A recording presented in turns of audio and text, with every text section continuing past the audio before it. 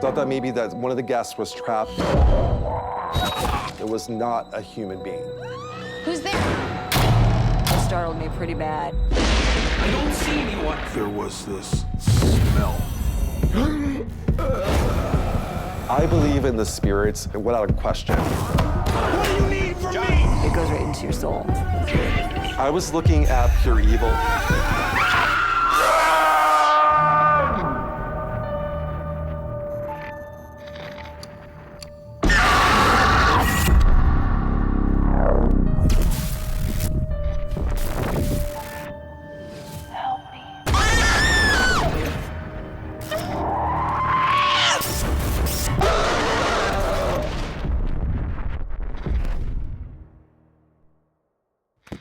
What you're about to watch is based on true events. Some details have been altered to protect confidentiality. My name is Sam, and I work the night shift.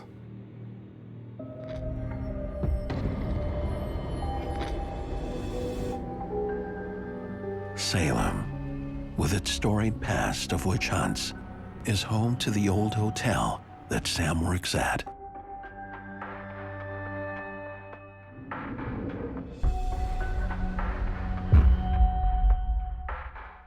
As a night auditor, you work a shift generally from 11 p.m. until 7 a.m.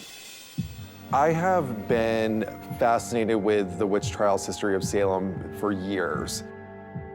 In 1692, on the very ground where Sam now works, over 200 citizens were accused of practicing witchcraft. 20 were put to death. Working in the quiet on the night shift allows Sam to study the history of the witch trials for his book. It was a perfect job for me because it's kind of a slower job, and I was able to write while I was working. My first week at the hotel started off fairly non-eventful. And then, suddenly,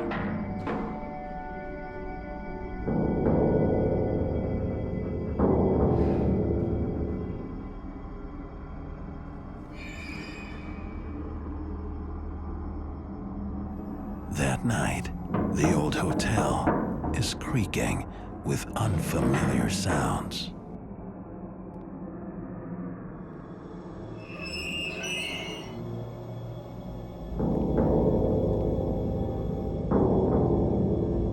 I heard what sounded like banging on the inside of the elevator. So I thought maybe that one of the guests was trapped.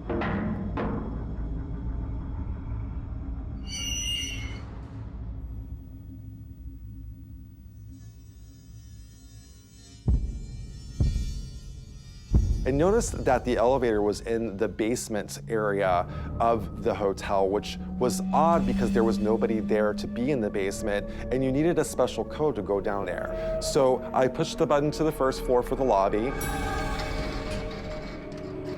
and it comes up.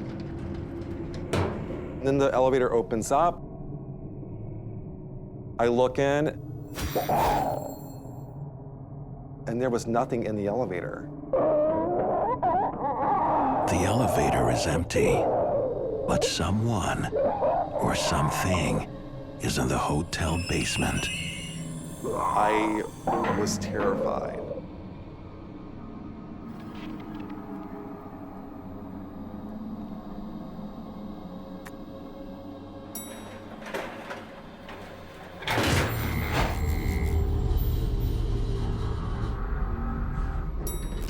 Sam has never ventured to the underbelly of the old hotel. I see what looks like lights that were leading me to the back wall of the basement. Hello?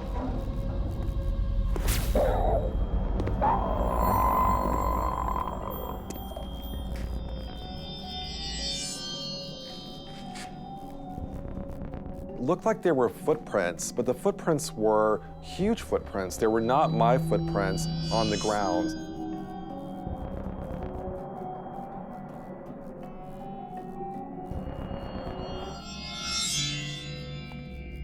It was leading me to the back of the basement of this hotel.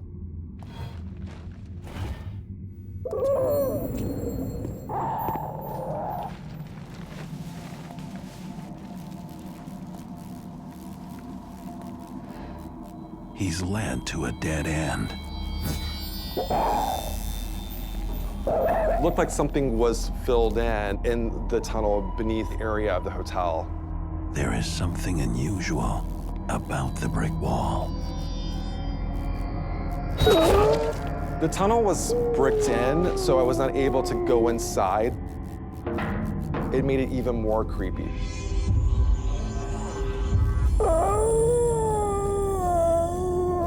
Then I heard what sounded like the moan that I heard before.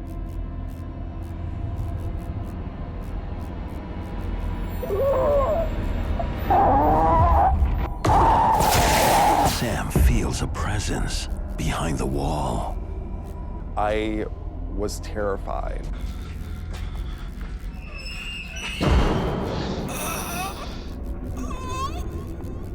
I started suspecting that there may be something paranormal going on, something that was not explainable.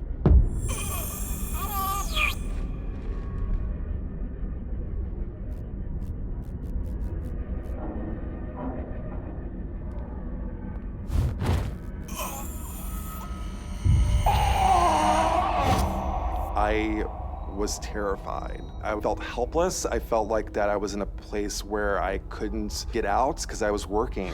And I felt like my workspace was being invaded. What made you stay? What made me stay at the hotel was the fact that I was working on a book on Salem's history.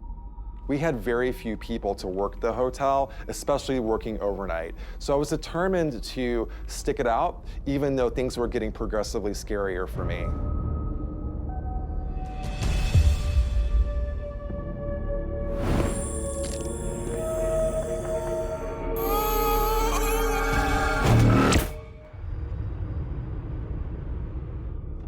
On Sam's night shift at a hotel in Salem, rumored to be haunted, he finds himself face to face with something he can't explain.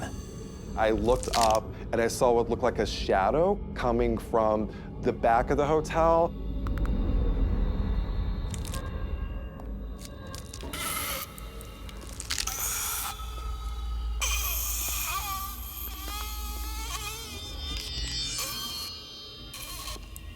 There was not much of a shape to it. It was just a black mass of energy, like it was trying to form into something. And it was feeding off the energy of the hotel.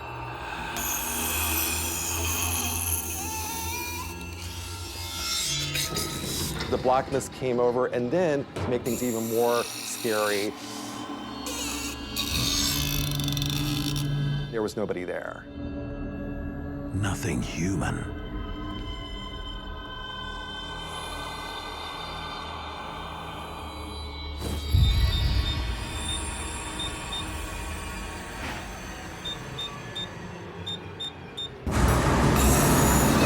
Entity's presence is still with him. There's a helplessness there. Like, I can't leave, I can't call anybody, it's 3 in the morning. Do I call the cops? Are they gonna think I'm crazy?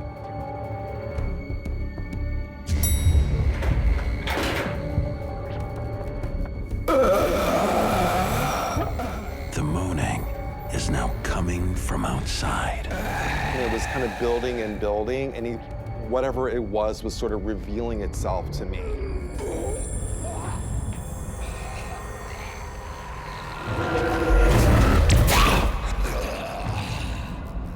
It looked like a man wearing an old school hat. Seeing those red eyes, I knew whatever it was not a human being. I was looking at pure evil, and it was looking back at me. I have never been that terrified in my life.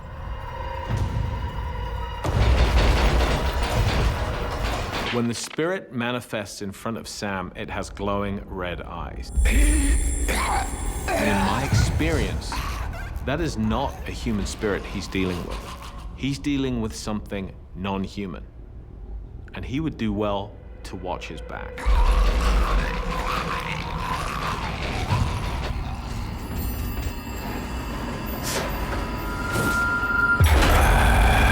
Suddenly, the spirit is now in front of him. Sam seizes the moment to escape the entity. I had to get out.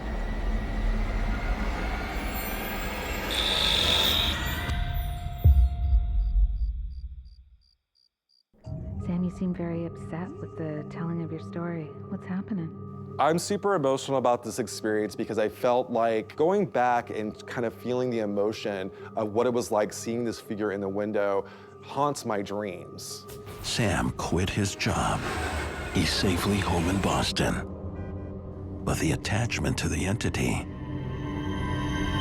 was not over. I had no idea what that shadow figure was and what it wanted from me. Sam uncovers horrifying facts. It turns out that my family is related to the Putnam family. My cousin Ann Putnam Jr. accused 62 people, and 19 of them were hanged for witchcraft. The entity could be a victim of Sam's distant cousin, one of the accusers.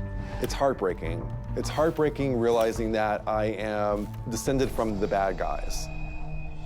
Sam has a very personal, familial connection to the Salem witch trials.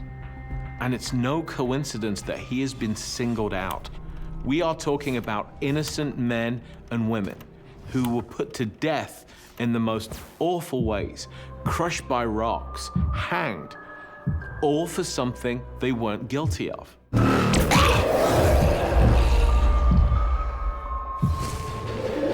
Imagine the resentment, imagine the anger, imagine the simmering rage. He's been targeted by an entity. Now knowing that he may be in danger, Sam searches for a way to protect himself. In his ancestors' documents, Sam comes upon an apology written by Ann Putnam Jr. for the harm she caused. I thought if I would say this apology, that maybe it would give them some kind of peace and they would possibly leave me alone. He returns to the hotel to deliver the apology.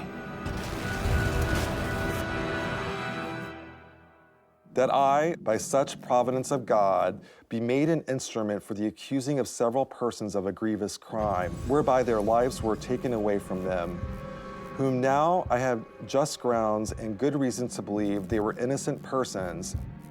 I'm sorry. I am truly sorry. I'm truly sorry. I'm sorry. Truly sorry.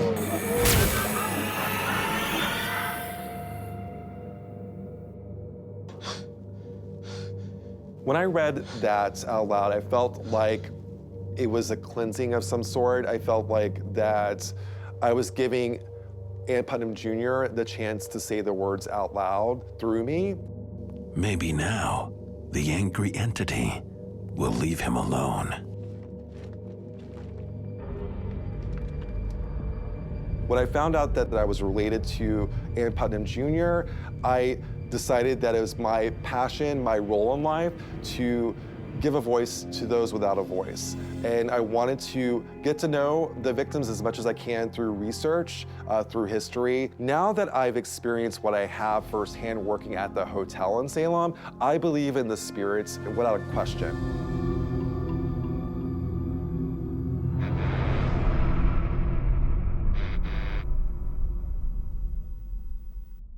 My name is Riley, and I work the night shift.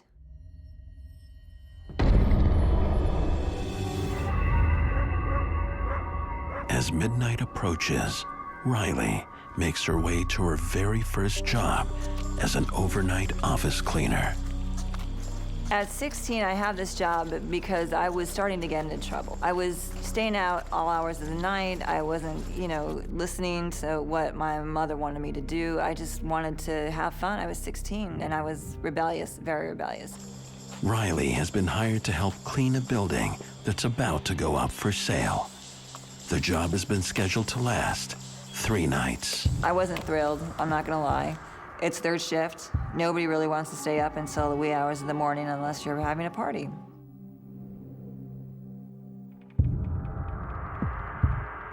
The moment Riley arrives, she realizes something is very wrong.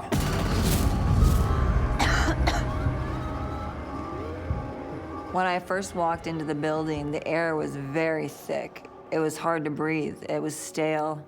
It was like nobody was in there for a very long time.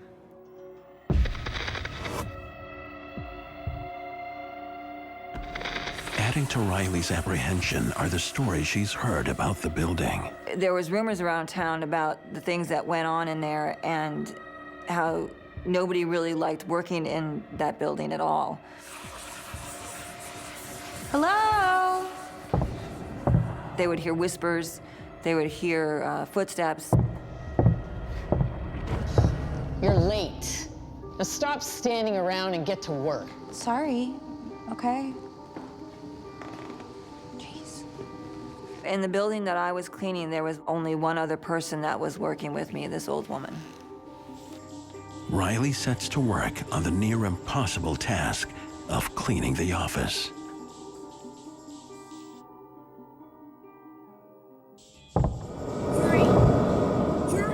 She soon suspects there may be someone else in the building. Did you hear that? I didn't hear anything. Hello?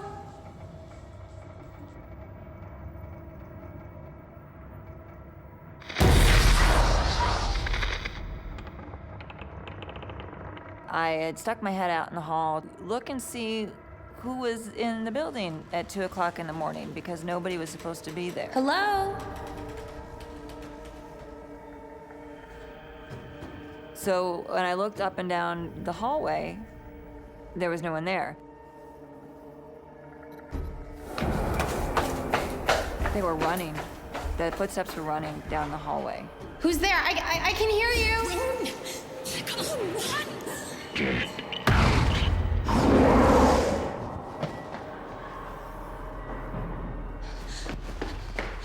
Did you hear that? There's someone running out there. You have to have heard it. Just get back to work, okay?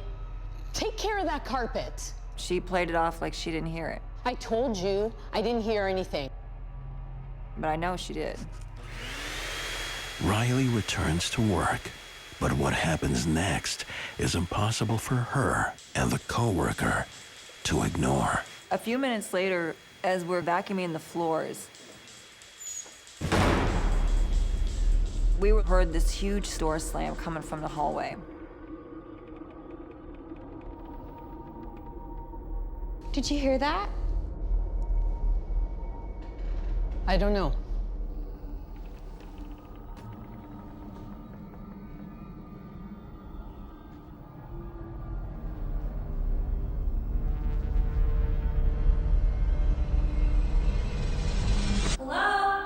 I went out in the hallway and I walked up and down. Hello? If you don't show yourself, I'm gonna call security. And I didn't see anybody at all.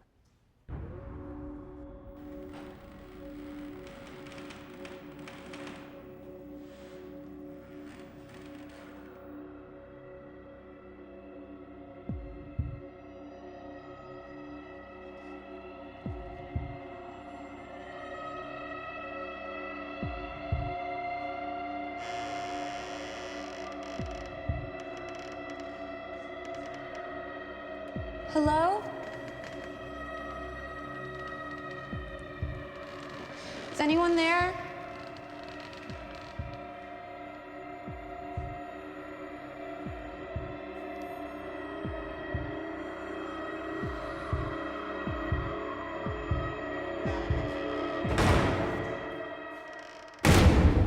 When I heard the other door slam, it startled me pretty bad. What are you doing? Get back to work. Look! What's happening? I'm calling security.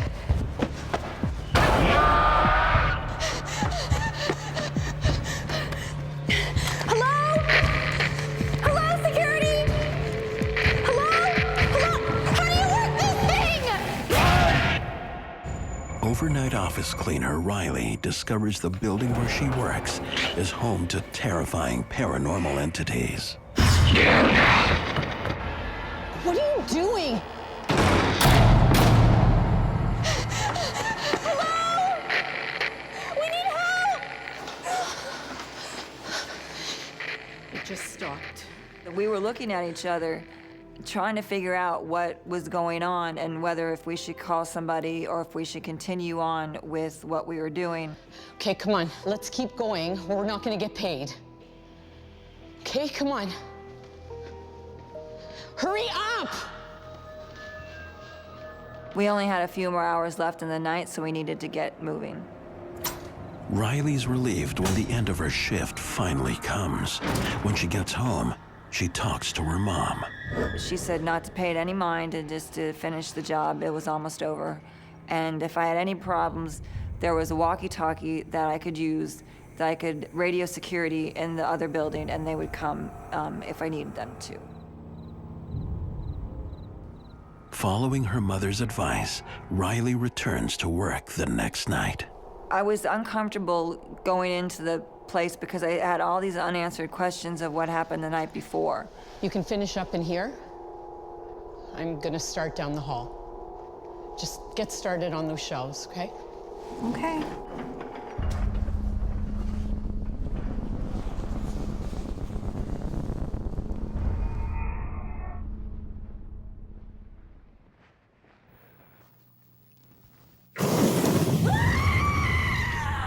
Suddenly I heard this cry somewhere in the building. Please, hurry. Hello? Are you okay? I never forget that woman and the way that she had cried out. It just scared the hell out of me. It goes right through you. It goes right into your soul. Are you okay? Is anybody in there? So I had walked over there to see who it was who needed help. The cries seem to be coming from the kitchen. Is that smoke? I was looking up at the vents to see if the smoke was coming out of there.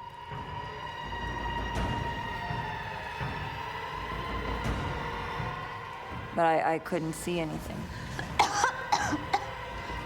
Louisa! And I didn't know if the building was on fire or what was going on, and I knew that we needed to get out of there. Louisa, there's a fire! It smells like smoke. Yeah! Okay, we have to call security. Where's the walkie-talkie? I don't know. Oh, there it is! Good. And as we were trying to radio for security, Oh, why won't this work? Hello? Okay, there. Hello? Security? Quick, hurry! Help me! Take the batteries out.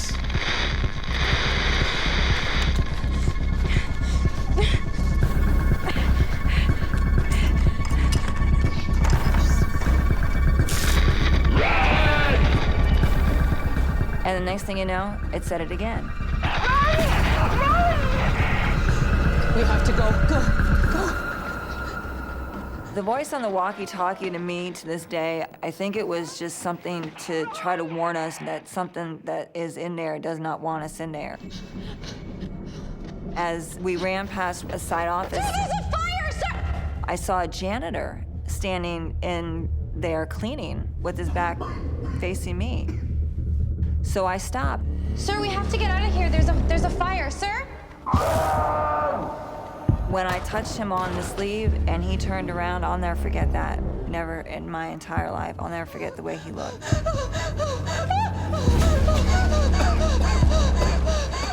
Half his face was burned. I looked at him right into his eyes, and his eyes were dead. I couldn't even move. I couldn't breathe. I had to look like a car accident. You can't look away, but you have to keep looking.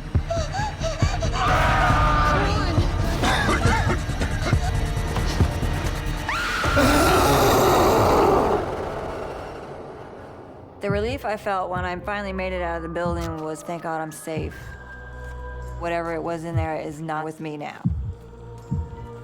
After I explained everything to my mom, what I had witnessed and what I had seen, my mother told me to pray that it was something that is not of this world and that, you know, it doesn't belong here. So I did my own research and I started going through old newspapers and I found out that there was a fire back in the 1950s that killed 5 people, 1 janitor, 2 men and 2 women. The janitor was the man who died in the fire in 1950. A lot of energy was expended during a very tragic event, and Riley comes in and picks up these energies. These spirits need Riley to acknowledge the trauma they suffered before death from some accident that could have been prevented. They might also be trying to warn her, you know, in case she's in danger herself. I do feel for these people. I really do. It broke my heart to see and to know that these people were still stuck in this building. This building is still for sale to this day.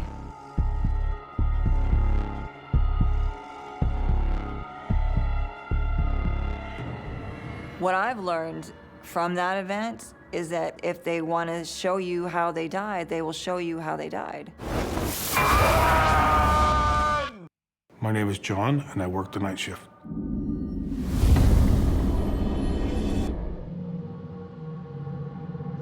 After graduation, I had went back to my hometown to stay with my mother. I really didn't want to be a burden on her. I needed a job. A friend of mine, he says, you're in luck. He says that we had a guy just quit a few days ago. It's an unusual job, but John needs the money to pay off loans and to help out at home. Let's go, John. We got a call. Yeah. John and his partner are called to the site of a tragic drowning. I took a job for recovery and transport of deceased individuals. This was my 4th night on the job. We had a call to go out to a drowning. We would pick up the body and transfer it to the coroner's facility. He had his accident at the river. He was intoxicated at the time that this happened. The guy originally weighed 180 pounds. When he was retrieved, his body weight had almost tripled. The water had soaked into him, and his body was bloated with liquids. So he was pretty heavy. There was this smell. Oh, God, that's disgusting. What a nightmare. Oh, my God, even it's getting through the mask. Yeah. I mean, like, the godliest, deathliest smell that I've never smelled anything like that in my life. That isn't the only thing they have to worry about. That doesn't look good. Looks like the bridge is out. Now what? So what do we do? We don't have much of a choice. We gotta go back to the office. Weather forces them to break protocol and bring the corpse to their office rather than to the coroner. As they unload the vehicle, they get a nasty surprise. All this liquid starts coming out of the van. And he says, oh man, I can't believe this just happened. His abdomen exploded. It's where all that's coming from, his stomach area. Got it. What are we gonna do, leave him in the van? And he says, no, we have to take him into the office. Regulations state, as long as we have custody of him, we cannot maybe no more than 50 feet from him. I was thinking, like, where are we gonna put this guy? You know, because he's leaking these fluids still. Where are we going? Out of the end there. That room's got a drain in it. My partner says, well, he says, there's only one place that we're gonna be able to put him, and there is a janitor's utility closet. Great, there's a drain over there. This'll work, all right? It's gonna have to set him up and let him drain, because we can't put him anywhere else. 1, 2, 3. Stop! Turn. Took us a minute, but we got him off the gurney. We set him up, made sure he was secure, that he wasn't gonna fall.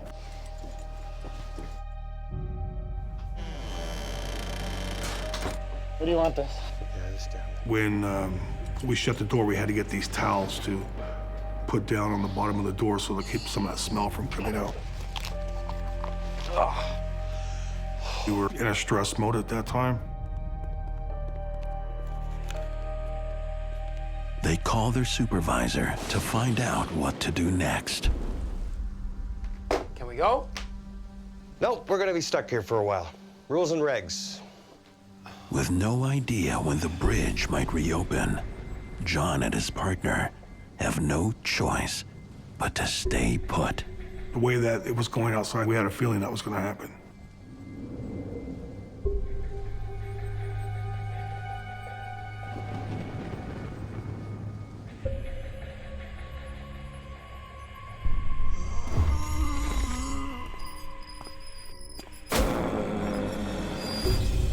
John hears something move in the hallway.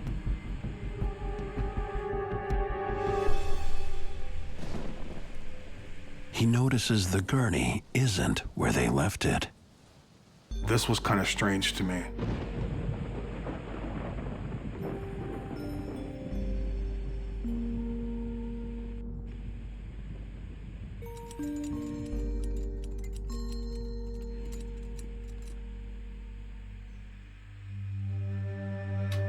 He shrugs it off and locks it back in place.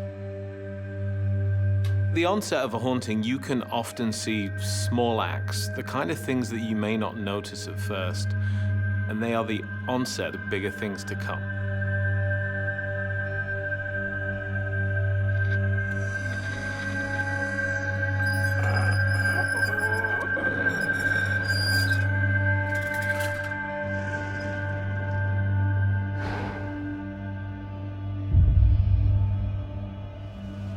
Minutes later, as John heads back to the break room, he's rattled. No way, no way, no way. The gurney from the other side of that room hallway is now in the reception area. That was the freakiest thing. Those wheels were locked on that gurney. Hey, Tim! Tim! Both those wheels had to come unlocked. How did that do that? How does that happen? Tim! I was definitely feeling that anxiety at that time. I was getting anxiety. This is where it started to get strange. That smell hit me again. Whoa. The smell from the body? Yeah, from the just hit me all at once.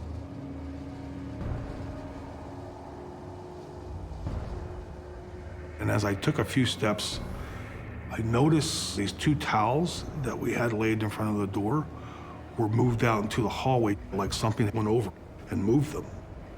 We were the only ones there. You know, who else moved them? That's what got me thinking, you know, there's got to be something else going on, something of the supernatural type of thing going on. It gets stranger still. I notice the door is cracked open about 6 inches. Now I know this door was locked. And so I kind of like walked up to it, trying to see what was going on. John makes a terrifying discovery. While stuck in his office overnight with a dead body, John experiences some unexplained activity. And the door he locked that contained the corpse is now somehow opened. When I looked into the door, I could not believe what I just saw. Get out here! Get out here! The bag that this guy was in was unzipped down below his chin. Jeez! His head was out of the bag, and he was looking straight at the wall. His eyes were closed when we put him in there. Now they're open. We didn't leave him like that. No, we did not. Right? What were you thinking? You know, a surreal type of thing, you know, it's just like a dream or somewhere you just don't want to be in this bad nightmare. We closed the door, right? Of course we did. These zippers are pretty thick and heavy. You just can't unzip them that easily. How did that happen? I've never been more afraid. Once we die, not everybody moves on automatically. Some spirits find themselves earthbound for a certain period of time. What do we do? Well, we're gonna zip them back up and check that bridge and see if we can get the hell out of here. Zip them up, yeah.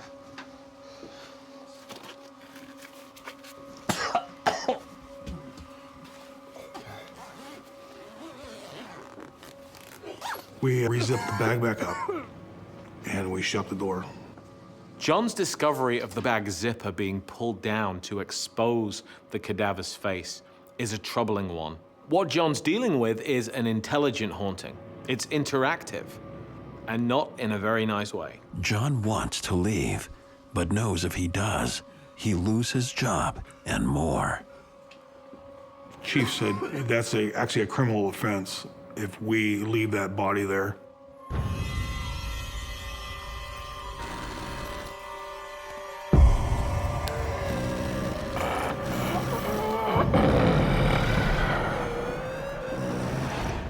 Before they have a chance to regroup,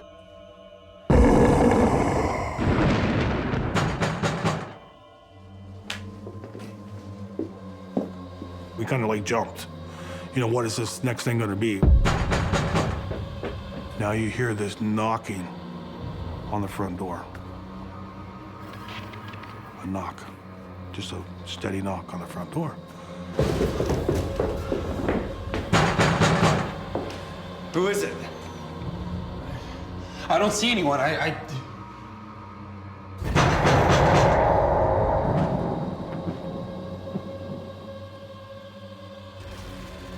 don't see anyone. All right, I gotta go around and take a look.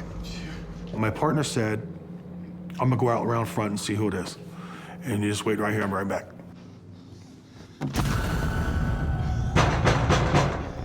And he says, is there some knocking on the door? Because I don't hear it on this end. And I said, yeah, I can hear it on this end, but no one's there. A big chill comes through you, you know, when the hair starts standing up on your arms, you get the goosebumps type of feeling. That's the kind of feeling that I got. Anything?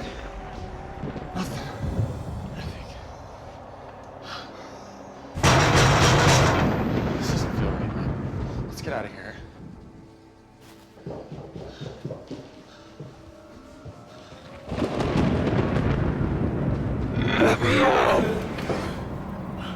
then suddenly, John hears a disturbing cry.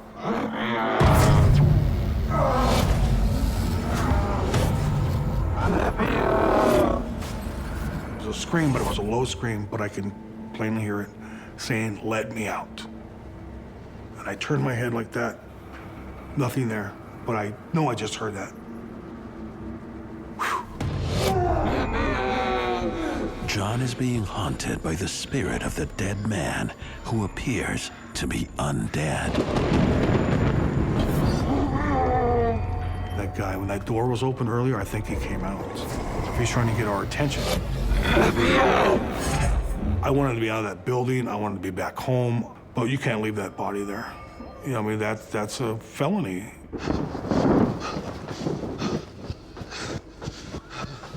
This has got to end. I can't deal with this anymore. So I got angry at that point. I got mad. And so the door that was down the end of the hallway, I ran down there and I shoved it open.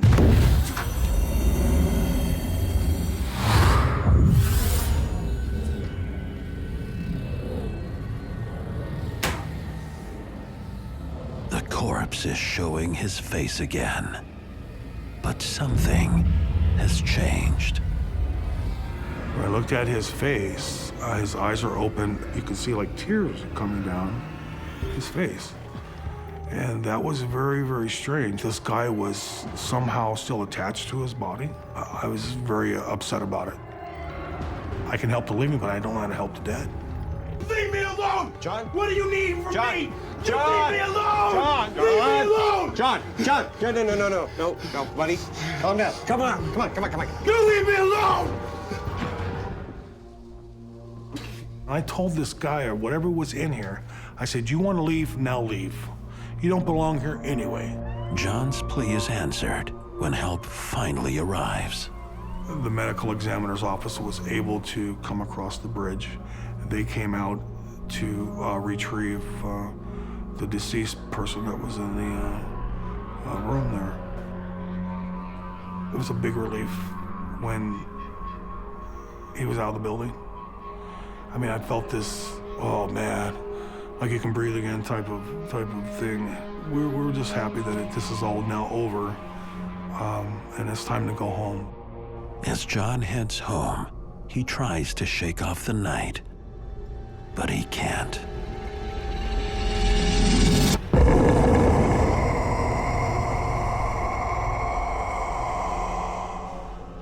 This guy's standing right there, right in front of me. Whoa. Oh my God, I couldn't breathe. It was only like 3 or 4 seconds. I didn't know if I was seeing something or if it was actually him, but solid figure, just like he was sitting in that room.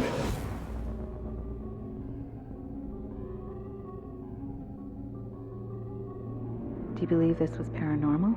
Yes, this was just one of the most remarkable things that has happened to me. In order to understand it, you have to experience it.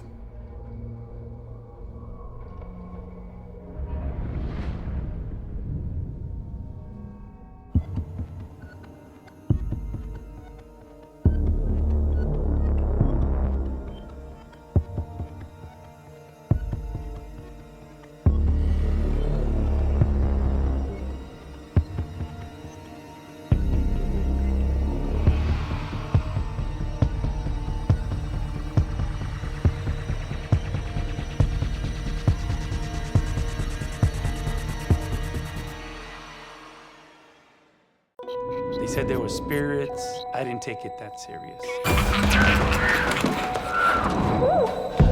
It's just us. That can't be. I know you're here! There was a presence there.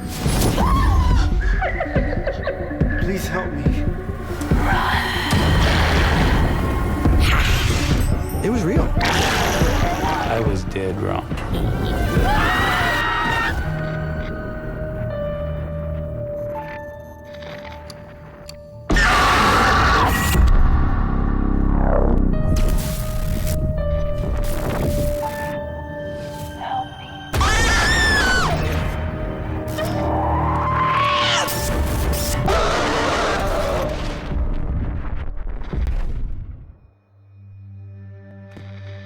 What you're about to watch is based on true events. Some details have been altered to protect confidentiality. My name is Alex, and I work the night shift.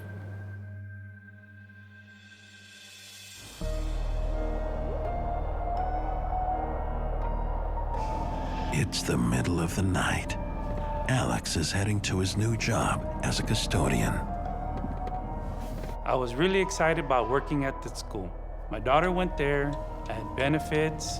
The school has a reputation in town for being haunted, but Alex needs the job to pay for his daughter's tuition.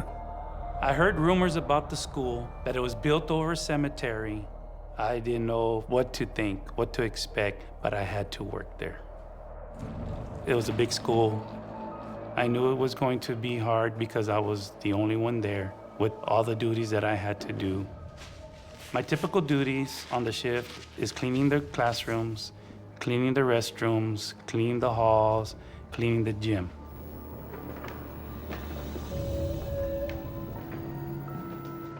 On my first shift, it is very quiet.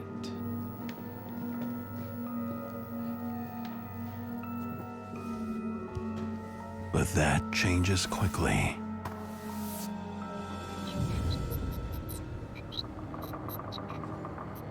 The environment at the school at night is very eerie. It was not lit up very good. It just feels uncomfortable. Shortly after, I noticed things happening. Kept on hearing a lot of noises in the hallways, but I mean, it's an old school, so I didn't think anything of it.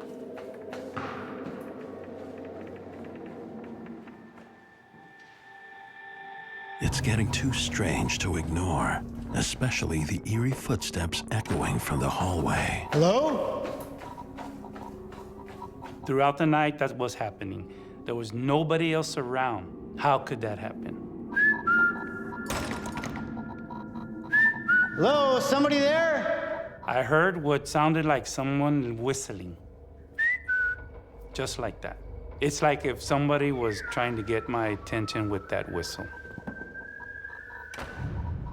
Hello? I hear giggling along with that whistling. It was real creepy. What's going on? Hello? The doors are locked to the school. The gate is locked. This was not making any sense. I know that I'm alone in that school.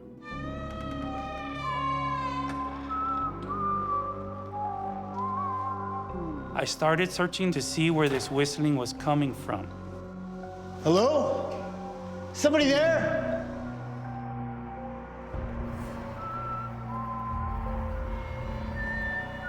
Someone or something is deliberately toying with Alex. Somebody there? I went upstairs. Came downstairs. I did not find the location or somebody that was whistling. Hello?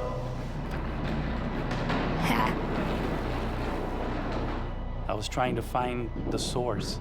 Hello? Could not find it. I know you're here! I know you're here! You hear me? Alex's first night is wretched, but he knows he can't afford to quit. I need to take care of my daughter. I need to work here. Please help me.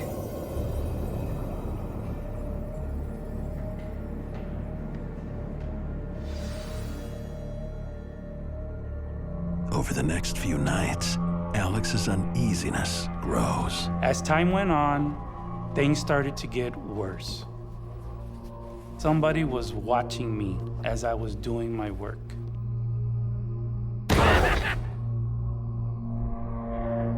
And then I just heard that whistling again. Whistling and giggling. I'm not chasing you tonight. I got work to do.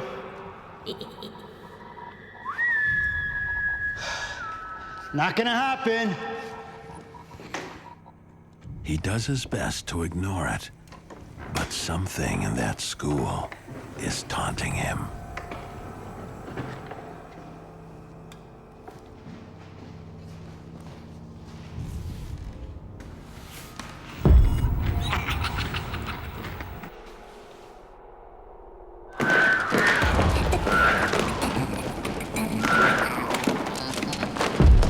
As I was cleaning a classroom, I saw books fall.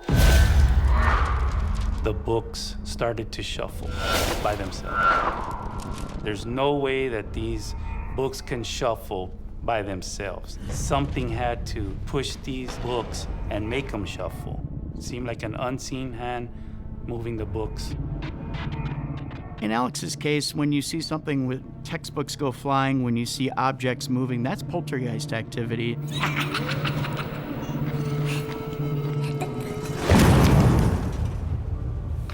And then all of a sudden, I heard this bang, like if somebody took a sledgehammer and hit the door. And I'm like, I was startled. What's going on?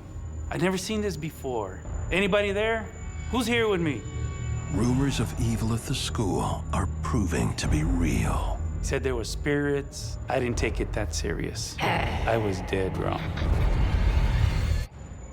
While working as the night custodian at his daughter's school, Alex is repeatedly disturbed by objects moving on their own and unexplained sounds that follow his every move. I need to take care of my daughter. I need to work here. I could see something was there. And now, a glimpse of some kind of entity. I was terrified. After I got my composure back, I went to look.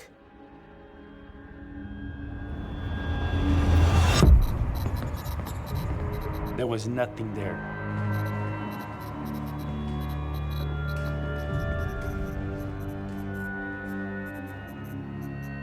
I'm wondering what is going on. There's something going on here.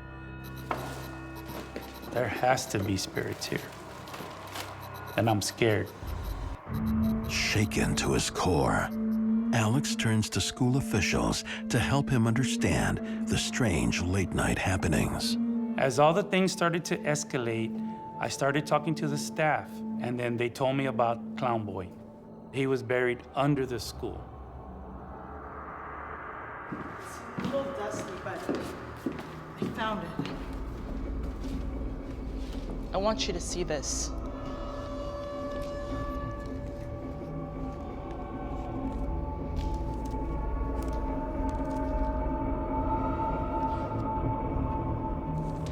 Clown Boy was a clown in the circus. He developed the plague, and he died and was buried in the cemetery under the school. You're being serious? Yes. I felt very uncomfortable that it was built over a cemetery. It's all starting to make sense now. A lot of times when you disturb a burial ground, it tends to upset the spiritual energy that's there. It's very common for malevolent spirits to be attached either to a building or to be attached to a ground itself. Night after night, the haunting grows in intensity. Every night I was terrified, having to go back. I felt like I was being tested, and I felt like I was being run off. But at the same time, my daughter comes to this school, and I need to be here. One night, I had to change the toilet paper in the boys' restroom. And that restroom was freezing. I couldn't get warm.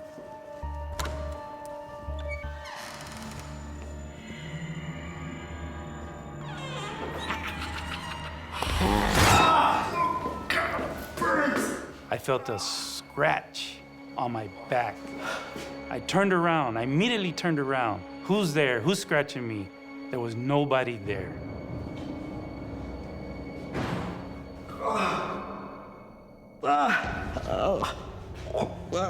I saw the red scratch on my back. I couldn't believe it. And it hurt and burned. This is violent, and I'm scared, really scared. It's about to get worse.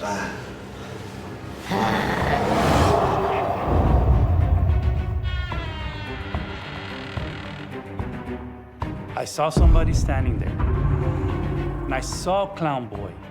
I saw him. No! No! Please! No!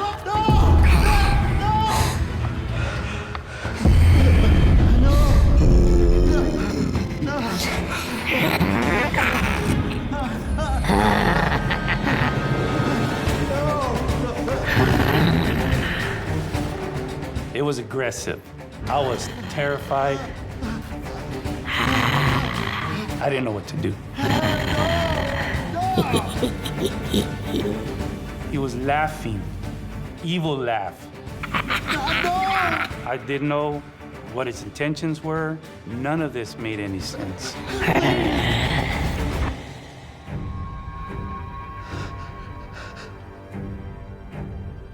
And then I just got released.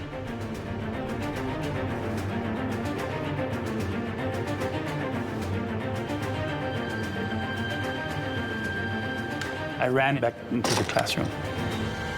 I was terrified.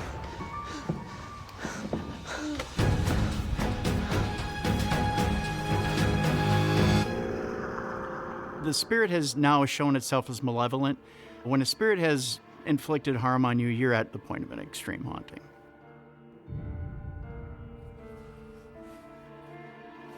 Hail Mary, full of grace. I waited in that classroom for a while. I didn't want to go back out there. I didn't want to see Clown Boy again. What's next? What is he capable of doing next? What did you do? I was scared, terrified. But I opened the door.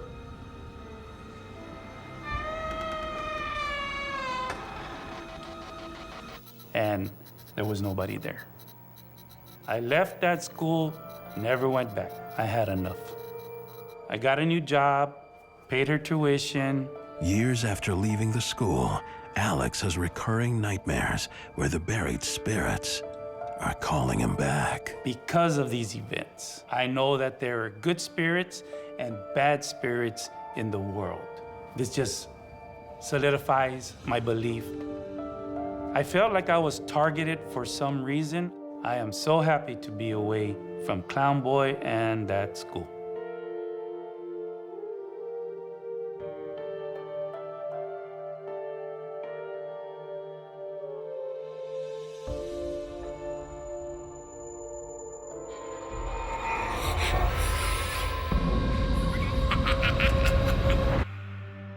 My name is Mariah, and I work the night shift.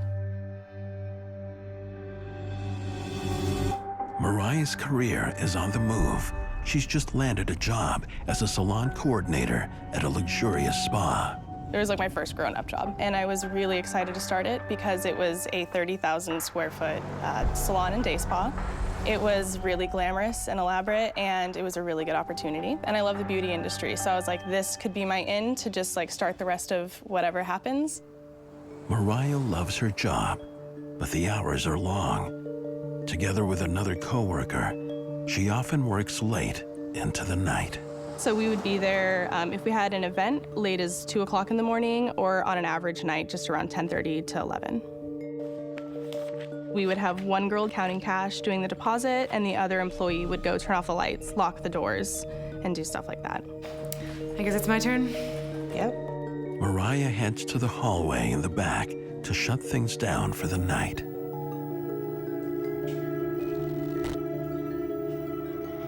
So it was my first time closing, and as I was starting to turn off all the lights, it feels as though there's someone walking out of the room behind me. I was concerned that maybe there were still clients in there, or employees, or worst case, someone had gotten into the spa that wasn't supposed to. Despite no one being there, Mariah feels a presence. It is following her. When I would leave each room and start walking down, it almost felt like it was a couple steps behind me everywhere I would go.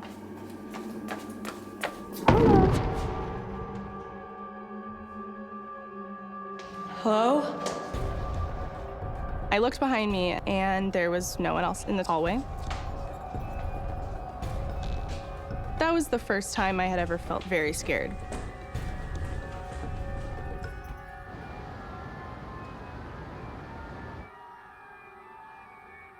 The next night, Mariah cautiously returns to the salon. It actually started getting a little bit weird and uncomfortable, and just like the feeling of someone behind you when you were alone at the desk. While doing front desk duty, Mariah hears someone walking. Hello?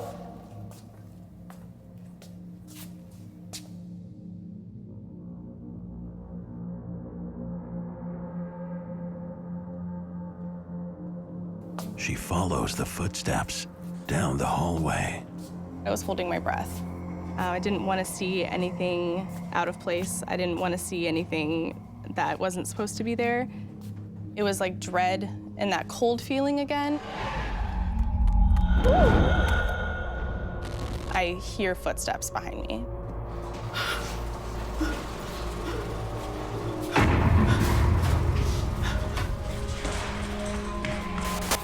At that point, it was more than just like a feeling. That's what made me start to freak out a bit. Mariah is relieved her coworker has arrived. There's someone in the massage rooms. What do you mean? I felt someone. I saw someone move past me. I explained to my coworker what had happened, and she was newer too. We had both kind of started together, and we were just like, again, this is our job. We have to finish what we need to do. She implores her colleague to go back with her to check out the hallway. Neither of us wanted to go in there. We didn't know what we were gonna see. Clipboard. You're that scared, huh?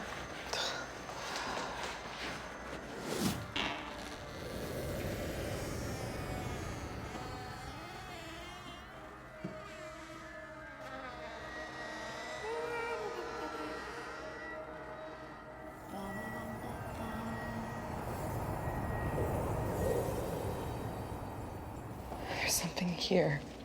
Okay, we should go. Okay.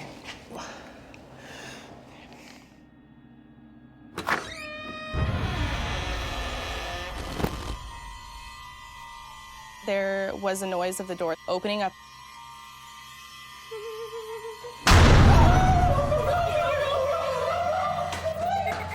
We called our manager at that point. I just wanted to let you know that we were just closing up the spot and a door was just slammed shut and we just don't feel safe here anymore. So I think we should just close up for the night. I think we would feel much better if... It was just kind of silent on the line for a while, and she laughed. No one really took us seriously. We kind of felt that they didn't want to listen to what we were saying. Right. Have a good night, thanks. What'd she say? Client's still coming. We close up after the client. Okay, yeah. Let's just finish up with her and then we'll be done. We'll be out, okay? Yeah, I'm fine. But at the end of the day, it was my paycheck, so I had no choice. They return to work. They're counting the minutes until their final client arrives. As I was pulling files, I had that same electricity in the air feeling.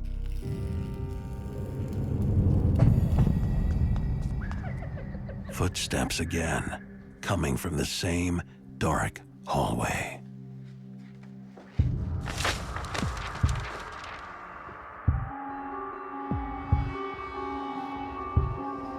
I could hear folders falling, and you could hear the papers scattering out onto the floor.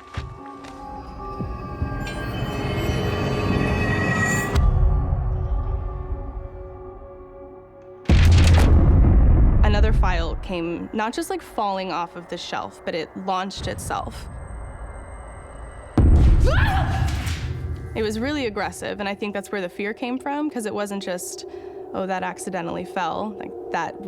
Someone made that go across the room like that. So usually when objects are moving around, that is a sign of a poltergeist. What they do is they draw energy from a living person, and that energy manifests itself in objects being flown around and stuff like that. A poltergeist haunting has steps, and it can escalate to the point where it can really cause a lot of harm.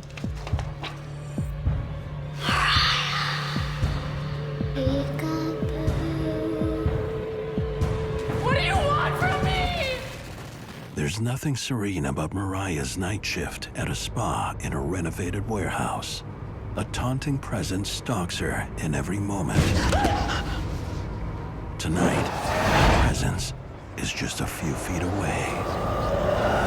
What do you want from me?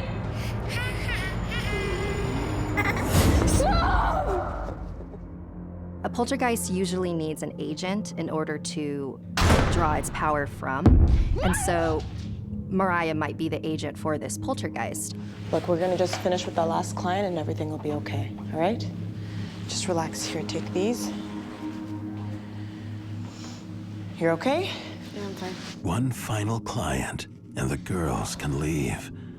And this terrifying night will finally be over. Mariah will be taking care of you today, okay? Hi.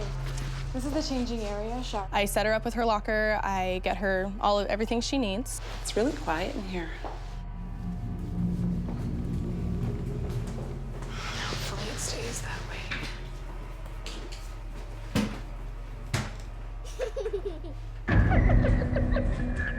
But the poltergeist won't leave Mariah alone. It follows her. I go back to my desk and I'm sitting there. Help me! Help me! Ma'am, Crazy! are you okay? What happened? Within minutes of her changing in the locker room, she comes running out and she's crying. There's someone in there! In the locker room? Yeah, I swear I heard her giggling.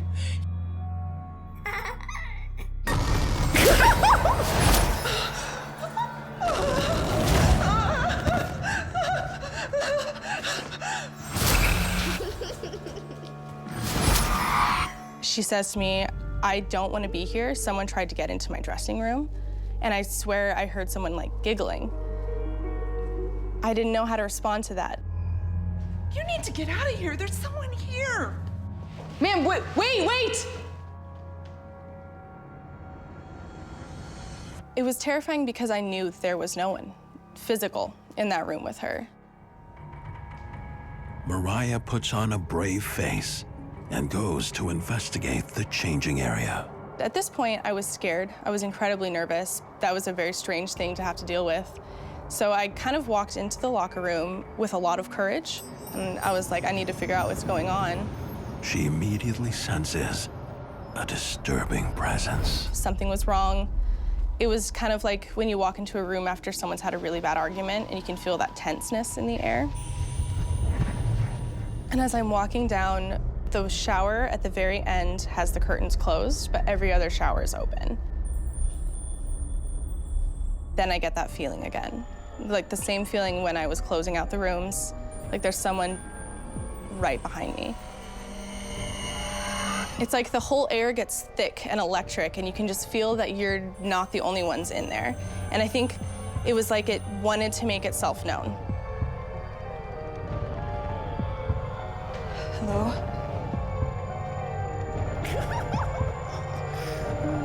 Is somebody there?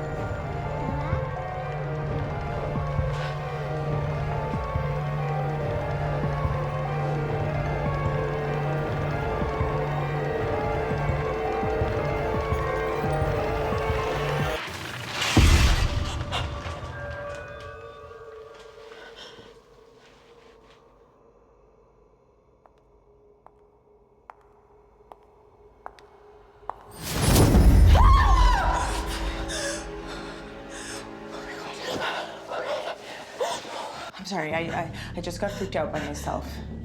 There was someone in there. Come on, Mariah, let's just go.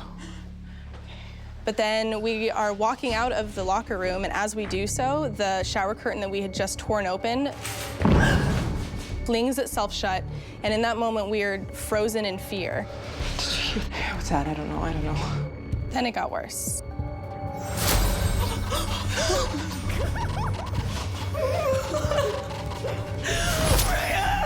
We were scared. We were very scared.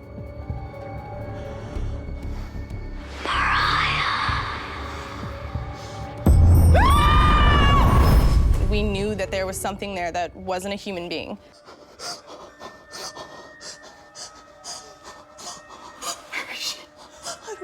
I don't see. Come on, Mariah, let's go, come on.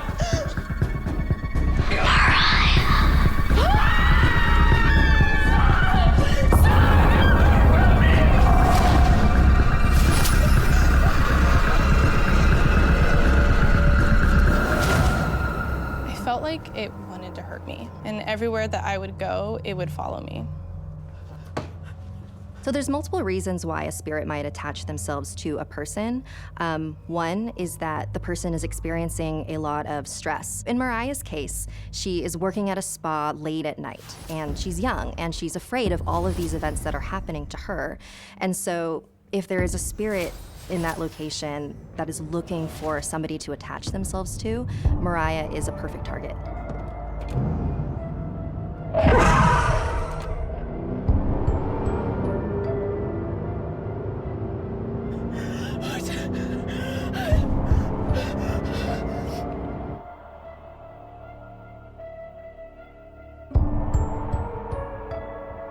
Even to this day, I'll sometimes feel like there's always someone a couple steps behind me. I feel like regardless of what job I go to, that spirit and energy is still there with me. Look at you. My name is Wayne, and I work the night shift.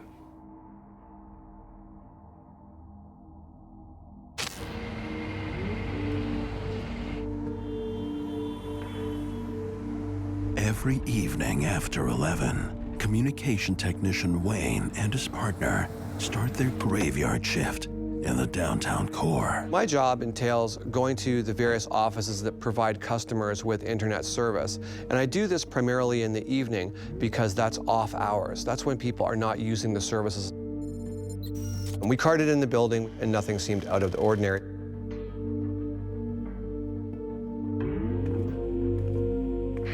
A lot of stories about it being haunted, strange sounds, strange feelings.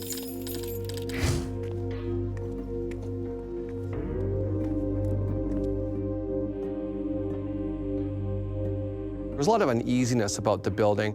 When you look at the building from the outside, there is nothing that would suggest that there's anything haunted. I just blew it off as stories.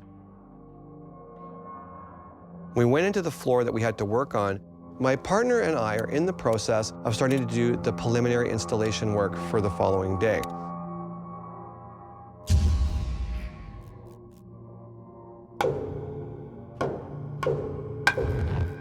It's at that moment where I start to hear a metallic sound. What is that? You tell me. It's a banging noise, but it's rhythmic. It's not random.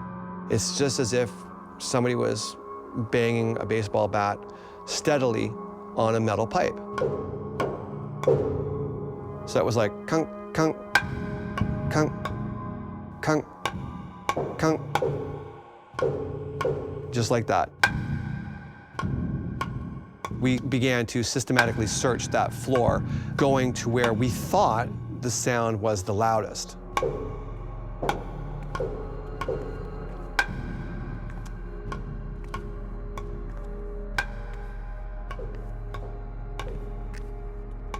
The sound didn't get any louder. In fact, it just kept getting progressively quieter until it just didn't exist at all. What now? And I just, I don't know, I've got no answer. Wayne's colleague isn't satisfied. He takes a look on the factory floor.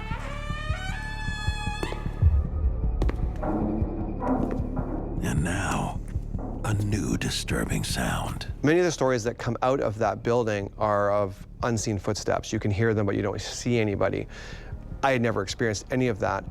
But Wayne's colleague is hearing them.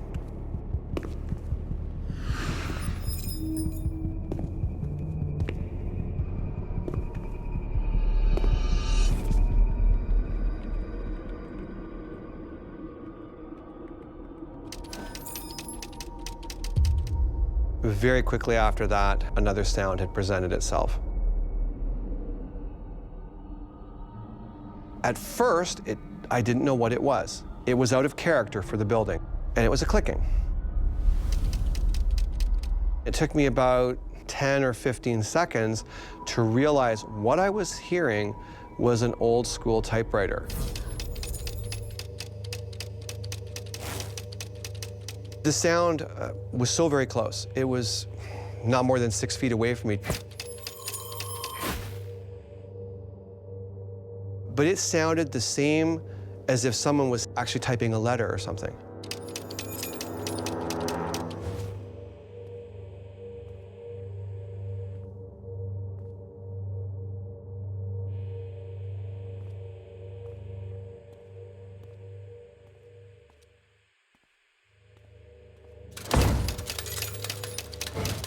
And it starts again. But you would hear that mechanical chick, chick, chick, chick, chick, chick, chick, chick.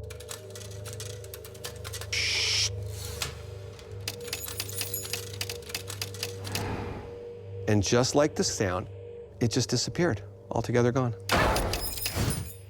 Meanwhile, Wayne's partner senses something in the elevator.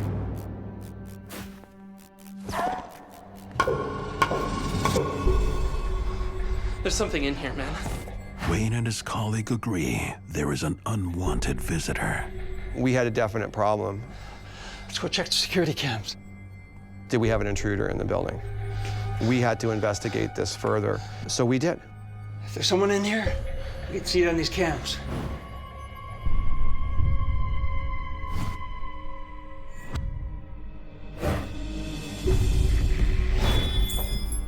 Wait.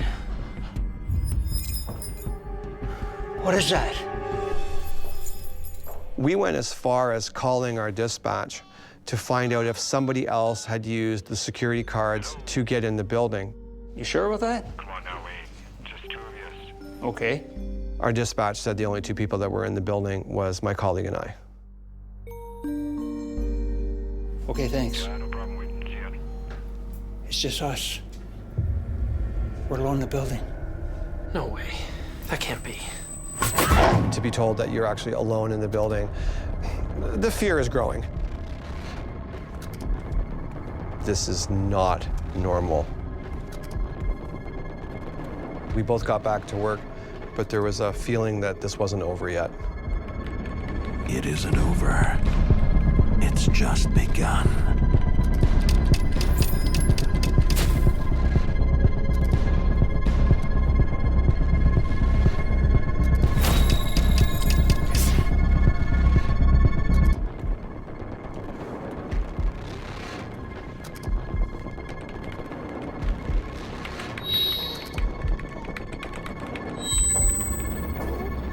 My spidey senses are starting to go off a little bit now, and you get that cool feeling on the back of your neck. And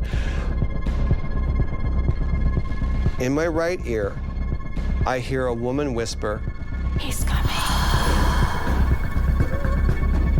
He's coming." What made it more real for me was I could feel the exhale on my skin. It was real. There was a presence there. He's coming. Communication technician Wayne and his colleague are working in a building rumored to be crawling with spirits. Wayne can't deny what he's experiencing. In my right ear, I hear a woman whisper, "He's coming. He's coming." I heard it clear as day. There's no women in the building, and we are alone.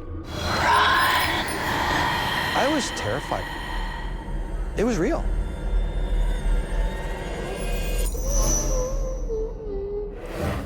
And then to turn around and there's nothing there, so what made the voice and what made the breath?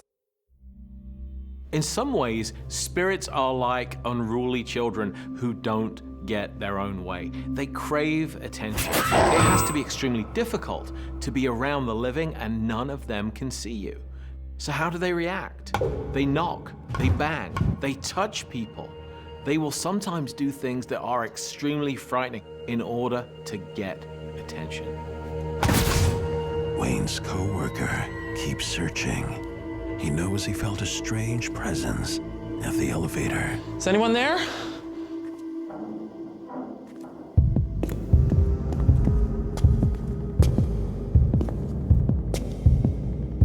Wayne? He heard disembodied footsteps that he thought were me. Were you thinking maybe we should just leave? We can't just leave. You know, we've got an unprecedented amount of work that we would be accountable for. We'd have to have some explanation to our managers in the morning. It's like, well, why did you leave 100 people out of service? Well, there's ghosts. They're not gonna buy it, right? We just kind of like push it into the back of your mind if possible, and you just go back to work, get it done. But the entities won't let them.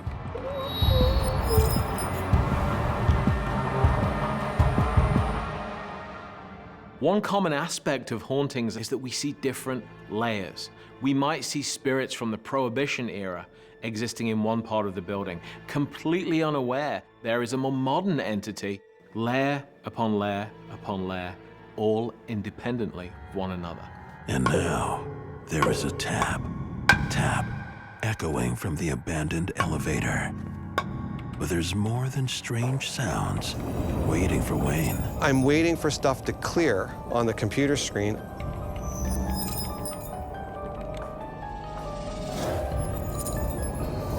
I raise my head up and I see a woman. She's got a skirt on, it's kind of a tan color, but she looked like one of the girls from the operator services from the 20s. I was blown away. I had never seen an apparition, I'd never seen a ghost.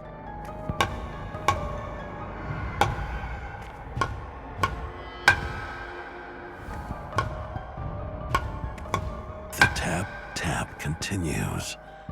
It's coming from inside the elevator.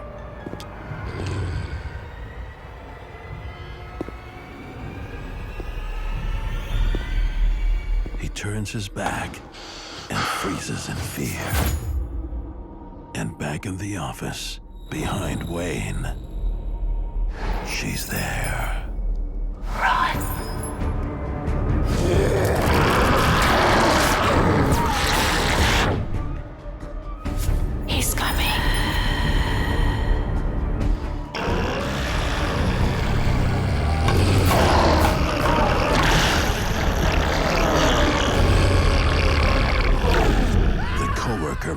run for it.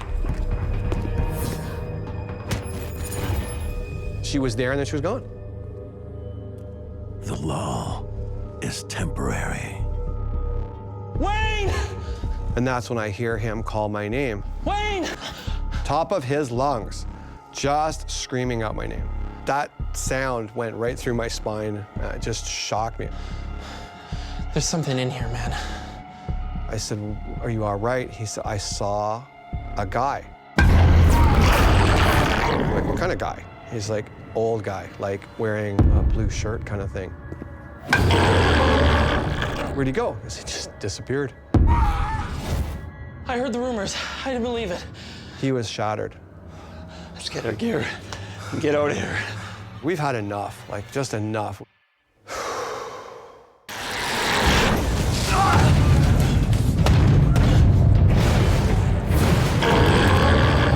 The whole building shook. The floors, it was like a ripple effect went through the floors. I could feel it right through my feet, actually right into my hips.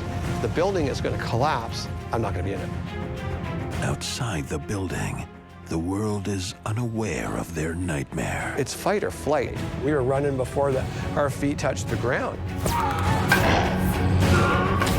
Wayne and his coworker make their way out. The female apparition who yelled "run" appeared to be warning them. Never again. I'm done. I'm out of here. So my partner, he transferred off that shift pretty quick though. He was done. Wayne tries to make sense of what was terrorizing them. There was a rumor that during the construction of the building, the first elevator death recorded in the city was during the construction of the elevator where a gentleman fell from the 4th floor.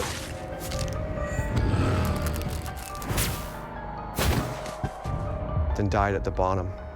This isn't the spirit of a living person left behind after their death. This is a type of paranormal recording, replaying itself over and over again.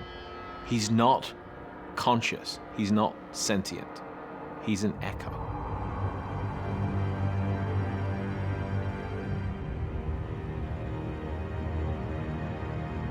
It blew my mind. The world is bigger than what any of us can imagine. Beyond. I don't think we'll ever grasp it.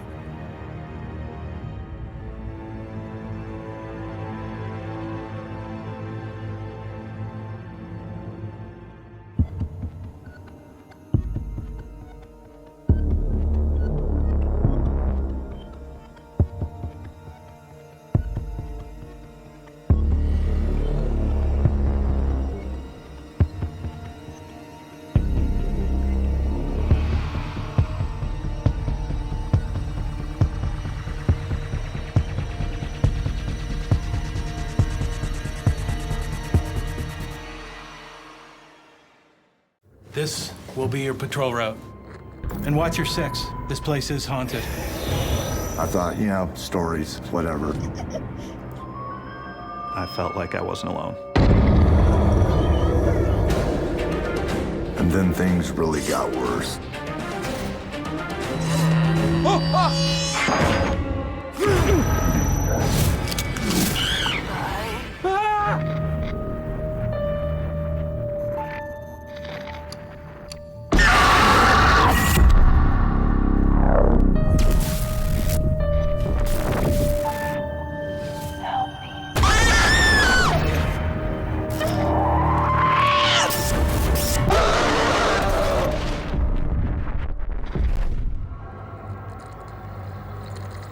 What you're about to watch is based on true events. Some details have been altered to protect confidentiality.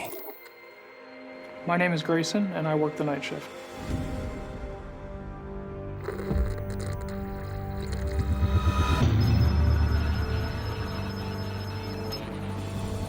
At 0 hours, 21-year-old Grayson arrives for his new assignment. I am a military police officer. I work on a military installation, performing patrols and civil services for the United States government. I can't tell you exactly where I work for security reasons. Private Grayson reporting for duty. Welcome, Private. This will be your patrol route. If you've been on a military base, it's pretty bland, but my patrol is a very unsafe area, and this area was kind of left to rot. It looked more of relic, essentially, forgotten. There's no power in most of the buildings. You will need this. Get to it. So when I started, they definitely had some rumors as to things that had gone on in the area, such as doors opening on their own and things moving on their own. Oh, and watch your 6. This place is haunted. Some of the guys were jokers, so you couldn't take everything they said to heart. My duties would include security checks, checking perimeters, making sure nothing has been damaged. And I would patrol the same place every night. My patrols are done alone. Everything like that is on my own. As I walked through one night, I shined my light out and realized that one of the doors had been opened. I never leave a door open. I checked, but there was no one else there.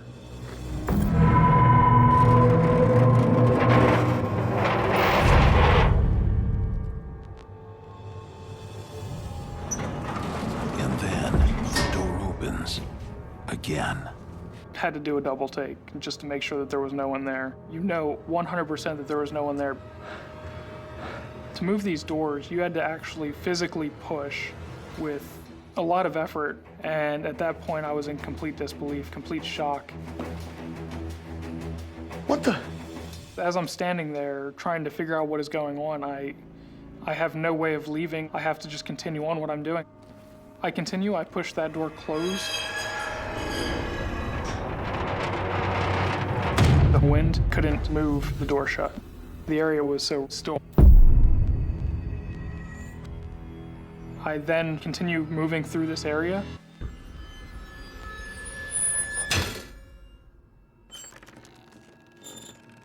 And I stopped dead in my tracks and I just stood listening. I followed the sound, this punching bag. It was right there in the middle of this building. It was swinging on its own. What the hell?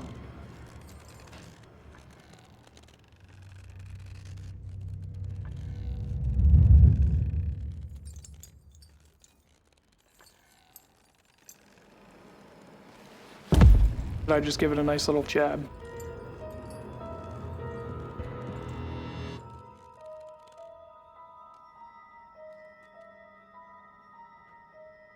How do you explain the door opening and the bag swinging on its own? Walking through these buildings alone, it's very dark, plays tricks on your mind. But what happens next isn't a trick. I was walking through a different area, new for my patrol, and we had to exercise noise discipline, so we weren't able to make any noise.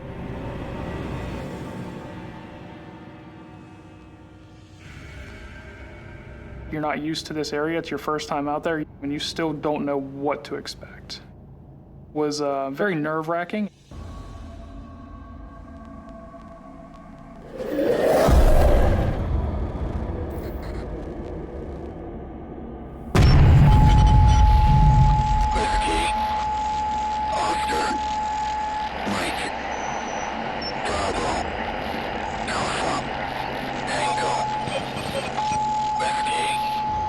All of a sudden, this radio turns on by itself on full blast, scaring the out of me.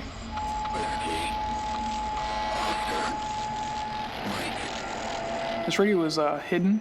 It had not been touched for a while. It was covered in dust and dirt and debris. And when I lifted it up, there was no plugs for this radio to even be turned on.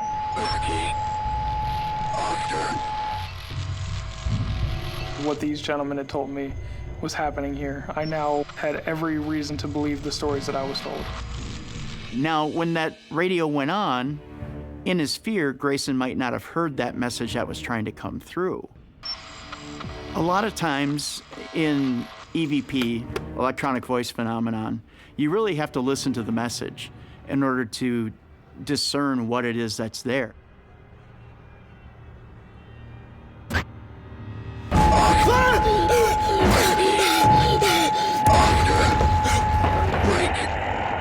adrenaline gets going, it pumps fear into you.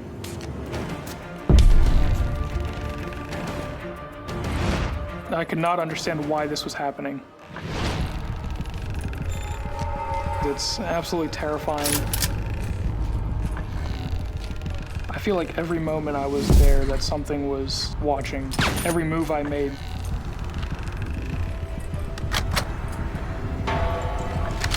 And all of a sudden... Grayson, a U.S. military police officer, is on a new assignment at an abandoned army installation. Doors opening on their own, a dead radio coming to life, and then a presence. Grayson is convinced something he can't see is out to get him. Something metallic smashes me in the shoulder. United States Police! So I had this holy moment.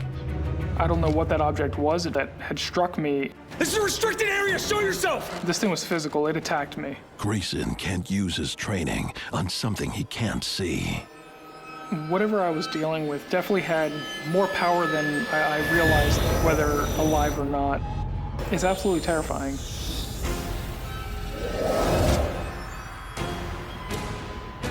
I'm looking around and I can't find anyone there. There's no one there. And my heart is actually racing thinking about this experience. Man, I can't speak now. You guys got me nervous now. Sorry. When you're younger, you're wide open. Spiritually, you're wide open. I believe at Grayson's age, he's very vulnerable to interacting with the spirit. I was not alone in the human sense. Grayson runs away from the sector he was attacked in. There seems to be a presence following me everywhere. Show yourself! I hear these footsteps moving towards me, and I shout out, "What the f***? Who's there?"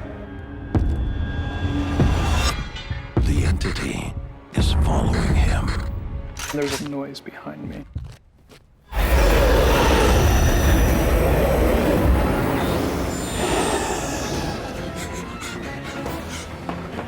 And that's when I ran. I didn't want to be there. I ran as fast as I could to get out of that area. At that point, I realized I was dealing with a paranormal experience. You have a job to do. You can't just run away from this. It's nerve-wracking to be stuck in this position where I have a job to do. I have to continue doing it whether I'm scared or not, whether I'm alone or not. It terrifies you. What's happening to Grayson is above his rank. He needs backup. There's somebody in here. Show me. Show me on the map. This sector. Here.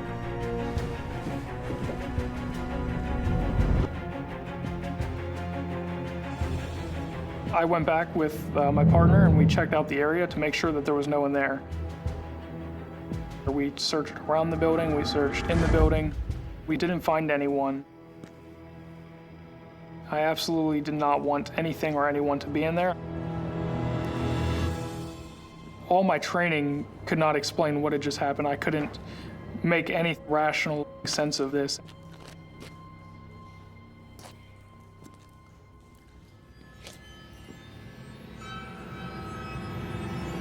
I'm aggravated. I was pissed off, but I'm also scared.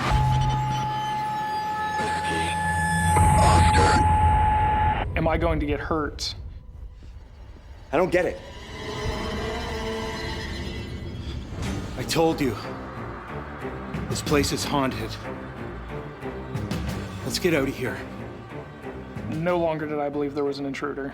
I believe there was something else at play. Some other force that I was dealing with.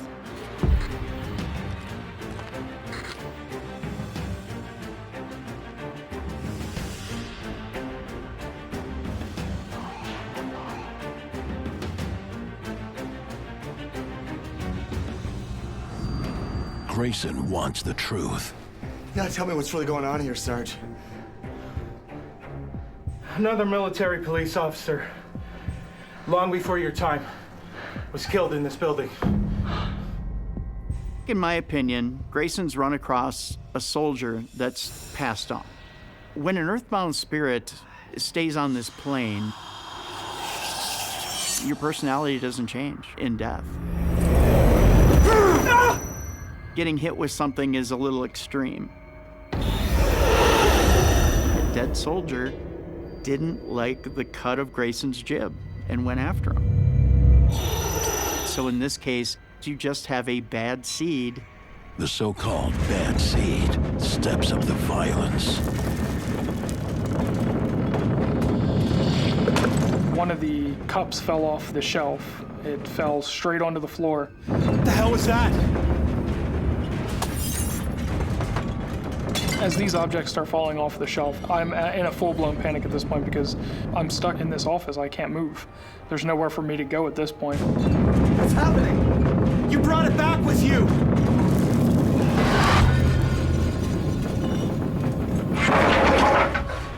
It seems the spirit of the angry soldier wants them out. My partner felt that something had followed me into the area. Something came back with me. I absolutely believe something did follow me. I ran. Honestly, the fight or flight kicked in, and I ran.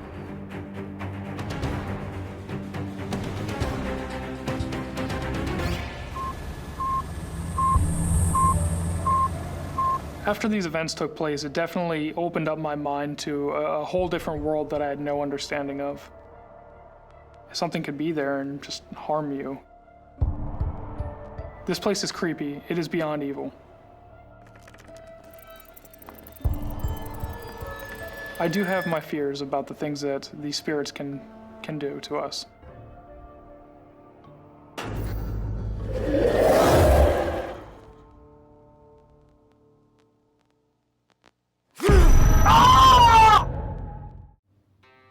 My name is Dave, and I work the night shift.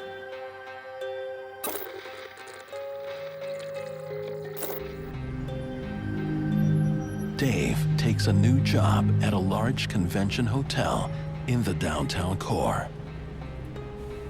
I was the operations director for the hotel. My general manager, who's also a dear friend of mine, she asked if I could step into that role. Working the night shift in the off-season gives the hotel an unusually quiet feel. Dave's job entails everything from overseeing the housekeeping staff to setting up conference rooms. Just check the list. 408 needs to be prepped for a late check-in. Okay, I got it. He's been in the hotel business for more than 30 years and knows that most places come with a rumor of at least one resident ghost. I had heard stories from some of the other employees there about this little girl they would see on occasion. And I thought, you know, stories, they're whatever. Then a few months in, some strange things started happening. I was working night shift with a young lady. She was pretty new. She'd been there maybe a month.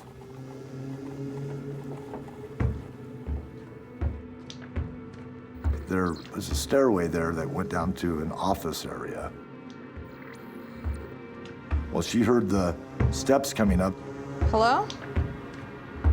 She said it was like stomping coming up the stairs. Well, the thing is, nobody was down there. That was all locked up.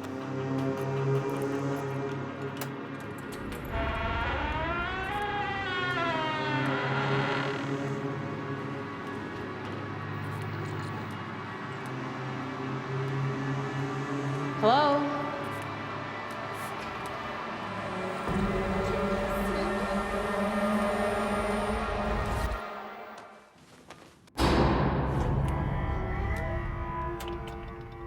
The housekeeper makes her way to Dave's office to report the disturbing sounds. Hello? But before she can get to Dave, something rattles behind the closet doors.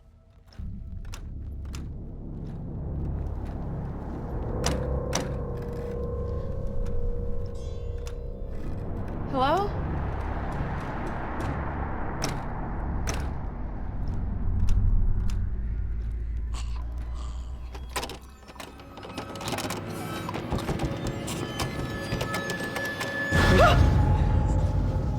You okay?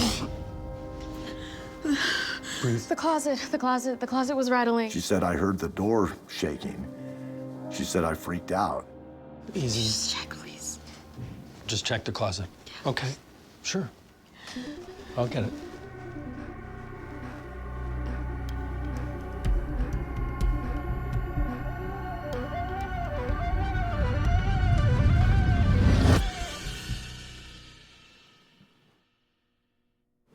There's just boxes and stuff here.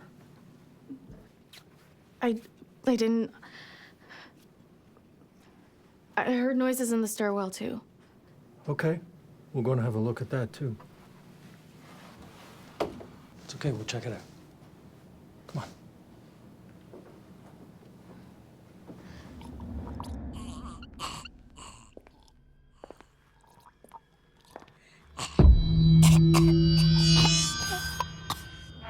Although still shaken, the housekeeper cautiously shows Dave the stairwell.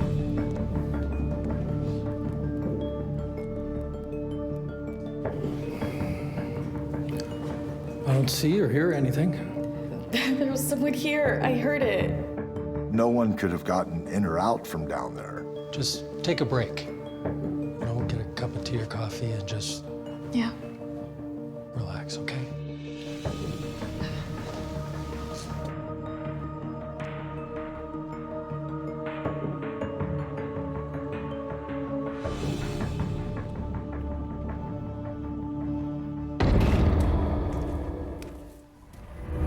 Dave doesn't have to wait long until he has his own strange experiences. I went back to work the next day, just everything is normal, and I was setting up for a convention. And I thought I heard something like a thumping. Well, the thing is, the room was all locked up. Nobody had been there since about 4 o'clock that day.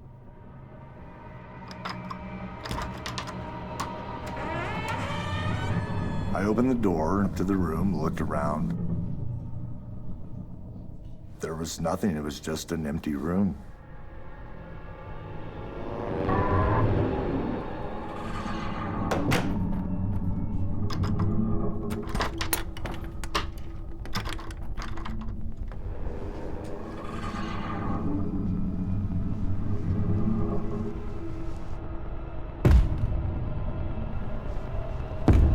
It happened again.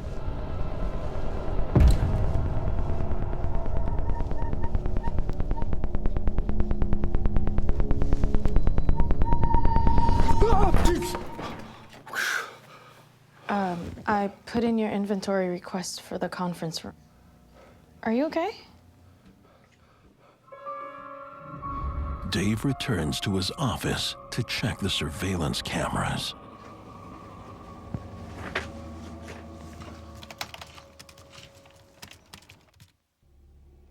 Nothing was ever captured. No one could have gotten in or out from there. Despite what has happened, Dave tries to take things in stride. I stayed on the job. I thought, you know, maybe there's something, maybe not, but you just kind of try to put it out of your mind, go on about your business and do your job. And then things really got worse. I was setting up a small breakout meeting room.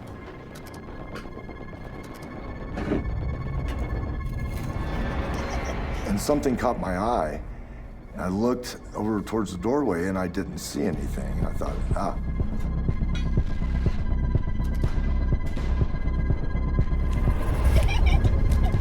It happened again, but this time it's a little different.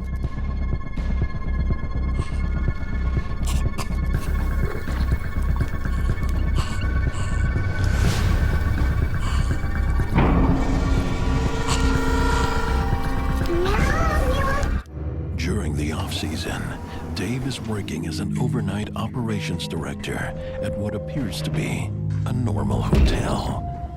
But then, he starts experiencing a series of unexplained phenomena, culminating in a frightening encounter. It looked like a little girl's head peeking around the side of the door.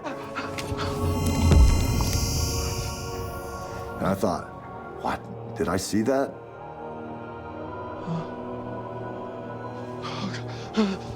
I freaked out. I just hightailed it out of there. I was so startled and just beside myself. Dave starts questioning the hotel's history and learns a little something about the mysterious entity. One of the rumors at the hotel is that a small child had drowned in the pool there.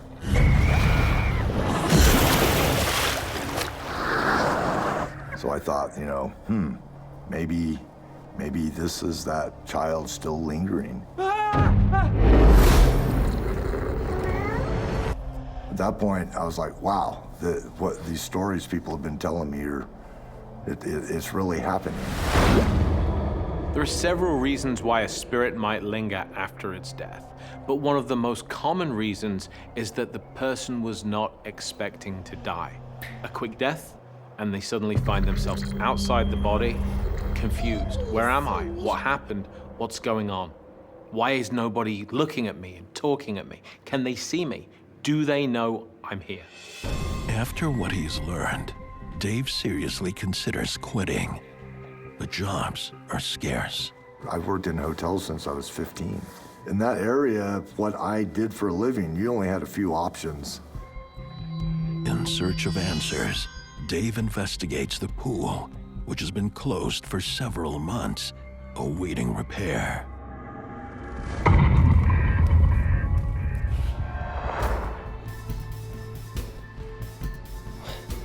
There's the water on the floor on the pool.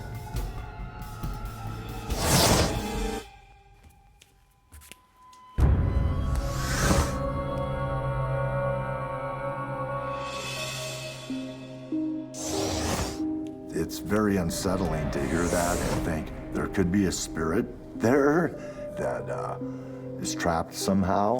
And I mean, that's very unsettling.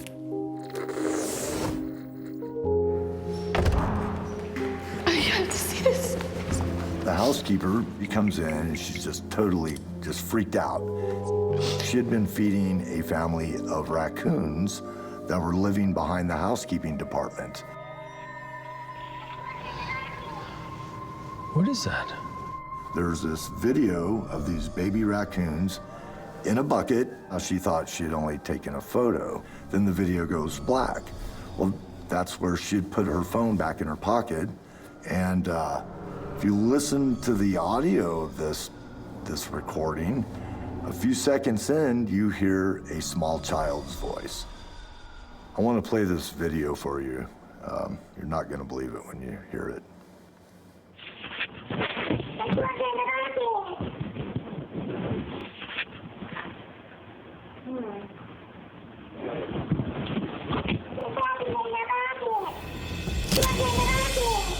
There were no children present on the property, and to pick up a small child's voice on some random recording, that is remarkable. I mean, it's just amazing to me.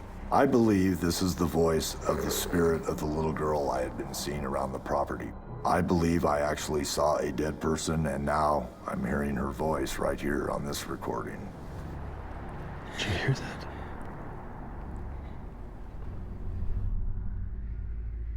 And she was very frightened, and I told her to go home. I heard the voice again. I looked.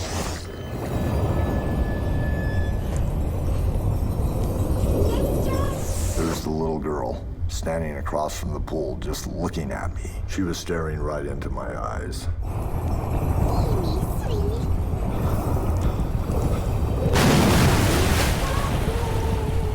My heart about pounded out of my chest just like instantly. Every hair stood up on me. I just got that fight or flight feeling. I had to get out of there. I was gone.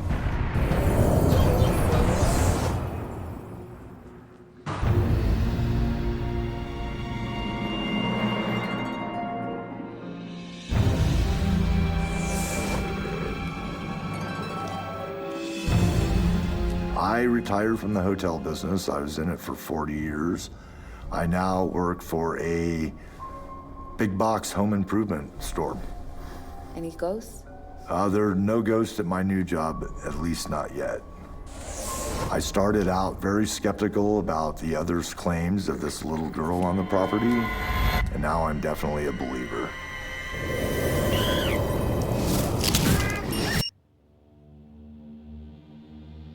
My name is Michael, and I work the night shift.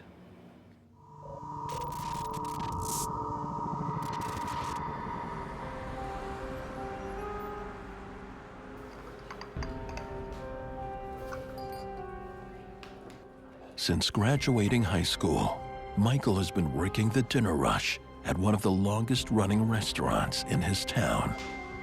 This restaurant was older. It was around for decades before I started working there. I worked my way up from dishwasher to eventually an assistant manager for the restaurant. And like many old places, it comes with tales of being haunted. I had spoke with coworkers about there being a ghost. There was a rumor that somebody had passed away in the restaurant.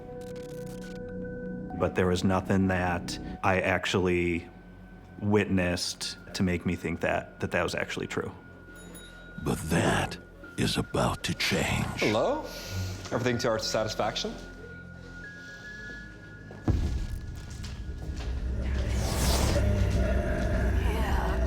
There were some sounds that I couldn't explain, and sometimes customers heard them as well. Thanks for coming. Have a good night. I would just kind of shrug off as, oh, it's an old restaurant, it's just a piece of equipment or something like that. It's just the fans.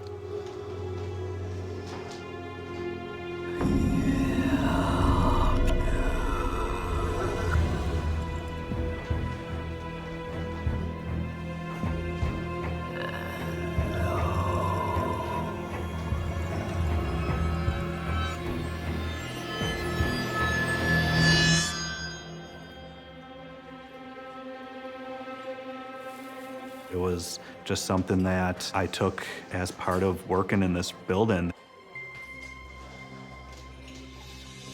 But the strange occurrences are ramping up the later his shift.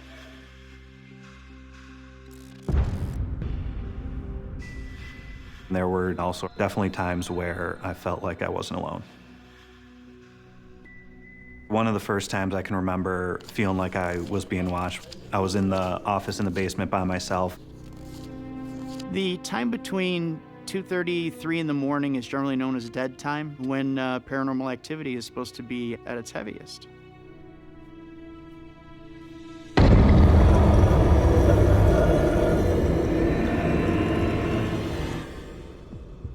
It felt like there was something looking in the door at me. All the cooks, the dishwashers, the bartenders, they had all left for the night, so it was me by myself in the restaurant.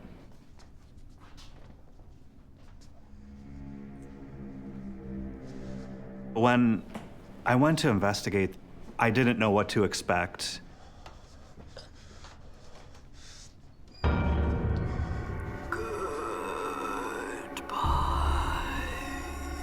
I could feel the hair on the back of my neck stand up.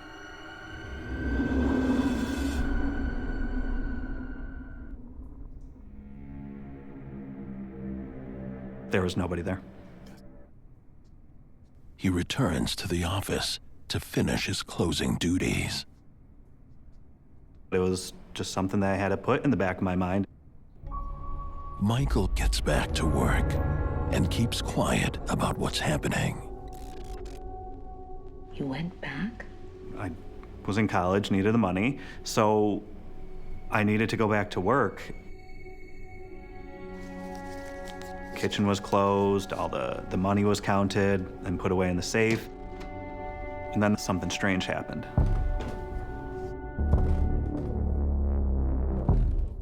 I could hear clear footsteps above me. The office was in the basement, and the banquet room was above it. Still in denial about the rumors, Michael assumes a burglar must be upstairs. There absolutely is a potential for robbery. It was an older restaurant, so I mean, security wasn't that great. It could lead to potential dangerous situations.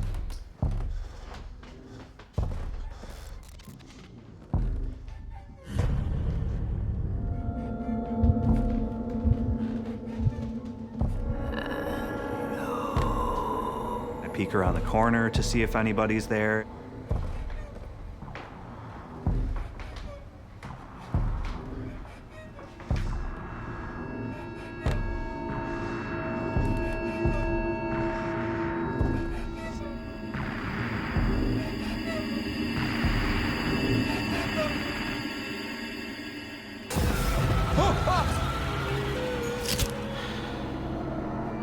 There was a large figure. It had eyes that were large black holes and a very long oval mouth wide open. I was absolutely terrified at that moment. I remember thinking all these stories that people have told me in the past, there is something there with me. It looked like a person, but it didn't look like a person. A lot of times, with an incomplete manifestation, you may see an incomplete face, black eyes, but the rest of the body is intact. It's a spirit that's unable to control itself or be able to manifest completely. After this horrifying experience, Michael can keep silent no longer. You okay, dude? Michael sits down for a drink with his colleague, Jason. Can I tell you something? He confides in Jason about what he's seen. I go to the banquet room. I open the curtain. It's a ghost. It's a ghost right there, an old woman. She looked dead. I was so scared I ran downstairs. I swear to God, the same thing happened to me. My name is Jason, and I work the night shift. Michael learns he isn't the only night shift manager to be haunted. When I first started at the restaurant, I heard rumors that there were strange things going on.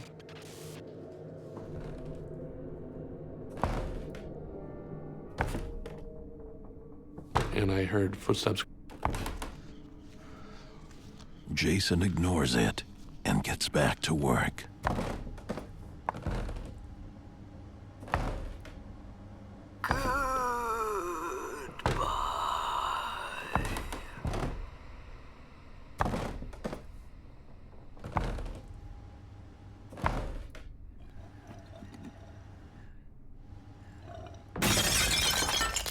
I heard what sounded like a huge stack of plates just crash to the floor.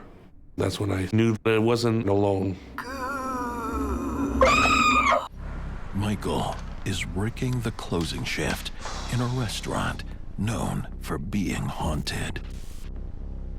After a frightening encounter, Michael discovers his co-worker, Jason, I swear to God, the same thing happened to me. has a terrifying tale of his own. I thought I was getting robbed. We had a large cake knife that we didn't need anymore, so we just stored it in the office. So I grabbed that to defend myself. I went out to try to investigate. I tensed up. Somebody there? My adrenaline was pumping. I got ready to have a fight with somebody.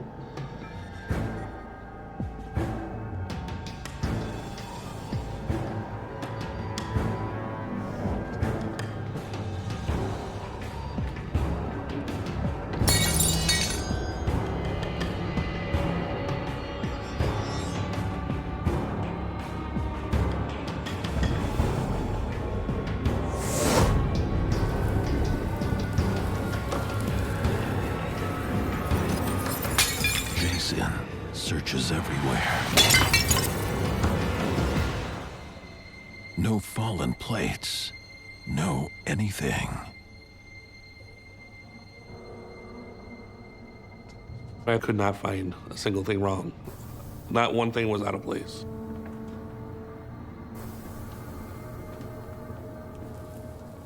It was at this moment that I really began to feel that this place is truly haunted. I was my pants. I locked myself in the office, finished my duties, and got out of there as fast as I possibly could. Jason's story confirms what they both suspected. We looked at each other instantly and knew the rumors were true. I have no problem admitting that it scared the out of me. That's really weird. But who or what is haunting the restaurant? There was a story of this one elderly woman who, during a baby shower, had a heart attack in the banquet room of the restaurant. That could have been the source of this paranormal activity. If that did, in fact, occur, then that would, in my eyes, lead to some paranormal activity there. We all have a choice when we die. We either go to the light or we choose to stay. I think the old woman stays at the restaurant and remains at the restaurant because that's where she was happiest. But for these managers, the nightmare is about to get worse. And there just happened to be a lull in the conversation.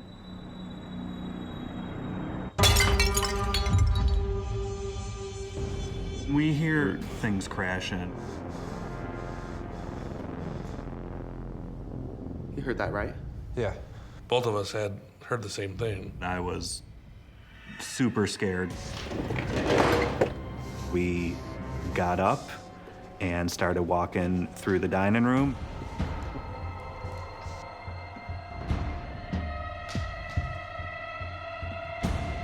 Let's see if we get the hell out of here. Yeah, I'm with you.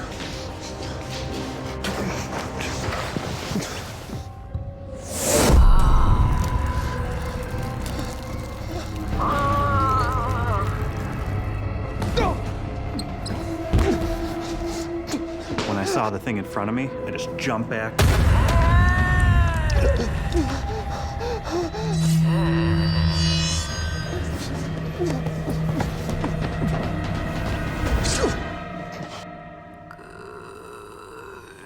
I could hear somebody say goodbye. I was absolutely terrified at that moment. I literally ran out of the restaurant. Jason is long gone. Michael makes a run for his life. I just drove and I got the out of there. Normally when you whisper goodbye to someone, you're telling them goodbye because you're leaving. But I think she's finding it harder and harder to keep herself around. And that maybe she feels she just needs to go to the light. It's very real still. I mean, to this day, I can picture this figure as if it happened last night. It wanted to make itself known to me, and it looked like it was trying to scare me, and it worked. I've never been that scared in my life.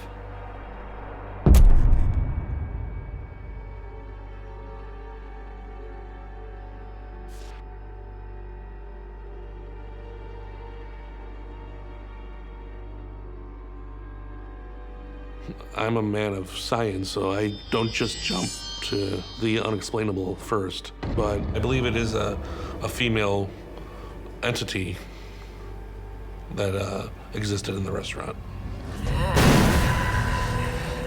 Before I started working at this restaurant, I never really thought about anything paranormal. And now I am absolutely a believer.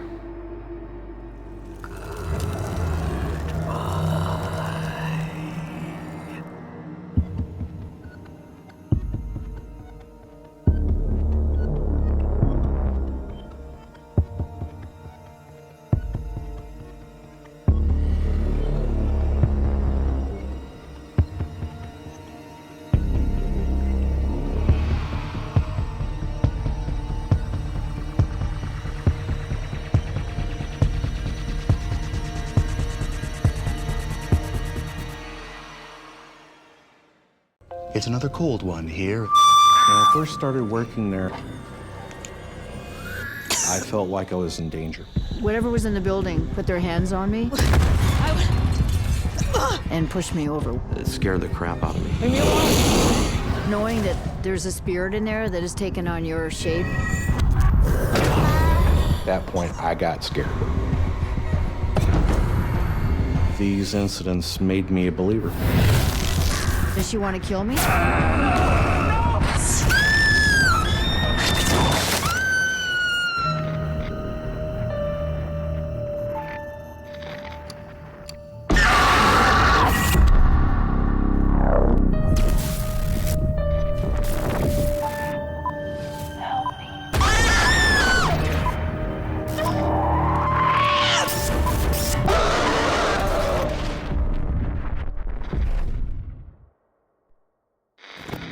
What you're about to watch is based on true events.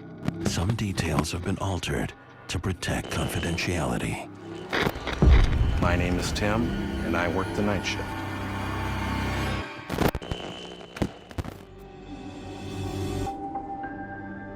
As midnight is about to strike, radio DJ Tim arrives for his first night of his dream job.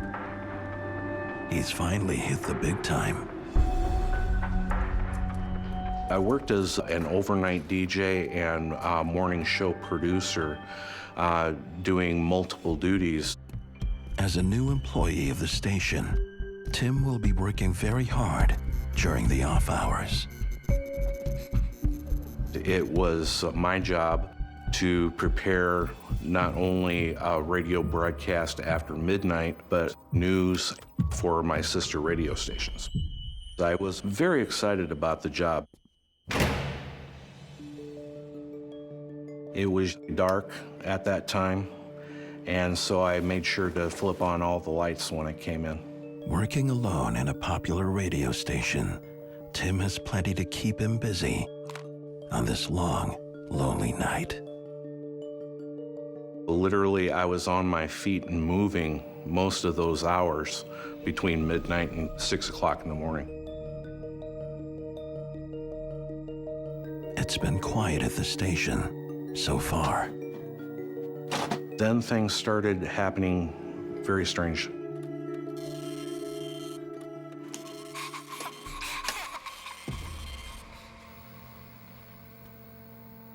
I thought I heard a giggle.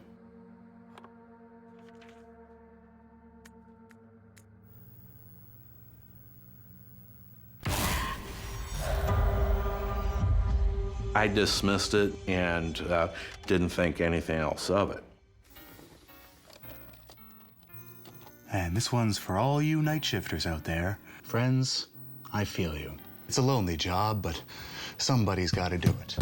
As I'm broadcasting for that short break, I hear somebody knocking at my studio door.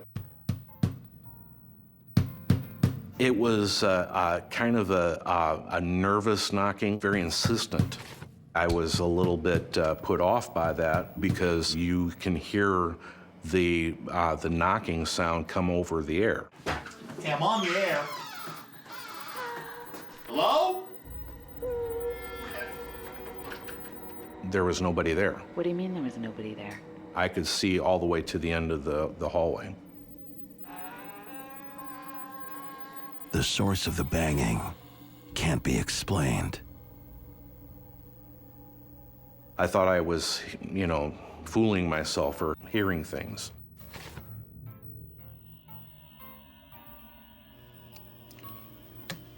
Let's keep it rolling with another stone cold classic.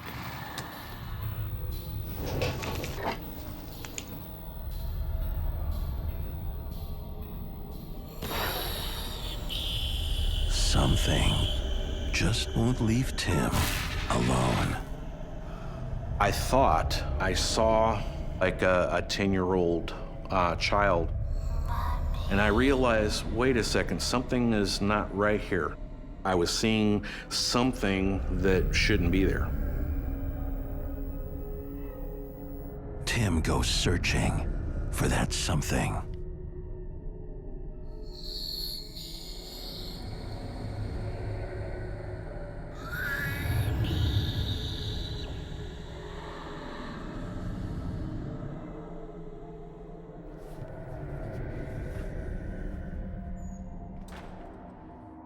I was completely alone. Nobody was there.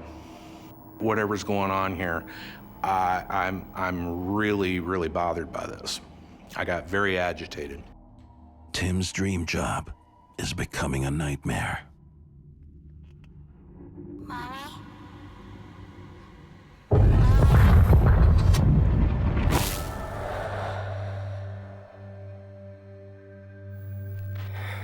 It's another cold one here, so make sure you crank that heat. And for those of you without any heat, here's another hot little tune. The disturbances are coming from all over the building.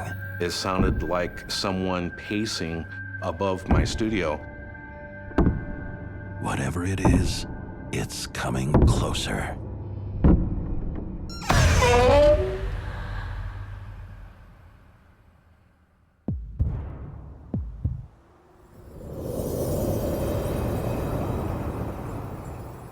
It got extremely cold in that studio.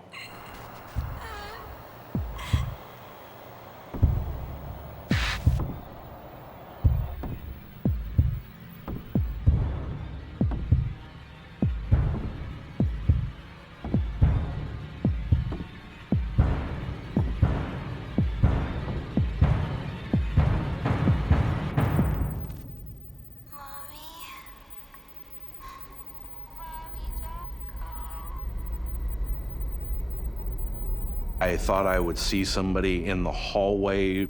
I could see nobody there. Finding nothing in the hallway, Tim braves the stairwell. The footsteps upstairs keep getting louder. When I went to the stairs, I got the sensation that something is watching me on that landing. Hello, is anyone there? You can come out now.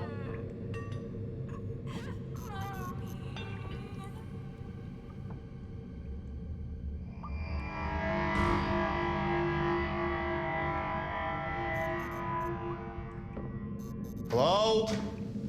I climbed the stairs, and that was a mistake.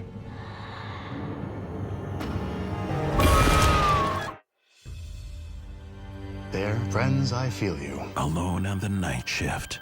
At one of the top radio stations in the U.S., DJ Tim tries to hold it together in the face of unexplained disturbances. Hello?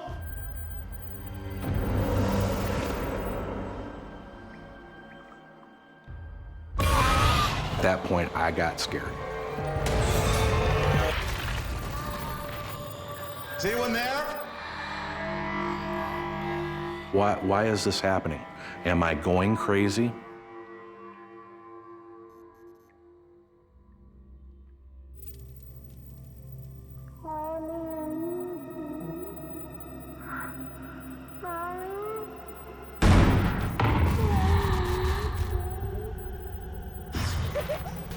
Tim tries to find safety in his studio.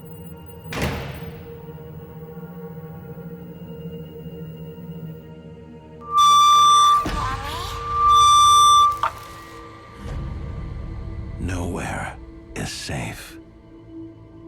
These things definitely should not be happening.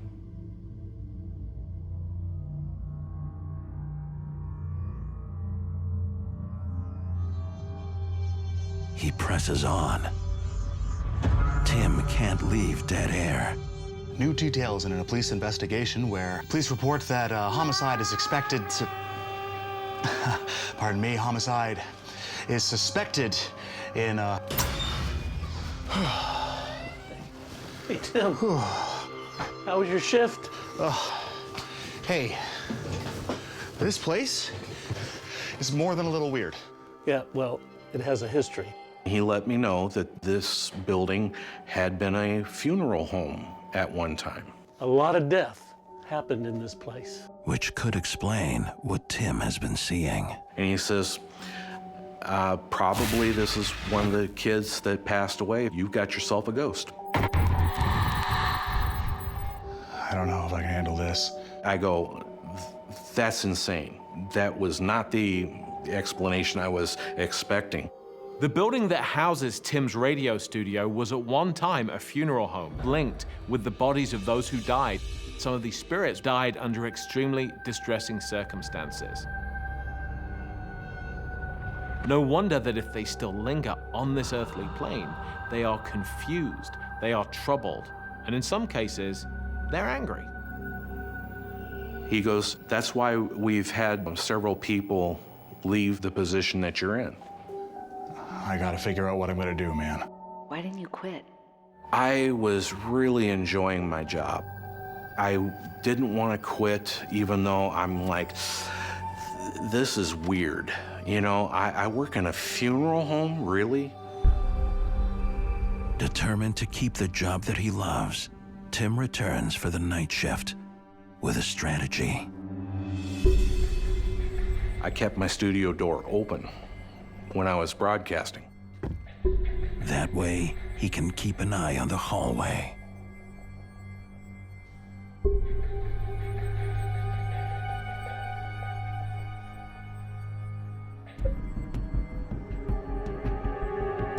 It was a busy night in sports last night with the Blue Jays taking on the Yankees. And then it started up again. I would hear the footsteps on the landing from the top portion of the stairs, almost like a child. He tries to ignore the sounds. 4-2. And now this. Until he no longer can. And I said, enough is enough. I'm going to confront this spirit.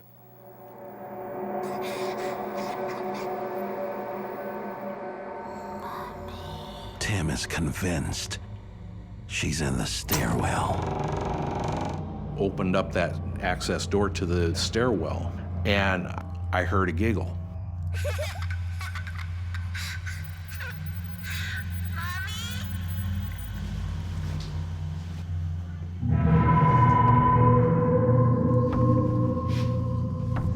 Hello?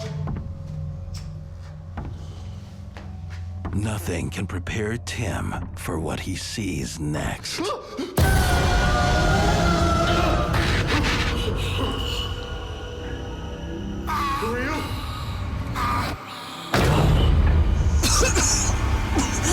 And suddenly, the little girl is no longer alone. She's joined by a blood-spitting entity.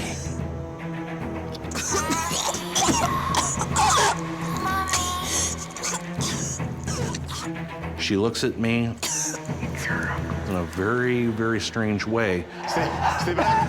What do you want? Stay away from me!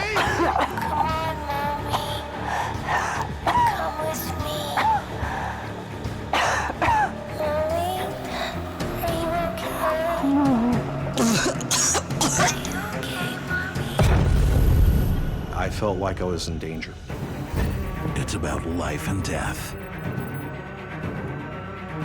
Tim is trapped in the studio.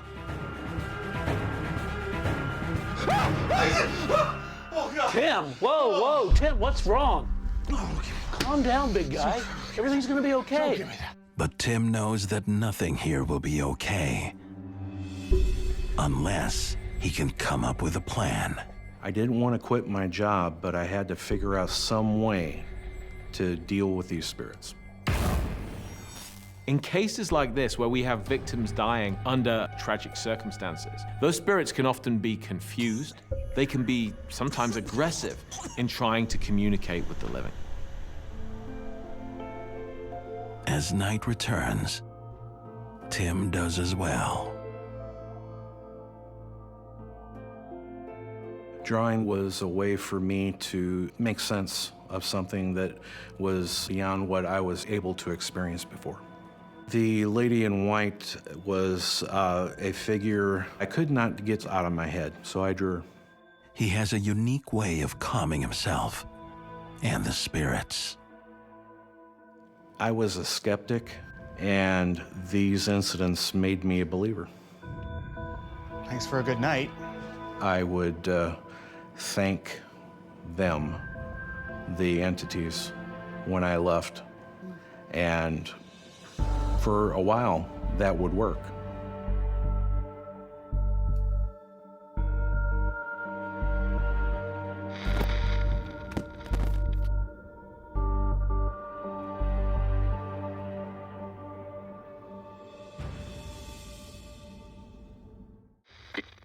I'm Heather, and I work the night shift.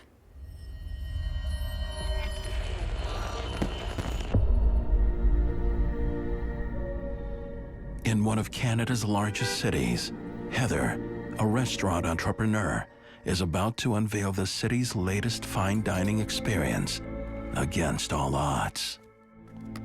It had been abandoned by the last people that were in there. Nobody could make it work for longer than 2 or 3 years, and everyone went bankrupt, and it just had a bad reputation for business. It also had a bad reputation for being haunted. I knew the rumors that it was haunted, but I wasn't ready to believe them. Thought people were just making stuff up about ghosts and spirits. Heather needs to succeed where others have failed. I invested a lot of my own personal money, so I risked a lot here. I had a lot at stake for sure. I took it upon myself as a challenge to prove them wrong that I could do it.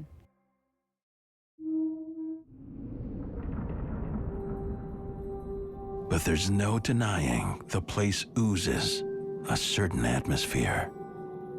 Kind of had a ghostly feeling to it. It was just eerie.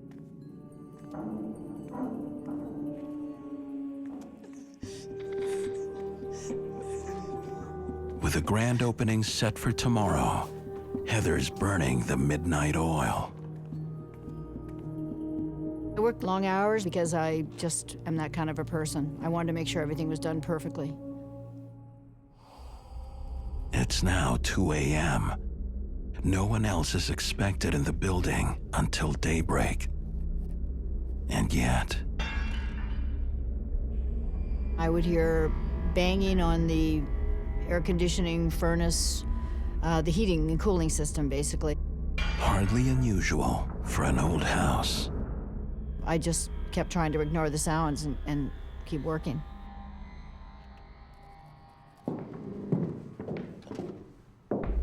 And then I heard someone walking up and down the stairs, which freaked me out because there was no one in the building but me, I hoped. I looked around, there was nobody there. I'm not someone that scares easily, so I went to investigate. Got myself a baseball bat, ready to go, just in case, and I was ready to swing.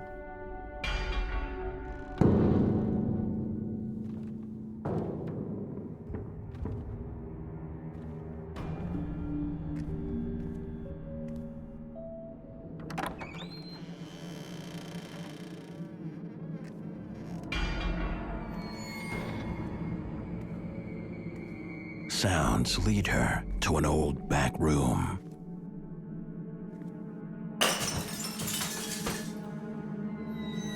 I could hear glasses breaking.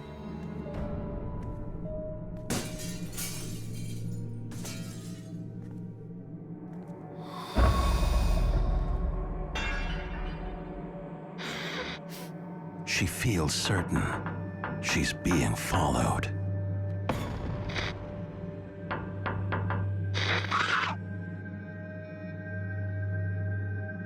I did see a vision of somebody, but when I turned farther to look at who it was, there was nobody there. Anyone there? Scared the crap out of me. Even though I'd heard the rumors about there being something in there that people called it a haunted house, I thought it wasn't possible. So how'd you make sense of this? I questioned myself whether I was just actually working too hard and imagining it all. So just carried on for the night. Back in her office, she refocuses her attention on the business at hand, tomorrow's grand opening. I just wanted to open the door so I could get people to come in and enjoy what we'd created and to enjoy the food and the whole atmosphere.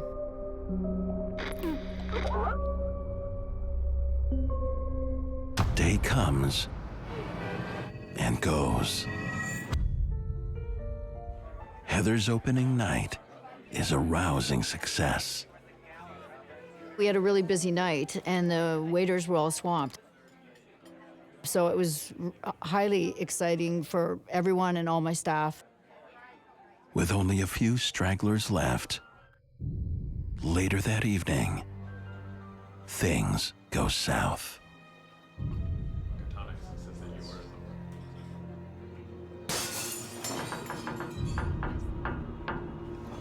What was that? Strange noises coming from somewhere.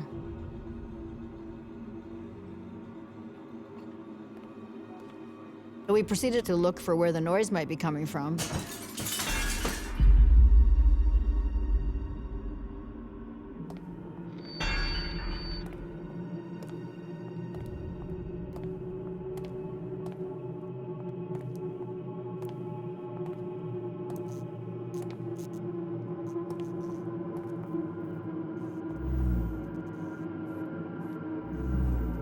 Those noises beckoned them back to the old room, where Heather had felt a strong presence the night before. To a doorway leading to the wine cellar. Why it's unlocked is a mystery. Only Heather has a key. We listened outside the door, and we could still hear noises, things crashing. It was very frightening.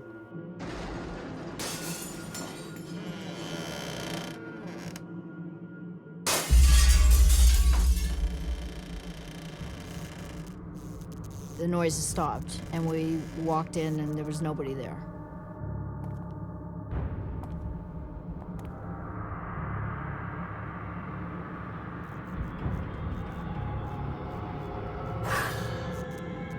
I felt something near me that wasn't tangible, but I knew it was there.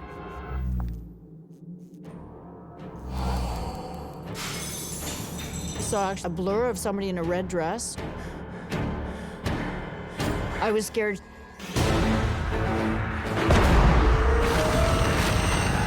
In the middle of her restaurant's grand opening, Heather and a coworker suffer a terrifying encounter. I did see a vision of somebody in a red dress. But when I turned to look at who it was, there was nobody there.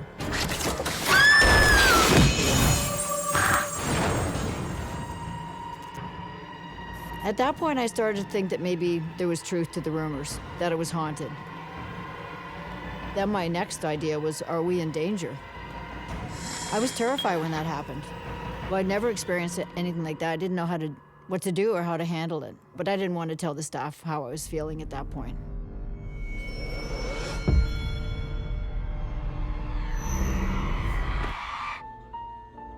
Heather's sole drive now is to see her last customers off, close up, and go home for the night.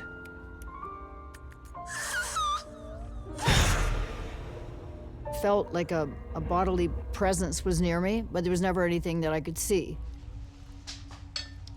You okay? I was scared and more worried for my staff than I was for myself. Worried her erratic state may have spooked her customers, Heather tries to make amends. I'd love to offer you a... But things Excuse me for just a moment. go from bad to worse. I felt quite a jolt on my shoulder, and there was nobody beside me. I thought that I would... Whatever was in the building put their hands on me and pushed me over. You okay? Yeah, I'm fine. Sure? Yeah, thank you. I'm fine.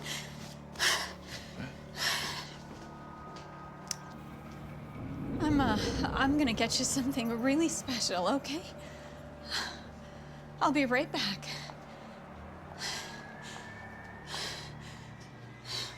Did you feel like you were in danger? I started to get quite fearful. Didn't know how to protect myself. I didn't know what I was protecting myself from.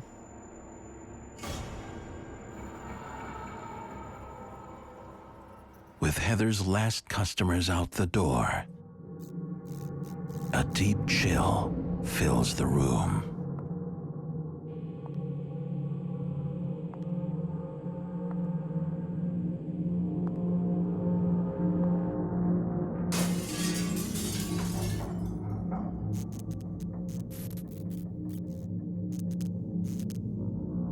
I knew there was something else in this restaurant with me.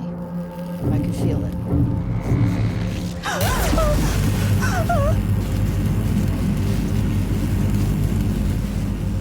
I saw this woman in a red dress that looked like me. It's like looking into a mirror.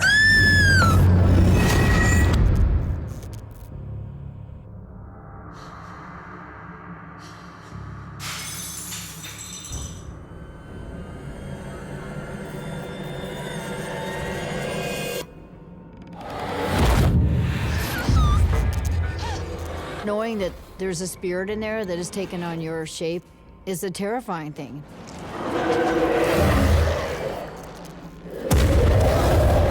This could well be a phenomenon known as the doppelganger, where an entity takes on the guise of a living person.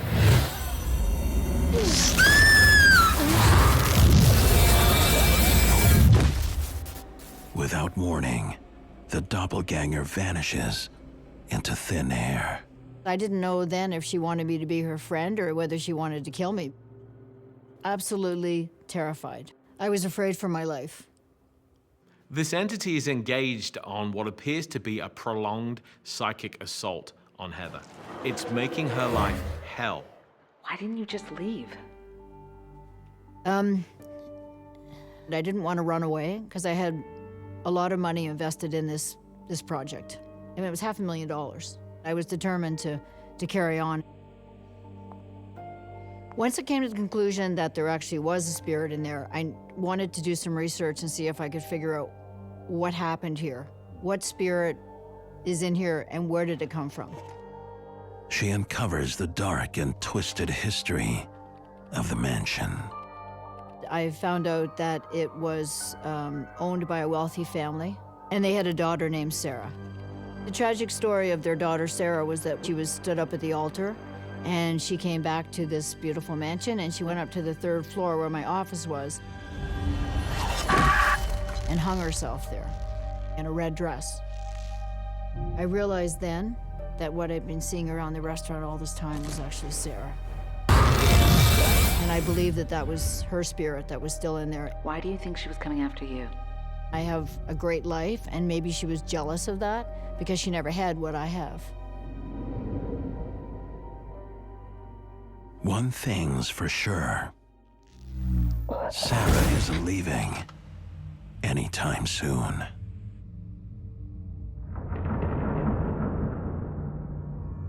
Sarah didn't want me there, didn't want my business there, and tried everything in her power to not let us open, and then to not make it comfortable for us to be in there.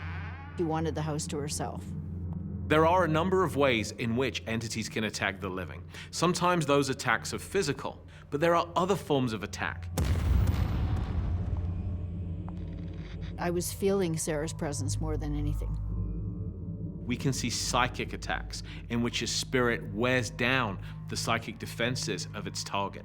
Those people can be at risk of many behavioral crises, up to and including taking their own lives. I heard her coming down the hall.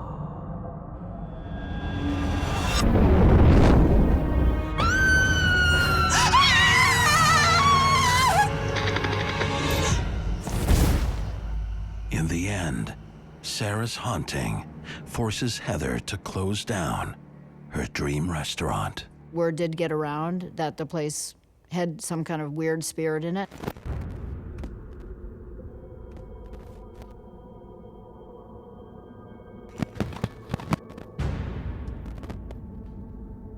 When Sarah comes into the room, I get this tingly sensation and short of breath, and I start to sweat and shake. and my face goes ashen white. It seems like it's happening. Look, Heather, you're shaking. Yeah, I know. It's starting. She came for the interview. My name is Dan, and I work the night shift.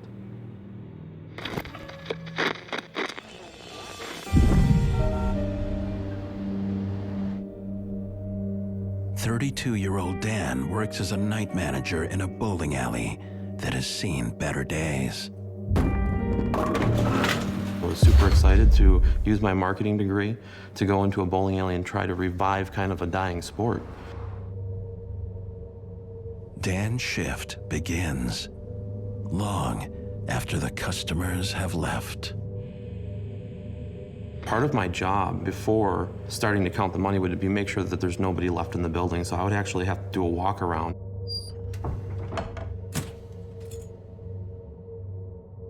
Oftentimes I found myself there alone 5 or 6 days a week.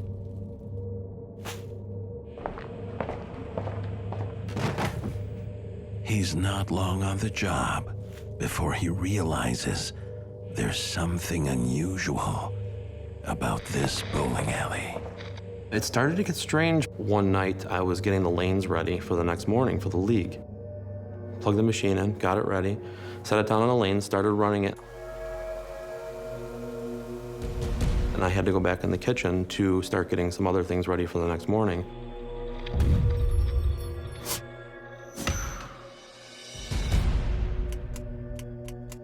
I came out and it was unplugged. There is no explanation for the heavy-duty plug being pulled from its socket. There was nobody in the building. I had made sure that everything was locked up. It was just me.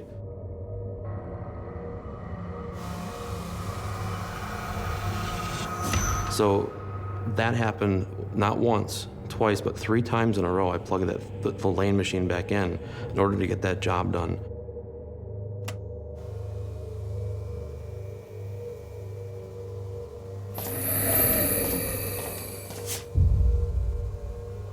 I knew something was there. Something that I couldn't see with my own eyes. I couldn't wait to get out of there. I mean, it is startling, and it did begin to freak me out.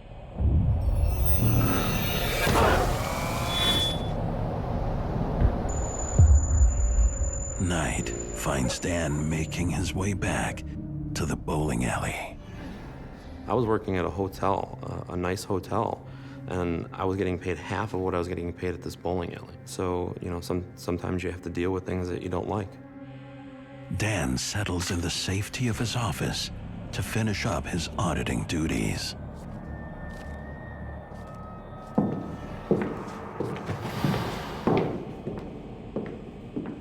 I would hear what sounded like thuds, footsteps, coming from the basement. He checks the surveillance screens. No one is in the building. But Dan isn't alone, hearing strange sounds. Well, I was a maintenance man on the automatic pin setter. I hear the same thing. One day I followed him downstairs. Hello? Anybody here? Just slowly, just like somebody boom, boom, boom, walking down the stairs, and then it stops. I was working there for 15 years before I saw anything happen like that. Dan had also followed the footsteps Someone down there? to the bowels of the bowling alley. Is there someone down here?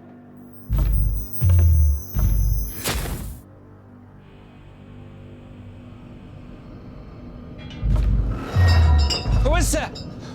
See, and I didn't even know that you had heard those. Yes. You'd look over your shoulder, knowing that there could be something possibly watching. What he's describing exactly what I saw. Come on, man, who's there?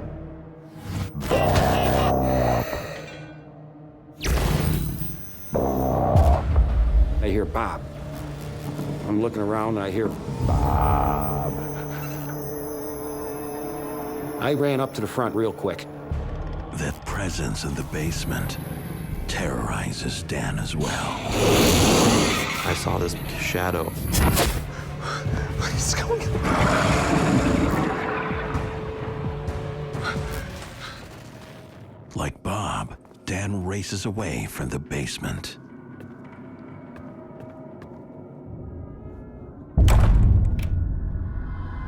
To my astonishment, he also had experienced the same things. Mm-hmm.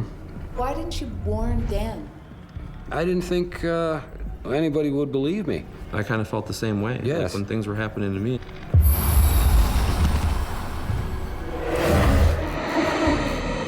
Dan and Bob are both experiencing the same types of events in the same location, sometimes independently of one another.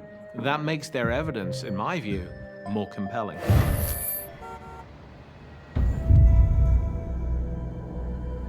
He has grave concerns about returning to his night shift. Did you have the thought that it could hurt you? I think in my mind, I hoped that it couldn't. I hoped that it couldn't hurt me. I couldn't just leave. I was very torn because I loved the job, and I had to provide for my family, so it was a significant amount of pain for me. That night gets stranger. When I was sitting in the main office, it sounded like a game of bowling was going on. And you could see some of the lanes from the office, but not all of them. You had to actually get up, get out the door. Unexplained voices echo throughout the supposedly empty alley. I would walk over to the lanes and check to see if maybe somebody's pulling a prank on me. Is someone in here? There it is. Oh, there. Oh, I have to get a photo. Nobody was there. There's no balls on the lanes. Is this something that maybe sound is echoing off the wall? I had no idea how this was happening or why it was happening. It's no longer just voices. Look at that! Dan sees something he has no words for. Dan, a night manager at a bowling alley rumored to be haunted, is now face to face with an angry presence. Look at that! Off to the corner of my eye, I saw it looked like a person.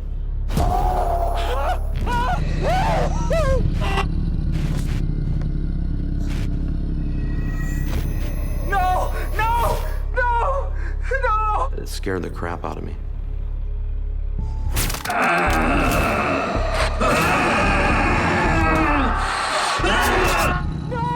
No! That's what I saw. Bob has also been frightened by this terrorizing entity. What did you think it was? A ghost? An apparition? Couldn't see through it. It was just darker than the background. It was darker than dark.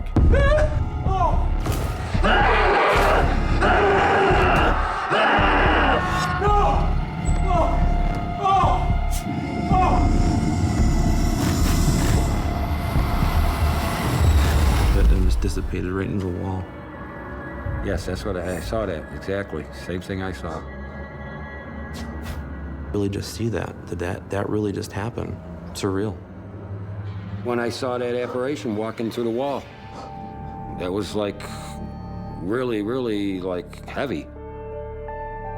You're the only one in the bowling center, but there could be something there from beyond in the building with you at the same time.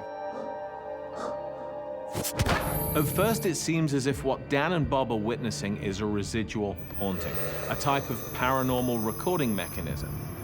But as things progress, they soon begin to realize they're dealing with something far more intelligent. That was the thing that made me know there was some kind of spirit in the building. Freaked you out knowing that something was there.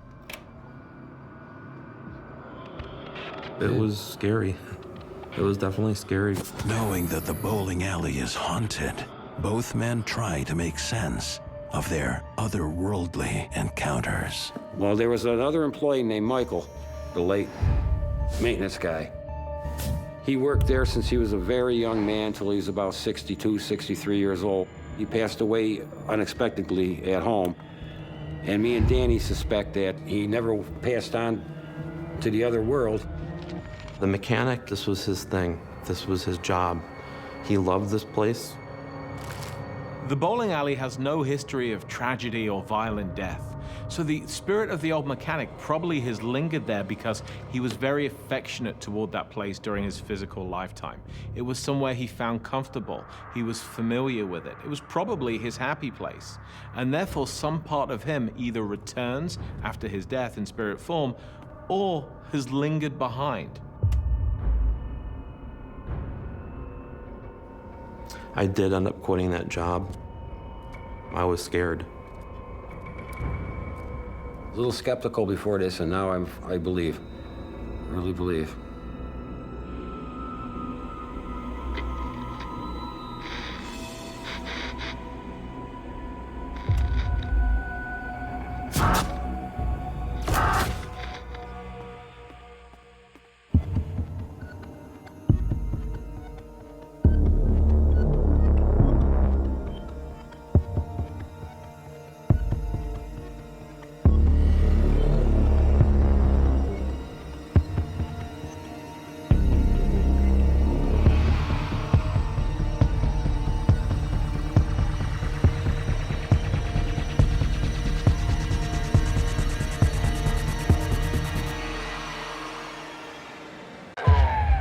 Sure you're ready for this? I'm ready.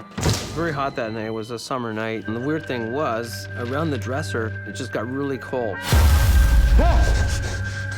And I thought I saw something. I felt something grab my wrist. That scared me. These things were demonic. I don't think that I'm crazy. I didn't know what to think.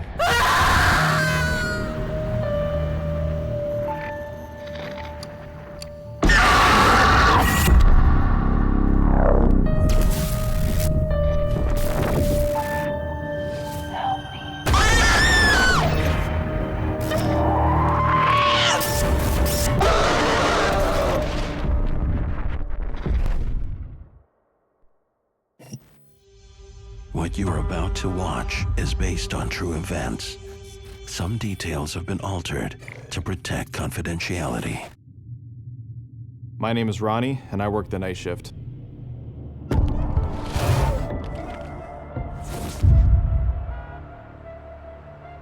As midnight approaches, 21-year-old Ronnie makes his way to his job as an overnight support worker at a group home for adults with developmental disabilities. Hey, Carl. Hey, Ronnie. Good. I got hired at a group home. I had agreed to work night shifts every weekend, so every Friday and Saturday night. Yo, you get some rest, eh? You too, but not too much. All right, sounds good. Take care. You too. The night shift starts at 11 p.m. and it runs until 7 in the morning.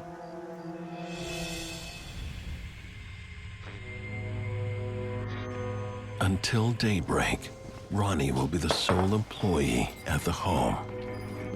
Yeah, mostly the night shift is you're kind of like a security guard in a sense. You're making sure everything's clean, you're making sure that the place isn't gonna catch fire. All the people who live in this house were sleeping. I try to be as quiet as I can. I don't have the lights on, I don't wanna wake people up. It's very rare that you have to interact with the people who live there. Well, it's an old house. It's a well-kept house, but it's old. And like many old homes, it's prone to strange sounds.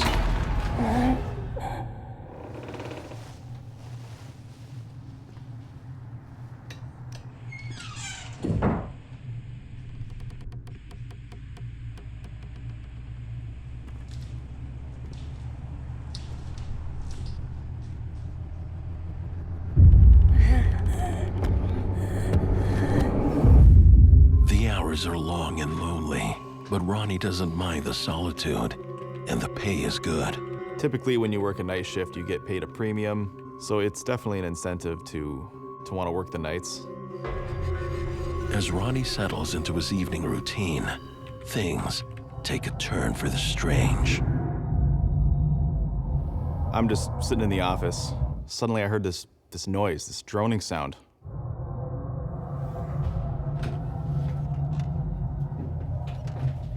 thought that maybe someone was awake, but the sound did not sound familiar to me at all. I had never heard this sound before.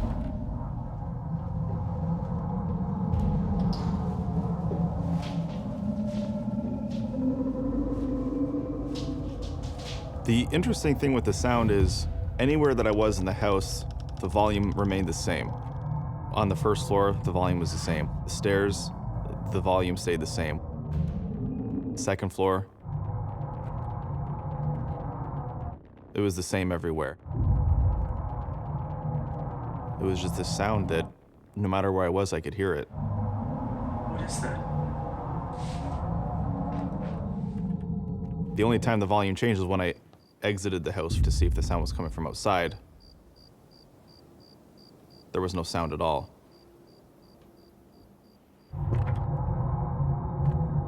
When I returned inside, I could hear the noise.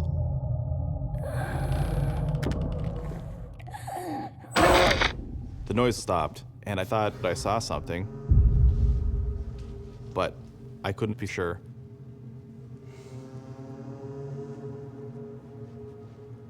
I had been working there about 4 months at this point. This was the first experience that I had that I couldn't explain. But things are only just getting started.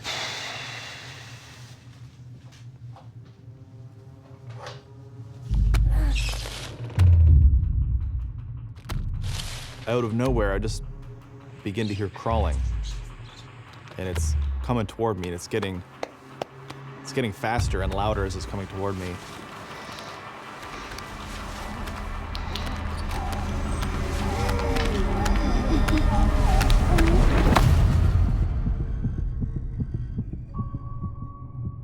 My heart was beating really fast. And I don't think that I'm crazy. I think that for the most part, I'm pretty level-headed and logical. I was sure of what I heard. I knew that I heard something. So I called my friend who was the night supervisor, and I just said, man, call me crazy, but are you here? I just have to rule this out. You're not in the building, are you? No. Why? So he tells me he's not there. My heart falls to my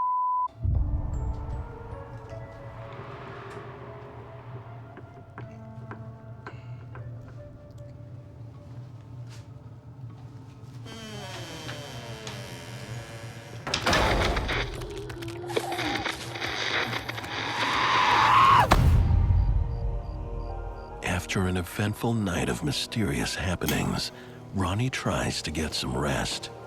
At this point, it was actually now a sleep shift. So I was allowed to sleep, and there was a bed.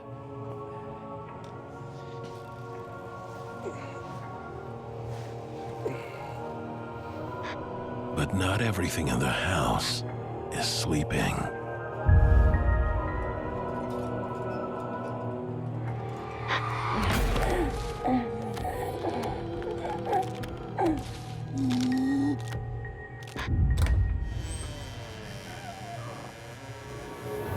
Just as I put my head down, maybe a minute after, I heard crawling, like a human crawling.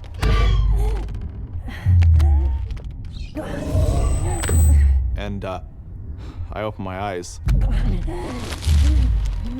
And it sounded like it was coming directly towards me. But my back is facing it, because I'm on my side. So it's coming from behind me. And I could hear it crawl right up to my bed, and as soon as I got to my bed, it stopped. And it was the most scared I've ever been in my life. Like ever. Like, ever.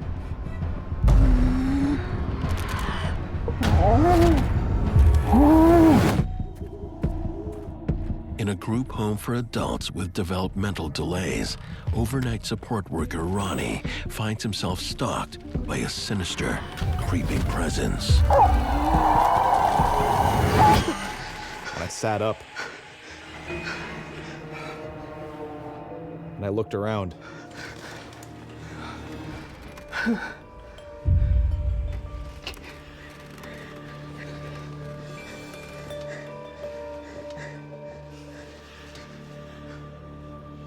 Couldn't see anything, but I was rattled, like I was shooken up.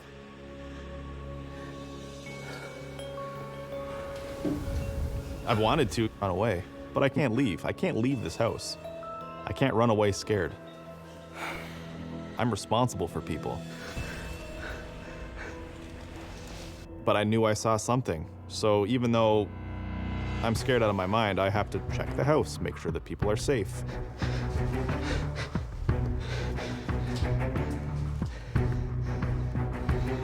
And I searched the house.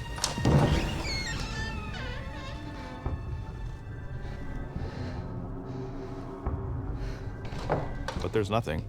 People were sleeping.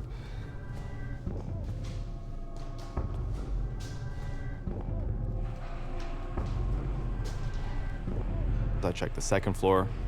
There's nothing there. So I went back down. The last place I had checked was the kitchen.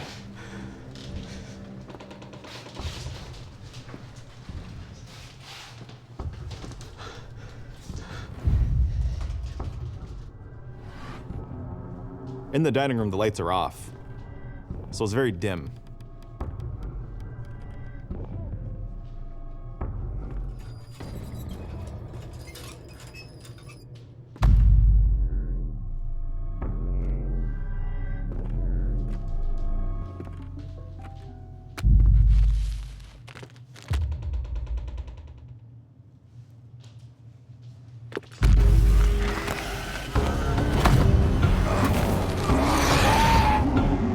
Is that?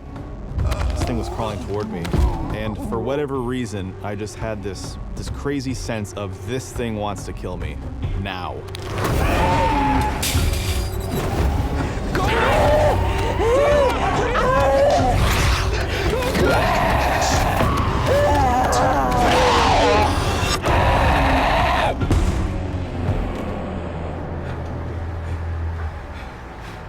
For all intents and purposes, I'm trapped in a house with what I think is an entity who wants to kill me.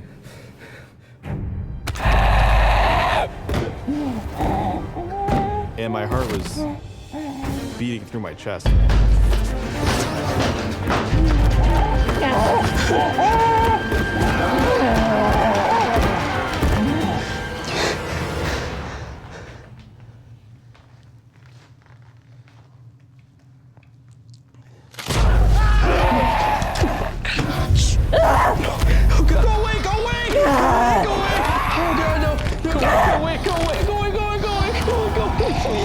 Stop. And when I got to right in front of my face, it let out this noise. And I actually yelled. Stop.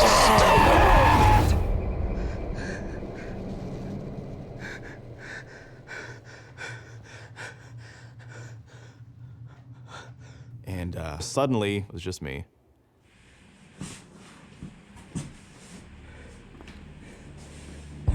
Ronnie did the right thing by shouting at the spirit, because what he did was he was focusing his energy to a point which repulsed the spirit, which caused it to stop.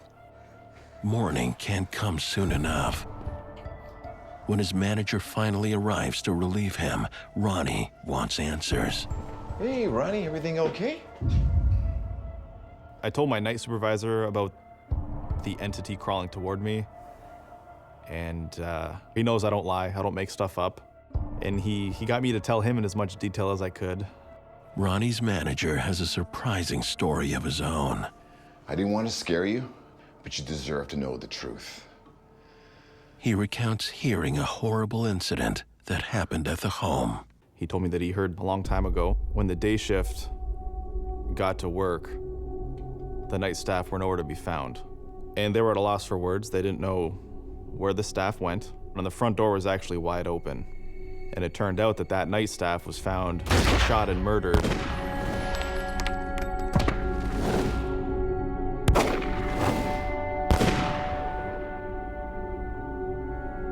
They found her body right over there, right beside the cot. There was nothing physical in the house, so I came to the conclusion that it must have been something not of this world, something from the spirit world, perhaps a demon, perhaps the spirit from the night shift worker. Ronnie's experiencing what I believe is perhaps a residual haunting or a spirit who died under very tragic circumstances and is simply trying to tell its story. It needs acknowledgement before it can move on. Ronnie is lying in bed and he's hearing the sound of something crawling towards him. This might be the spirit trying to show him what it was doing in its last moments before death. It also might be just trying to generate fear in Ronnie. Fear may be as an energy which it can siphon, which it can feed from.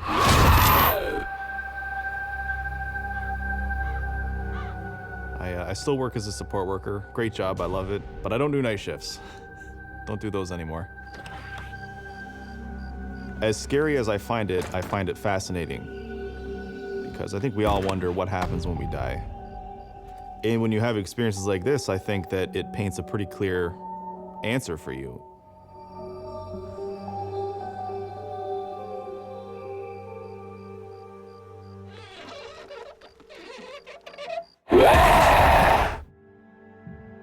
My name is Matt. I work the night shift.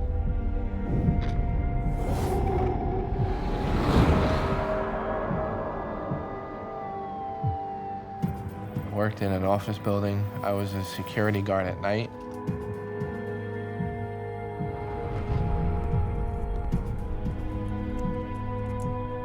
I basically was in charge of securing the building, locking down the doors, checking the premises to make sure there were no unwelcome visitors or guests on the property that weren't supposed to be there.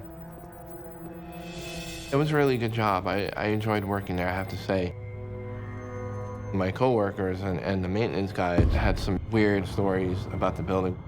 Still, I would approach things from a skeptical point of view.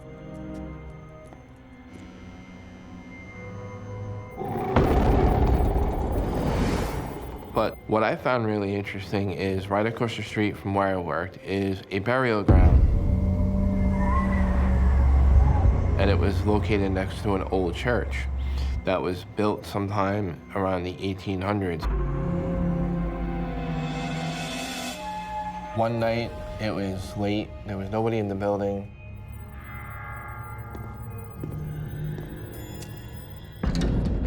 It startled me. The only way these elevator doors were to open is if somebody pushed the button and there was nobody in the building.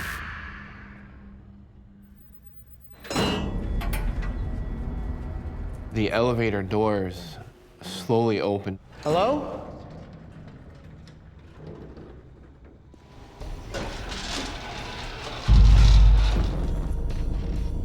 And they were just opening and closing by themselves. There was just no reason for that to happen.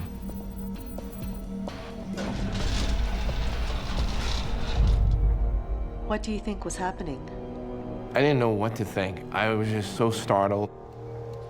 I had to make sure there was no intruder in the building. I checked the entire building. I secured all the doors, but there was no one left in the building.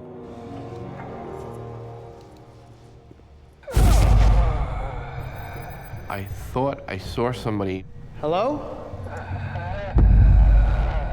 Hello? Can you stop? The person isn't stopping.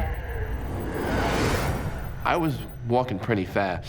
I should have caught up to the person. This thing has disappeared. I thought that was weird. Matt can't let whoever it is get away.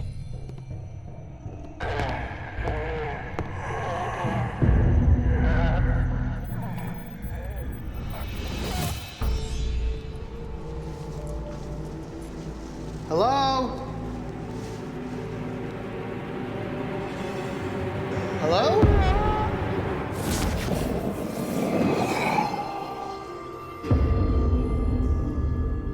I don't know where they went, just vanished. Just when he seems to hit a dead end, the unthinkable happens.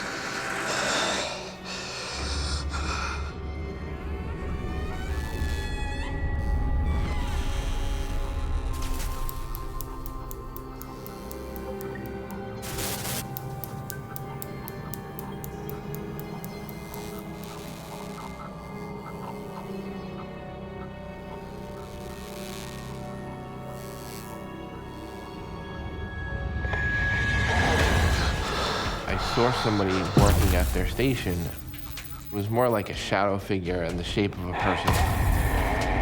I was so scared. He was just standing there staring at me, didn't say a word.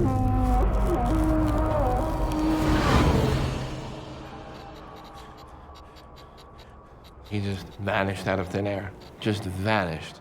That scared me. Honestly, it made me feel like, what's gonna happen next? I just had to get out of there.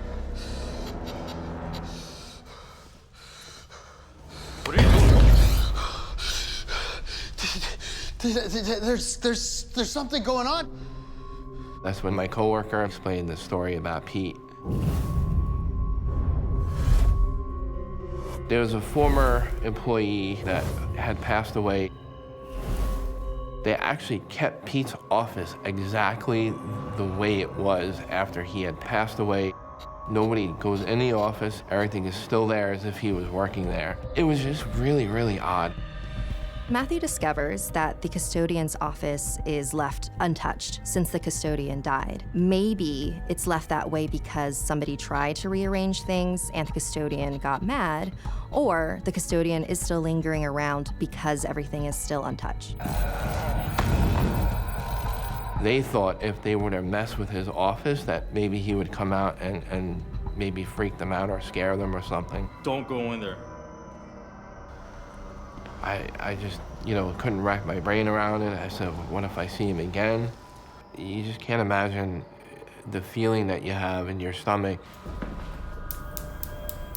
That is probably a residual haunting.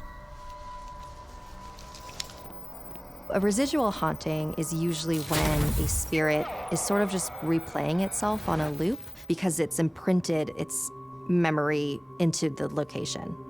Did you want to quit? I did want to quit, but then my wife, she didn't want me to quit. We had really good benefits there. I have to work, so I kind of just told myself to push through it. Matt returns the next night, but he's nervous. The only way I can explain it is that there's this fear knowing that something bad is going to happen to you.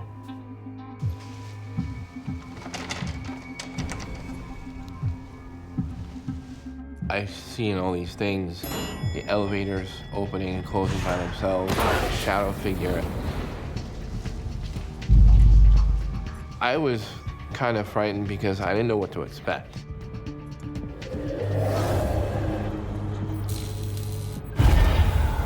All of a sudden I look up, I see this crazy figure. No! Matt's job as a security guard has him feeling more scared than secure. While working the night shift, he encounters the ghost of a dead employee. And now, something much more terrifying manifests. All of a sudden I look up. I couldn't believe what I saw. I just stood there and I just said, what am I seeing? Am I seeing a real thing or am I seeing something supernatural?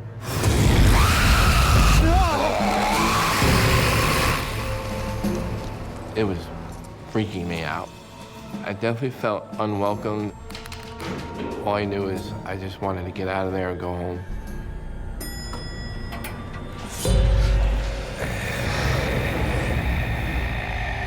I see this ancient warrior figure.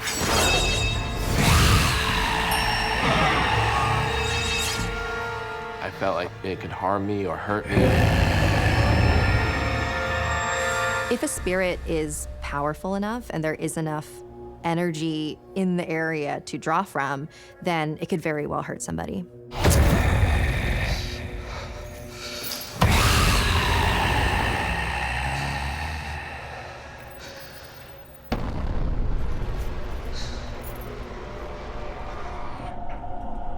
I thought I was going crazy. I had to get out of there.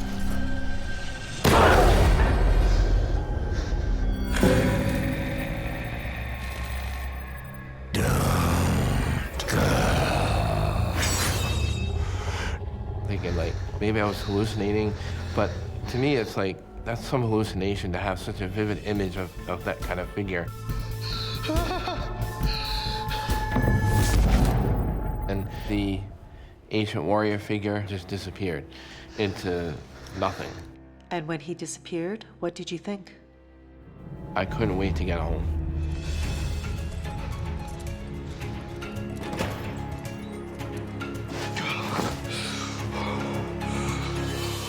I'm about to leave.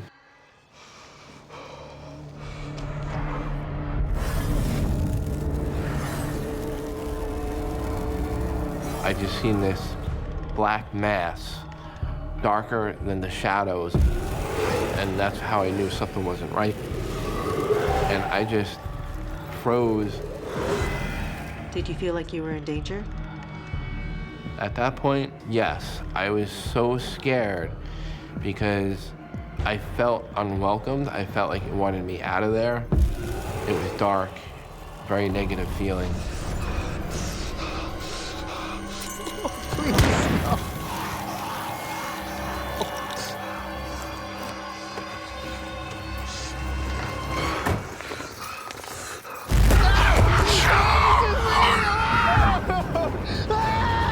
I saw what looked like creatures to me.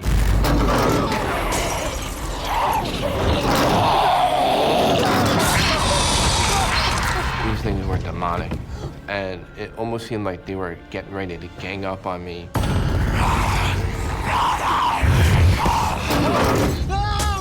Demonic entities were nothing like I ever seen in my whole life. I was really scared. Please stop. I thought they were gonna hurt me. Can we stop for a minute? You know, definitely brings back memories. I don't want to have that feeling again of being apprehensive or feeling like I'm gonna get hurt. Leave me alone!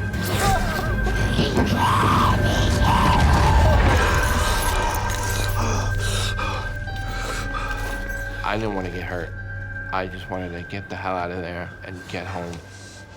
Of all the different types of entities that can haunt you, a demonic one is usually the most malicious because they are made of just pure negative energy. The fact that the shadow figures were very aggressive, to me that means that Matthew might be in danger.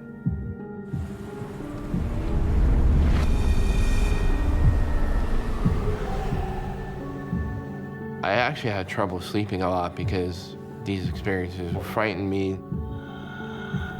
One night, I thought to myself, maybe these restless spirits had some kind of connection to the burial ground that's across the street from the building.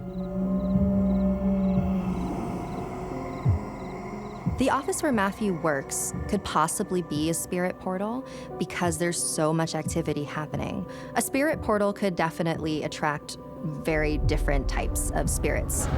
There is the more residual spirit that's in the custodian's office. We see the ancient warrior. We see the dark, shadowy, demonic entities. Your work environment should also be your safe place, but in my work environment, I didn't really feel safe. I had enough.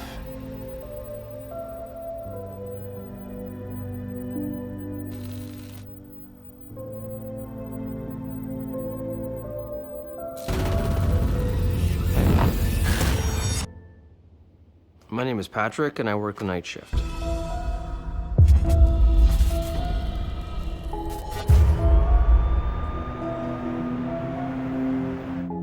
I was studying forensics, and I wanted to get some experience on hand. I saw an ad in the paper. It was an interesting job, and I thought I'd apply. Patrick lands the job. It's not for the faint of heart. I'm a trauma and crime scene cleanup person.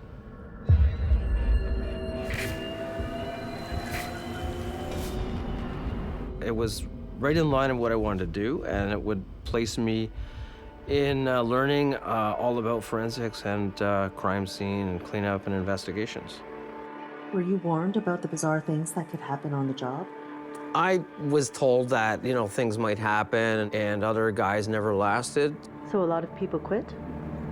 It's a big turnover, yes. A lot of people are not used to the fact of being in an environment where there was death or crime, or some people who would commit suicide or murder.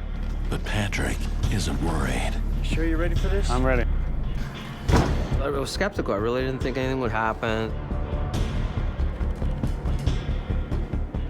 On one of his first night shifts, Patrick and his boss are called to a women's shelter. And it was very hot that night. It was a summer night.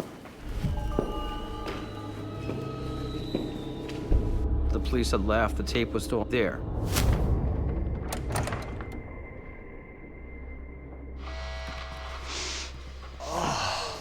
Something was really, rotten. Get the dragon's blood? Yeah. We're also given a fluid to put on our noses called dragon's blood. And it would actually stop any kind of things going into your nose so you wouldn't throw up or get sick.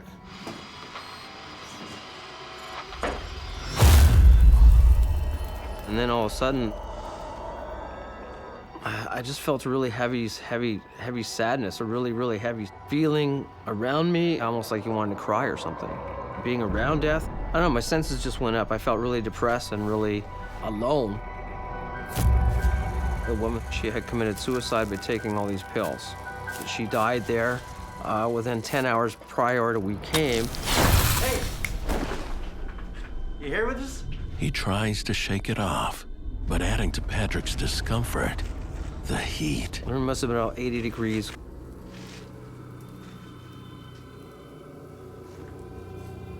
And the weird thing was, around the dresser, it just got really cold. It's impossible because one side of the room was very hot, and I thought, well, maybe there's air conditioning going on. But nothing was happening. And it was all cold. I could put a hand like this, and it was all cold, straight up and down, as if somebody was standing right at the dresser.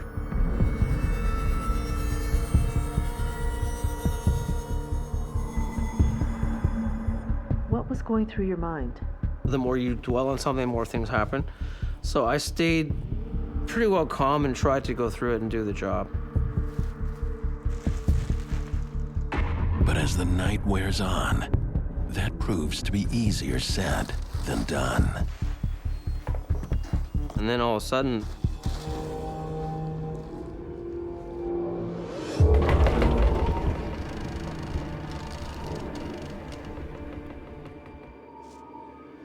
the drawer just came wide open. It was closed. It caught me off guard. You okay? Yeah. My boss didn't see anything. He didn't believe a lot of it. So it wasn't like something was haunting me or attacking me. So I continued on doing the job. But a few hours later, something breaks Patrick's concentration.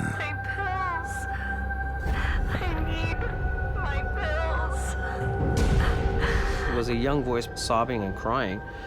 And she said, I need my pills. I want more pills. And my boss, he's heard it too. Must be coming from another room. Yeah. Patrick tries to focus on the job at hand. There were still pills on the floor and pills on the dresser.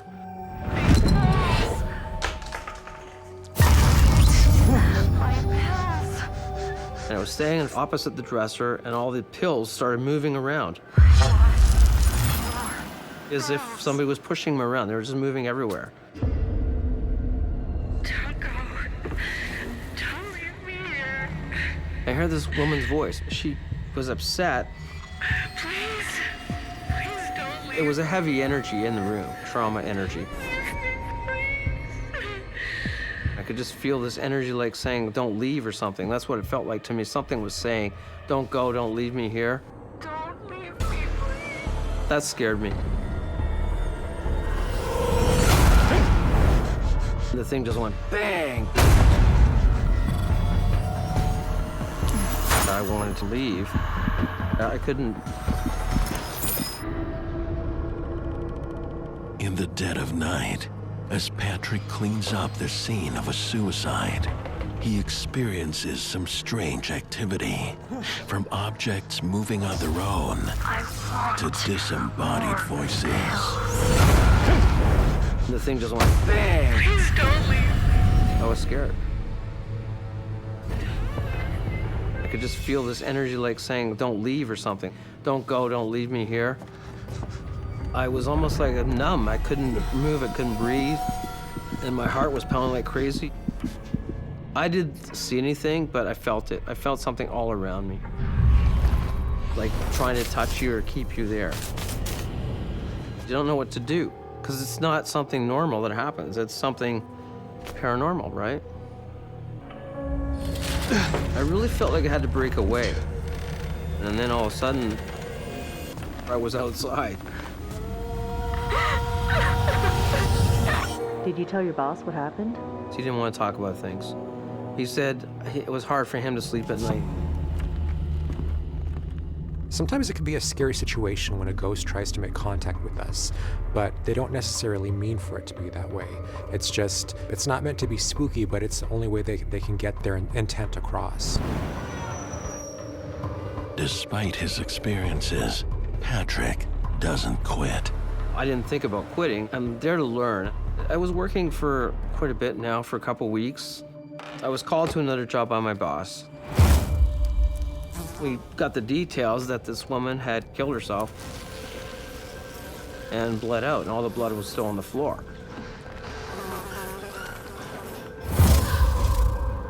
They had found a rope that she had tried to hang herself with. She had actually slit both her wrists, so she bled out before she tried to attempt hanging herself. Again, I just felt this like really heavy, bad feeling. It's traumatic when you're right there and there's a death scene and somebody died tragically, and you feel all the emotion, feel everything that was happening coming through. Help me. I heard something. I just heard this voice saying, help me. Help me. It sounded like somebody was distressed. Obviously, somebody was in pain or trauma. Help me. I looked around, nobody was there. But something is trying to get his attention.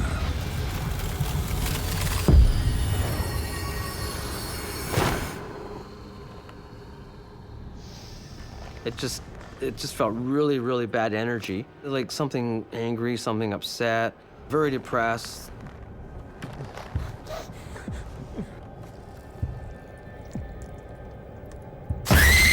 I felt something grab my wrist and just pulling really hard on it. It's like something was trying to cut my wrist. It was like a razor blade, and it really freaked me out.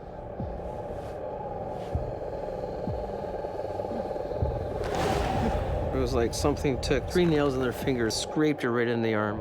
It was really hurting. It was a physical thing. A lot of times when someone has died suddenly, their spirit is in a state of confusion. This transference of pain from the spirit to Patrick is very common. It's just the most effective way for a spirit to convey what happened to them. I was pulling myself back, thinking, well, kind of in shock, this isn't happening. There's nobody really here. Do it. I heard this woman's voice. Do it.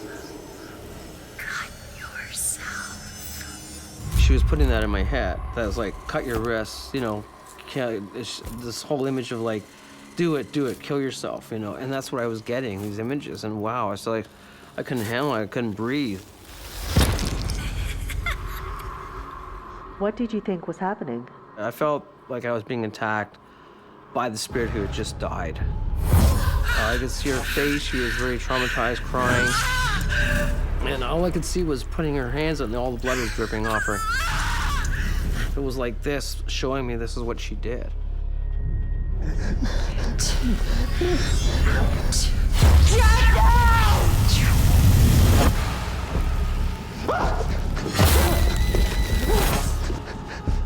Patrick may be in danger because there are spirits that may be feeling anger or rage at the manner in which they died. Patrick is vulnerable. He's taking these elements, this dead energy, into his energetic system.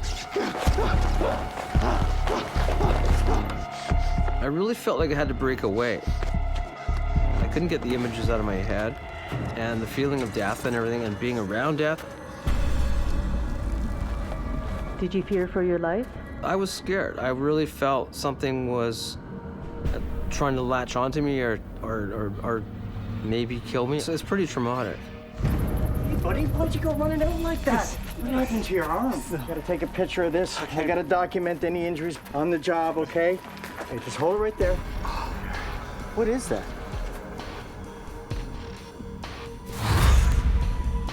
So she showed up in the picture. Yes. Then he saw her. He just stepped back and goes, wow, you got something here. It looks like a ghost. The spirit of the suicide victim might be making itself known to Patrick because it's seeking absolution, it's seeking confession, it needs a witness, it needs to confess its sins so it can eliminate its last earthly bonds and properly cross over. We're gonna finish up and we're gonna get out of here, okay?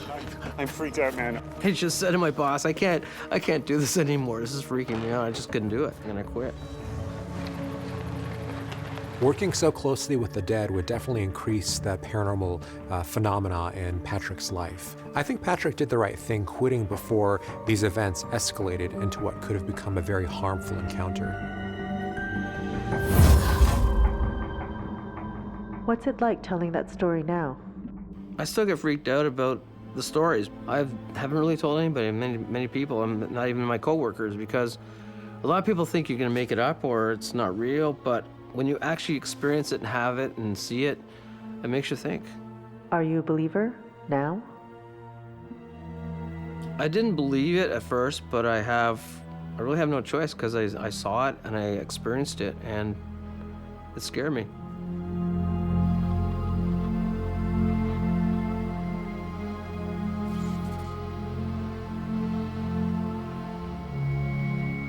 I never want to see anything like that again. I still have some nightmares about it.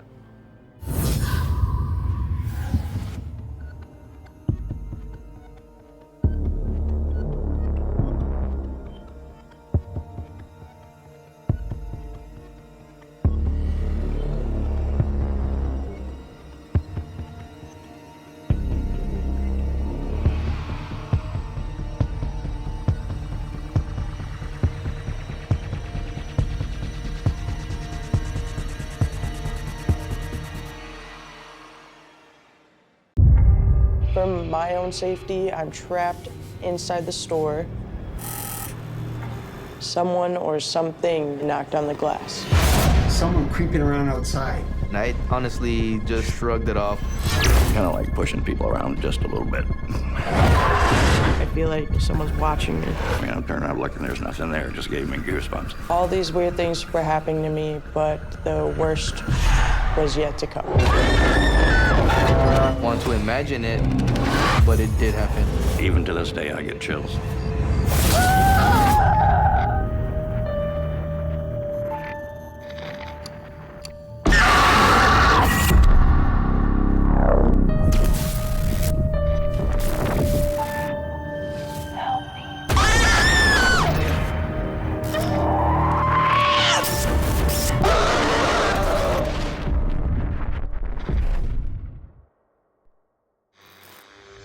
What you're about to watch is based on true events. Some details have been altered to protect confidentiality. My name is Lee, and I work the night shift.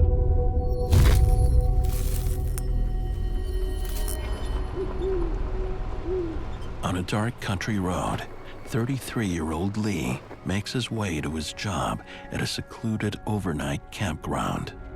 My job was overnight security at a campground. I would drive myself to the park and get there about 10 p.m. every night. Drive back home in the morning, 6 a.m. Lee works the graveyard shift with one other campground employee, his foreman, Tim. Hey, Tim. Hey, buddy. Just gonna go start my rounds. All right, I'll see you in 45. Lee is responsible for making sure everyone is safe and following the campsite rules. He's there to help and to lay down the law if necessary. The three things I really liked about the job was the peace and quiet, first of all. The fact that I pretty much was my own boss. And I'll have to admit, I kind of like pushing people around just a little bit. Lee's duties include making sure that all the day visitors have left and the parking lot is empty. This particular night, I'm doing my rounds. I go down to the wetlands, and I see a car parked there. And what do we have here? Hey, Tim, buddy. Looks like we got a car parked in the day lot. I'm gonna go see what's up over there. Copy that. I spotted some guy posting folks down there the other night. It might be them. Over. Copy that.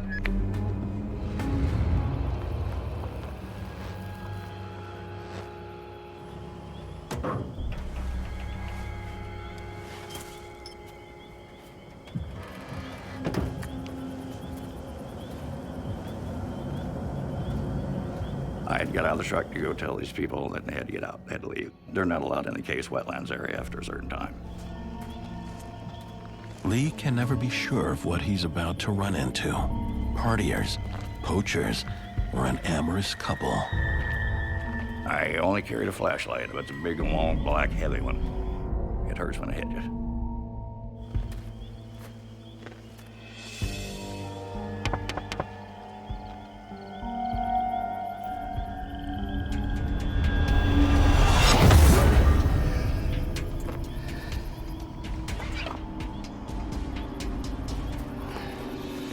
All right, lovebirds. Park's closed. Get out of here before I write you up.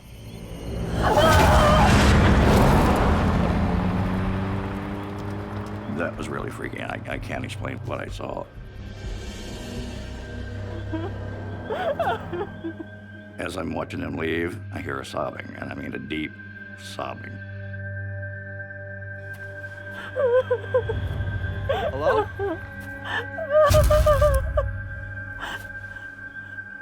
Not a little whimper, not a little cry, deep sobbing right next to me. Hello? Are you okay? I mean, I'm turning around looking, there's nothing there. It just gave me goosebumps. Is everything okay, Lily? Yeah, everything's fine. I'm finished my rounds. Over and out.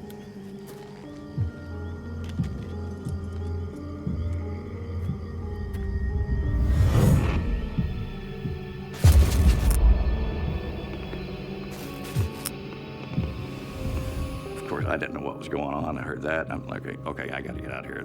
I got to go. So I got in the truck and I left. The rest of Lee's shift passes without incident. But while on patrol the following night, he makes a surprising discovery.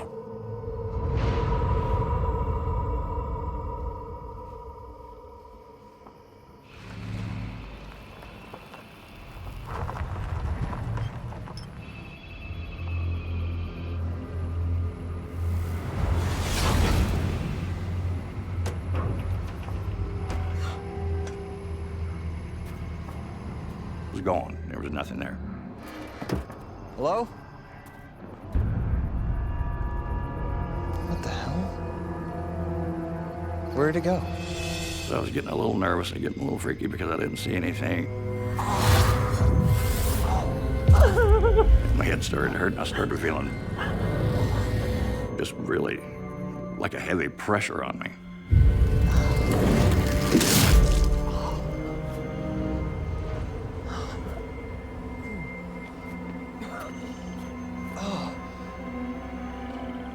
It was liquid and a little chunky. It looked like it could have been bloodstained. I dropped my flashlight.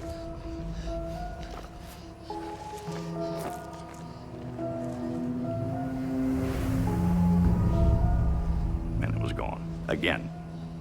I am starting to feel like, what's going on?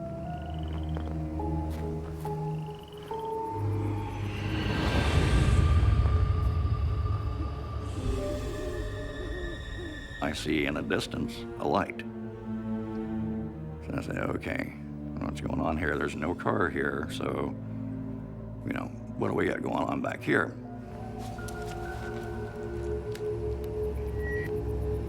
Hey, Tim. Seeing something over here at the parking lot. A light. Not sure what it is. About to go check it out. Over. Copy that, Lee. Over.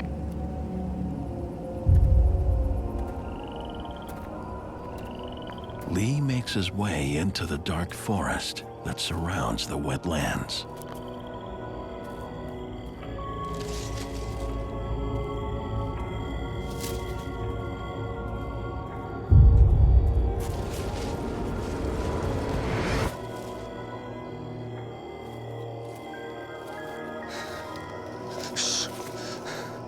I think there's somebody there. I recognized them from the campground. They're local troublemakers. Okay. I think we lost them. Howdy, boys. These guys were in there frog gigging illegally. Dump that out. All of it. Come on, man, that's hours of work. I don't care. All of it. I made them dump their bucket.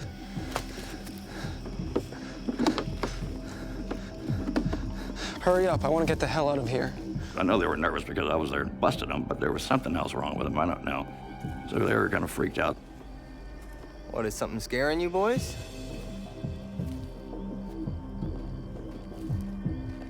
Did you hear that? And he looked a little unnerved. He looked a little shook up. Yeah. You know what's making that sound? No. All right, you two, get out of here. Leave your headlamps on, though, so I can follow you out.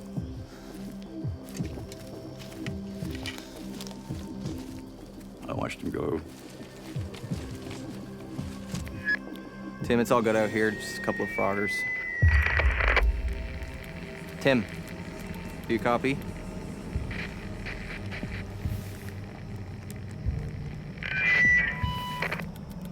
Tim. When I turned around, what I saw then, it creeps me out talking about. Even to this day, I get chills.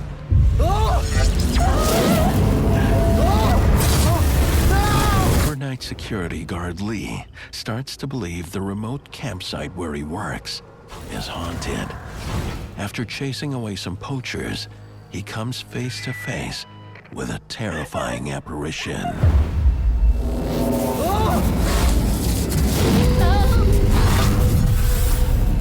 I'm not a person that gets scared easily. But that just scared me to death, so I felt like I'm getting out of here.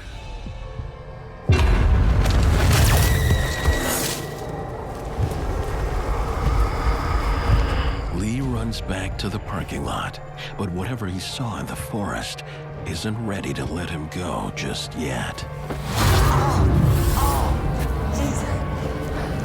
I began to get a headache. Then I heard the sob again. It was a deep, deep, disturbing like sobbing.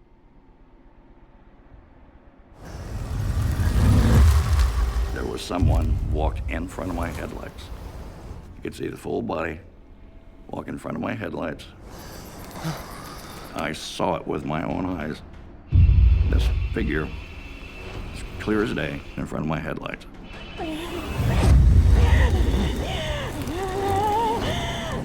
I saw it, and I froze. What is this I'm seeing on the ground? A woman had her head blown off with a shotgun.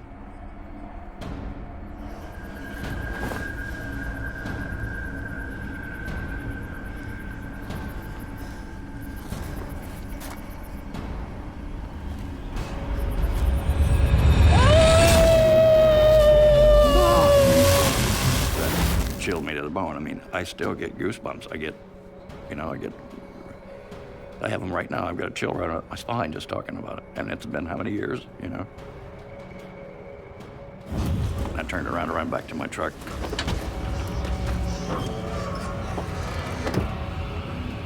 I knew when I drove out of there that she was watching me.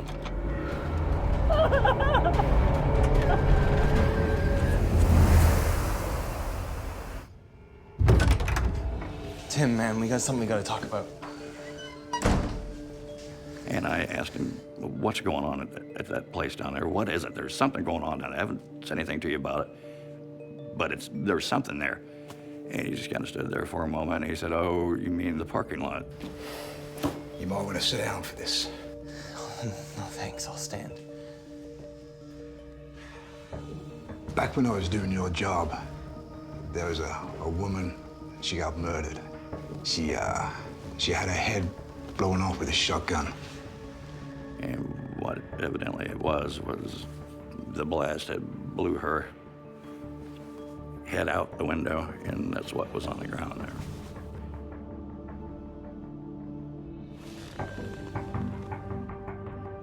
When Lee goes into this parking lot, he sees this car which disappears.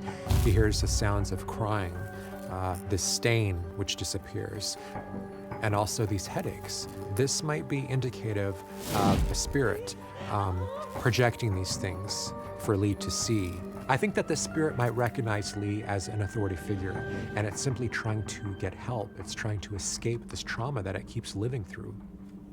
You think she was calling for help? I think so. I think that's what it's all about. I think that's why I think she's still there. I believe that. Why else? You know, I have no explanation for it.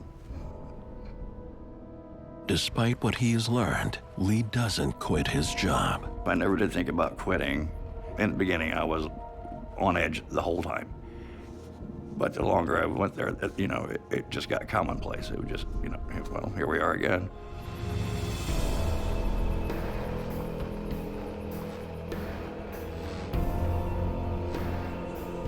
Evidently, she needs help, so I've tried to make contact.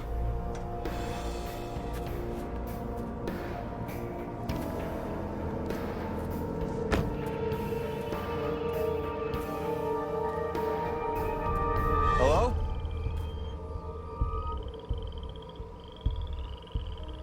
You here? Yeah, you know, just say hello and leave. You let me know if there's anything I can do for you, okay?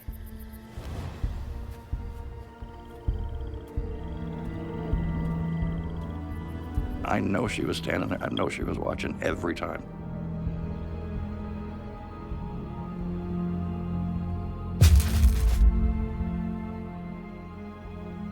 I guarantee you she's still there to this day. I think she needs someone to release her. I mean, that's, you know, something, somehow. Some acknowledgement, something, I don't know. Maybe this will help. Maybe her story being told, maybe that will help her get out of there, get out of the situation, whatever it is, I don't know. I'm coming back. My name is Al Campbell, and I work the night shift.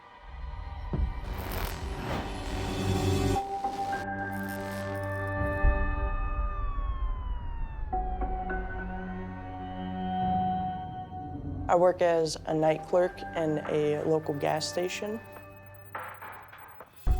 I work the day shift normally, but I wanted to save more money for my wedding and save money for my son. So I asked if I could start working the night shift to get more hours. Al loves his job, but not the area it's located in. There's a graveyard about 2 blocks away from the gas station, so that freaked me out a little bit. And that's not all. This gas station is located in a very dangerous part of my town. I have no choice but to lock the doors at night. When a customer wants to come inside, they ring a buzzer, and I use a button to unlock it. For my own safety, I'm trapped inside the store. There are other security measures in place. We have 3 security cameras that look on our registers, and they also look out at the aisles.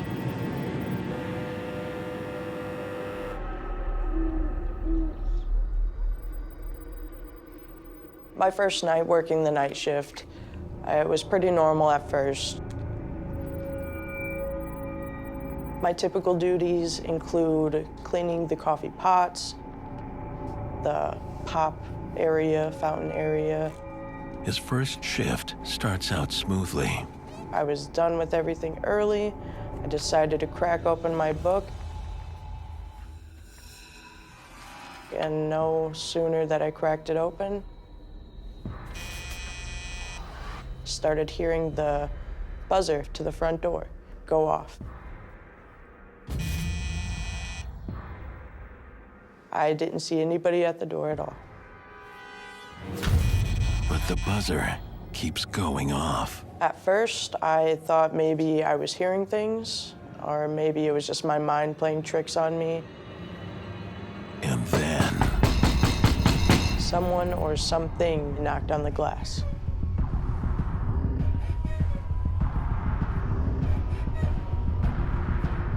I just looked back and forth to try to see anything, and I saw nothing. He's nervous, with good reason.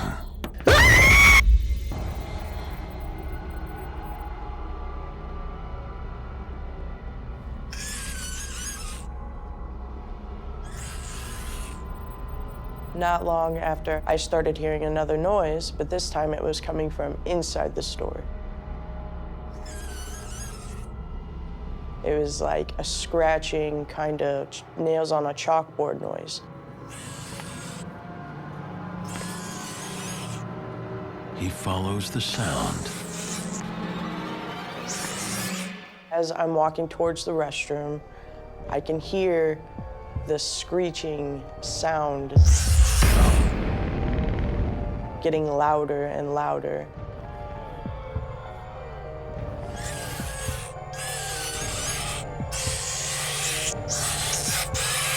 I was a little freaked out, thinking there's something in here and I have to get it out. Al finds the courage to look inside.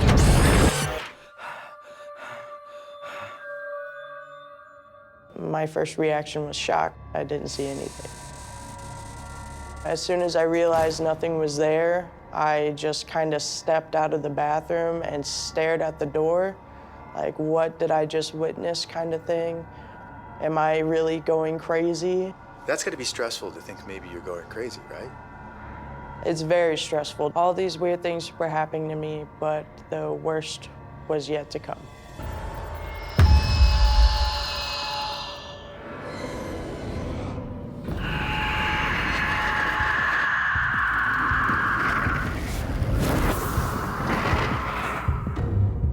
As I was walking back to the front of the store, out of the corner of my eye, I thought I saw someone or something move, dart really fast. Hello? Who's in here? If you don't come out, I'm going to call the police. Hello? Where are you?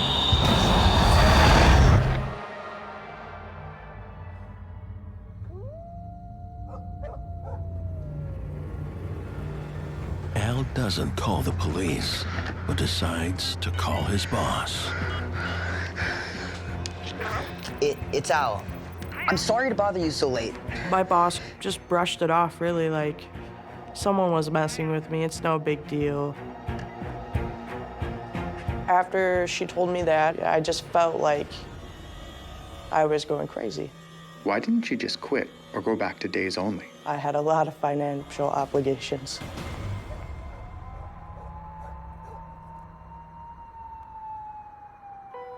The next shift I had for the overnight, everything was fine. Everything was normal. But just a few hours into a shift, that changes.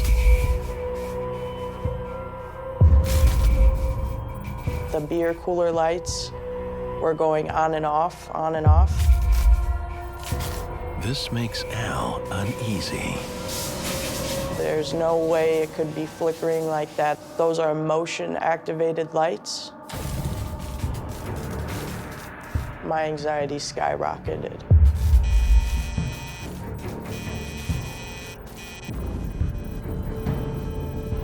I started to hear the buzzer go off and go off and go off, and it wouldn't stop. I heard noises on the glass doors, just scratching noises and like banging noises and knocking noises. There's nothing there, there's no one there, but the sounds are still going. I feel like someone's staring at me, someone's watching me. What happens next haunts him to this day.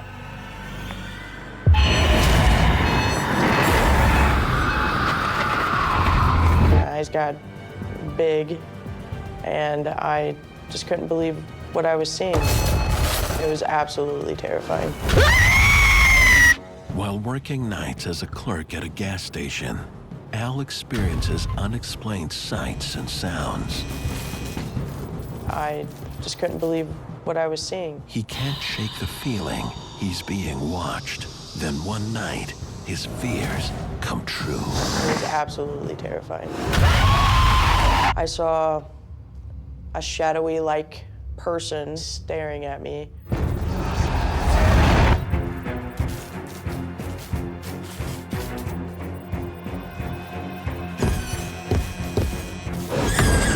At that point, I freaked out a little bit.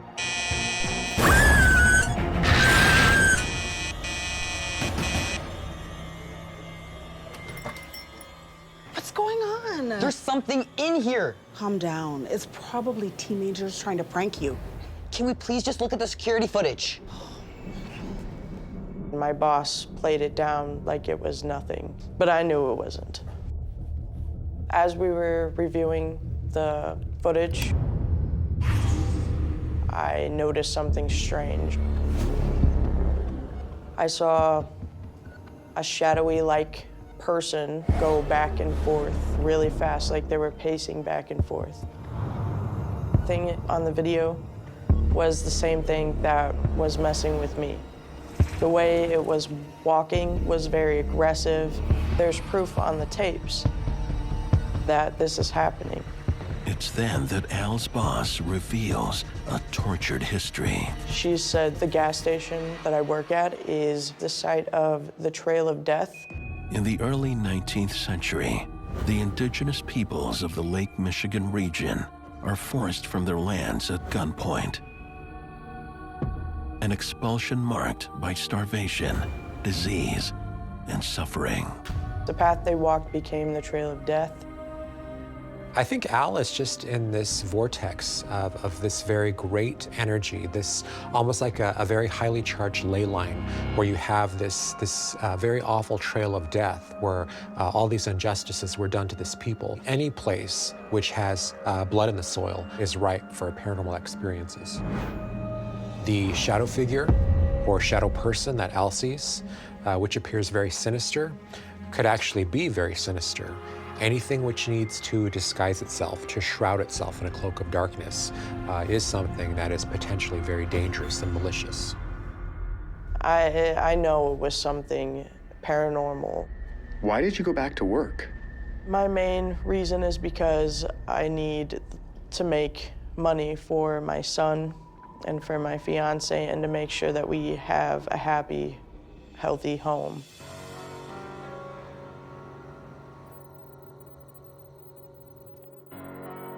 Al stays on the job, but is anxious.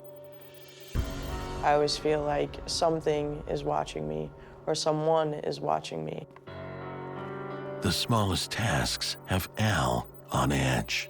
One night, I had to replenish the fountain cups, and in order to do that, I had to go in the back storage room.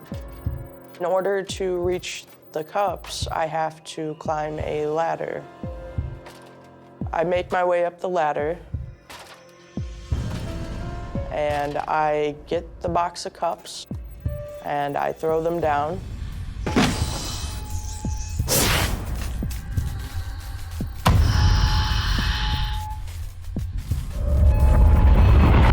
I started making my way down the ladder, and I started feeling a small shake. And the shaking got more intense. I was scared I was gonna fall. Whoa! Ah! Something just threw me off a ladder. I'm in a lot of pain, and I was just laying there shocked, like, what just happened? And then I look up and the ladder started crashing towards me. The ladder smashed on the ground and made a really loud, deafening noise. And I just sat there with my knees to my chest, confused, scared, and I cried. And I don't cry very often, but at that moment, I was so scared, I didn't know what else to do. Al falling off this ladder and almost being struck by it, I believe was a very clear message from Spirit that it intended to harm Al. I think this spirit who is interacting with Al could be very destructive and dangerous because it's kind of preying on his fears. It's manipulating on the fears there. I just wanted to go home. I got to leave early because I was traumatized. Why did this incident scare you so much?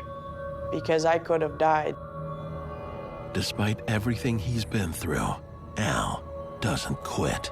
I have a lot of anxiety to go back to work because I don't know if something really bad is going to happen to me if I'm at work and I'm by myself. I don't know how to protect myself against someone or something I can't see.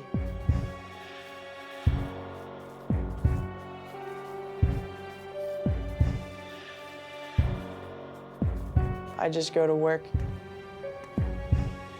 and I hope for the best.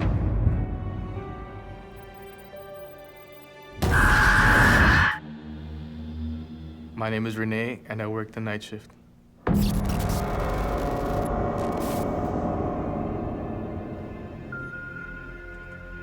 The place that I work is a pay lake, a place where you go and you pay to fish. You can catch fish day or night and camp overnight. And I was responsible for watching over the staff, including the night shift. I started taking care of lakes when I was a teenager. I became somewhat of an expert, and that is one of the reasons why my boss hired me. Hello? Renee receives a complaint about an intruder. Yes, sir. Hey, Renee, I got the bait. Renee's coworker and cousin Louise has heard similar complaints. Okay. Folks were telling us they saw the man walking around the campgrounds. I'll go take care of it. Can you watch the front desk for me? Okay, sure thing. Thanks.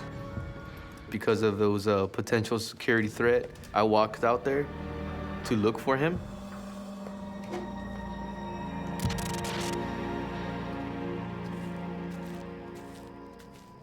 Nobody wants to walk the campgrounds at night.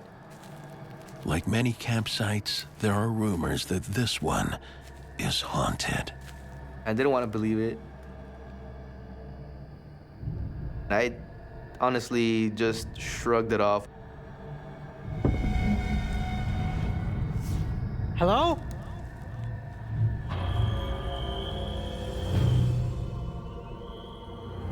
Finding nothing, Renee returns to the bait shack. There was nobody there. Every night, folks were coming in and telling us they saw the man. This has the cousins on edge. We're both there just waiting to hear something, and suddenly,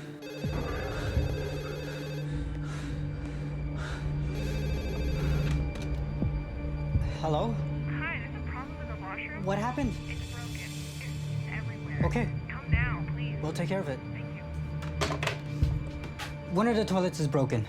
I'm gonna go check it out. just a sigh of relief.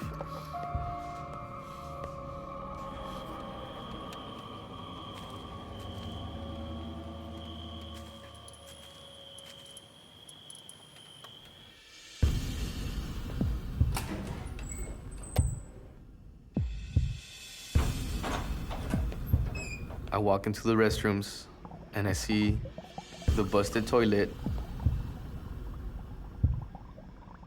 And I go over there, I turn off the water.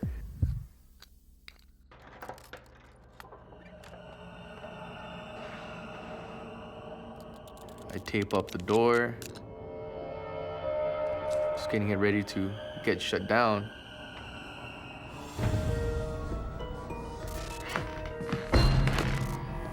I start hearing footsteps. And I see a shadow coming around the corner. Renee goes after it.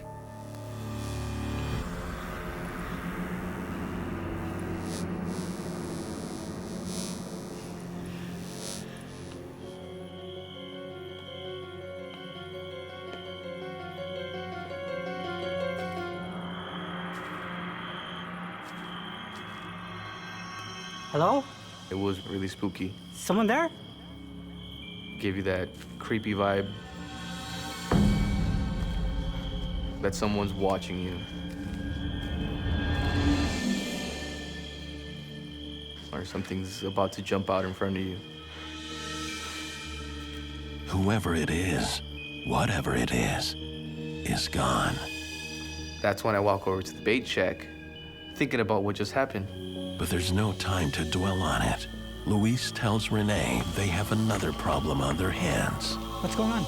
I don't know. Eli just started going crazy, man. He's Hunter pretty scared. He said everything was going on and off. Okay, you watch the gate, I'll watch the shack.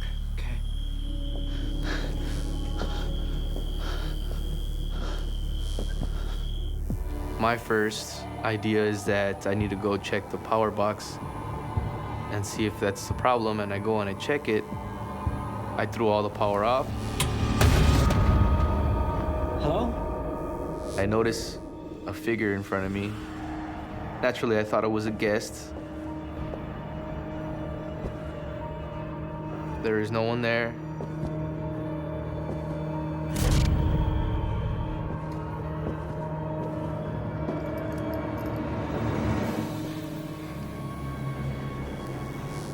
What the hell is going on?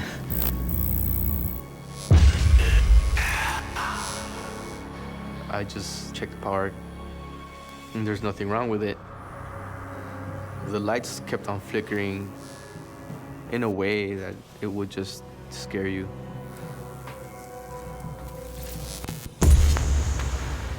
The lights went off. It was intense. That's when you start freaking out. When you try and find all the answers as to why it could be, and then you can't find anything. It's just scary. His fear soon turns to terror. Who's there?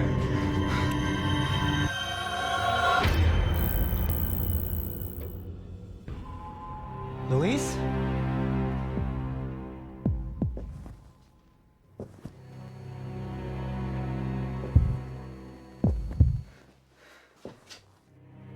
Luis?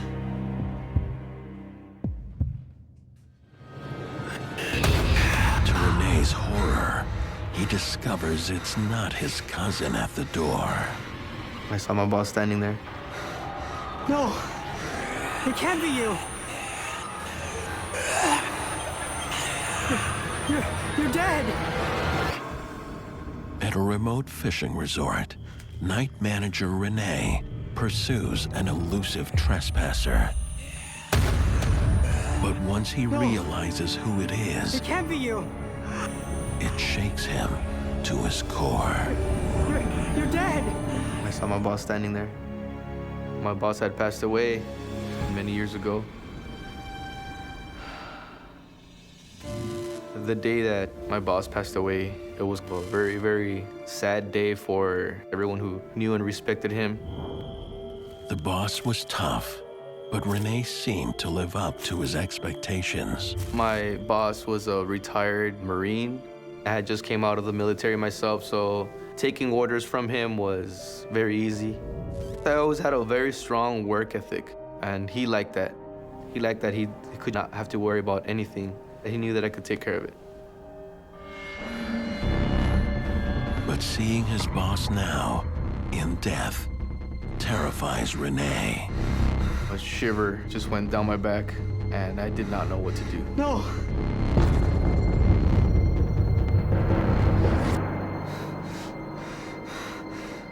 And then he disappeared.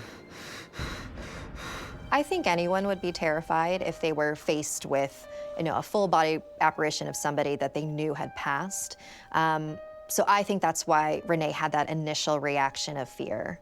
I would say that this is an intelligent haunting because the boss was directly interacting. I saw the old boss.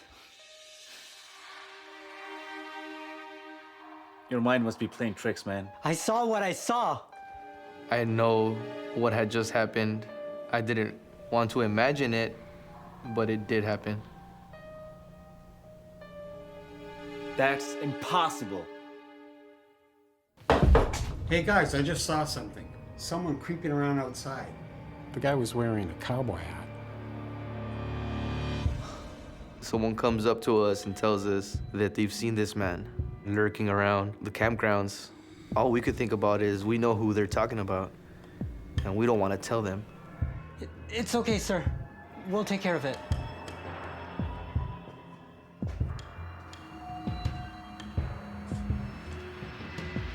But it's our responsibility to go out there and check. I did go out and look for him. And there was this anxiety that I was going to find him. I'm sorry. I'm getting kind of a...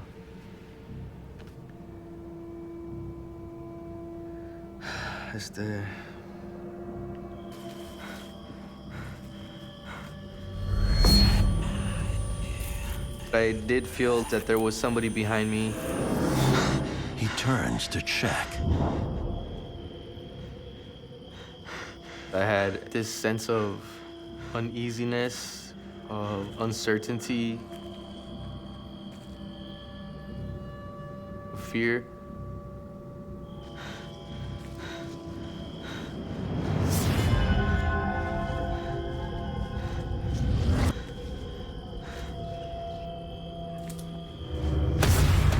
Suddenly, he's staring right at me. And I didn't know what to do. He panics. I was so freaked out. I just wanted to run out of there.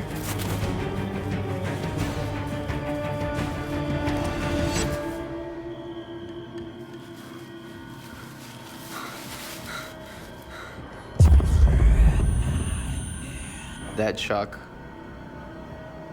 I mean, I could still feel like I'm seeing it today, like I'm replaying it right now in my head over and over again. What is it? What do you want from me?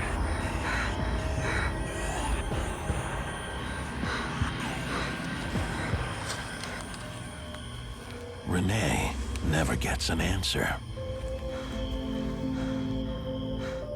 It disappeared after it made contact. It seemed like he just wanted to say goodbye. To me, that feels like a sign of closure.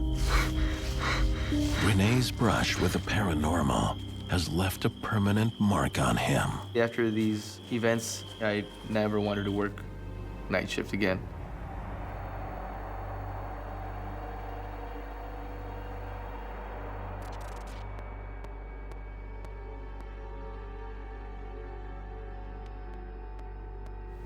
People tell me that they don't believe in ghosts. I always tell them, well, it's up to you to believe in them or not, but they're there. There's always something there. Remember, the old man is out there doing his rounds, so make sure you don't bump into him.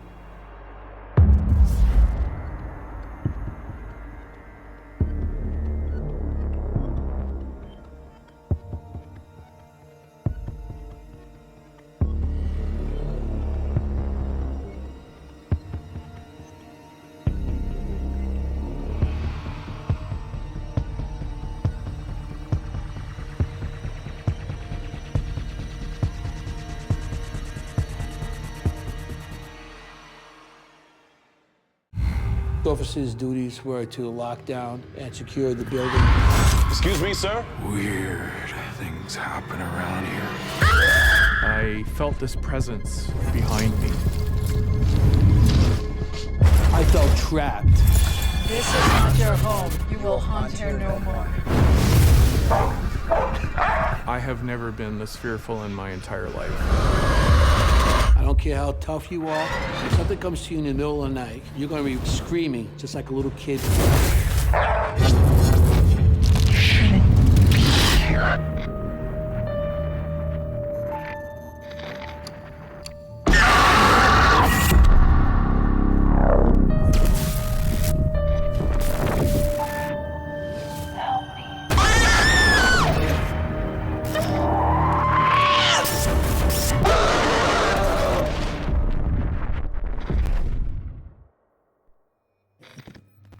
What you're about to watch is based on true events. Some details have been altered to protect confidentiality. My name's Anthony Simonelli, and I work the night shift.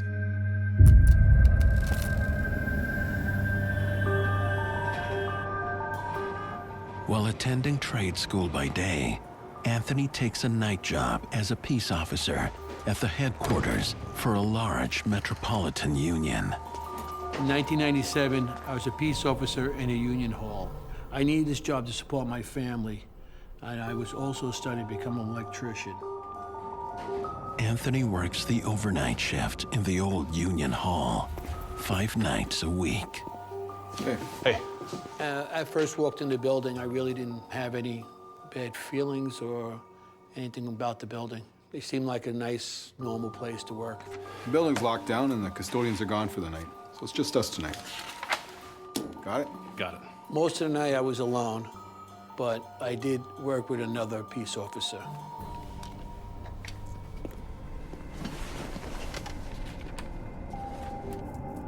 He spends much of his shift patrolling the large, empty building on his own. It's a pretty big building. Has a bank in it, has a medical department, and it has multiple people that actually work there for the union. Peace officers' duties were to lock down and secure the building at night. We would go lock each of the floors off and patrol them and make sure there's nobody on the floor and make sure that it's secure for the night.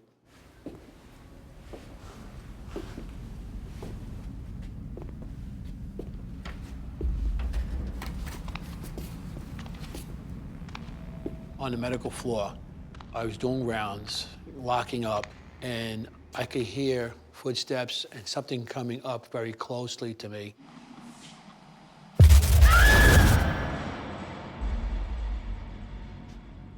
It stopped. I was a little nervous, but I figured it stopped. Kept on walking maybe another 15 feet.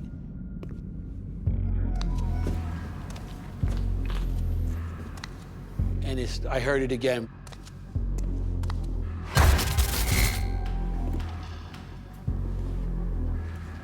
Anthony follows the footsteps to the nursing station.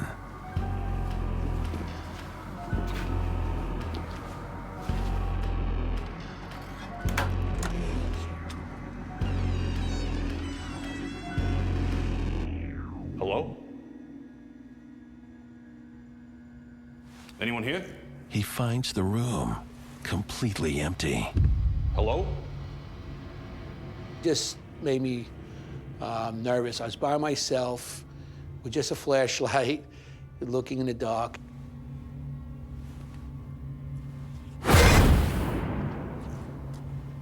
Certain that an intruder is close by, Anthony continues his sweep of the floor.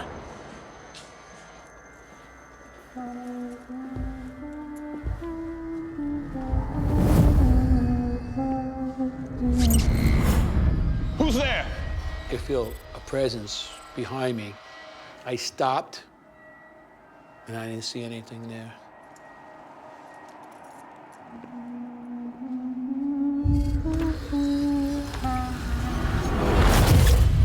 said, who's there? I don't know what it was or who it was, but it felt like it was right behind me. If there's anyone here, show yourself. And I was very nervous. I was scared. Show yourself. I just wanted to get out of there, and I did that floor very quickly, and I was out of there and back to where I felt safe. Must be hearing things. I was hoping that this would be the only time I heard anything like this, because it did put a strain on my wanting to be there, but I had to do my job.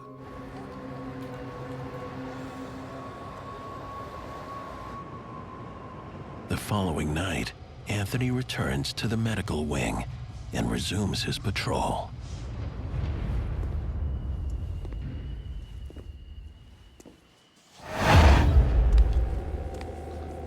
Hello? Ma'am? And I seen a woman walk by very quickly. What are you doing here? The building's closed. Dark hair, she's, I would say, late 20s, and she was dressed in scrubs. I knew something wasn't right when I seen her, because the hairs on my neck and my arm hairs stood up. Ma'am!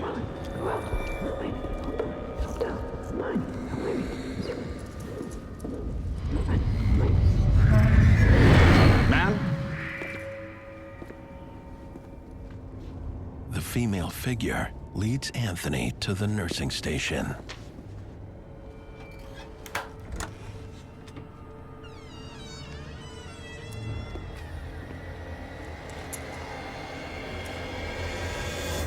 Hello? Once again, the room is completely empty.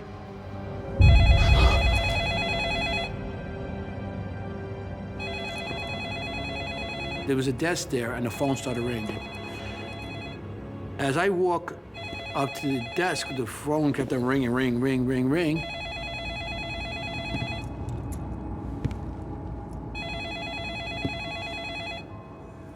No one should be calling us up at that time. The office was closed many hours before. And I was hesitant to pick it up because I didn't know who would be on the other side. I reached out my hand, and the phone stopped ringing. The phone may have stopped ringing, but something else in the room is making noise. It scared the out of me. Hello? Ma'am? While patrolling a large union hall at night, Peace Officer Anthony encounters an intruder that turns out to be a terrifying paranormal entity. I think it's flirting. Seeing a full body apparition is actually pretty rare when you are experiencing a haunting. She didn't look like a solid person because I could actually see through her. In Anthony's case, the woman that he sees is most likely a residual haunting. A residual haunting is sort of like a psychic imprint on a location. So the spirit is just repeating actions that they did when they were alive. I think it's for me.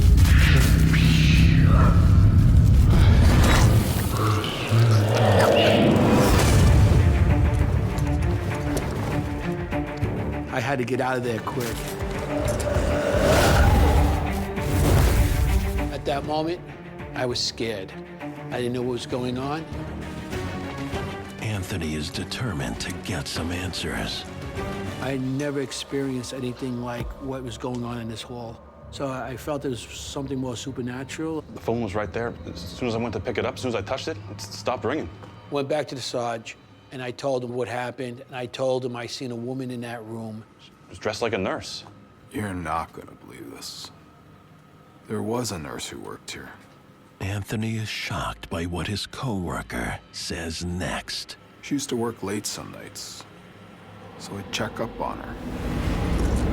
Hello? Anyone here?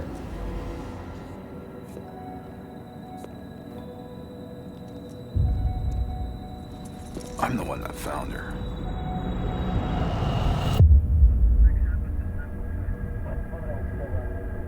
She was dead. What happened to her? Nobody knows how she died. The cause of the nurse's death was never determined by authorities and remains unknown to this day.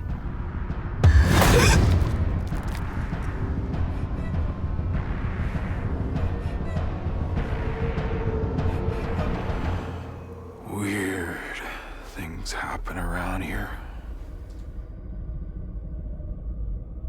Him saying that weird things happen didn't make me feel any better. It just got me more nervous. I just didn't want to do that floor anymore, go into that area. If this place is haunted, shouldn't we tell somebody? Listen, do you like working here? Just keep your mouth shut. Okay. I think he experienced things throughout the years he's been there, and I don't think he liked to speak about it because he worked nights and he didn't want to scare himself.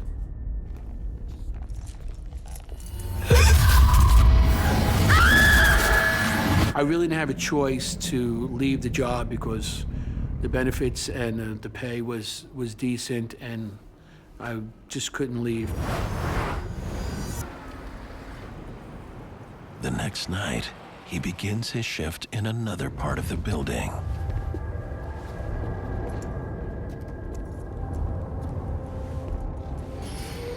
Constantly, as you walk through, you would stop, turn around, shine a flashlight in that area. You will actually walk around corners and check them again because you think somebody actually was there. And that was very eerie and, disturbing at times. It got to a point that certain rooms and areas of the building, I would go in and get out very quickly because I didn't want to experience anything else that was going on there. So Anthony's strategy to continue working at this job was to avoid certain areas of the building. If activity stops then he might be fine, but if he does notice that the activity is following him, then I highly advise that he leave. Anthony continues his rounds on the top floor. We used to lock the elevators off with keys on a panel that nobody could actually go up to that floor at night. Even though the floor should be secure, Anthony still has to check it. Excuse me, sir? Sir? Hello? Excuse me, sir? I looked and I seen somebody walk by. The building's closed. Sir? Sarge? Sarge, I just saw somebody in the upstairs hallway. Somebody should be up there. The floor's been locked off for hours and nobody should be there. We'll check it out.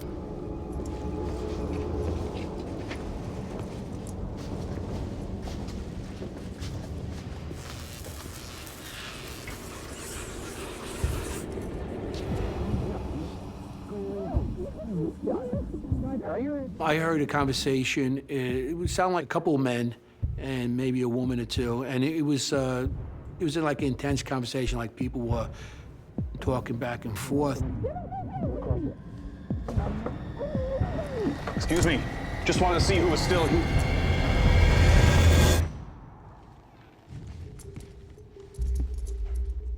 Swung my flashlight around to see if somebody's in the room or something.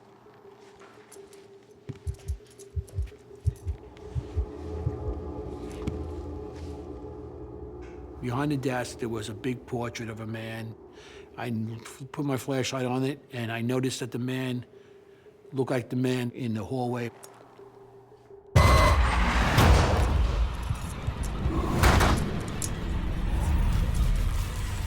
Who's here? Where are you? The hairs on my back and my neck went up, and I just got really nervous. I started sweating and everything.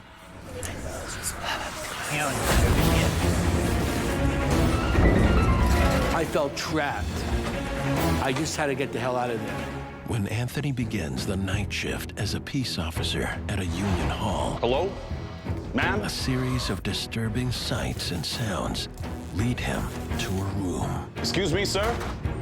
That he now finds himself trapped in.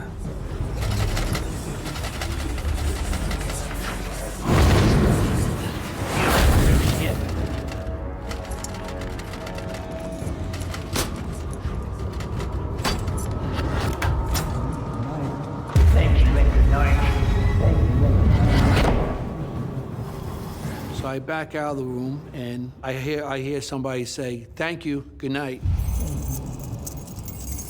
I lock the door, figuring if somebody's in there, they're locked in now. I couldn't believe that as I was experiencing these things, I couldn't believe it was real. I felt there was something in that building, a spirit, an entity, that didn't want me to go in these areas or didn't want me there at all. I just had to get the hell out of there. Heeding his co-worker's warning, Anthony tells no one about his terrifying encounter. I kept it to myself that I was nervous of doing these areas because, like I said, I needed a job. I had to go back and earn money to support my family. Fortunately for Anthony, the next several nights pass without incident. But it's just the calm before the storm. A few nights later, on the medical floor, I was doing rounds, locking up. I didn't want to be there because of what happened previously with the woman and the ringing of the phone. I heard a noise in one of the offices. The sounds lead Anthony back to the nursing station. I opened the door. The very room in which the nurse died. And this machine is moving on its own.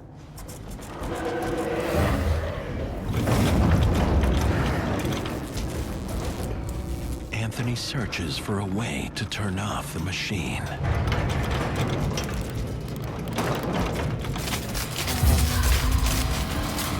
I actually looked for some sort of power source.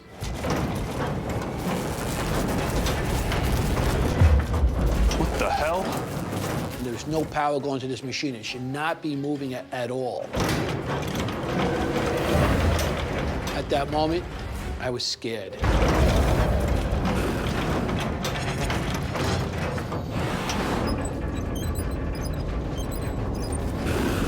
Whatever was manipulating that machine, it really feels like it didn't want Anthony to be in this building. If it could move that machine, it could move anything. It could be dangerous. Should be here. Get out! Go out! Go out! I don't care how tough you are, how big you are. If something comes to you in the middle of the night, you're going to be running and screaming just like a little kid would.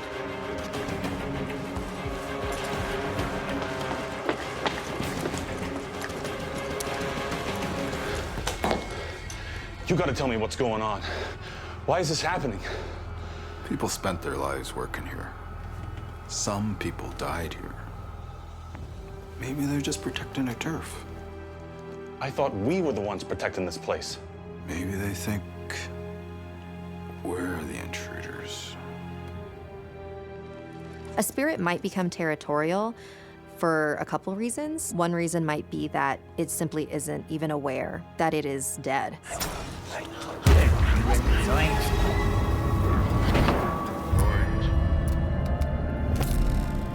So when somebody comes into their space, they want them out of there. Get out! Anthony suddenly sees his terror in a new light. I felt that some of the spirits that I encountered, they were employees that spent more time in this building than actually in their homes.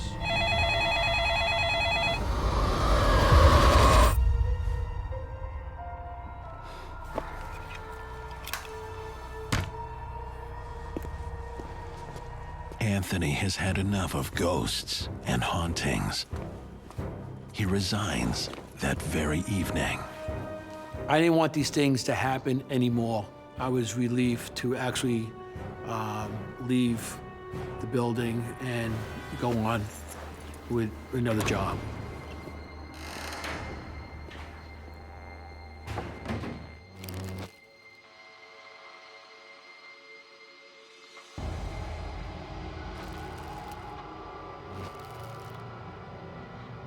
After all these events, now I'm a believer.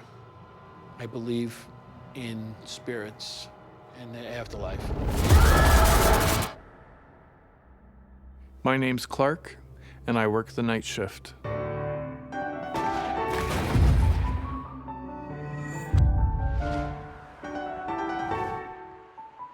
I'm a classically trained concert pianist, and I have toured all over the world playing and recording. Tired of life on the road as a touring concert pianist,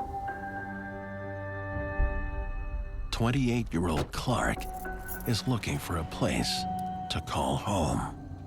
I got tired of that work and wanted to get off the road and bought a concert hall. I had to sell my house to buy it. Come on. I was going to renovate it and learn the business of music presentation. To save money, Clark also lives at the old concert hall. I ended up having a living unit created in the hall so that I could manage things. When I first moved into the hall, the only other being that was there was my black lab, Maya. The hall is a very old building. It was built in 1884. You expect to hear a few creaks and groans as these buildings expand and contract with the weather and the time of day. I was hearing that quite a bit, but also with its age and its dilapidated state, the hall had a reputation as a space that was a little bit creepy.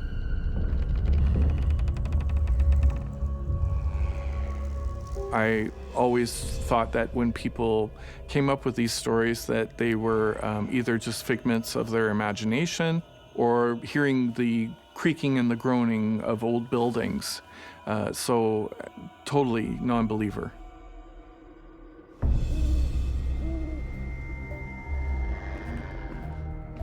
The first strange experience happened to me about a year after I bought the hall.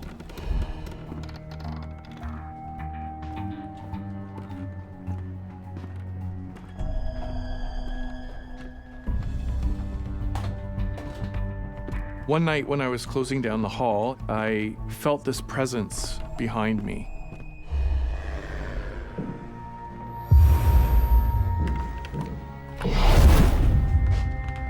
Turned around and nobody was there, but you could feel this presence. So I immediately thought someone had gotten into the building, and I had my flashlight with me. Hello? I had to look around every nook and cranny to make sure that nobody was hiding behind any of the spaces in the hall.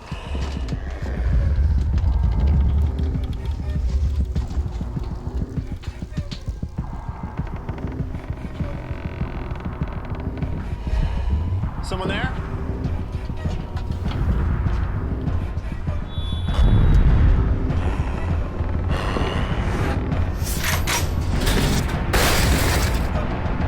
Hello?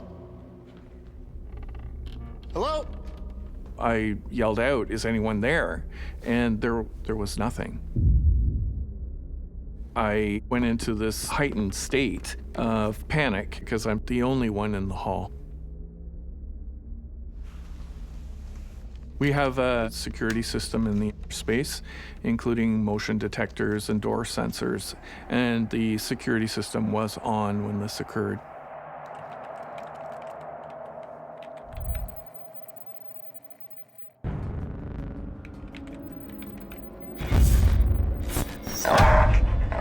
My beautiful dog came in and started barking. And she's not a barker.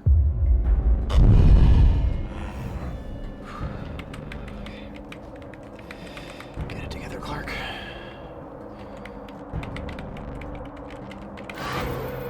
And nothing. There was nothing.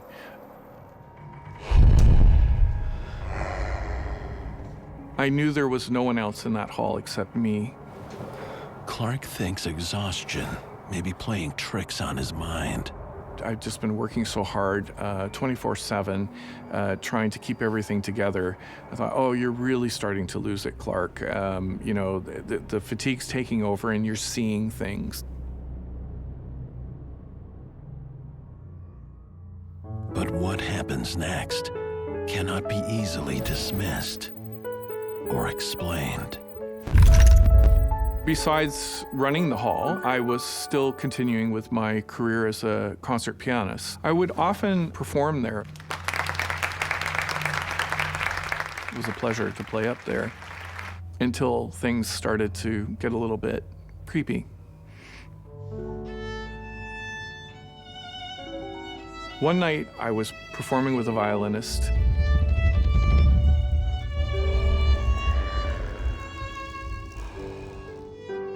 And in the middle of our performance,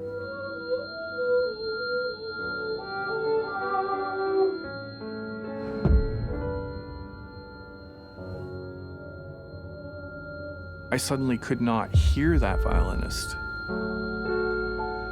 And that violinist couldn't hear me either. The two of us locked eyes and had a very bewildered look on our faces, not really knowing what was happening. It was a bit of a panic. It was the strangest thing ever. And we were only a very short distance from each other when it happened. In all my experience and understanding of science, it's just something that's totally impossible, and yet it happened. We were able to communicate with each other after a minute or so, and we restarted, and we didn't have that incident again during the performance. You could not put any logic behind this.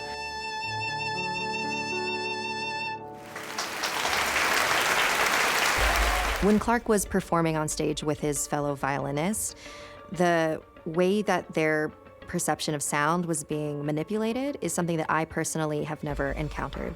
I believe that this sonic manipulation that's happening could be paranormal because of all the other activity that's been happening.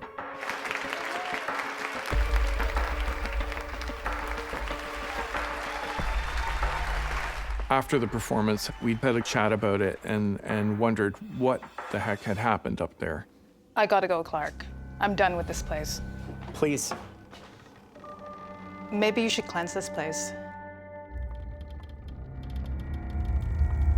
And then a number of other performances within the 2-week period experienced exactly the same thing. And we had some of the performers come to us and say, what's going on up there? Through all of these experiences, we were running the risk of getting a very bad reputation where people would not want to come and perform. We actually have had quite a famous performer who just said, there's no way I'm coming back there ever again. This is a nightmare for Clark as a business owner and as a resident of the concert hall. I was beginning to wonder what could possibly happen next. Clark doesn't have to wait long for an answer. The strange creaks and groans, my dog barking, the strange performances. I began to sense that I wasn't the only one in the hall.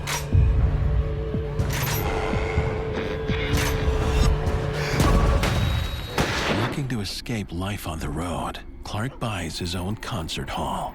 He begins to suspect the presence of unseen forces when strange events occur both backstage and on the stage. I suddenly could not hear that violinist.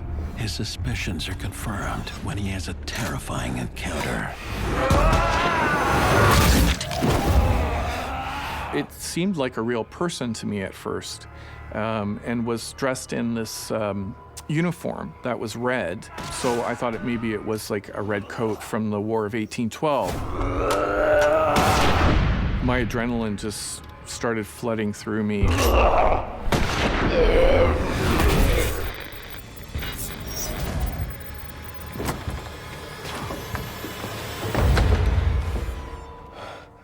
So I barricaded myself inside my living unit.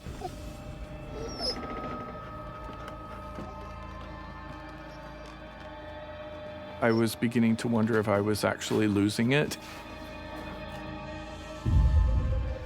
You know, I just really need to get some sleep. Mariah, what's wrong? I saw this entity in the corner of the bedroom. I was absolutely paralyzed in fear. I have never been this fearful in my entire life. I would say on a scale of 1 to 10, I was at a full 10. I could not believe what I was seeing. When Maya started barking at this entity, it was affirmation that it wasn't just me seeing something, that this other creature could also see this strange entity in the corner of my bedroom. The hair was up on her back. She was frightened as well.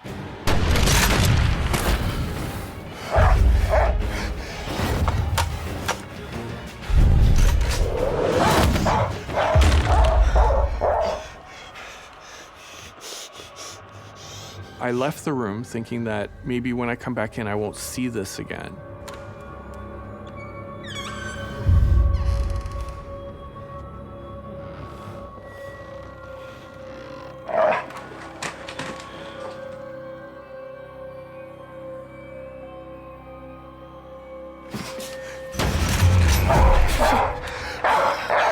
When I walked back into the room, I saw it immediately, still standing in the same place, right in the corner of the room. I never thought I'd be so scared.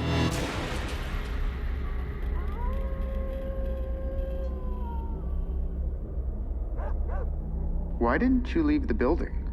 I did have the thought that I should probably go and sleep somewhere else for sure. But, you know, I had put my blood, sweat, and tears into this place. Clark takes refuge in the hall, any place other than his bedroom. I had to be brave. I had to make it work, and I was willing to do whatever it took to do that.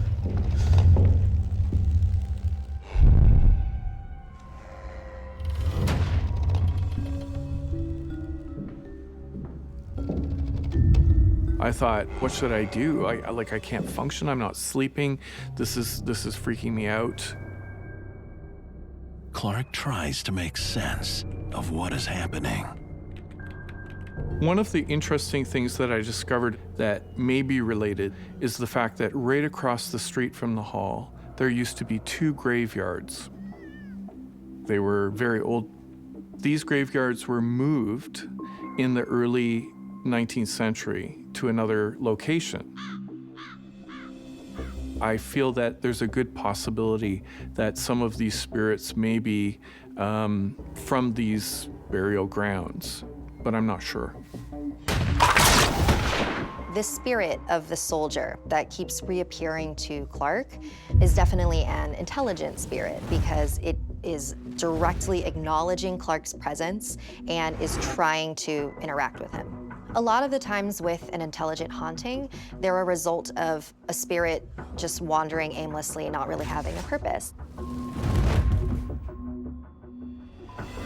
At this point, I was not sure what I should be doing or thinking about seeing these things.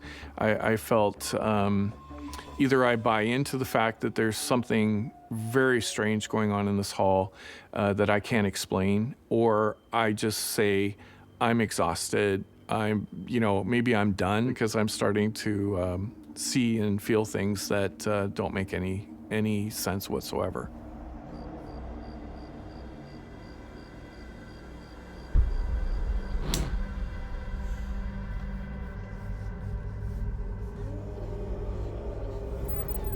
My friend and I decided to do a clearing ceremony of the hall, beginning with my bedroom.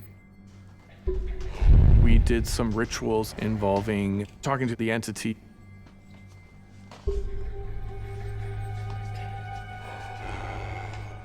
This is not your home. It is time to move on. One of them told me to give the entity some direction. This is not your home. It is time to move on. You shall haunt here no more. You shall haunt here no more. This is not your home. It is time to move on. You will haunt here no more. This is not your home. It is time to move on. You will haunt here no more. This is not your home. It is time to move on. You will haunt here no more. I had this tingling feeling in my spine that I've never felt before.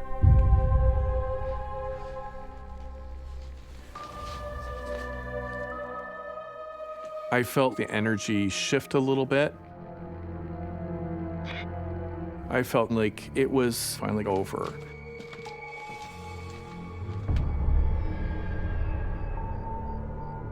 For the first time in weeks, Clark sleeps peacefully.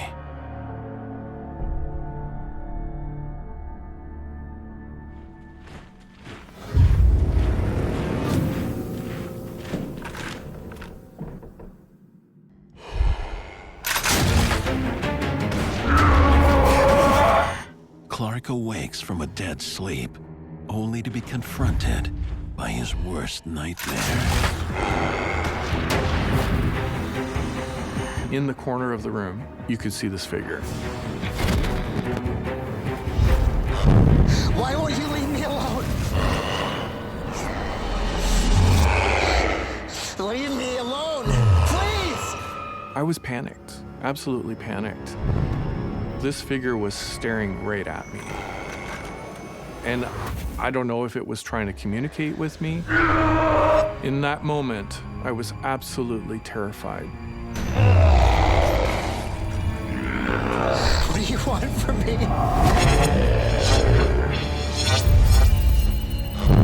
Nearing his breaking point, Clark recalls his friend's advice. I need you to go. Go and guard the back door. They said, well, you should give it some direction, like go tell it to guard the back door. And so I did. I need you to go. Go and guard the back door.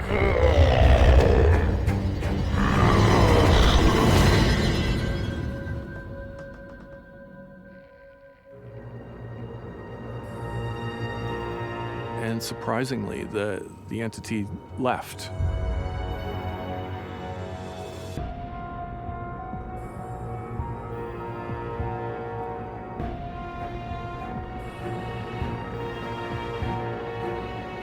A lot of the times with an intelligent haunting, they're a result of a spirit just wandering aimlessly and not really having a purpose. And so when Clark gave this redcoat spirit a job, it left him alone.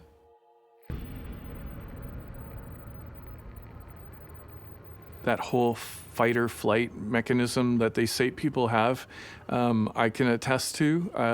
I was really torn between staying and running.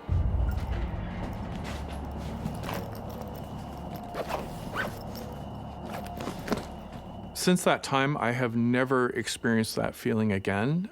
It was definitely something that I can't even imagine putting myself back into that state. Clark leaves that night. Living at the hall proves too much. In order to make it work, he'll need to foster a new perspective.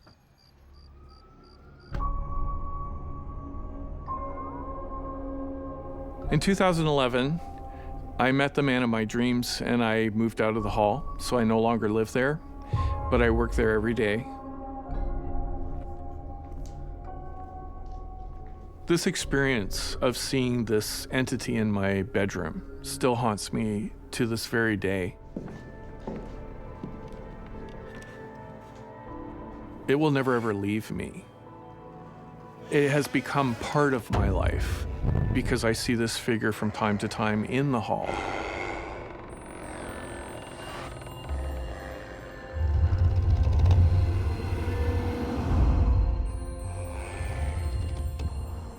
It's just almost a normalcy of something very abnormal.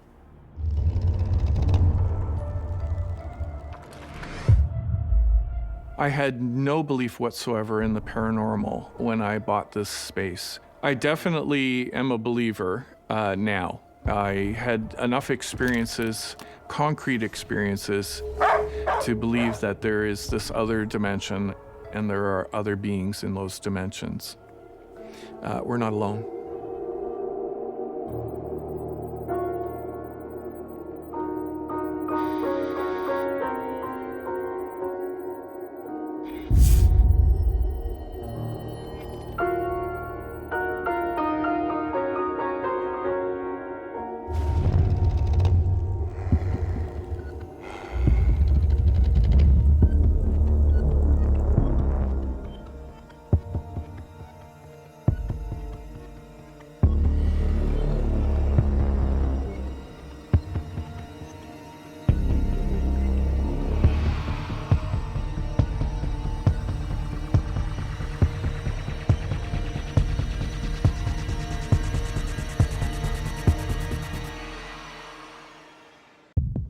Working by yourself is not easy. Kind of freaked me out. Alex. You know this place is haunted, right? Please help! Where's that coming from? There was nobody in sight. I don't believe in that stuff. William, I see something!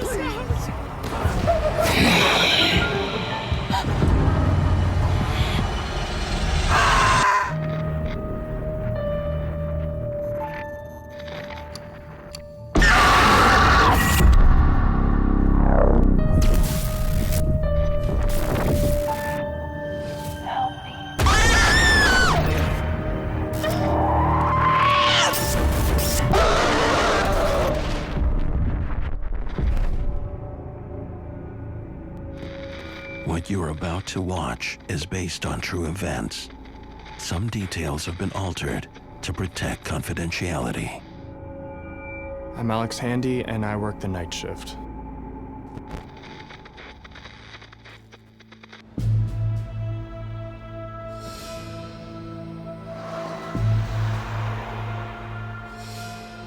In a small independent theater, night manager Alex begins cleaning after the last customers have gone home.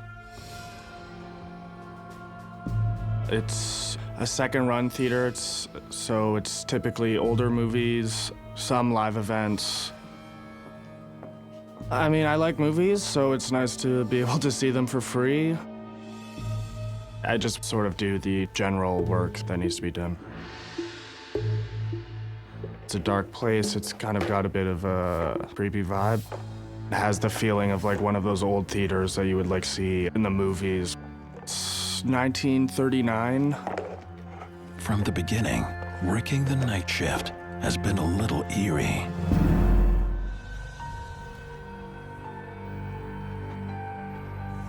A lot of the times, at the end of the night especially, working in the theater, when you're walking around, it can kind of feel like someone's watching you.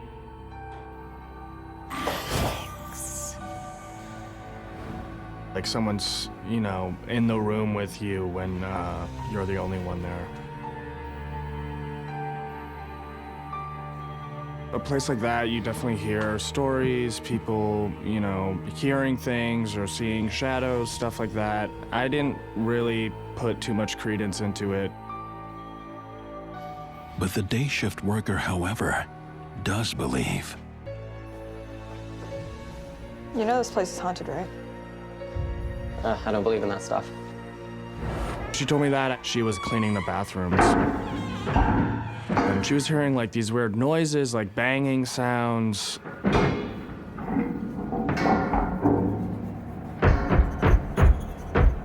There could have been maybe an animal that gotten in or something like that. There's a window up there. Maybe a bird got in, I don't know. Oh, you'll see. At first, for me, it was just stories, you know. His co-worker heads home, leaving an empty theater. Alex hopes.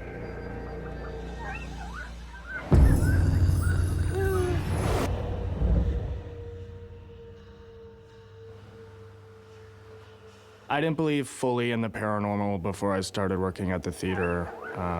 I just wasn't fully convinced.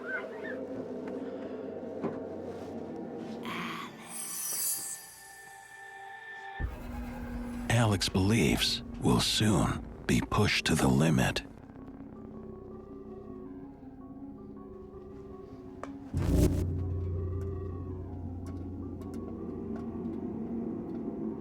So I was cleaning up the concession stand.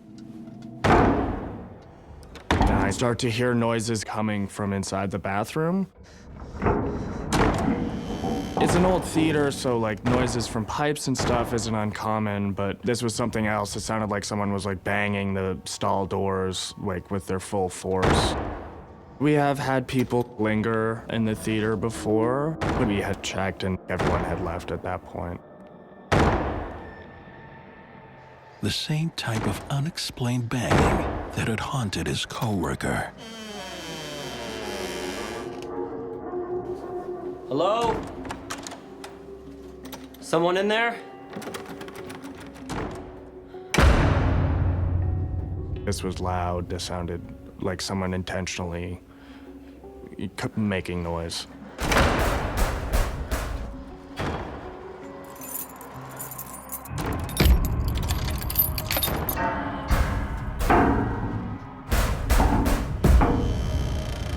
I'm a bit freaked out as I go in.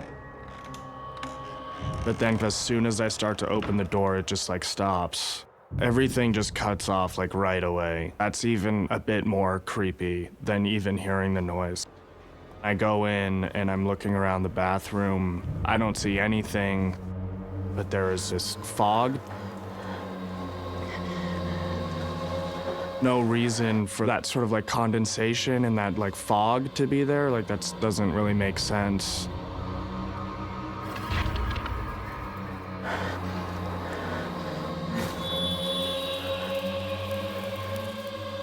On the mirror, there was like kind of a foggy handprint, as if like, I don't know, like when you get out of the shower, if you were to like press your hand against the glass. Alex discovers this chalky handprint in the mirror of the woman's bathroom. A spirit might mark its territory with a handprint if it was very territorial and protective of the space.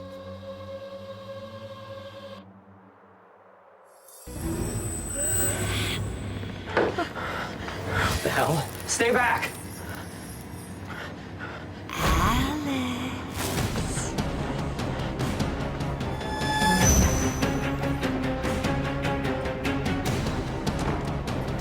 My adrenaline is flowing. I'm totally freaked out at this point. Alex runs as far away from the disturbances as he can. At that point, was able to sort of tell myself, like, okay, like, yeah, maybe you just heard something and it wasn't, like, it was just sort of in your head, was my way of sort of rationalizing my way out of it. No one's in the theater at that point. The doors are locked. Suddenly, the projector is on and playing an old-timey soundtrack. The projector behind me just turns on. Alex. I heard like a woman's voice call my name, and it sounded like she wasn't more than maybe like 10 feet behind me. He can hear the woman's voice. Alex. But he can't see her. Alex. At that point, it's pretty hard to deny that something beyond what we think we know is happening.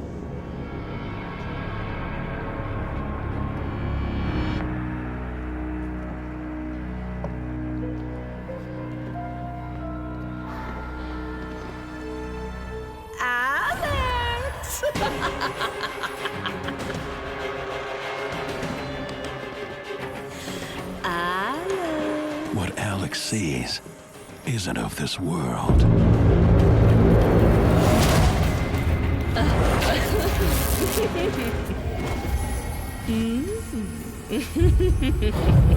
I'm sort of frozen in place. I'm completely terrified.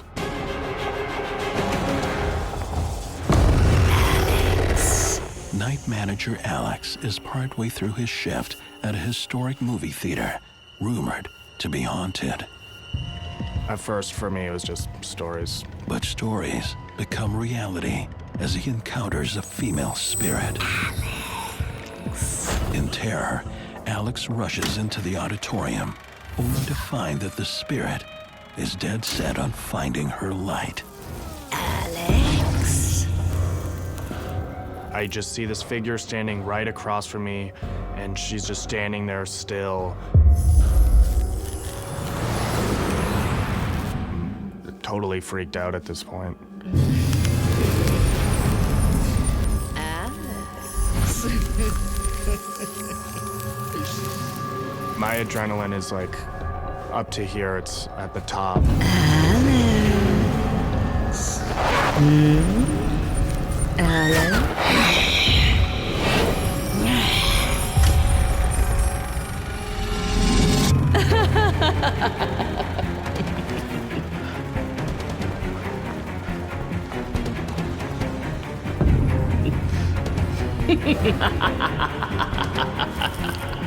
Leave me alone!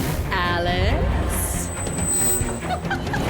At that point, it's like, well, either I'm completely out of my mind or this is something paranormal has happened. After coming face to face with the apparition, Alex now believes the tales about the Empress are true. The Empress was an actress and the former owner who died in a tragic fall. And it's rumored her spirit won't leave the cinema. I don't really know how to process it at that point. The spirit that Alex is dealing with is an intelligent entity, which is an entity who is aware of the living, who is able to manipulate objects in its environment, electronic devices, lights, make sounds. Its potential for danger depending on the frequency and the escalation of these spirit experiences. What looks like a woman might actually be a wolf in sheep's clothing. It's trying to manipulate us, to entice us, to come closer so it can absorb our energy. That energy still has a hold on him. Start to hear noises coming from the bathroom again. I have to check this out now.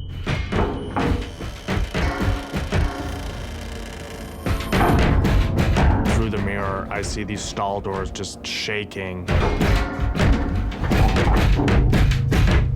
There's no one there. I don't see anyone's hands. I don't see anyone's feet. No one is moving these doors. They're just shaking by themselves.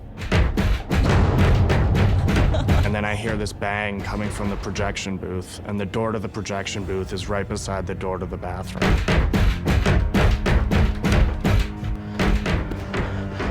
I'm pretty rattled at this point. No one's supposed to be in there. That's kind of where all the expensive equipment is. So I have to go there to check that everything's okay. I mean, like, maybe something fell, I don't know. God knows what I'm about to see.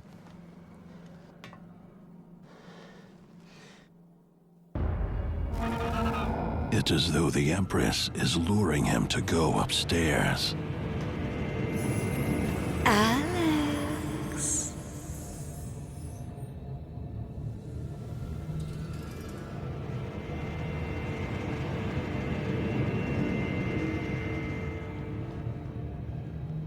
It's dimly lit. Once I get in there, I look around and there's no one in there. As I'm sort of have my back turned to the projector, all of a sudden it just shuts on.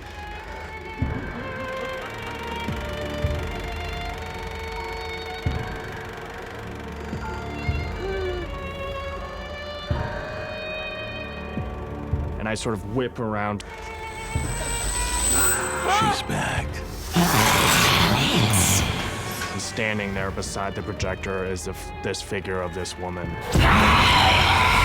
can see her face and her body sort of fades into a light almost. Leave me alone!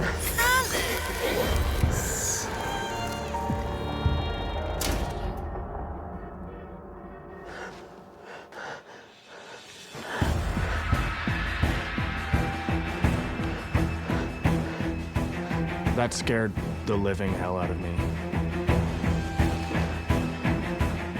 With the Empress in dark, Alex attempts to escape.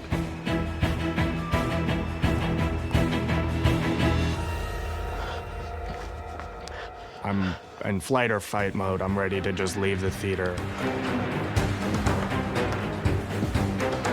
Once my wits start to come back to me, I've got out of there as fast as I can and just like completely freaked out. Alex may have left,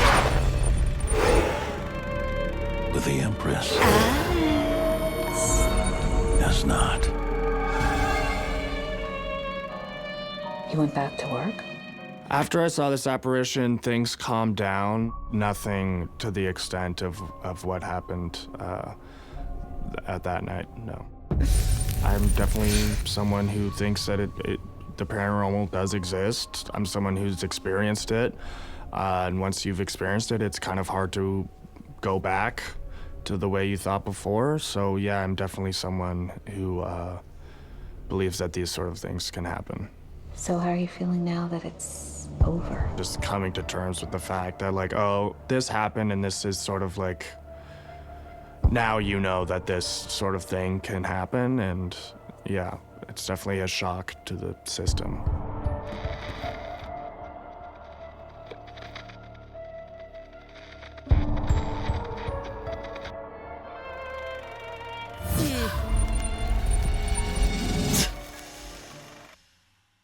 My name is William Hartman. I work the night shift.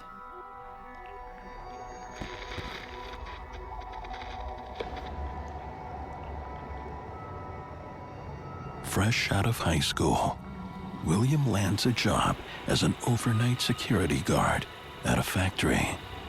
I was excited to get this job because I want to get into law enforcement. The factory itself is large. It has a lot of history. It was built in the 1900s. It was an old tractor factory used during World War II. The building survived a massive fire. When I was first hired, I was told this place had a lot of turnover. The reason why was because there was things that was going on at night. Happy to have a job, William doesn't question it. Why don't we go do our first patrol, get that out of the way? Yeah. And make sure there are no ghosts. I assumed that she was joking with me. I was a skeptic. I had no prior experience of the paranormal. My job was to patrol the property, make sure all the doors were locked and secured, make sure the property is safe, and also watch the cameras. My partner and I, we got to the basement. When I first started, I just was excited to go to work. It was building my career. But it doesn't take long for William's excitement to change. This place is creepy. Sometimes I would hear banging, like pipes banging, mechanical noises. That's what we'd assume.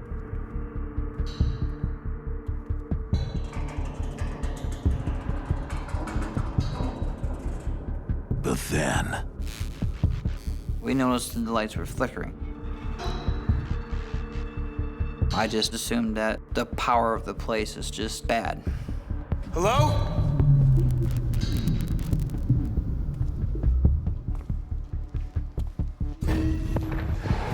Hello? Hello? I will just leave a note with maintenance to check the wiring down here. She scared me pretty good. for William and his co-worker Lisa, it's getting stranger. Did you hear that?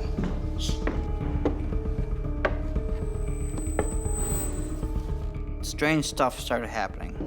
We did hear footsteps in the factory, but nobody should have been there. We started investigating around, but we didn't see nobody.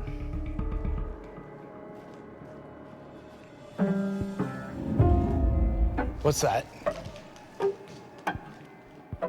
Suddenly, I heard this piano playing.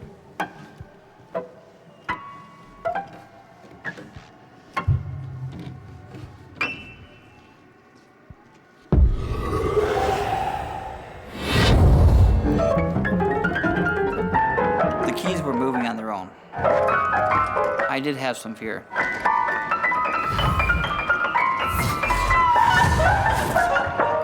Why is there a piano in a factory? I don't know. It was an old piano. Nobody's sure why the piano was there. William struggles to find an explanation for the piano playing.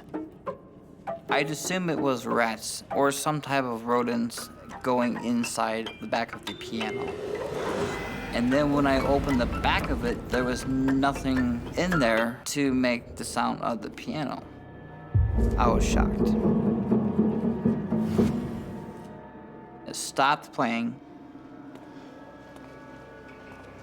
And then we continued further down the hall, and then it started playing again.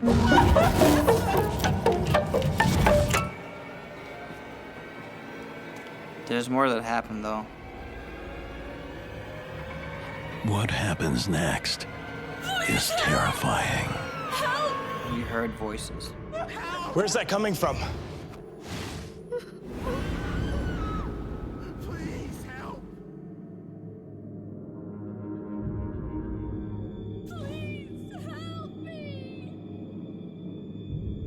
We can faintly hear someone screaming, "Help!" We looked at every spot, and there was nobody in sight. Please! It scared us both. Help, please! Help!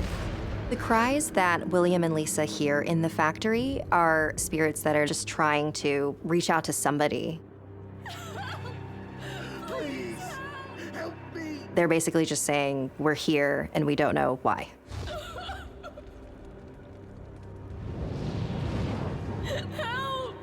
Why not leave the floor? We didn't believe in abandoning posts. You know, we could be liable if something happened, like if there was a fire or something like that, or someone broke in. Please! Help me! I looked around. I didn't see anything. Hey, you check the monitors. I gotta keep searching. Please!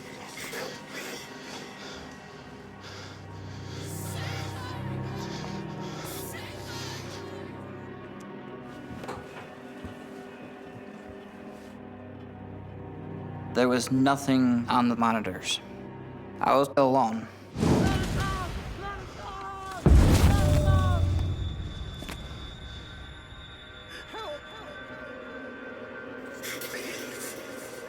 I can feel a strange presence. Suddenly, the voices were coming from everywhere.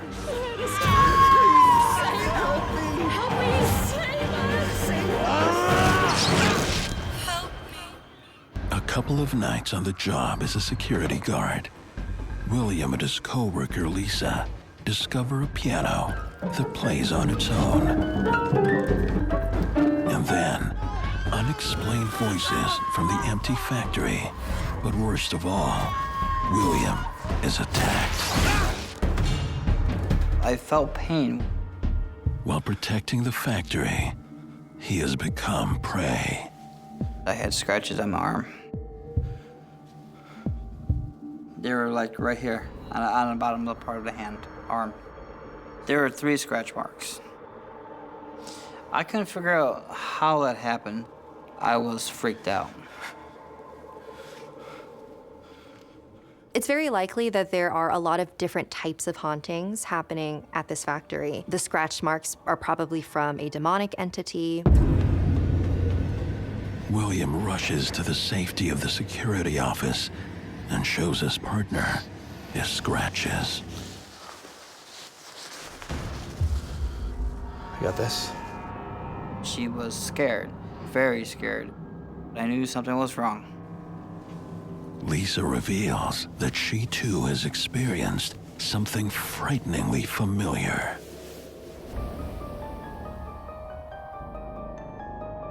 She got scratch marks actually on her back.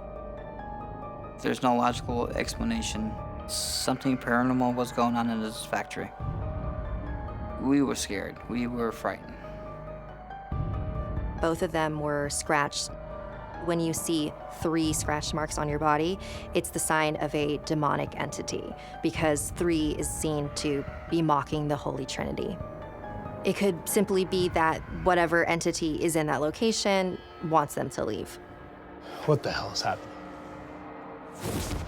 That's when William learns the haunted history of the building, which began after a deadly fire. People had died in the facility back in the 1900s after World War II. There was only one exit of the building, which caused an issue. Because of this, people were trapped and burned. The rumor was that their spirits are remaining at the building. A lot of times in haunted locations, these hauntings occur because the spirits are confused. A lot of the times they don't understand that they're dead. It appears the spirits desperately want William's attention. Oh my God! And the next thing, fire alarm goes off. The factory floor! I rushed over to see what was going on. Lisa stayed in the guard shack by the monitors. But there is no fire. The pull station had been pulled.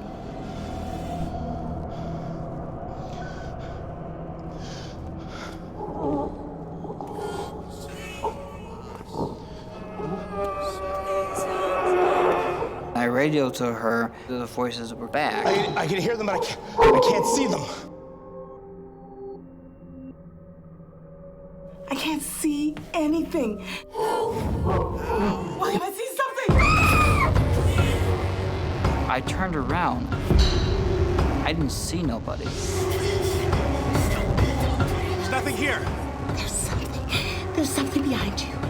I know she's not gonna lie to me, so I was freaked out. William! I felt there was very, very high energy there. The energy manifests into something beyond belief. What I saw scared the daylights out of me. William, get out! I got out of there as fast as I can.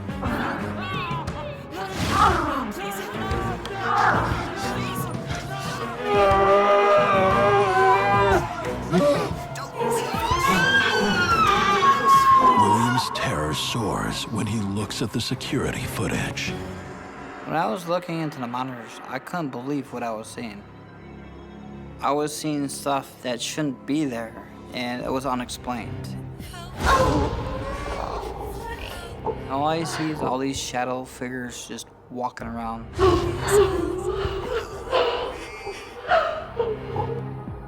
Who do you think those shadow figures were? I believe these people were spirits of those who died during the factory fire. I was terrified. William can't protect himself or the factory from the paranormal.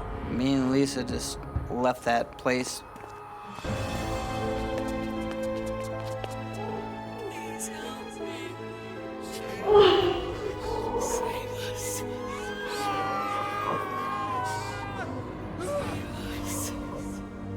This factory is so dense with negative energy. It's very likely that there are a lot of different types of hauntings happening. The residual haunting with the cries being heard, and the scratch marks are probably from a demonic entity. In a location where a lot of trauma and emotional stress has occurred, those tend to be more haunted because that energy will linger on after death. This was the scariest night of my life. I was glad to leave that job forever. After these events, I became a believer. I'm a big believer in the paranormal. Let us out! No, let us out! Let us out! My name is Tanya, and I work the night shift.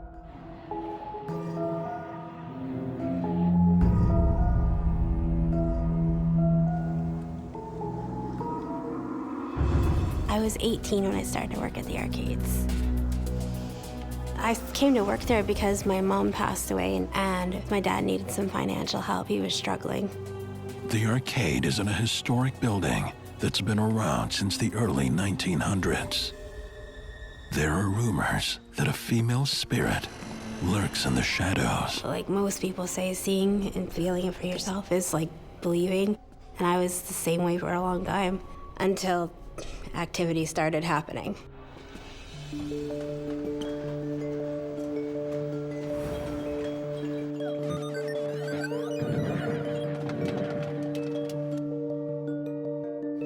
At night when everyone was gone, I cleaned and made sure everybody was out of the building and locked up.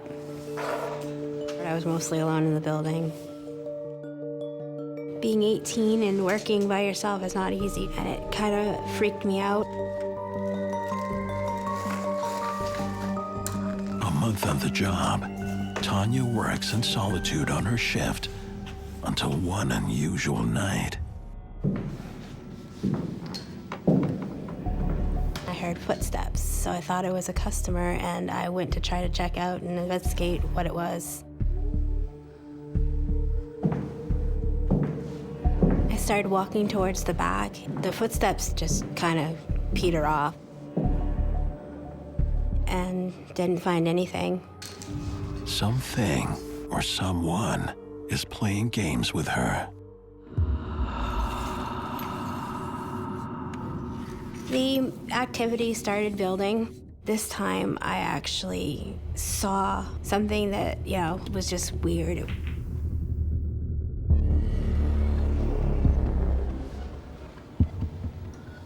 There were 3 of the balls stacked in the pyramid. How did that happen? Was that unusual? Very unusual. I didn't put them where they were stacked.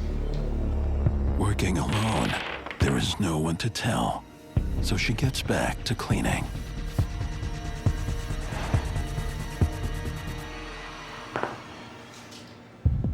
They were stacked again. I was like, what is going on? Was that freaky? Yeah.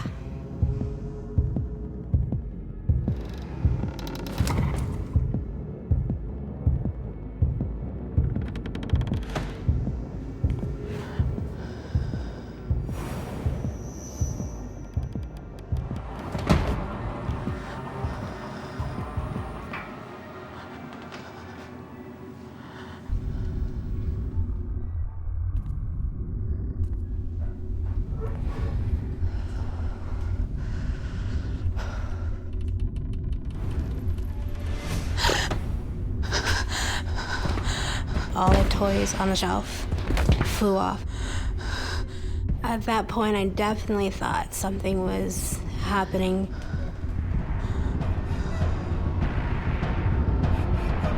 And it seemed like it was kind of centering around me. There was something, some activity going on there that is beyond, my control. It didn't feel human at all. I believe that what Tanya is experiencing is a poltergeist, classic poltergeist. They can be very dangerous. This spirit might be acting out because it needs to be heard. It needs acknowledgement. All of a sudden I heard bang, bang, bang. And I'm like, what is that? And then I heard bang, bang, bang even louder. I'm like, okay. So I went to check throughout the building to see if there's anybody else in the building with me, and there was no one there. And as I'm checking, the banging is progressively getting louder and louder.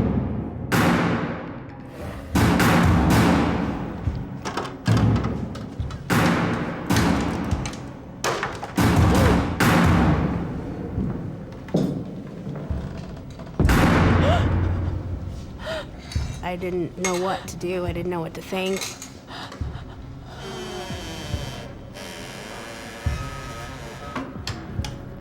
I was scared.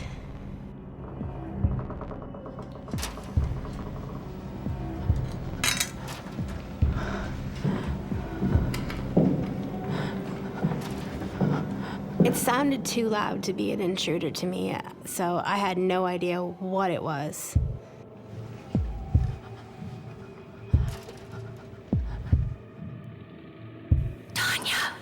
Next thing you know, I heard Tanya. I'm like, looking around like, who said that? And that's when I realized there's something with me. Tanya. It was a female voice whispering my name. Tanya's job at an arcade is anything but fun and games, and she senses that something is toying with her. I heard somebody whisper my name. Were you scared? Oh yeah, very, very scared. I had no idea what it was. Tanya locks the attic door, hoping to trap whatever it is inside.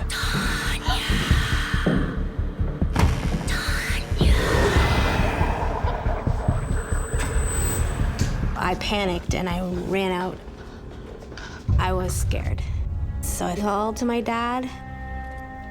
Tanya's dad shows up to help his distraught daughter. Dad! There's something up there. Okay. Calm down. We'll have a look around.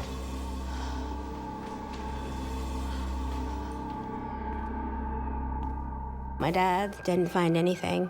Look, Tanya, you don't have to stay here. It's okay, Dad. I just got spooked. Tanya puts on a brave face for her father. She knows the job is too important to lose.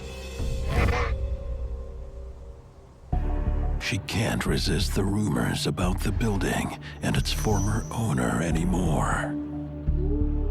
I did some research, and I found out that the former owner did not want the present owner to have the building. After her death, against her wishes, the sale went through. The manager did a lot of renovating in the building. Anytime there's a renovation or a restoration of a property, there is a lot of psychic residue that's being stirred up. The former owner loved the way that the building was the way it was, and I guess with all the upgrades probably upset her. I believe something awoke. Tanya's experiencing a lot of emotional crises. You know, her mother just passed away. She's expending a lot of emotion that a spirit might see as a source of energy it could feed from. After my mom passed away, I think my ability to see and sense things became stronger. Tanya returns to work, but she doesn't feel too safe. I was very, very scared. You went back? Yes. And things started getting even more worse.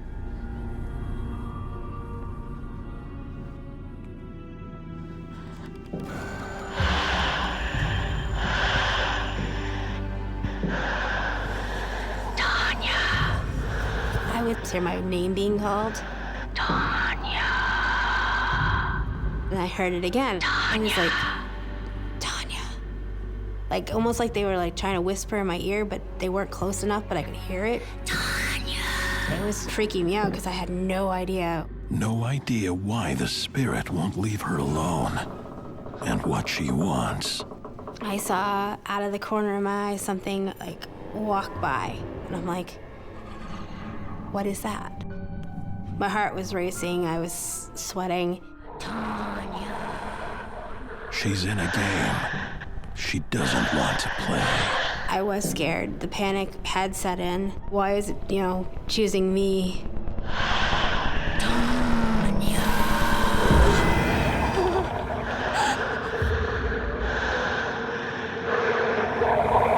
I saw a full-figured apparition. She was wearing a black dress, and she had gray hair.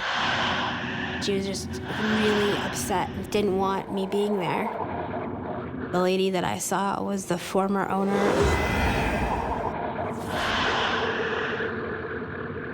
No. Why? Please. And then she just vanished right before my eyes, and I'm like, oh my gosh, what did I just see?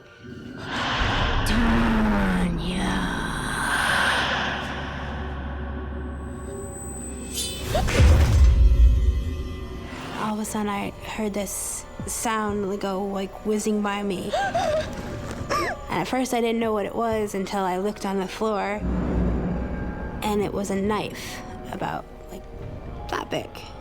It flew by my head. If I had been standing a little bit closer to the left, it probably would have hit me. Thank God it didn't. She was trying to hurt me. That knife came by. It felt like it was threatening my life. She was like mad at me. I don't know why. Don't know what I did to her. Leave now!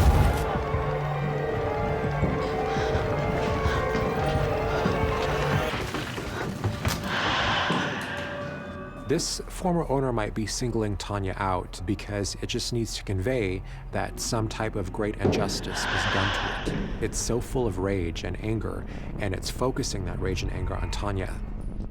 Tanya is in danger.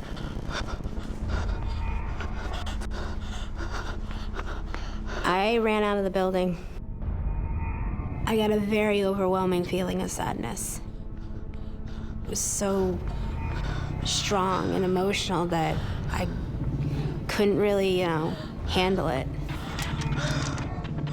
The past owner, on her deathbed, threatened that if the present owner got the building, she would come back and haunt it, and I believe she did. And then I think because I was the first person in the building that season, it decided to take it out on me. It freaked me out to the point where I never wanted to go back to that place. It was just scary.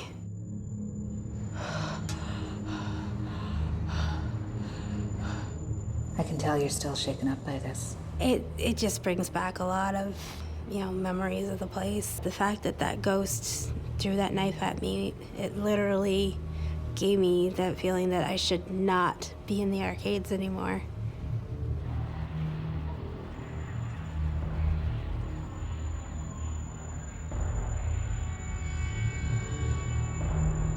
Do you believe in the paranormal? I definitely believe it now. I definitely don't want to go through that ever again.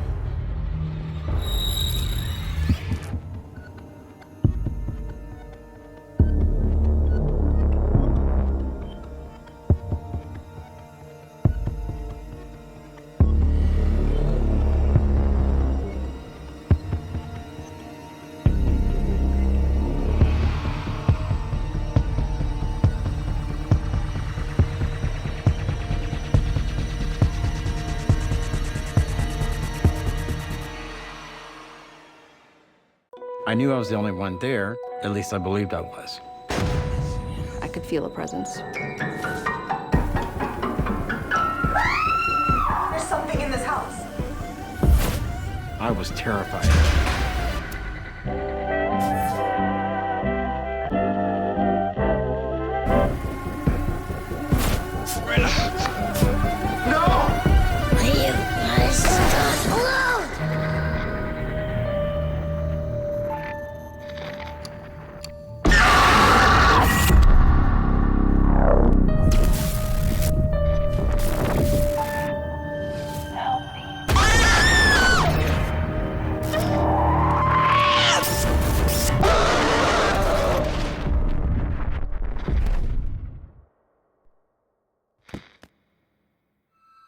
What you are about to watch is based on true events.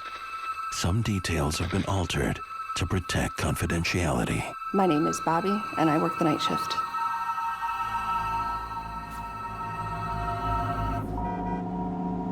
Bobby lands her ideal job at a doctor's home from the 1800s. Now, a museum. My position at the museum was director, which enabled me to have full access to the premises. As director, I worked all hours of the day, but the evening shift that I worked would have been 4 p.m. through 2 a.m. I have a true love for the house. My family is very connected to it. For many years, my grandmother worked there. She was actually delivered by Christopher Best, and many of her children were delivered by his son, Duncan. She works at night in an old house filled with generations of doctors' preserved memorabilia. Some carry the scent of the dead. The house was always a little creepy, especially in the evenings. You have to remember this is a house built in the 1800s. The light switches are almost always on the other side of the room than you're walking into, so you're walking through the dark. When I started at the museum, there were no rumors of ghosts, there were no whispers of any sort of paranormal activity. It had just been a house that the doctor had lived in. I was a true non-believer, but I've had flashlights go off on me while I'm trying to walk through the room and they just decide to shut off. At night, Bobby's duties are to photograph and catalog the items.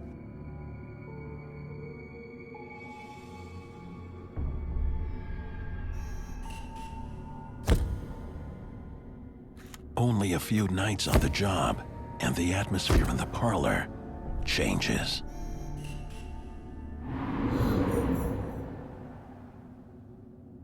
I couldn't really put my finger on what it was, almost like a breeze, like a wind, some sort of movement. It was if somebody had just walked into the room. It was like a wash over you, and you could just smell the perfume. I turned, and I just saw something very quick out of the corner of my eye move. It had a form. I couldn't tell you what it was. And by the time I tried to focus on it, it was gone. But I said to myself, I was not gonna let a little apparition scare me away. Undaunted, Bobby continues that night with her coworker to set up for an upcoming public talk. This talk got some buzz. Hope we have enough chairs. Yeah, it's gonna be a great one.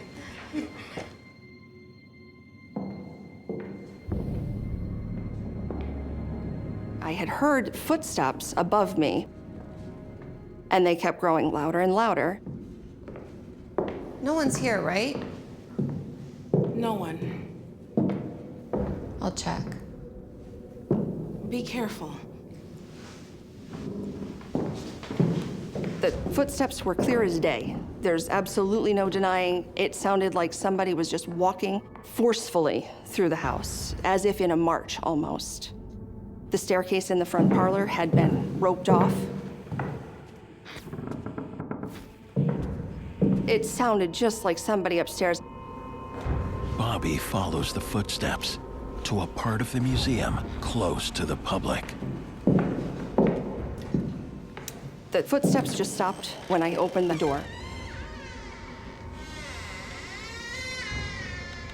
I felt a heaviness in that area of the house.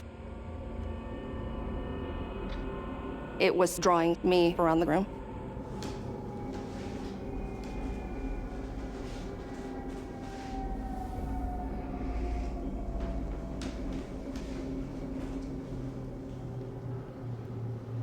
And that feeling of somebody watching you.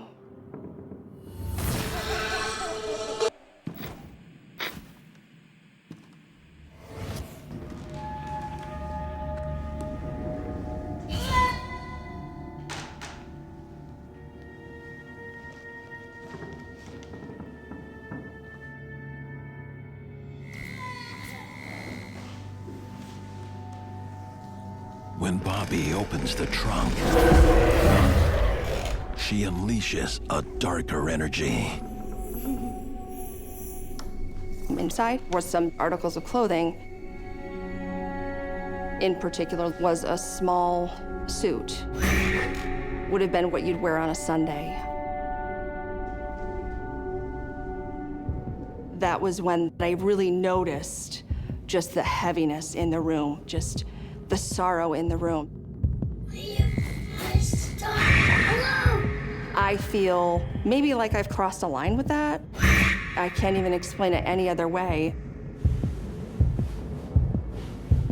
I immediately let go of the suit. stop. But it's too late.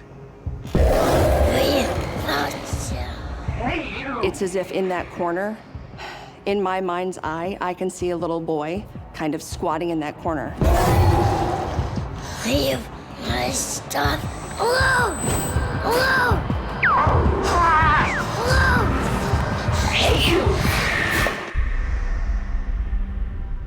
Though Bobby loves her job as a museum director, her skepticism about it being haunted is being challenged by coming face to face with a terrifying spirit.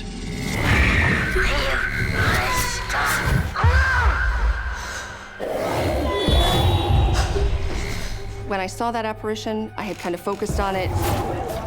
It was immediately gone. Bobby knows without a doubt who is haunting her and that room. It was the little boy's room. James was the first son of the doctor. He had passed away in the house. It took 2 weeks for that little boy to die. Tragically, very sad situation. James died as a young child of undulated fever, a disease causing a painful death. I don't know if that was the suit that he was laid out in. It very easily could have been what he was wearing for that. Spirits are very possessive, and if we handle or disturb what was once theirs, it can generate a lot of activity. These are very clear examples of spirits saying, "Don't touch my stuff." There are many reports of paranormal activity being generated when the belongings of a former owner were disturbed or handled. I want to be respectful, and the suit is still on the bed to this day. It took a moment for me to just kind of reset myself and carried on with my job. Just kind of put it in the back of my head and pretended it didn't happen and continued that evening. Bobby? Yeah. You okay? What was up there? Oh, it was no one. I must have been hearing things. I'm a deny kind of person, but that was the first instance that I had to deny. We have a lot to do to get ready for tomorrow. Yeah. I'll get to it. Continue over here.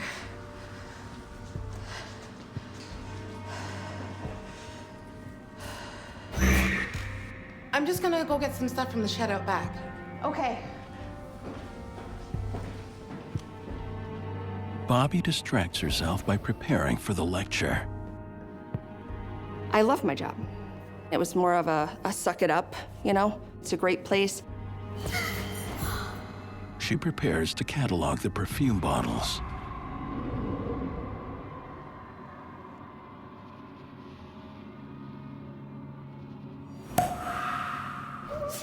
You opened it up after what happened? The perfume was a little bit too tempting not to open. A kid, you have your grandma's perfume in front of you, and you just, you know, you want to smell. So I justified opening the perfume with that. It was such a light and pretty scent. I believe it was violet. And I immediately noticed it as the perfume that we had smelled earlier that evening. And then the smell was everywhere. Do you smell that? Yeah, perfume. Yours? No.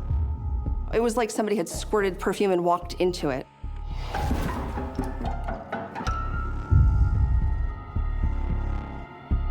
And then, gosh, we had heard the faint sound of a piano playing.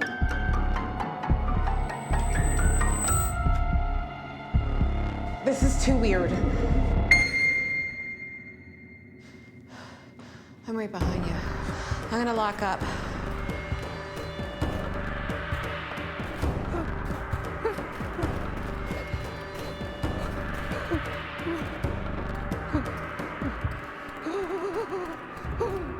But before Bobby can make it out, Her perfume had kind of come into the room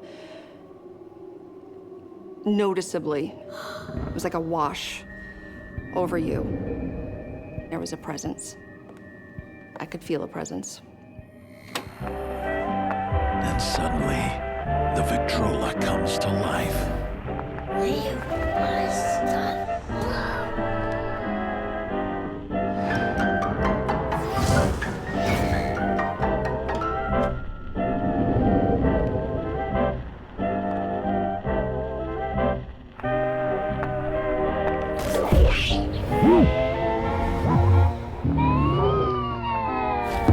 This is not your house. It had to have been levitated off the ground probably 6 inches while playing.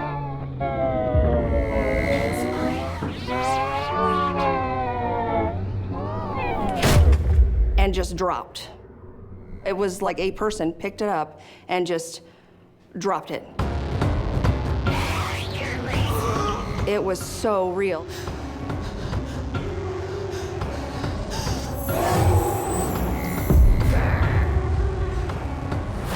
Leave our things alone. I remember it like it was yesterday.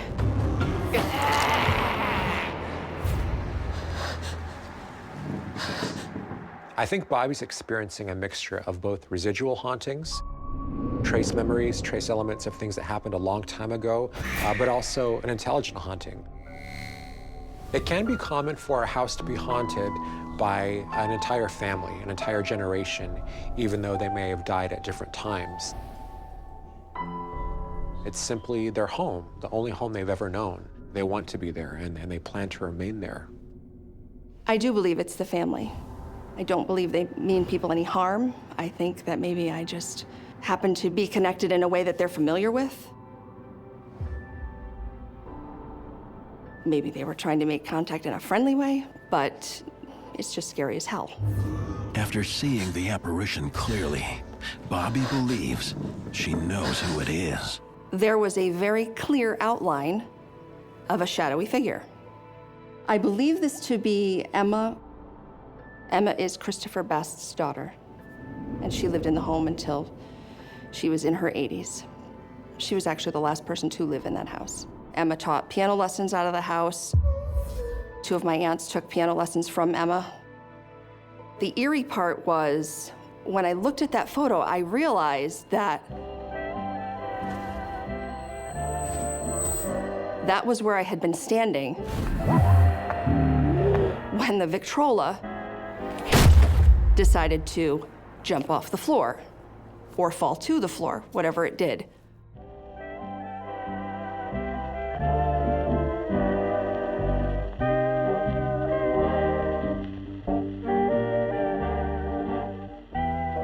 I'm surprised I lasted as long as I did.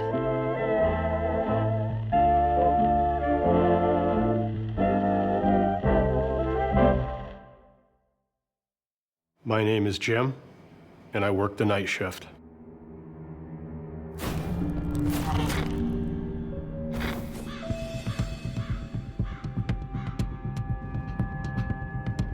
"45-year-old Jim starts his first night shift as a care support worker at a residence for intellectually disabled adults.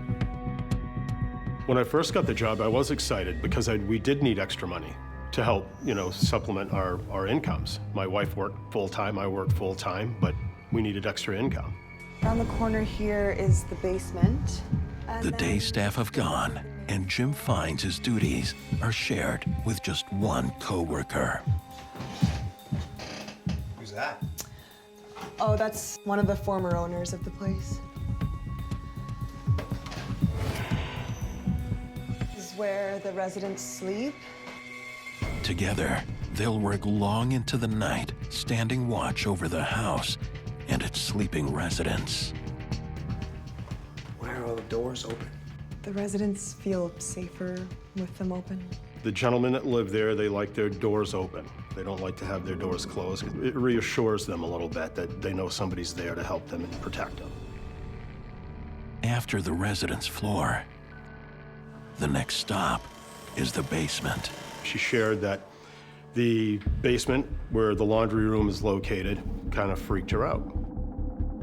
I told her that I would go down and bring up the first load of laundry. But his coworker won't go. When you go down the stairs in basement.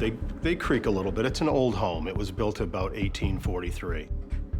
But the feeling Jim gets being down there can't be explained. Just get this weird feeling. I had a feeling of unease. You can feel the hair on the back of your neck stand up, and it just kind of freaks you out a little bit.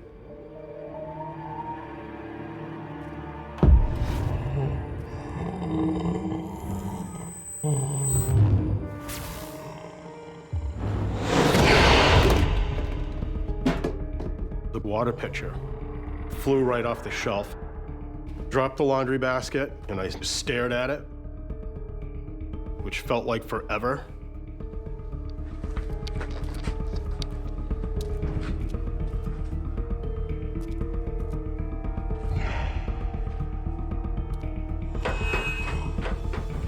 I would love to have shared with my coworker, but she would have been incredibly terrified, and I know she would have left. Jim keeps silent and gets back to watching the residents settling in for a long night ahead. I shut the lights off in the hallway, and I had 2 little night lights that were plugged in, so it just had very dim lighting, so not to wake the gentleman up that lived there.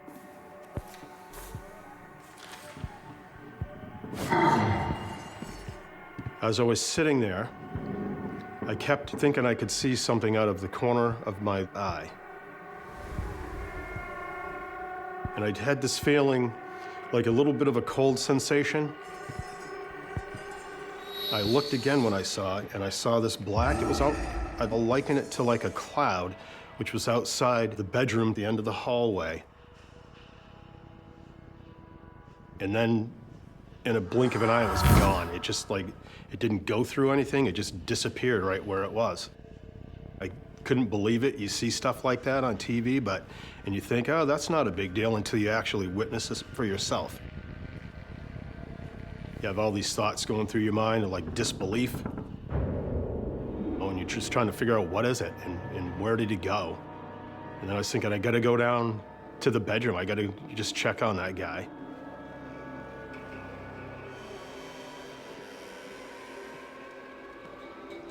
I peeked in. He was sleeping soundly.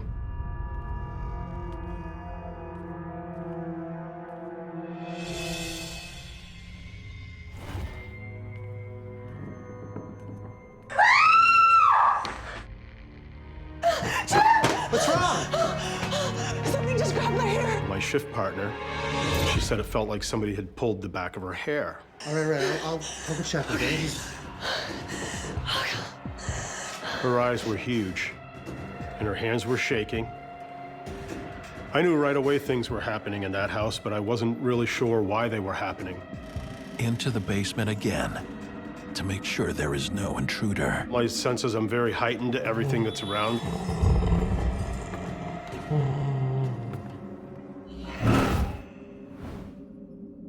Going down, and you can hear your feet hitting the steps, each one. You can count the squeaks of them going down. I get to the bottom. No one is there, but he double checks the locks anyway.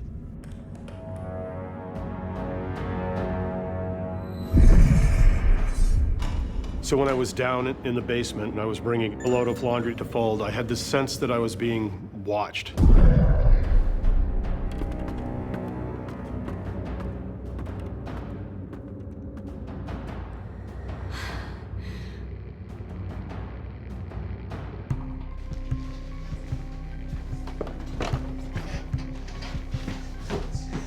Did you see anything? No, there's nothing down there. This is cold comfort for Jim's distraught coworker. He stays by her side, but it's not long before new disturbances come from above.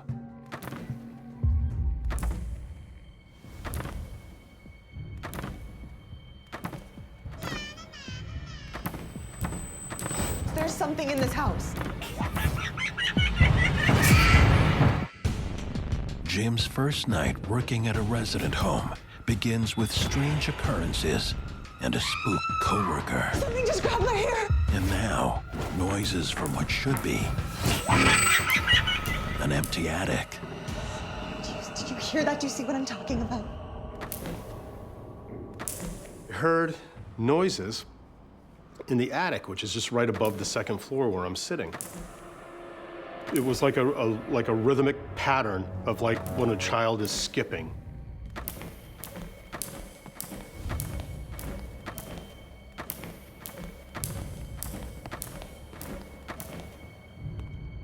And there's a door that leads up to the third floor.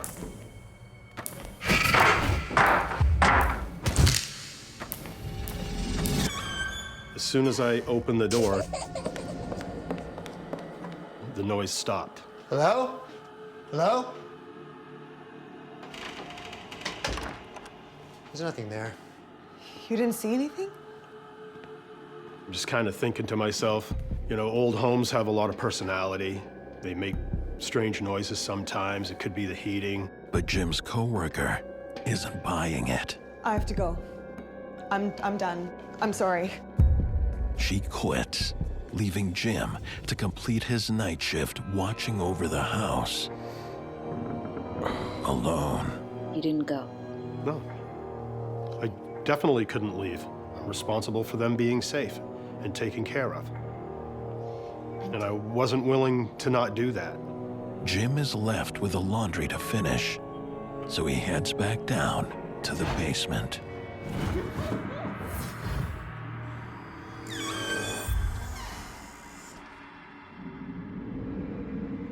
I open the basement door. I look down the stairs, and it's almost like you're looking like at the longest walk of your life.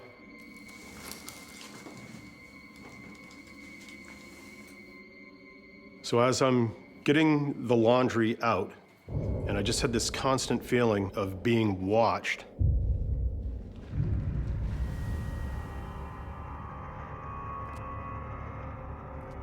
there is a clothesline rope that goes from one part of the foundation to the other, and then they had a tarp over that for a little bit of a breakup in the basement. For some reason, I decided I was going to walk over to the tarp and look behind it.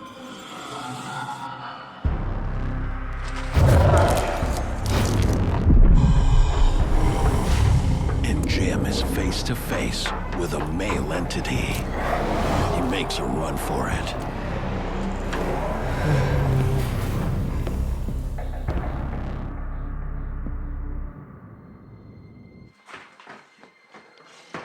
After the encounter, Jim shakily returns to his second-floor watch. I was terrified.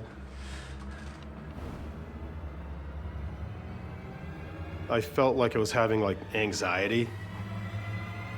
And I just started like getting a little bit of the sweats too. But Jim has no chance to calm his anxieties. It's now upstairs with him. There was a human-like mass that was inside the doorway of the room. My legs started to shake, almost like if you feel like hypothermic, almost.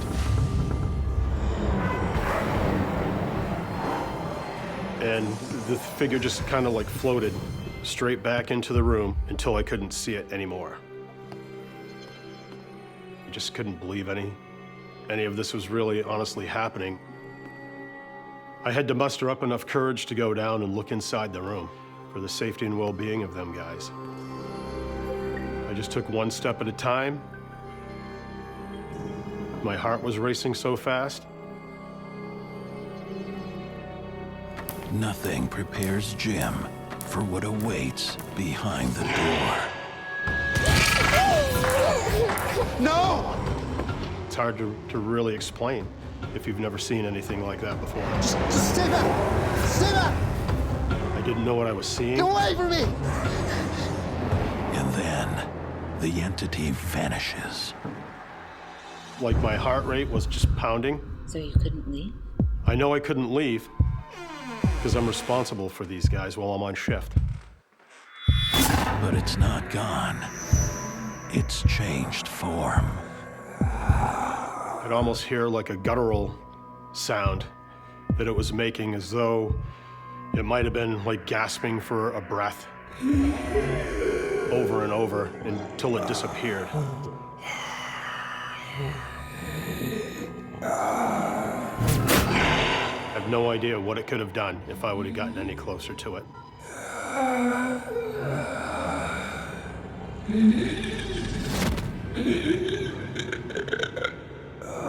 Jim assumes that the dark, shadowy mist that he encounters in the doorway to the residence room is evil, that it means him harm. That may be the case. There are some who believe that dark in appearance means dark in nature. But other cultures believe that dark and shadowy figures are the opposite, that they are good, that these are the spirits of our loved ones who are backlit by the light of the afterlife. And so all we can see is their shadow. For me, at least, the jury is still out. As I'm sitting here discussing it, my hands are clammy feeling. And they have been through the whole process of just reliving this. I know, I can see you grasping your hand. Yeah, I was scared. So I sat in a chair for a while, just trying to wrap my head around things that were going on. But I knew inevitably I'm responsible for the safety and the well-being of these guys that I'm working for. I wasn't leaving until my shift was over. 2 hours goes incredibly slow. It goes very slow when you want to go home in a hurry. Dawn finally arrives, and with it, the end of Jim's long, terrifying night. As soon as my shift ended and I got in my car, I was just trying to process everything that I went through. I was worried that the spirit would follow me home. After his paranormal encounter on the night shift, Jim learns that the entity may have been the former owner of the home. Heard stories in the past that there was one of the owners, he had passed away in that home of pneumonia. When we look at the context behind this haunting and the history of location, it may be that all Jim was hearing was the after echo of the old man trying to breathe. This event has most definitely changed my belief in paranormal. I believe that when you leave this world, you are part of a universe, per se, and that you are potentially always around.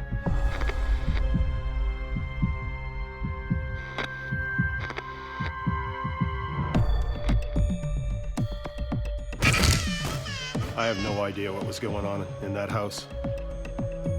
And I wasn't willing to stay and find out for another shift. Didn't want to find out what it wanted to show. That was the worst experience that I ever had. My name is RW, and I work the night shift.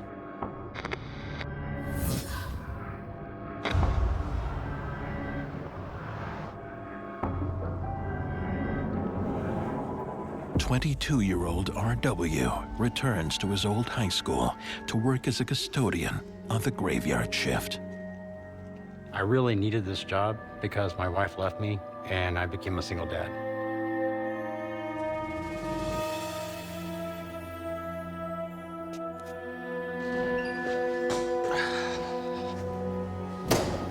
RW's former high school is a lot quieter on the night shift.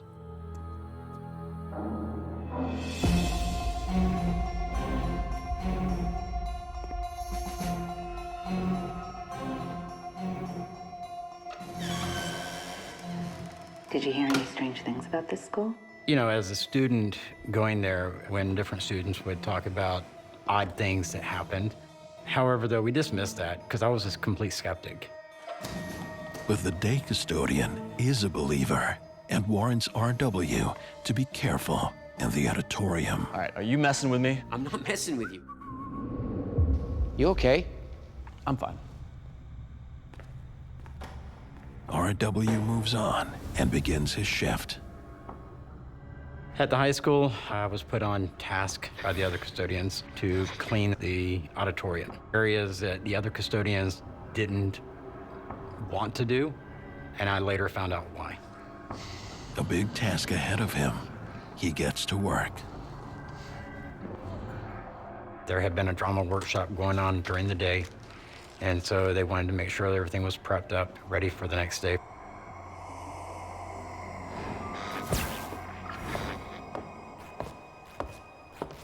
Not long on the job, it begins to get strange. I began to hear footsteps that were going back and forth across the stage. I knew I was the only one there. At least I believed I was. Still being a skeptic, it didn't faze me really. Didn't pay attention to it. I dismissed it when I heard footsteps going by.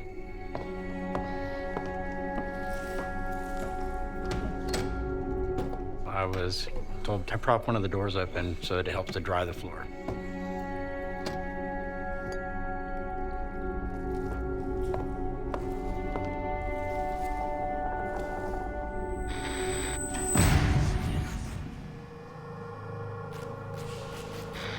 As I was mopping, that's when the door slammed shut.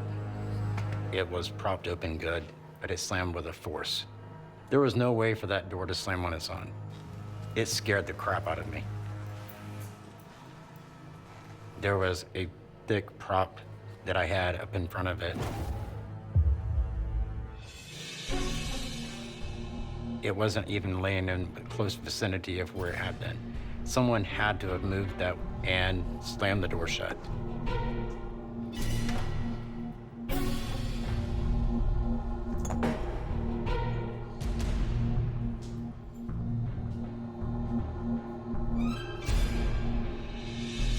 He has no explanation for what is happening.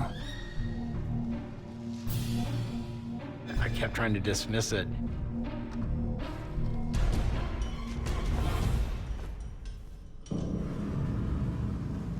Hello?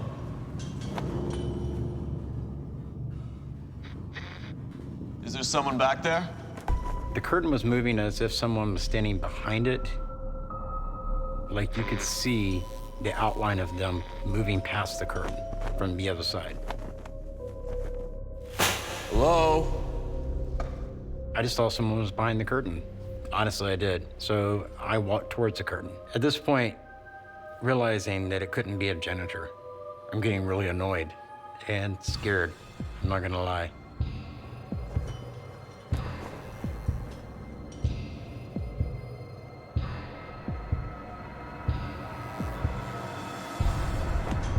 When I went up the stage left entrance, there was a stairwell there.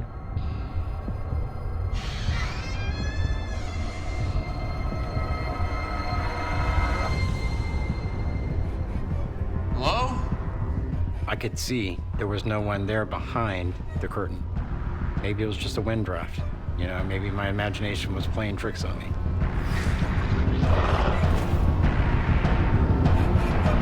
Get it together, man.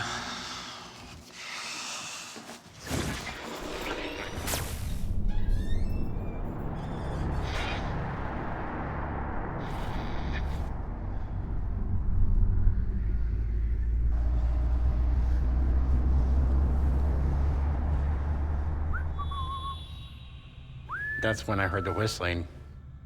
The air, it just suddenly changed. Who is there? It became static filled, like something was in there with me. I felt like something was watching me, watching my every move. At this point, I had become a believer that something was in there that I couldn't see. RW being under a lot of stress is opening him up to a lot of factors, and those factors are supernatural. The disturbances seem to be coming from behind the curtain. Okay, pal. You asked for it.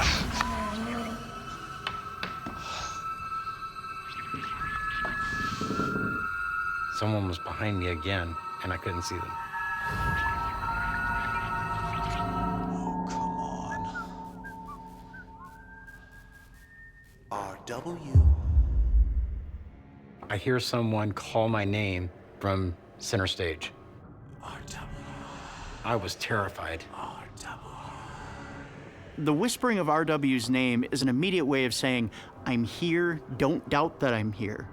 But I'm here, and I want you to address me. It's time now for us to communicate with each other. Who the hell are you?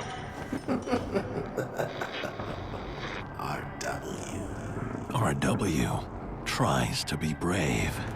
If you're messing with me, I've had enough.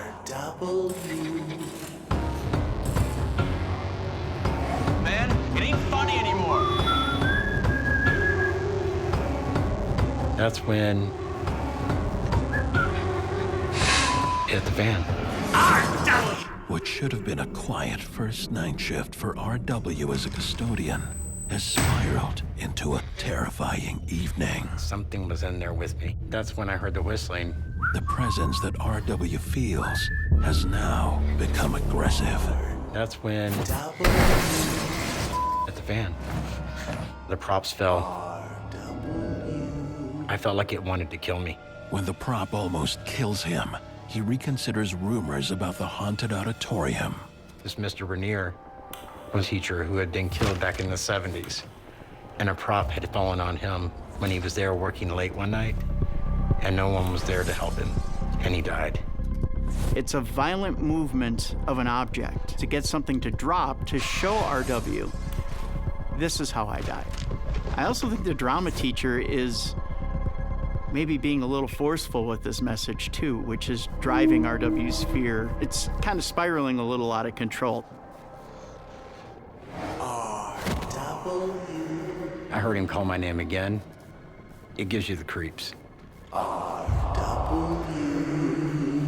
The entity's targeting of RW intensifies, trapping him now in total darkness. Not only did the center light go out, but all the lights in the auditorium went out. Now I'm in the darkness. Didn't have a flashlight, but I did have a lighter. The problem with the lighter was every time I would walk, the flame would flicker and it would go out. So I would have to re-flick it again. It was as though someone was in there with me. I needed to find the light switch.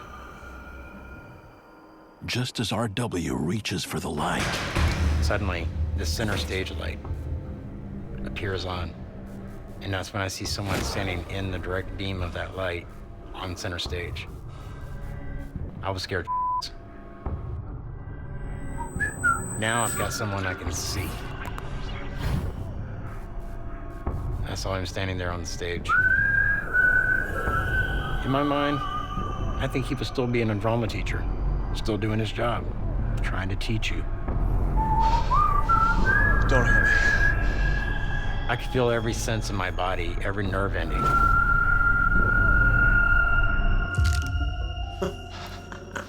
What do you want? RW. Get out of here! Leave me alone!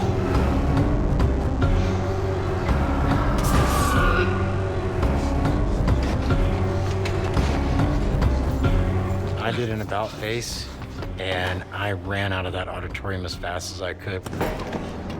I was gone. RW bails on his first and only night shift at this haunted school. I told them that I couldn't come back. They understood why. Why do you think the spirit of Mr. Rainier targeted you? I started replaying it in my mind, thinking of all the incidences that had happened. And if he had really wanted to kill me, he could have. I think he was more or less trying to show me how he died and the fear that he felt being trapped there an entire night with no help. This was my old high school. Plus, I had been a student who had been in drama.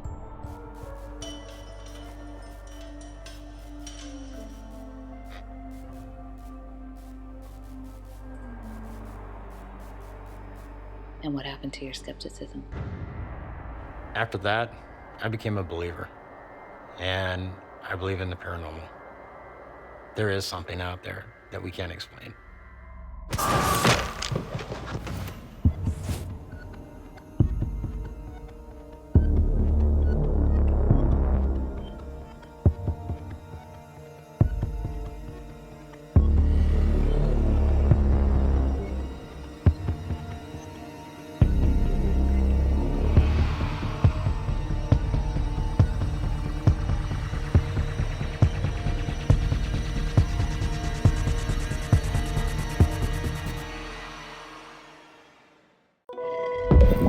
heard rumors, but I always thought that was hooey. And then it got worse. Is somebody there with me? Am I going crazy? Who's there? Knew that he was a ghost. He could move around without moving. What, I see dead people? I believe now.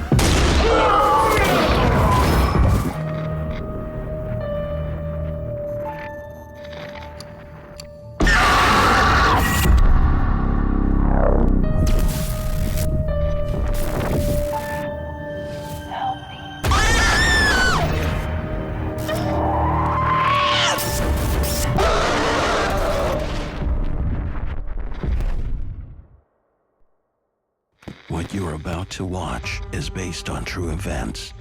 Some details have been altered to protect confidentiality. My name is Marina, and I work the night shift.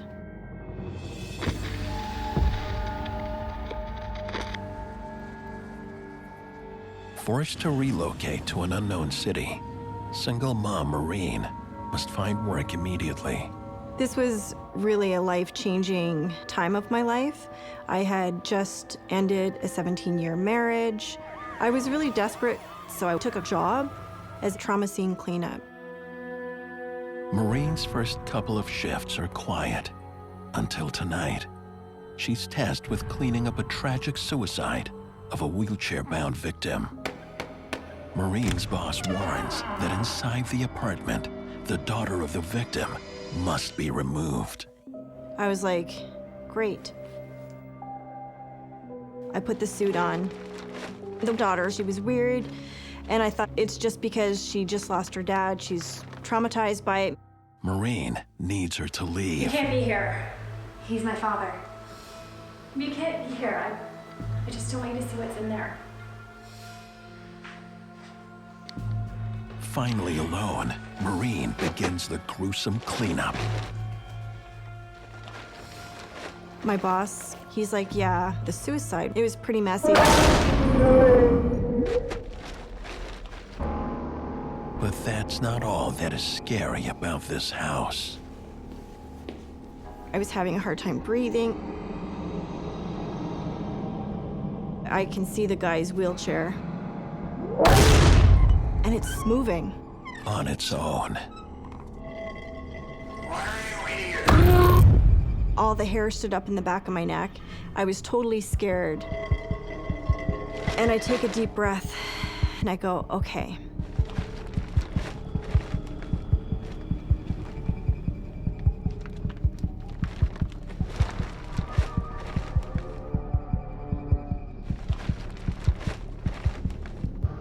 As you can imagine, this was mind-blowingly gross.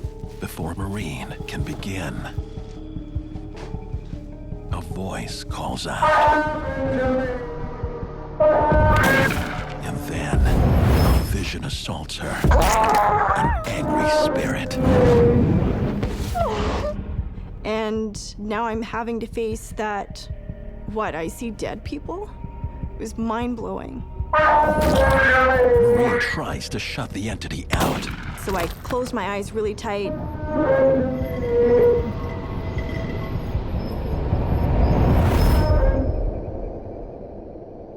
And he appeared to be gone.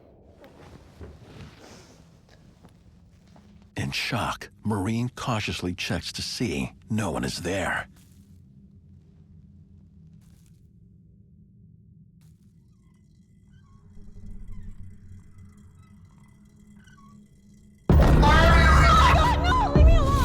And suddenly, it's back.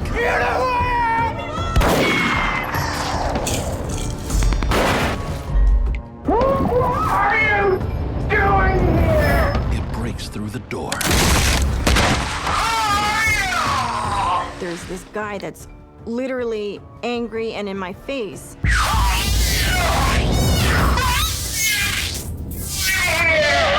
And he's looking like a wild man. That sounds awful. This unknown thing in your face? Yes, and I'm scared. I can barely breathe.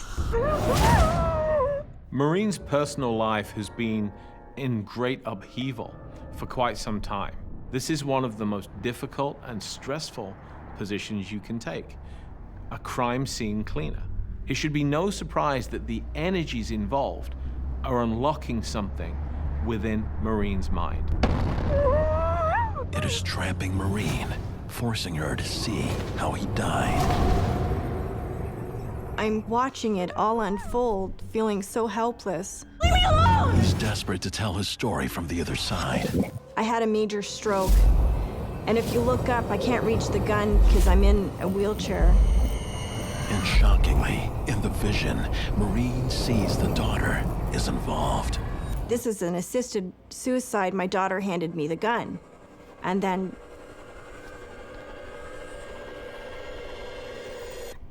he blew his head off.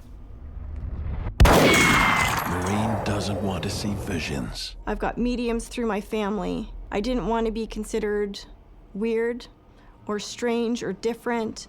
I did not want to be a medium. When Marine walks into the scene of the old man's death, at first it appears to be a straight-up suicide, but she's able to read the energies present in that room, and a very different story unfolds. The man's daughter helped him. Sometimes all that an intuitive has to do is listen. Once the spirit has finally told their story, once they've gotten that great weight off their chest, their energy vibration seems to lighten, and they are able to move on.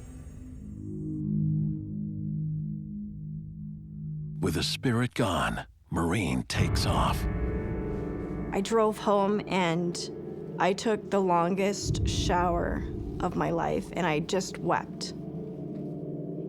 Did you tell your boss? I thought about telling my boss at this point what happened, but, you know, I thought I was a little weird to be seeing spirits or having them talk to me. I didn't want anyone else to think that I was weird, so I avoided talking to my boss about this scenario. Marine doesn't want to go back, but the call comes in from her boss. A couple days pass, and the phone rings again. It's now 10 o'clock at night.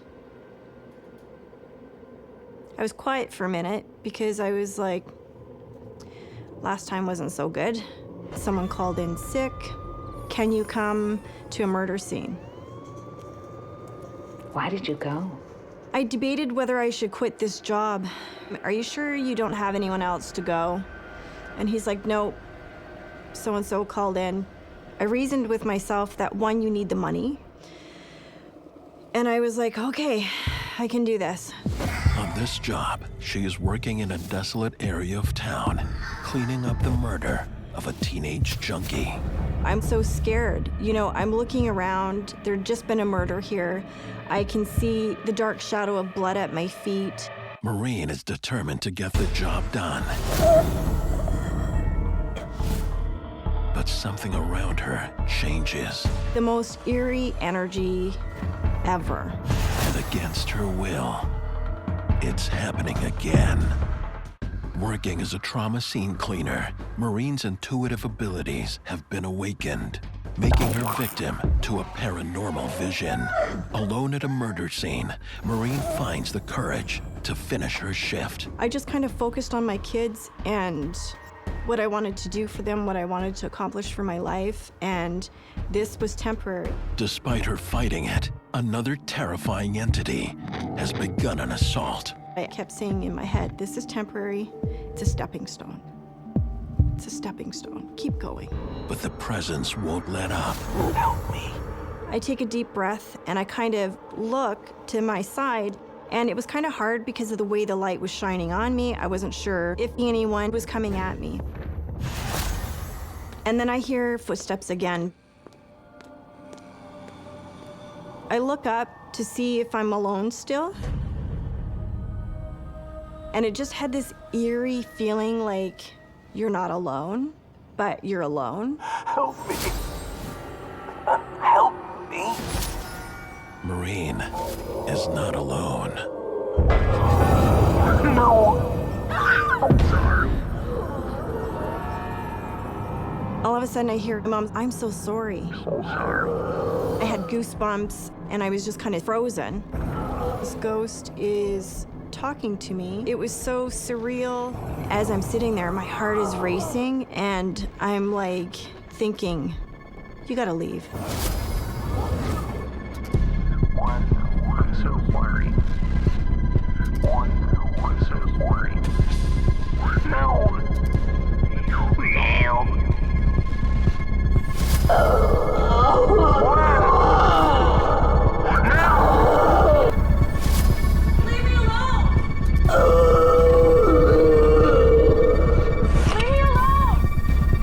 And I don't want to hear it. I just don't know how to stop it. She makes a desperate run to safety. I knew that he was a ghost because he could move around without moving. Like sometimes he would be on one side of me and then the other time he would be on the other side of me. Marine has lost the fight. Her ability to see dead people is opening. This is the spirit of the kid that just died. All of the stress that Marina is experiencing seems to be unlocking her latent intuitive abilities, abilities that she never knew she had. He was 21. He said he was using drugs. And he told me the vehicle and the people that killed him. He's standing beside me, talking, and I'm like, no, I don't want to talk to you. My mom is an intuitive, she was a psychic, but I wanted no part of it. I did not want to be a medium. The young man who was murdered met a sudden, violent, and tragic death. They weren't expecting to die. They may not even be aware that they're dead. And they're hanging out in that location, waiting for the opportunity to make his presence known to somebody. What's the one thing that he wants more than anything else? Peace, by telling his story to the one person that can hear him. And then I blink, and the guy's gone. I was like, what is happening? And I had goosebumps. The fear welled up in my throat, and I was just kind of sitting there, frozen. It was just the scariest thing of my life.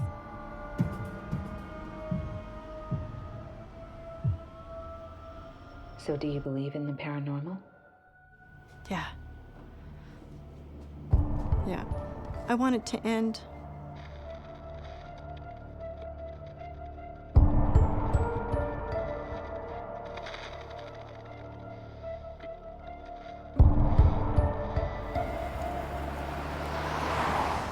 After that day, you know, it made me really look at the fact that I'm not like everyone else.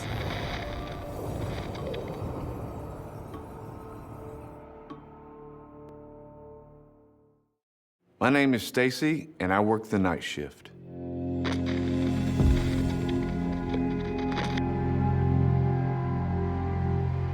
I decided to get a second job at night because my girlfriend, she wanted to buy a house, and so in order to do that, I felt the need to get a night job to get a down payment. This job that I took was exactly the same kind of job I was doing during the day.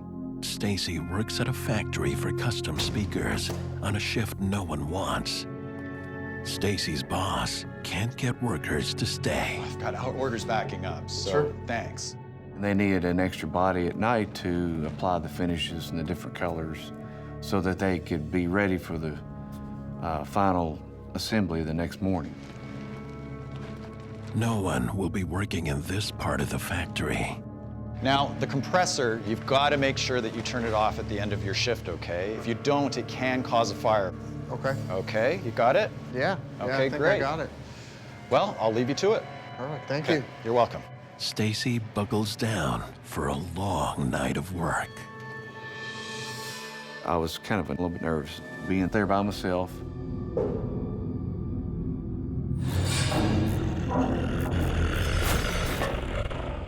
but that was okay. But I didn't need supervision. I didn't need somebody to look over me and tell me what to do.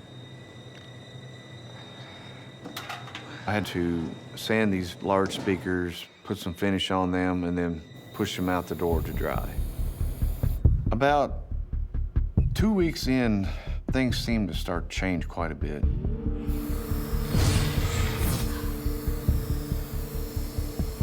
I was in the paint booth applying some finishes on this really big speaker. Kind of felt really uneasy being there. Heard something outside the booth.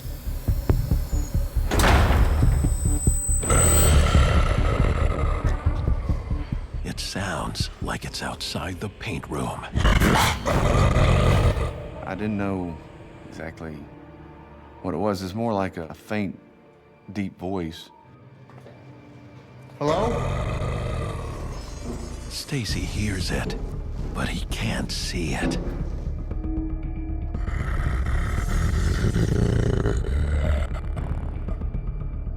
It's really scary. I mean, you think somebody's there with you, and you look around and nobody's there. You're thinking to yourself, am I going crazy?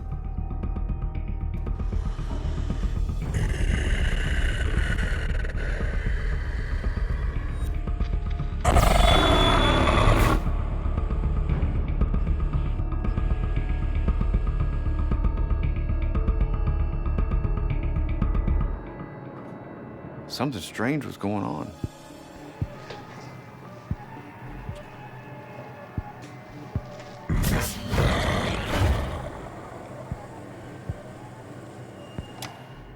I shut off the air compressor, turned the lights out, locked the door, and went home. The next night, it gets even stranger.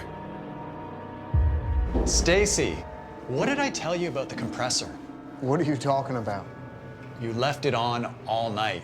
And I'm like, I don't think I left it on. I'm pretty sure I turned it off.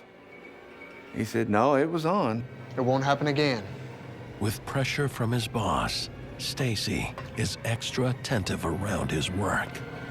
I was like, I'll make sure that I turn it off. Stacy is checking the compressor. Night after night.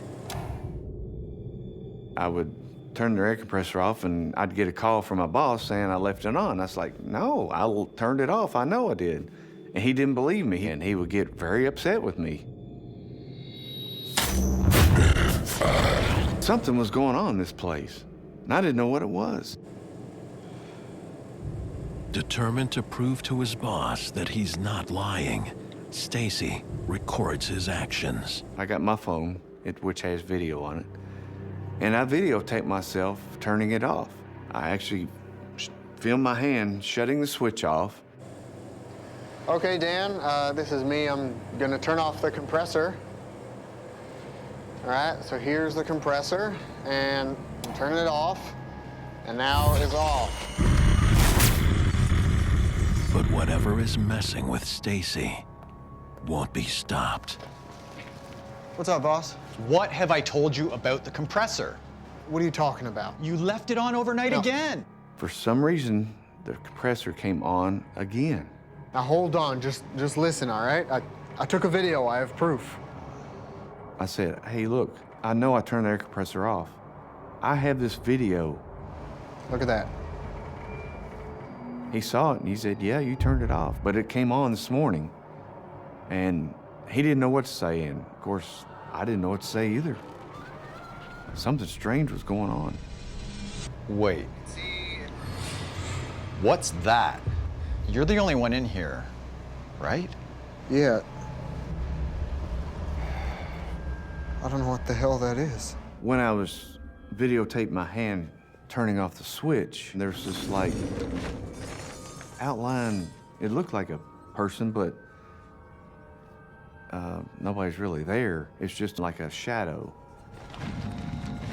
And it kind of moved a little bit, not a lot, but it moved a little bit like a real person. It's like oh my God, there's somebody there. Get back to work. Stacy's boss is gone for the night. Alone, he returns to the paint room to get done quickly and get out of there.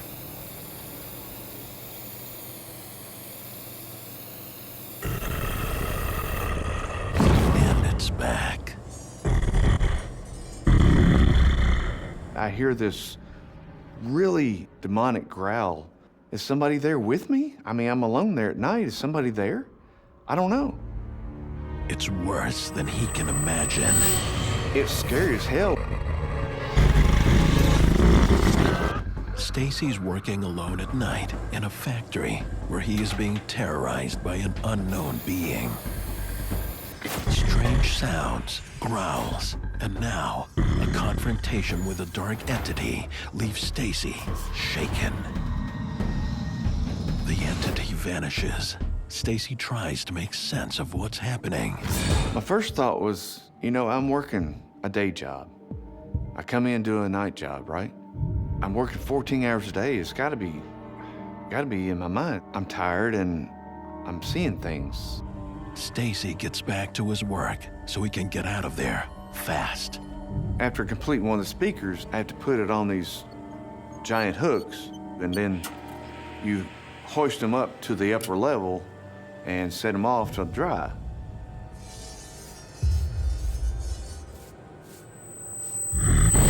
But the presence is back. More dangerous than ever. I thought, oh my God, there's this giant speaker just fell right in front of me.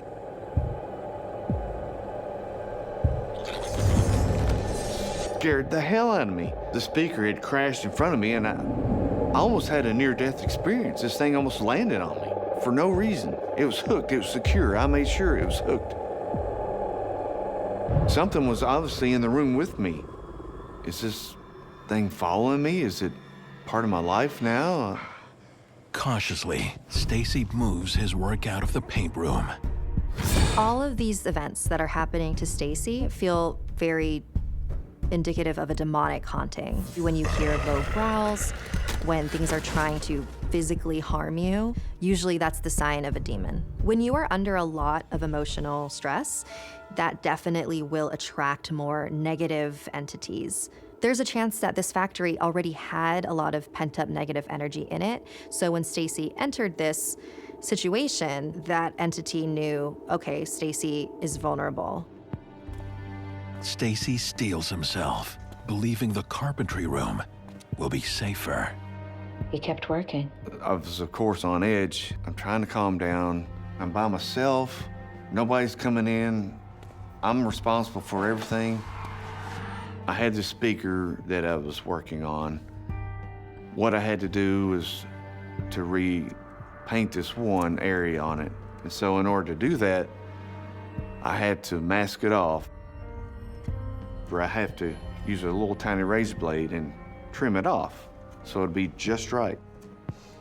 I had my arm up here, and I had a razor blade, and I was cutting it along the edge. I heard this growl again. There is no escape for Stacy. Hell. But before I could actually figure out what it was, I felt something grab my elbow. No! Let go! And it pushed my arm forward. I had the razor blade, which is really sharp. And it forced me into my other arm, cutting it. I was like, oh my God. I was starting to bleed really badly. And so I grabbed my arm, wrapped it up really good.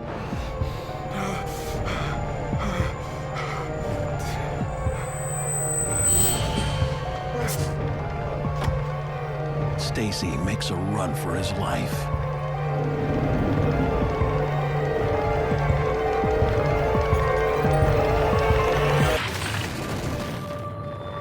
First thing I thought was, I need to get to a hospital because I'm bleeding and I'm going to die.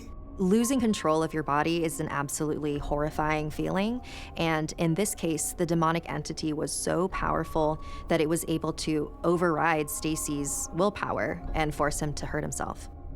After the violent attack, Stacy digs into the history of the factory.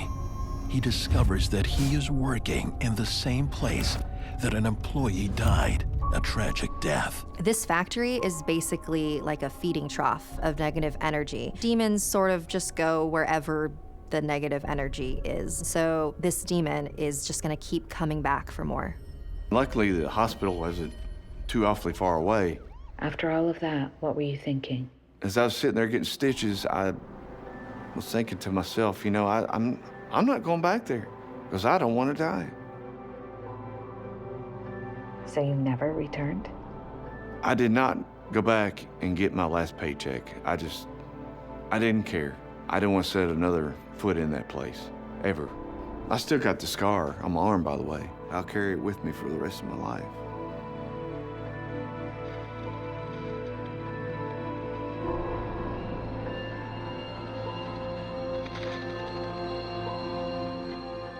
I didn't really believe in, you know, supernatural. Today, I'm pretty much a believer. In fact, it doesn't matter what I believe, it exists. My name is James. I work the night shift.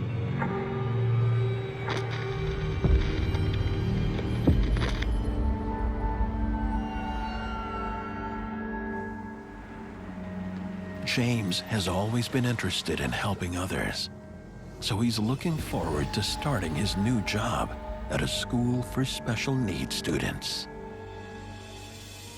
I was hired as the dorm supervisor for teenage boys with special needs.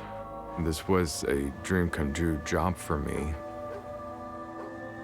The building is a historic one, having stood at the spot for more than a century. And for a century, there have been whispers that it's haunted. I heard rumors, but I always thought that was hooey. I've been working night shifts for the longest time, but this was the first time I was actually looking after, students. I was certainly nervous because I hadn't worked with a lot of special needs before, so I was especially nervous about that. I wanted to make a good impression. His job is to keep watch over the children throughout the night as they sleep.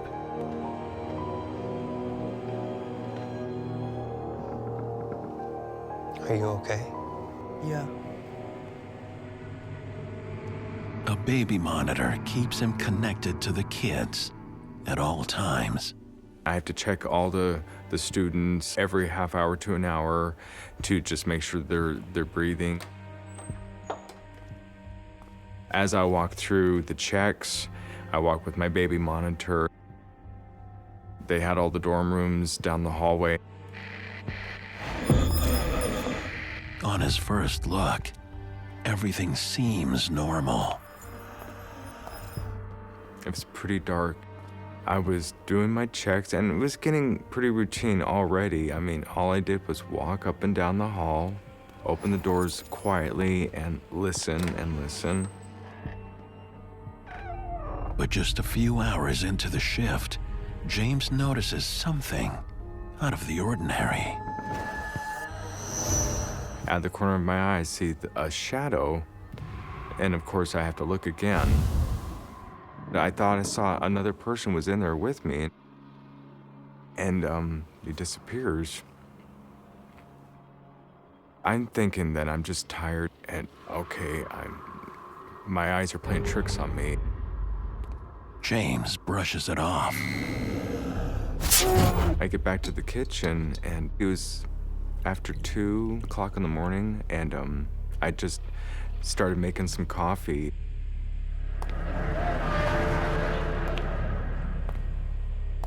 All of a sudden, out of nowhere, I just feel like tapping on my shoulder. I thought, There's no way there's a child behind me. No, no, no, no.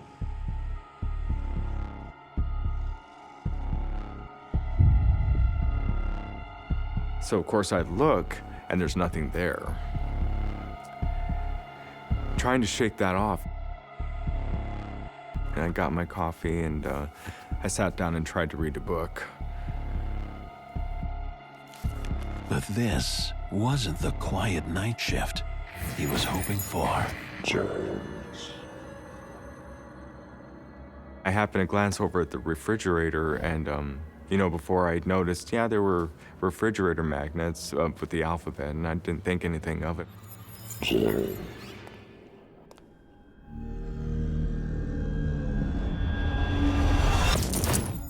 But now, I look up, and I saw my name. The magnets were in a jumbled mess before, but now in the middle was Hi James. Who wrote your name there? Not these kids. I hadn't worked with them yet. I started to freak out a little bit. Too many weird things already. The tapping, the shadow of something, and now I see this.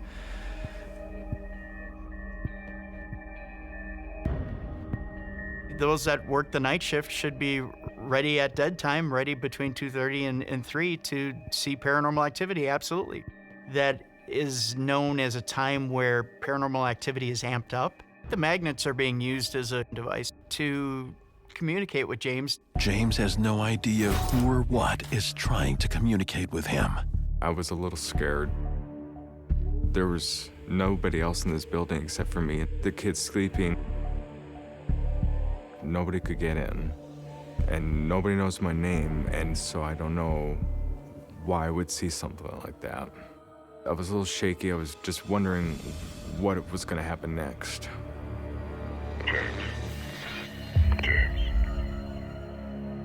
And then all of a sudden, clear as day, I hear a man's voice. Someone was in the school with me based on what I could hear on the monitor. And that somebody knows his name. I was definitely getting freaked out at this point. Why didn't you get out of there? I couldn't leave. I had to stay there and protect my kids, and especially if there was a lunatic running around just trying to freak me out. James rushes to check on the boys. I opened up the door. I walked in. I could see. I was relieved that I did not find anything. I backed out of the room quietly. But the voice is back. And I thought, this is impossible. I just checked those rooms, and I just checked the hallways. Constantly walking up and down and pacing up and down these hallways. There was no way there was somebody else in that building. This is starting to feel more like a... Something paranormal? I don't want to admit that, but yes. I'm a little nervous talking about this because I've always been a skeptic, and this is the first time that I've ever talked about this. But if it's not a human, what is it? It's a 100-year-old school, and I'd heard these rumors, and I just never really thought anything about it. I didn't believe in ghosts before.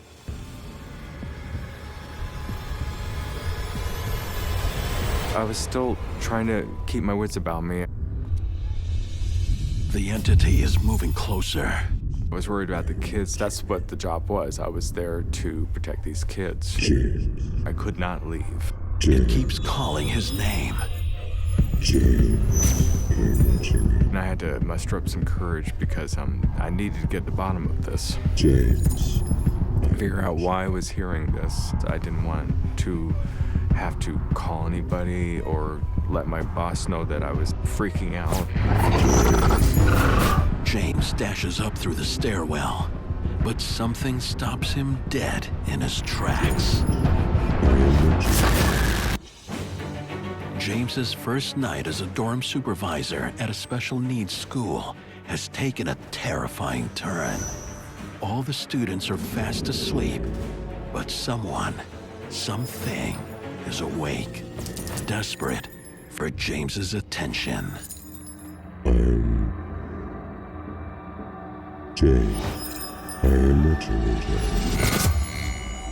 I didn't walk into expecting to see ghosts. That's when I saw an older gentleman wearing, it seems like a uniform from the 1800s. The spirit has a warning for James.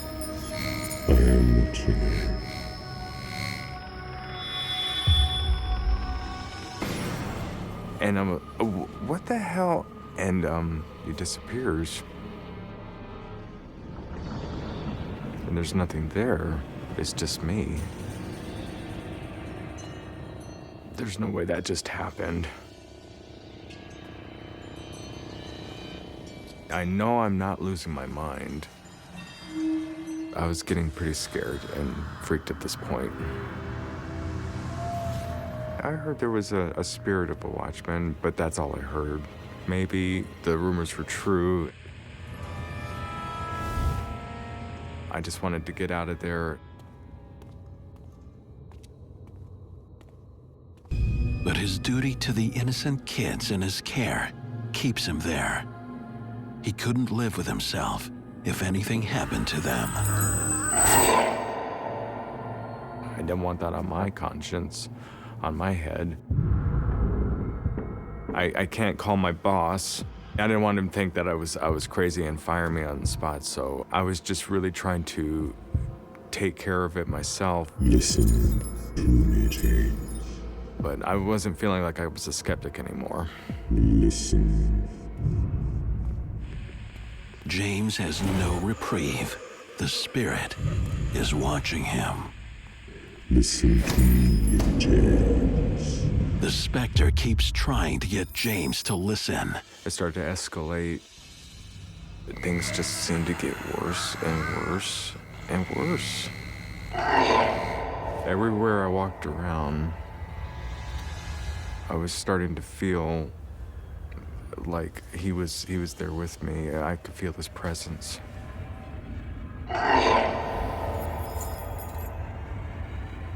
Whew. I'd like this night to be over, and I'd like to calm down, but I wonder if he's still gonna be there. James, I am watching you.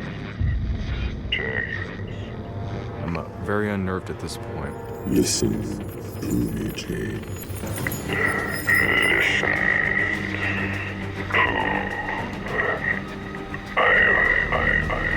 James. When I finally turned and looked at it, and I've never been so scared before or since. The entity is now moving straight for James. Leave me alone. Leave me alone. I was getting panicky. I didn't know what I was going to do. What do you want from me? And the warning is terrifying. Protect them. I was really scared. And with a message of protect them, it disappears. I wish I could understand what was happening here. You saw a full body apparition. What does it do to you? It sent a jolt through my body, to be truthful. After seeing the apparition of the Watchman face to face, James now believes the stories.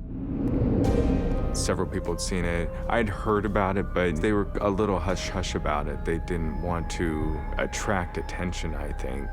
They had a hard time keeping somebody in this position.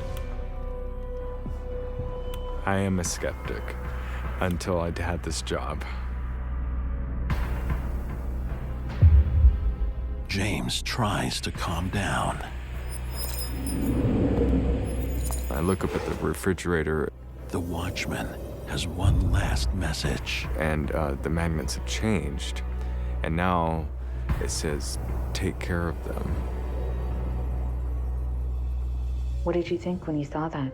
I was a little bit of a mixture of unnerved and maybe a little bit of relief. I felt a little weird about it, but I felt a little better.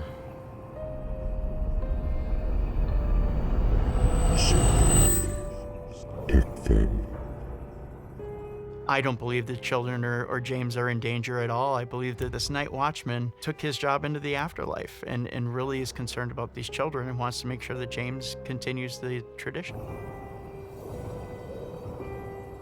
At this point, I didn't feel that this was a scary spirit of the night watchman. I think he was there to help me.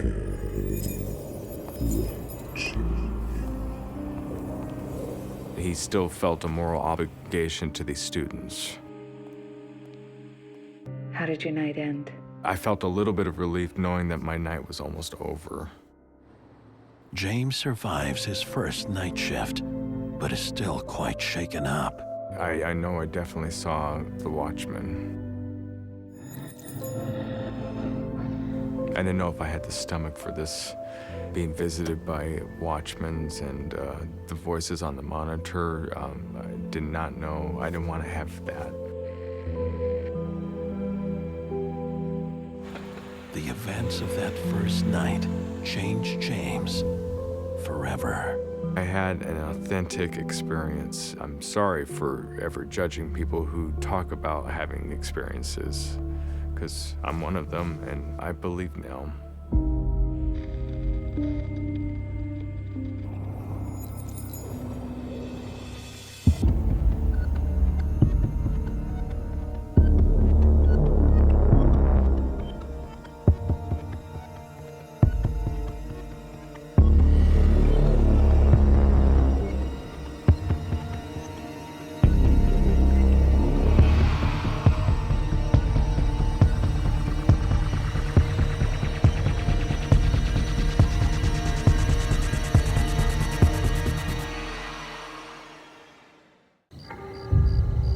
Have a good evening. You're left alone. It's not uncommon for you to be by yourself.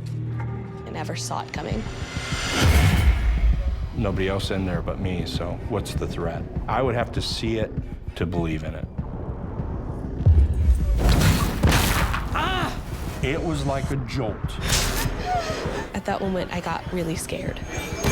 I began to accept that these things were paranormal. This is real.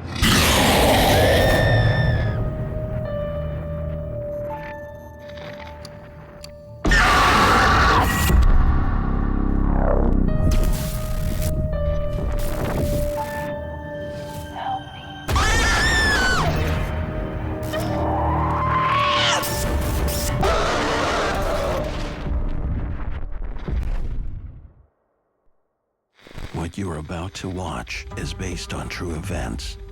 Some details have been altered to protect confidentiality. My name is Troy, and I work the night shift.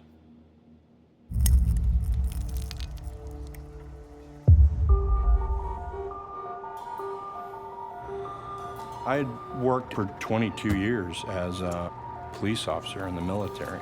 Multiple deployments to Afghanistan, Iraq. Troy officially retires from the military.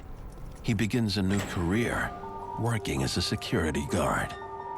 When I retired, I was looking for my next thing to do, and an opportunity came available to work in a museum. After just a few shifts, Troy learns the museum may hold more than just artifacts. When I started working there, many of the other guards pulled me aside and they said, hey, you know that place is haunted, right? Something even the floor manager seems determined to convince him of. You know the place is haunted, right? Okay. I was like, no, I would have to see it and hear it to believe in it. There's a lot of strange stuff that happens around here. You'll see. There's a reason I don't work the night shift anymore. Okay, whatever, you know. You can believe that if you want. It's a building. That's it. You have a good night. Yeah, you too. I was working the evening shifts. It would close at 5. It's an empty building after that. There's nobody else in there but me, so what's the threat? Troy starts his first patrol of the night. Our job was to go around, make sure all points of entry were secure, and make sure all offices and doors were secure.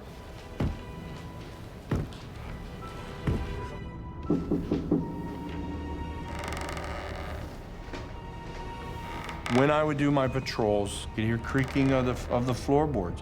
I could hear knocks.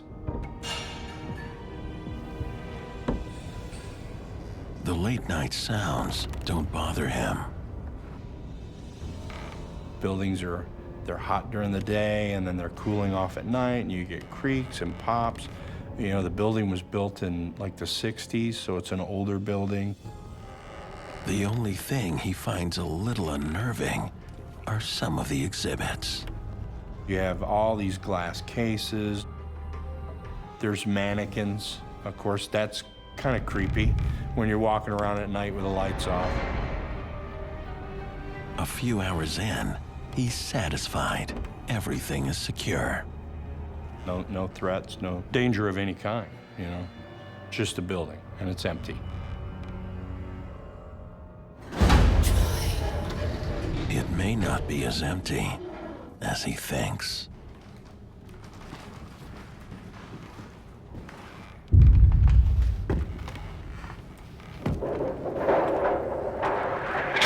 As I turn the corner, I hear a door open and close. Troy finds the freight elevator door open on the exhibit floor. Hey, is anybody else up here? Negative. Nobody's come in. I'll admit, you get a little chills. It's kind of spooky, a little creepy. Of course, I continued my patrol, listening for any noise that didn't belong.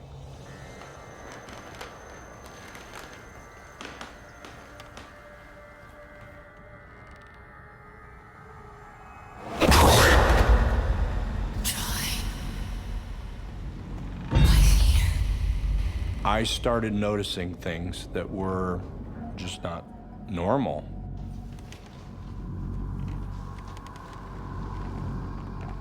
What the?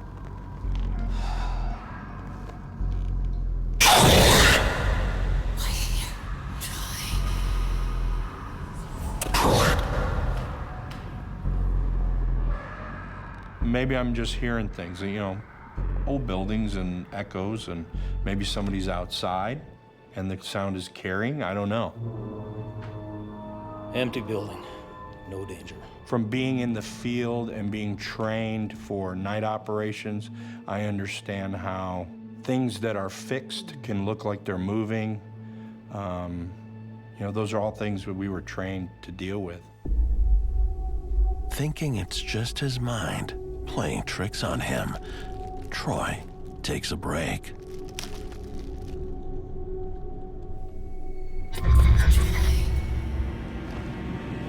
And out of the corner of my eye, I see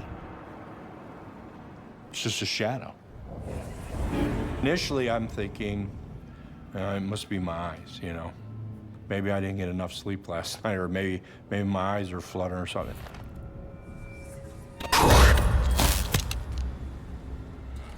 And as I sit there further, it happens again. I see another flash in a different area. I'm thinking somebody's in the building with me, and they're not supposed to be here at this time of the night. Continue to scan the room. I continue to listen for any movement or noise. Is there anybody here? But there's nobody there. Maybe somebody's hiding. I'm a little bit on edge, a little bit more alert. I hear voices talking. Again, you could distinctly tell it was a male and female. The tone was different. One was a little deeper. It was almost like I don't know how to put it. It's like mumbles almost, but you know people are talking, and they're talking to one another. Identify yourself, now.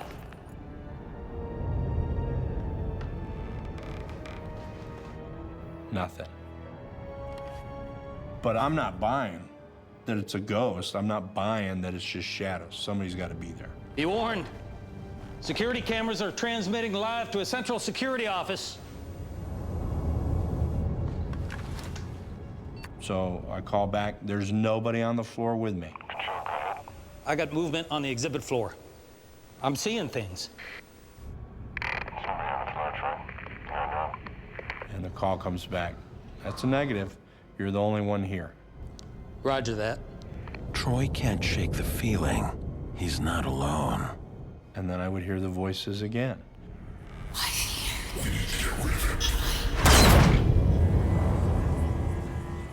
There's more going on here than I thought there was.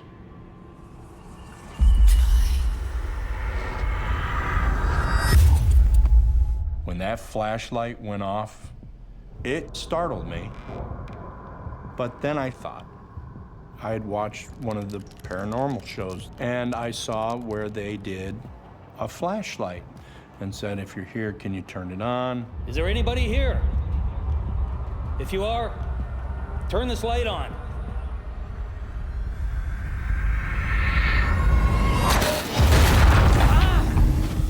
It was like a jolt of electricity shooting through my body.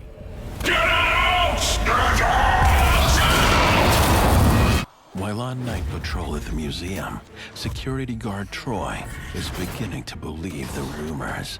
When his flashlight dies, he poses a bold question. Is there anybody here? Turn this light on. My heart started pounding.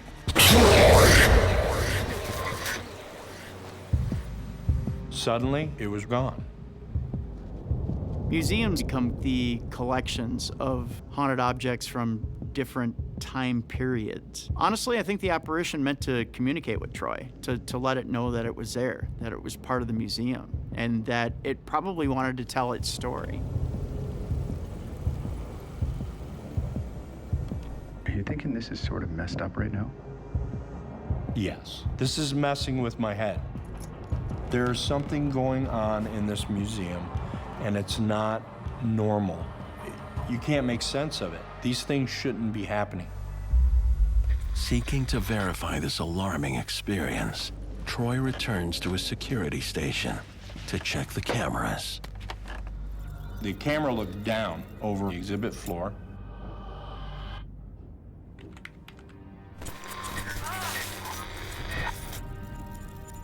That video was very perplexing. Identify yourself, now. Camera flares and reflections and stuff like that. I can't find anything. There's nobody there. It's just me. I mean, let's face it, that's what paranormal activity is, right? It's outside the normal, and we can't explain it, so it's paranormal. These events, they were unnerving, and they were unsettling. For a split second, I thought about maybe I need to find another job. But I was a career military guy, and that stuff is not going to scare me off. I was going to do my job. The next night, he asks the floor manager. Hey, Troy. For some answers. What's going on? You gotta tell me. Why? I was alone here last night. I saw some really weird stuff. And I asked him, have you ever had people see shadows moving around? Yes. Has anybody ever heard their name being called? He did acknowledge that yes, in fact, other people had reported the same things. They say there are two spirits really attached to this place. I was here by myself one night. The manager then reveals his own harrowing experience.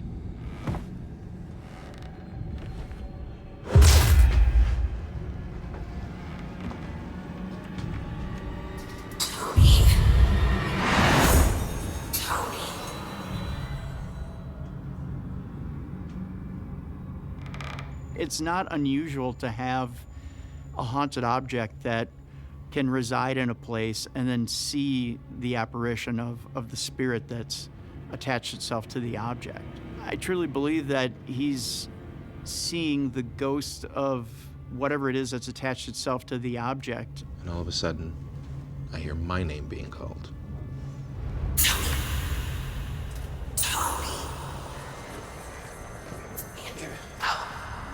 If someone's there, show yourself. This place isn't normal. Many people have reported encounters with a male and female spirit, clothed in American Old West attire.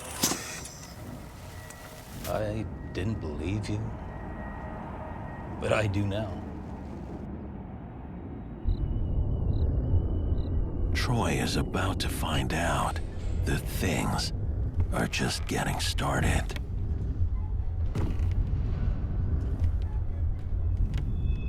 Smells and noises and shadows and voices and people talking.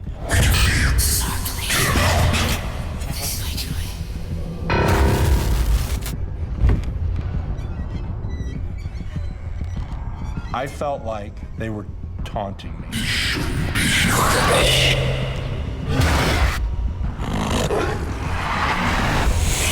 It was as if the artifacts themselves were coming to life. I will admit, in that moment, I was scared. The wee hours of the morning find Troy back in the main exhibit hall. I was alone, it was dark, it was quiet. And then I heard.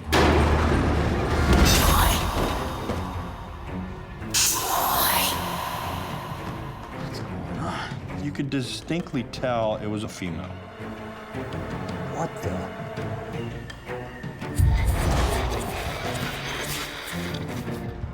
Nobody's there. Heart was pounding faster. You can feel it. It's a physical reaction to what's going on.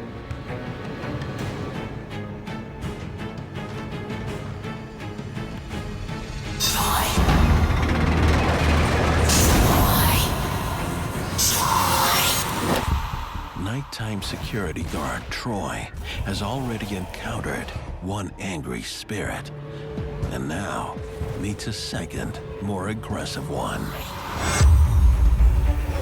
I'm scared. You see a figure. I couldn't explain what it was, but it did look like a person.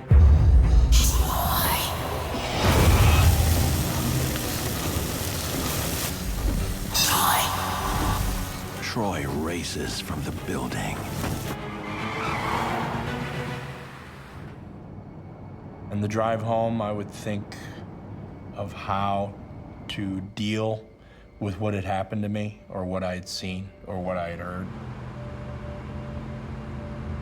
This is outside what I know, and I have to function within this environment and not take anything home with me. That was the big thing for my wife.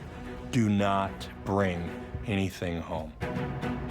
I think in this case that spirit is attached to the location. And I'm not surprised that the spirit connected with Troy. Troy is around all the time. Troy decides to take matters into his own hands. Okay, we're gonna get these computers set up over there by the TV screen. We're gonna use that as our security footage for today, okay? He gets permission for a paranormal team to investigate the museum. We're gonna set up cameras and microphones in places most likely the spirits are gonna congregate. That way. Follow me.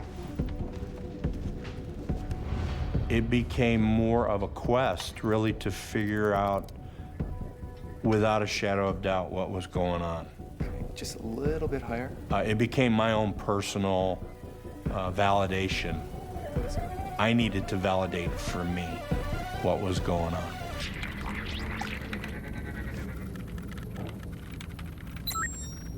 Can we adjust that one over there? Okay, I think we're all set. Let's do this. I was on duty for the investigators because we have to maintain security of the floor.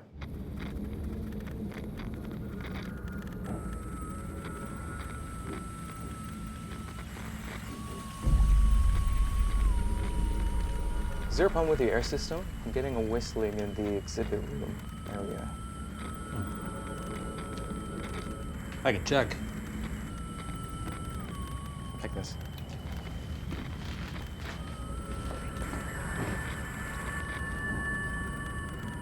When the investigators came in, I didn't share any of my experiences with them. I was interested to see what they might find.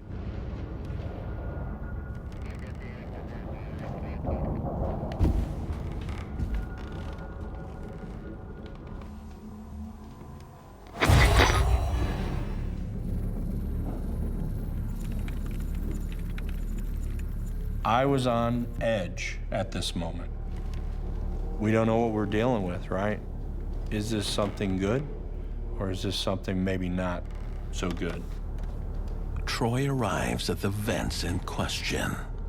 And there was no whistle, you know, nothing with an air duct that would make a whistle or anything like that. It's all clear here. Roger that. It's all good here.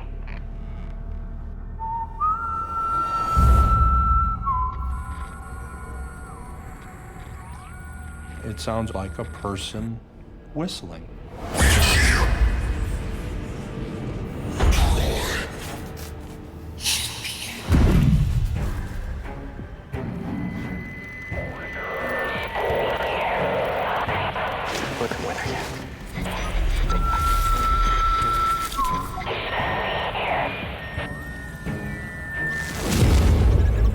Troy, I just saw something move.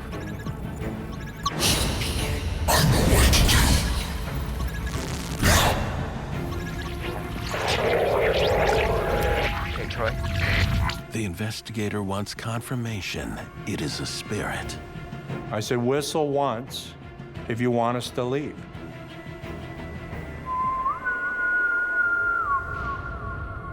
And it was a whistle, very loud in my ear. I'm over here. Why are you here? Don't you know this is our station?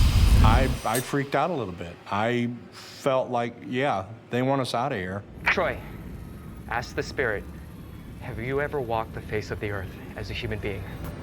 Have you ever walked the face of the earth as a human being?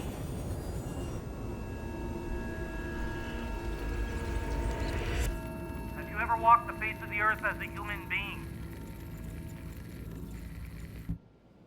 Nothing.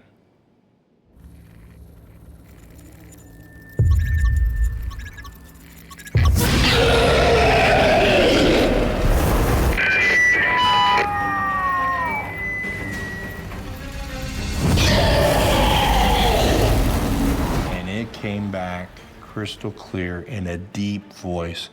No.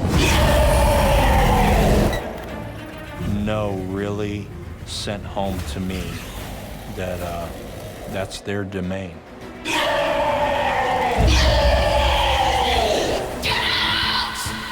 The hair on my neck stands up. This was not a kind, warm, welcoming voice. It was a demanding voice. It was a powerful voice. I heard that voice. That scared me.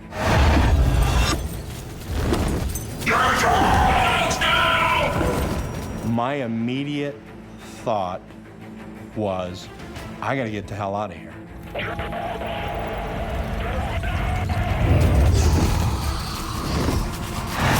What are they capable of? What could they do to us if we intrude too much? Get out! I had that strong fight or flight, and I wanted to flight.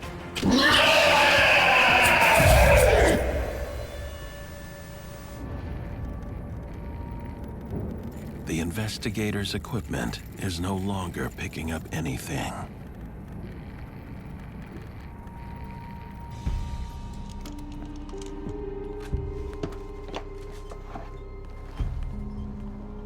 I think we got everything we need tonight. Thanks for having us. These events opened my eyes. My belief system has changed a lot. I think as you're younger, you probably don't tend to think about life and death too much. Obviously, as we get older, or as I've gotten older, I start thinking more along those lines.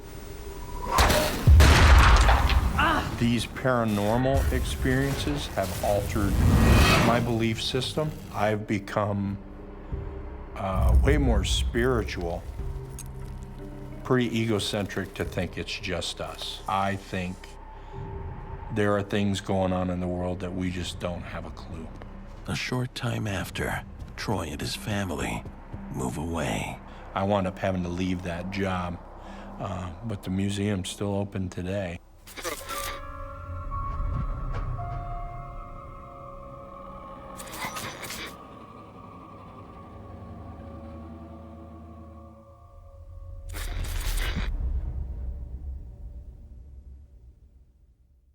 My name is Megan, and I work the night shift.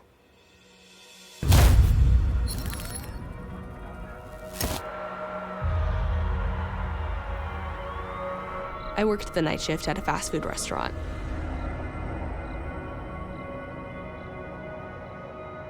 I was a general employee.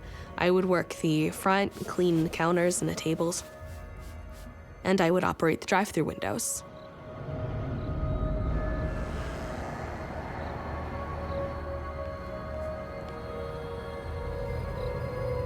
"18-year-old Megan works the overnights alone."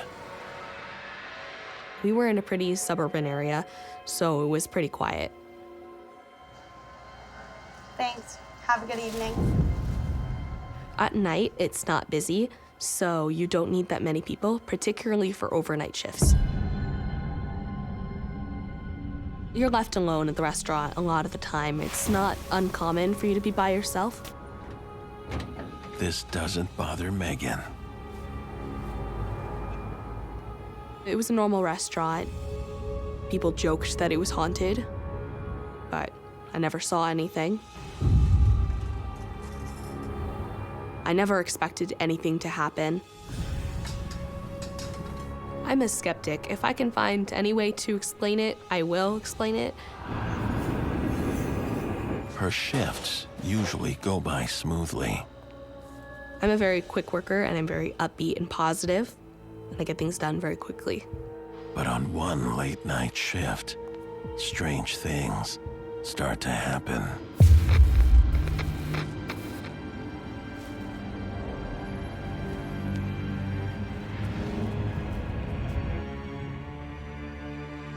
I never saw it coming.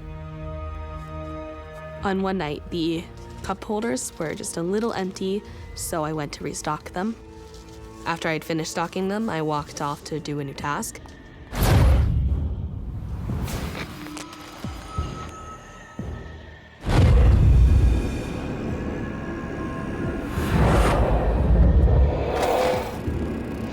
What the hell? All of the small cups flew out of their sockets and made a huge mess all over the floor.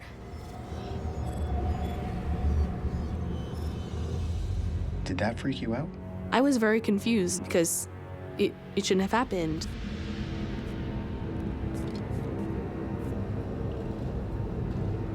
For a split second, I thought someone was pranking me, but I was by myself. She brushes it off and gets back to work.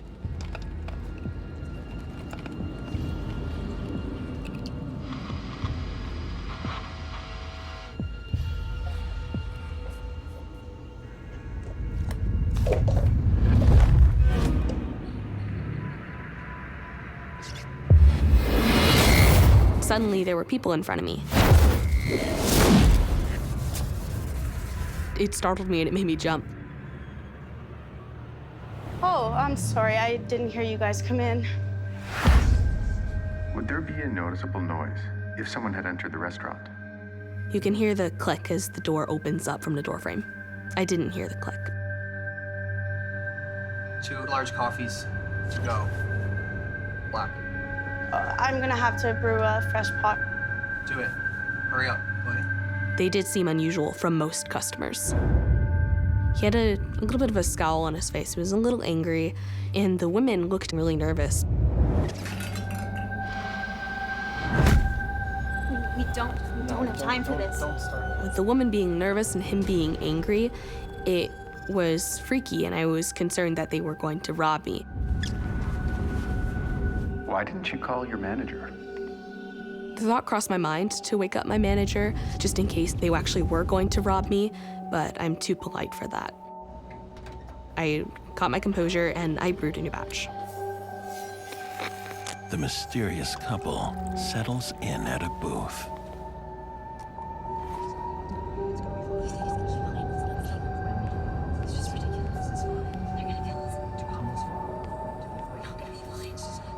I brought the change with the receipt to the table. So sorry about the wait, guys. Here.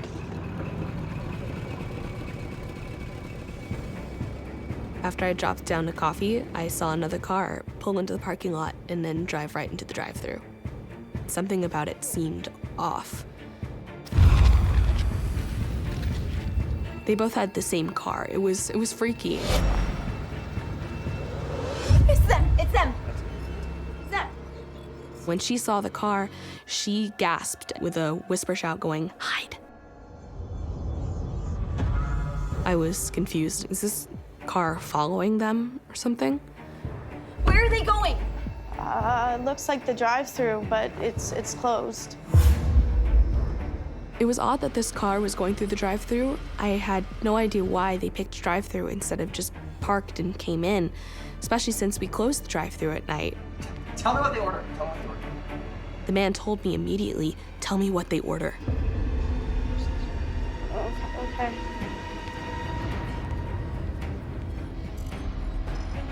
Megan goes to check on her new customers. When I got to the drive-through window, I opened the window. I'm sorry, the drive-thru's closed. And then they slowly rolled their window down. At that moment, I got really scared. She can't believe what she sees right before her eyes. Megan is working the night shift alone at a fast food restaurant when two strange customers appear out of thin air. When I set the couple's coffee down, I can see another car pull into the drive-thru. And what happens next gives her more cause for concern. The people in the drive-thru car was exactly the same as the people in the booth. At that moment, I got really scared. I stood in a spot where you can see both the booth and the pickup window, and I could see both them and the couple in the car at the same time. I was thinking, could have been two sets of identical twins, but I realized there was almost no way it could be. There's no way I can explain that as just twins. This was too weird, and it confused me so much that I wasn't thinking rationally.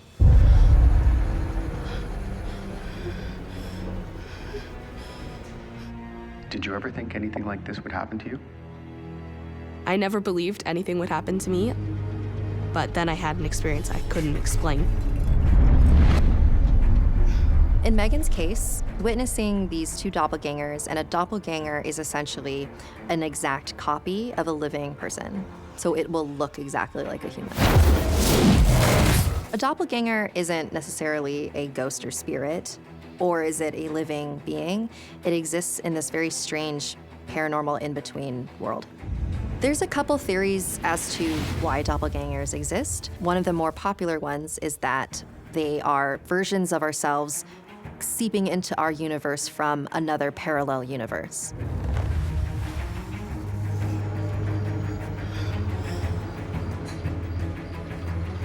What can I get for you? 2 large coffees to go. Black. They ordered the same thing, 2 black coffees, and that also threw me off guard. Settle down. What are you looking at? Do it, will ya? There she is. What did they order? Two large black coffees, the same as you. It's them.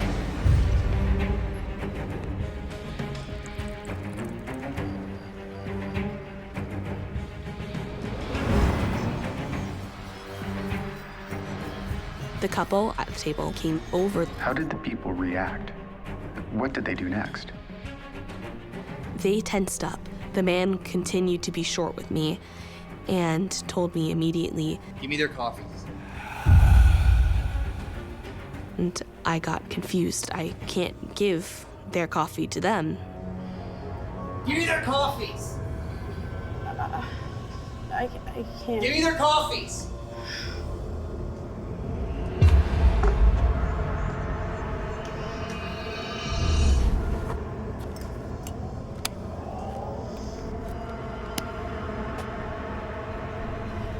He had something, I couldn't quite see what it was, a little pouch that he put back into his pocket. "Give them these." And slid me the 2 coffees saying, "Give them these." But I can't give other customers tampered coffee. I can't. I'm sorry. "You have to." I told them no at first, but they told me that if the people in the car look like they do, then give them the coffees. And I was caught off guard because they knew that people in the car were the same as them. It'll make them go away. Please.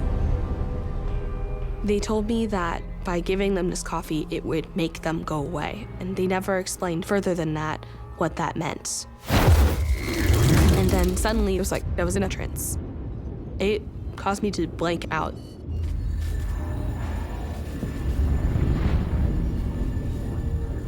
Bring them the coffee. Megan obeys.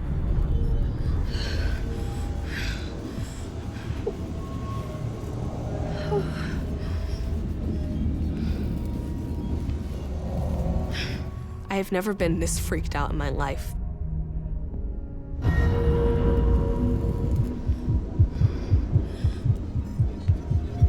The fact that they handed over this substance to get rid of them is interesting because it makes me believe that this is not the first time that they have run into them. They were gonna try everything to get rid of them.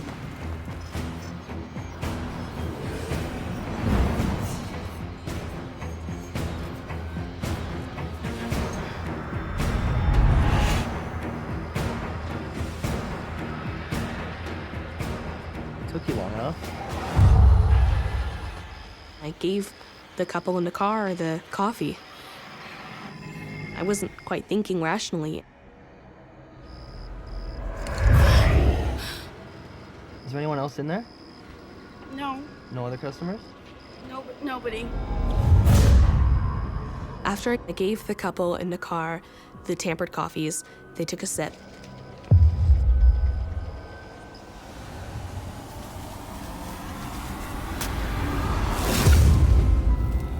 And they disappeared. I couldn't see them.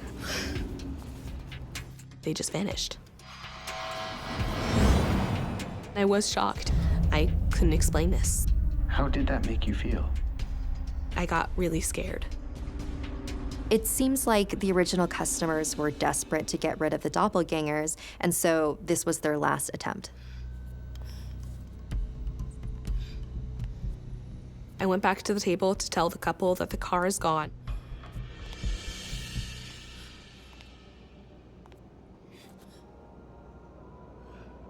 But they weren't there. It was just the receipt and a large tip.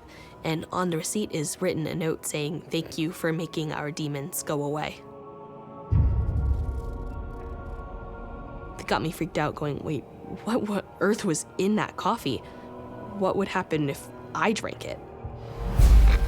Before she has time to process anything,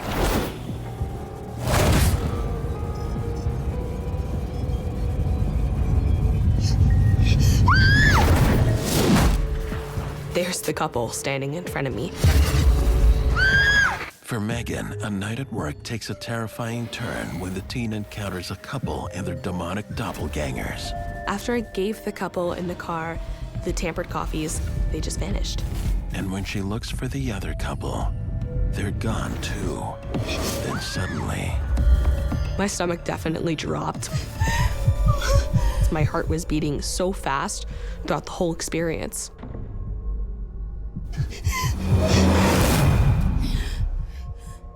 And then it disappeared very quickly.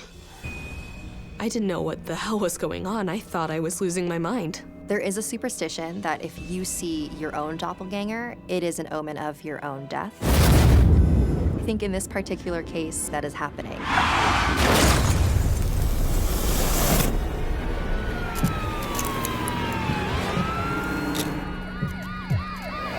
Megan? Megan? Not a moment too soon, Megan's manager arrives. Are you okay? You look like you saw a ghost. I need to talk to you. Let's go to my office. I briefly told her what had just happened, and of course she did not believe me. So we looked at the cameras. And when we look over the footage, you see the couple in the store. This really is real. What I saw wasn't just part of my imagination. It actually did happen. Can we see the drive-through camera? Yeah, I'll cue it up. You see the car pull into drive-through. It's like, wait, this is real.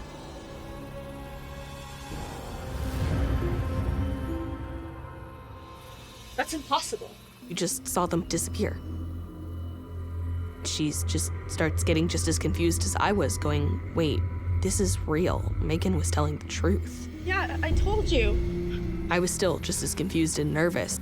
This really frightened me. Are you feeling nervous right now?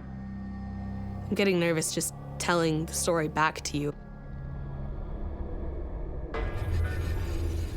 None of this made any sense, and I still can't explain it. When you work a night shift, you are much more likely to experience a haunting. The fact that this happened very late at night when no one else was around, I think she was just in the right place at the right time to be there when these customers were running away from their doppelgangers. I think that she has something to be afraid of. Were you worried they would come back? I had no idea what to think. I didn't want to go through that again. The memories haunt Megan to this day, as does her decision to hand over those coffees. Which couple was really human? Which one was the demons? Which one was real?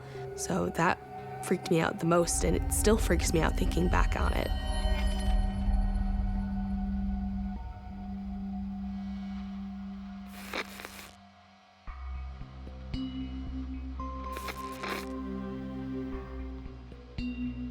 What are your thoughts on the paranormal after these events? Doppelgangers was what my best conclusion was when I looked back over this event. I still myself hardly believed that this actually happened. I thought this was just a part of my imagination. This is real.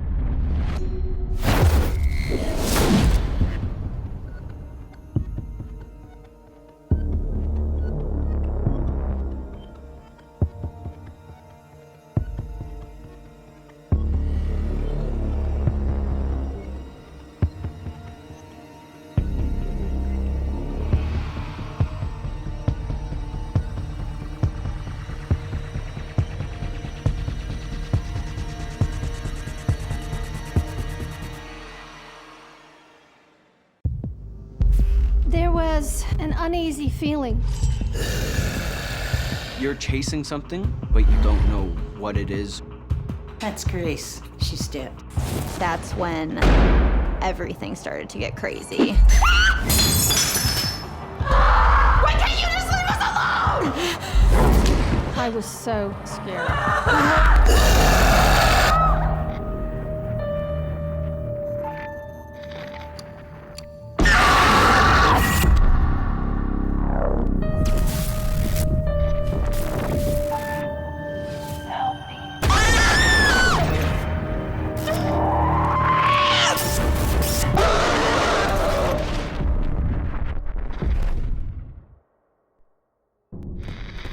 What you're about to watch is based on true events.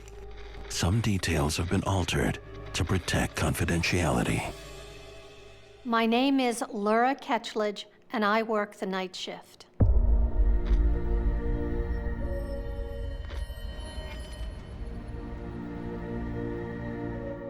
I was heading off to nursing school in the fall, and my mother thought it would be a really good idea to get some practice and helping an elderly couple that she knew through family connections. That summer, Laura takes a job as a live-in caregiver, 400 miles from home.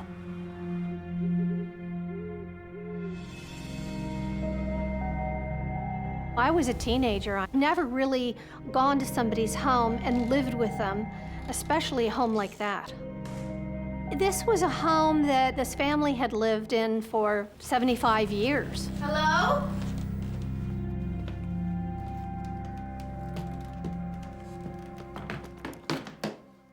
Well, when I first came into the house, there was an uneasy feeling. Just kind of felt a little bit like an intruder, like I was out of place. Oh, that's Grace. She's dead. That feeling returned as I was walking up the stairs. Carol introduces Laura to her husband.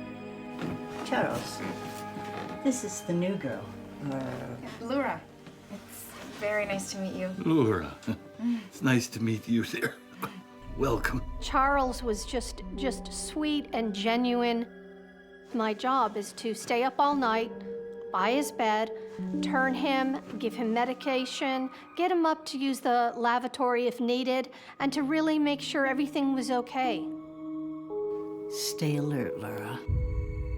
Carol was more reserved, and she had a worry, and she just wasn't straightforward with me. I suspected that there was a deeper story to this home. My official hours really started at midnight, but before that I would help make dinner. One night I had borrowed an apron out of the pantry. I had to give it a good tug to open it up. I was very careful afterwards to close the pantry door. Laura is sure it's locked. And I put on the apron and made dinner.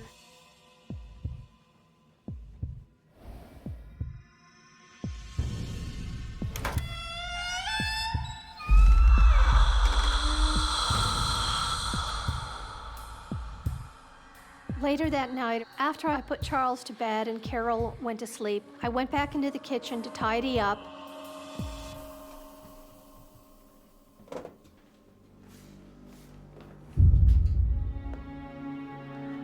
When I walked in the kitchen and found the pantry door wide open, I was very shocked it was open.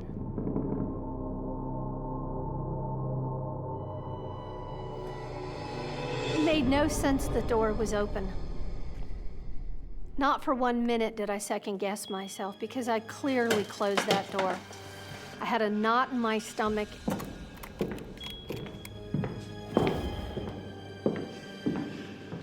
And then I heard footsteps and felt a presence. Right behind me. Nobody was there. Something was really, really going on in this house, and I felt terrible about it.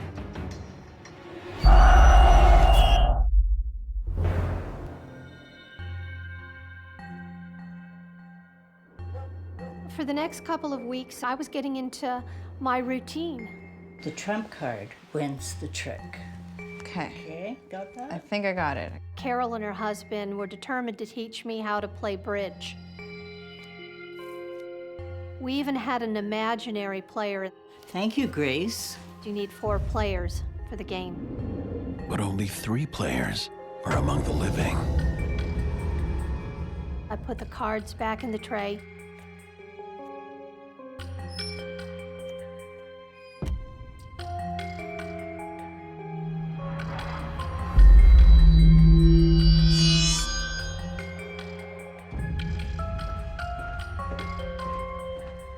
Later that night, around 4 a.m., I noticed something in the living room.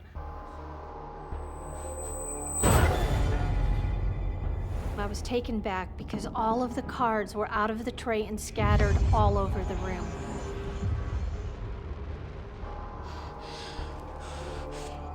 Carol and Charles had gone to bed, and I had been in the living room earlier, and those cards were still in the tray. There was no logical reason that those cards were out of the tray. As she tidies up, Laura feels something is watching her every move. Just felt sick to my stomach, and I got a wave of nausea. I felt cold and clammy at the same time. Sensed this presence. It ran a chill down my spine. What she sees next haunts her to this day. I was so scared. It's a few nights in as a live-in caretaker for an elderly man when Laura discovers something not of this world is watching her every move. I felt a presence in the home.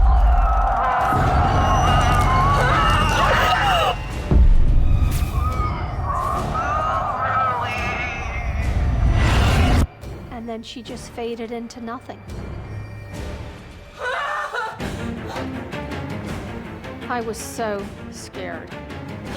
I never moved so quickly in my life. What did you think was happening? I never really thought about the paranormal before I started this job, but there was something wrong with this home. It was haunted.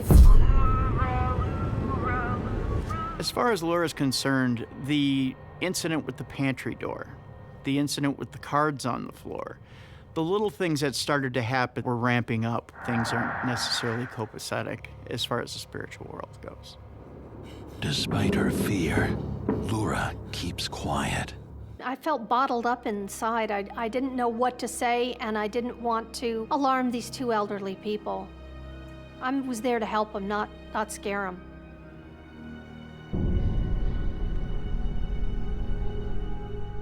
What do you do next? I just was very vigilant because I didn't know what next was going to happen.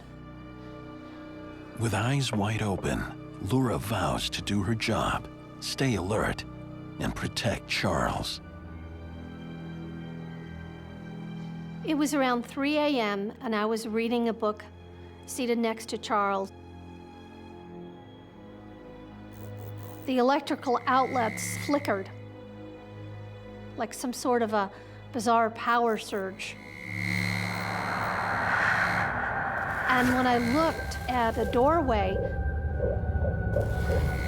there was this globe or ball of light.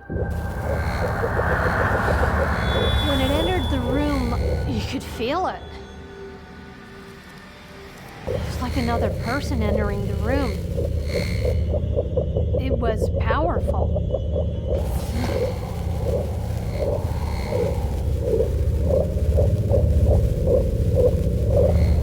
I wanted to yell or scream, but nothing came out. It was like my voice was stolen or swept away. It was the most unworldly feeling that I've ever had.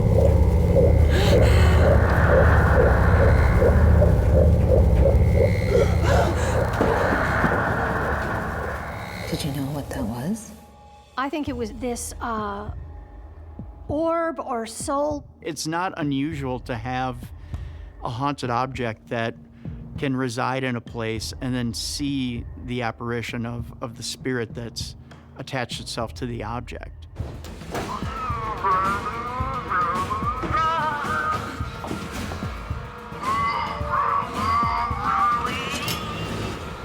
I was terrified.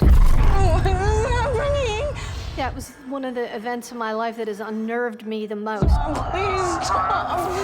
Kill me. Carol came into the kitchen and she looked at me.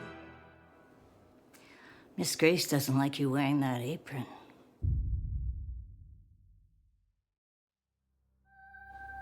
I learned right then that this was Grace's apron, and she was Charles's first wife.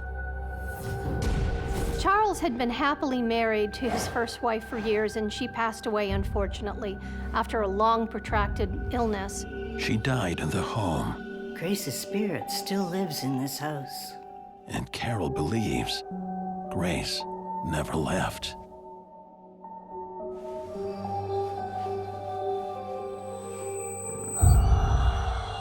I practically ripped the apron off and stuffed it back in the pantry closet, and that's where it stayed. We're very unaware that we can trigger bigger paranormal events. When Laura takes that apron, it's a sign that she's moved in on the territory that she really shouldn't be, and that is the husband. And that really upsets the spirit. After Carol told me about Grace, everything was clicking together. The cards, they were monogrammed with Grace's initials. Those were her playing cards. That was Grace that opened the pantry door. That was Grace's soul that entered the room. It became clear to me that Grace didn't want me touching her things.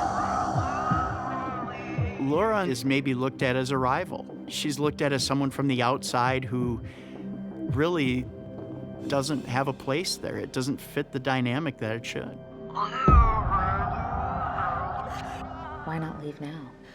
I really felt, conflicted in my heart. I wanted to be there for this couple and finish the job, and plus I really needed the money, but I was also very scared. I hope you decide to stay. Charles needs someone. She sort of talked me into staying, at least for a little while longer. Later that night, I had to go down to the basement to do the laundry. And I was holding the handrail with one hand and all the laundry with the next.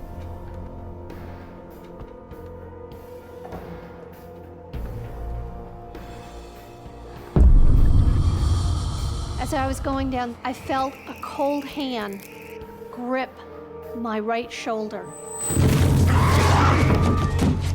If I hadn't been holding the railing, I could have broken my neck. Laura is dead sure about who and what is attacking her.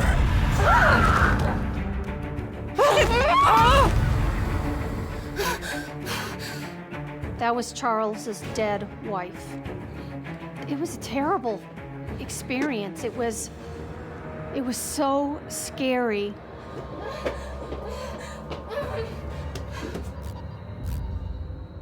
I think at the point where Laura is pushed down the stairs by Grace, that's the be-all, end-all. When physical attacks happen, there's no going back. The violence pushes Laura to the brink.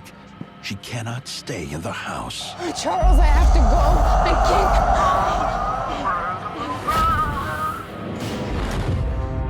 can't. Wherever Laura goes, Grace is never far behind.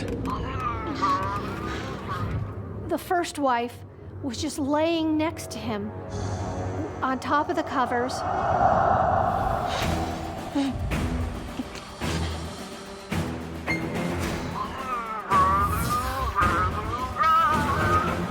Then she looked at me. It was the look like I was intruding. She didn't want me there. Her eyes said to me, "Leave."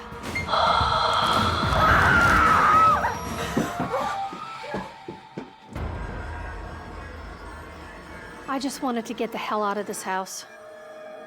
I was done.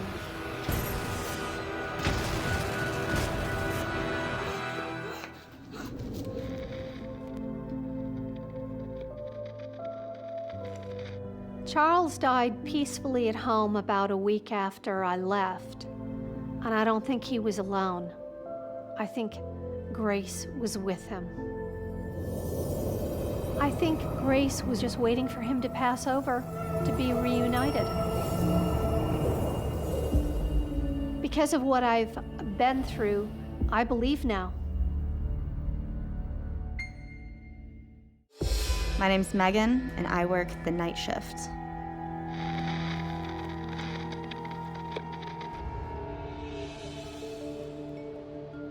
I am a bartender and server.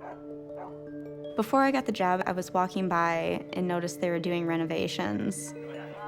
This building that it used to be an old firehouse, it's been converted into a restaurant.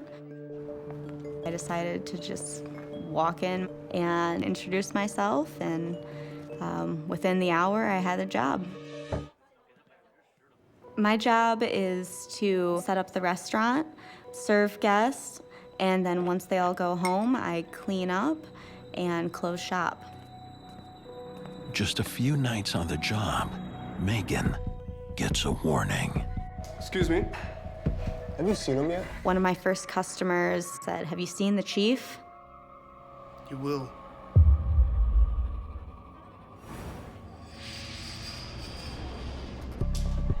I was just too busy doing my job to really take it seriously. It was just idle conversation at the time. Megan has no time for idle conversation. I would have to close the building, staying there later after the other employees. I got this. You go home and get some sleep. Thanks. So I was there alone at night.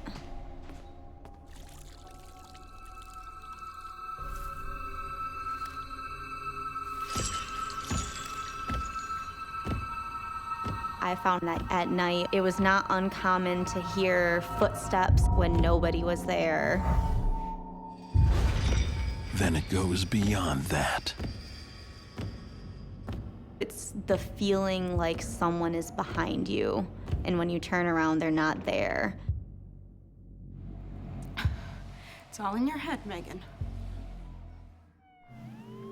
Working alone, night after night, starts to take a toll on Megan. It's just every night, it's little things. I want to play them off. All she wants is a calm, quiet shift. But that's not on the menu.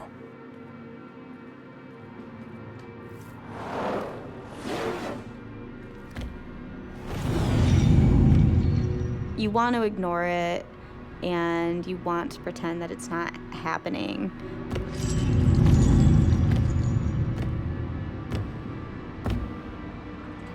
But then it's just more and more, and eventually you just start to feel on edge every night when you're closing. Every noise that you hear behind you, you jump. About a week later on, it just escalated. I was mopping at the end of the night. I kept having this nagging feeling that someone was there. Megan leaves the floor to dry, but moments later,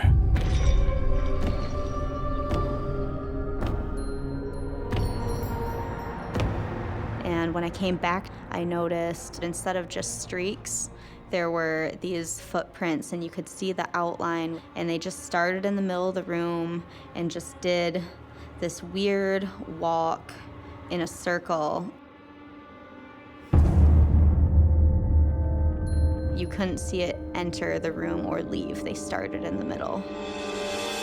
I honestly just start to think, am I crazy? Even after all that, you stayed. Every part of me wanted to just run out of the building, but at the end of the day, I still have a job I have to do. Megan's uneasiness grows.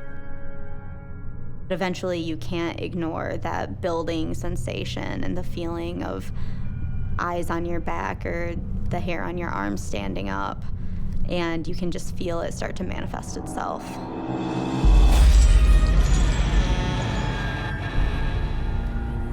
I thought I saw something out of the corner of my eye.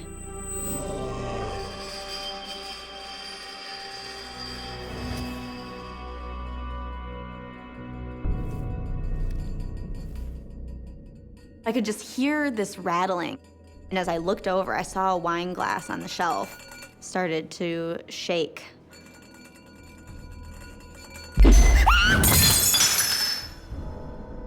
It just smashed everywhere.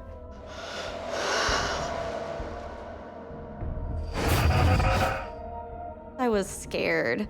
There's no way it could have just slid off on its own. It wasn't on the edge. It would have had to have been physically grabbed and then thrown. But there was nobody else in there. I'd have to really just try and tell myself to calm down.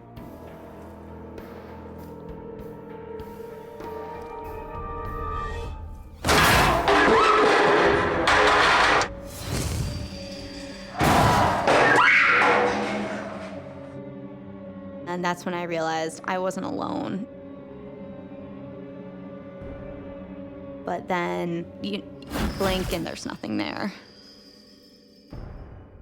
But something is there. I heard right next to my ear. It was enough that you could feel it.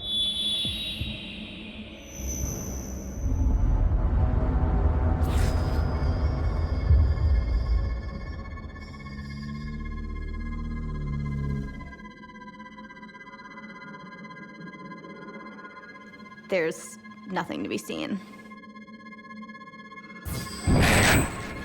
That moment, I realized that I was being targeted. While closing the bar alone at night, Megan is being served some serious scares. I heard right next to my ear. I felt something next to me.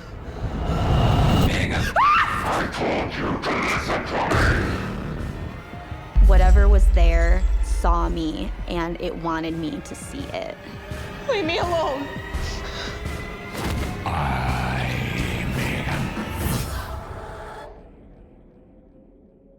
All of a sudden, there was nobody.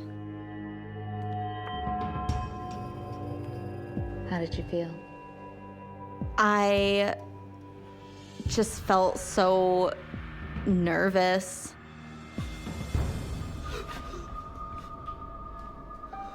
And then all of a sudden, just instantly felt cold. Megan fears the rumors about the chief weren't bar chit-chat after all. That was the first moment that I really felt panic. I booked it out of there. It seems to me like this spirit potentially could be harmful.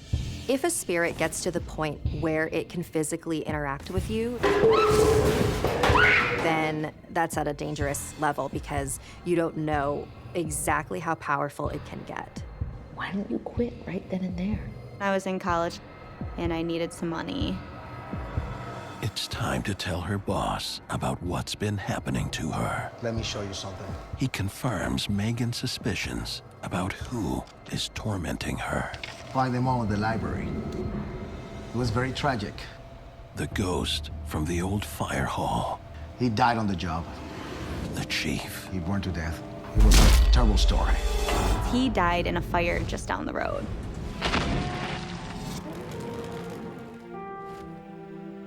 I was scared of what the next step was gonna be. You know, why did it want me so bad? Is the chief dangerous? He seems angry. As we were talking, we could just feel that energy building in the air. Just the little pinpricks and the coolness coming in. And all of a sudden, it felt like something was behind me. Something pushed me forward. After I was pushed, the pop gun came out of its handle. Why can't you just leave us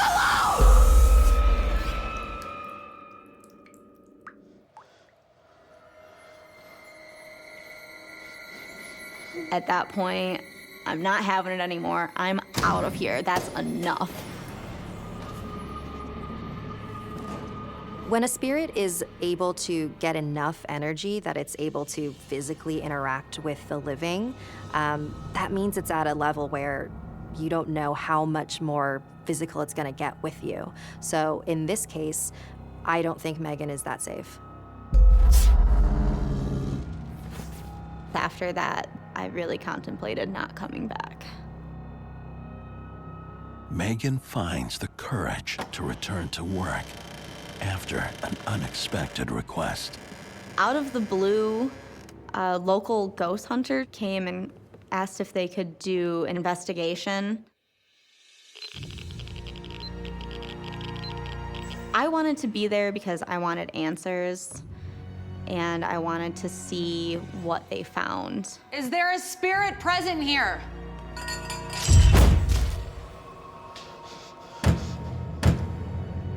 I was just frozen at that point. Just absolutely shocked that there was such an instantaneous reaction to the question. If you're the chief in the photo, could you turn the light on? The light instantly just clicked on. Could you turn the light off?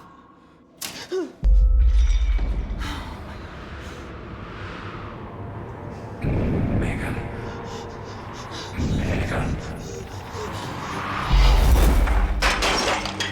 That's when everything started to get crazy.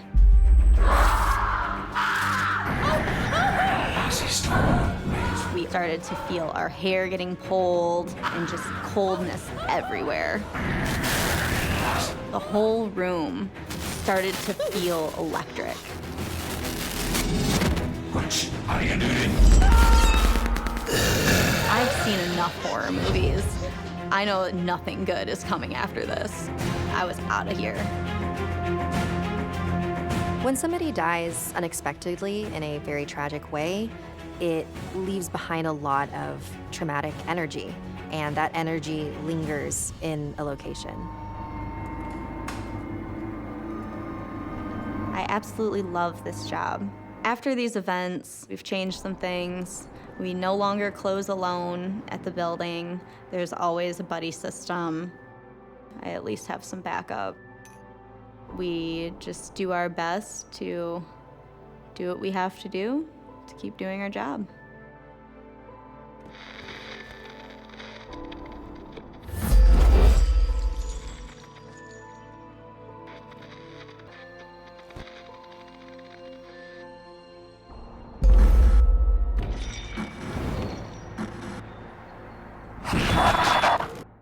My name is Gerald, and I work the night shift.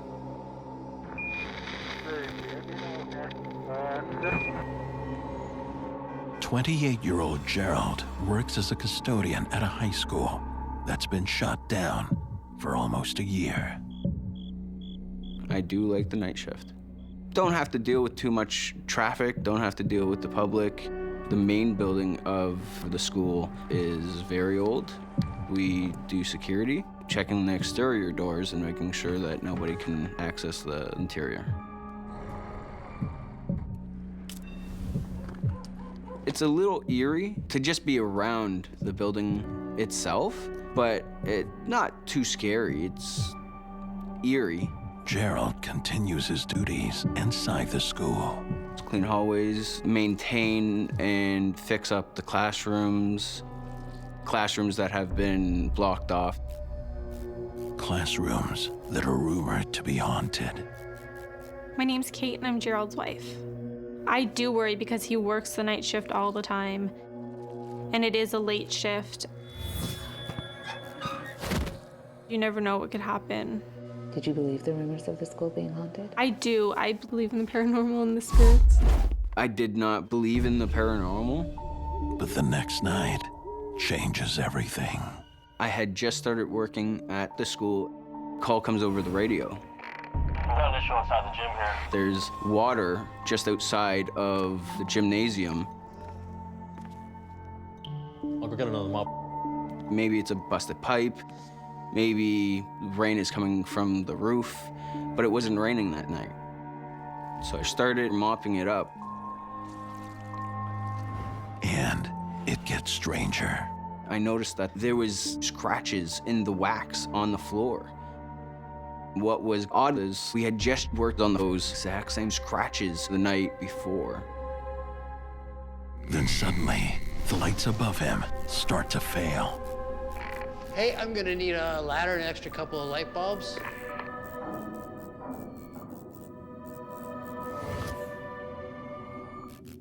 Hello, are you there? Gerald for Ellen.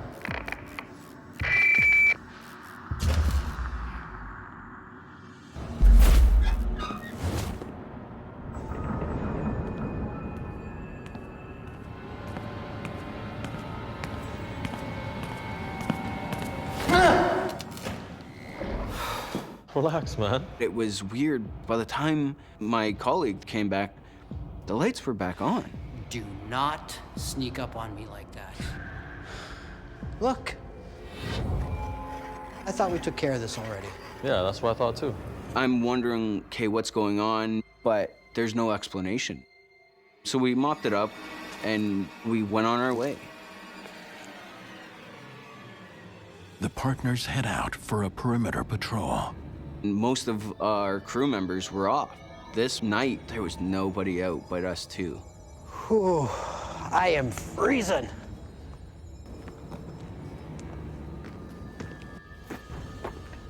Instead of going around, let's take the tunnel.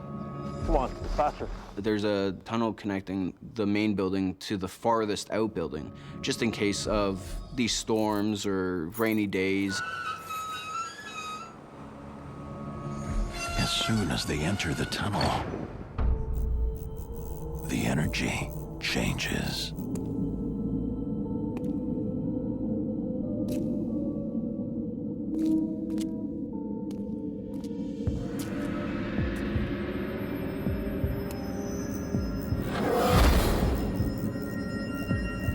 It's a little eerie, it's frightening.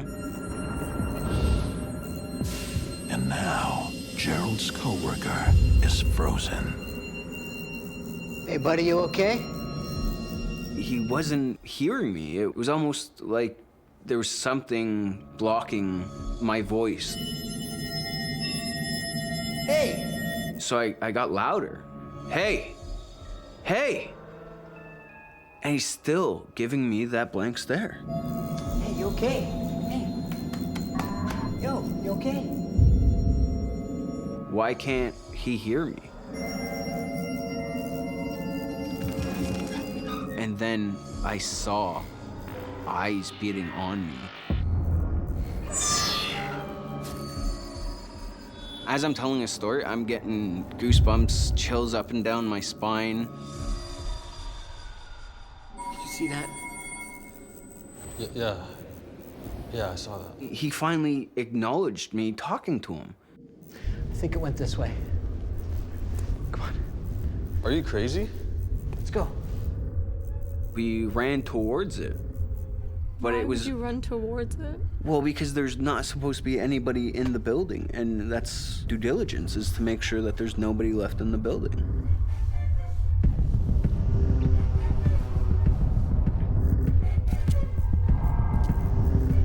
It's frightening, because you don't know if someone's hiding behind a corner or what's going to happen.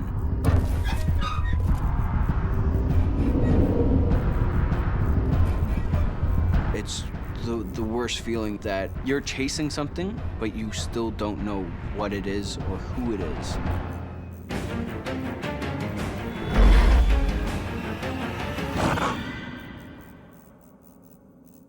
My colleague and I scoured the tunnel top to bottom.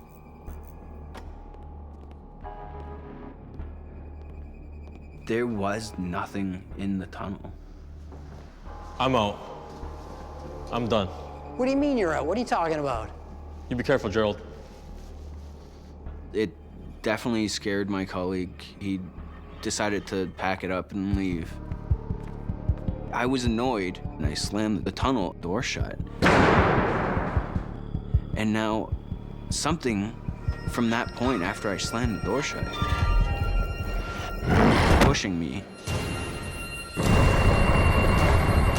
Something was there. In a closed-down high school, Gerald, the night caretaker, finds reappearing scratch marks. A disappearing intruder. being violently attacked. The more I try to walk to the right, it's more forcing me to the left.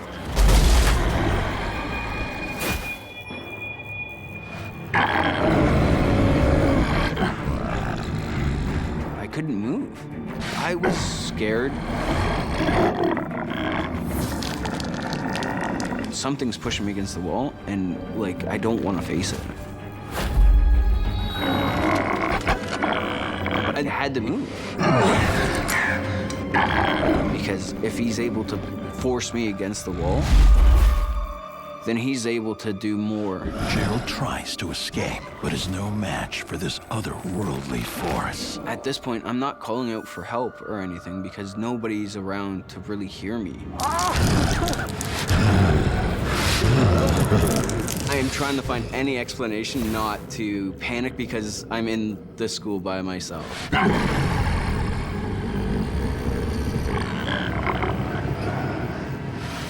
Gerald is face to face with the entity, and then it disappears. I'm free.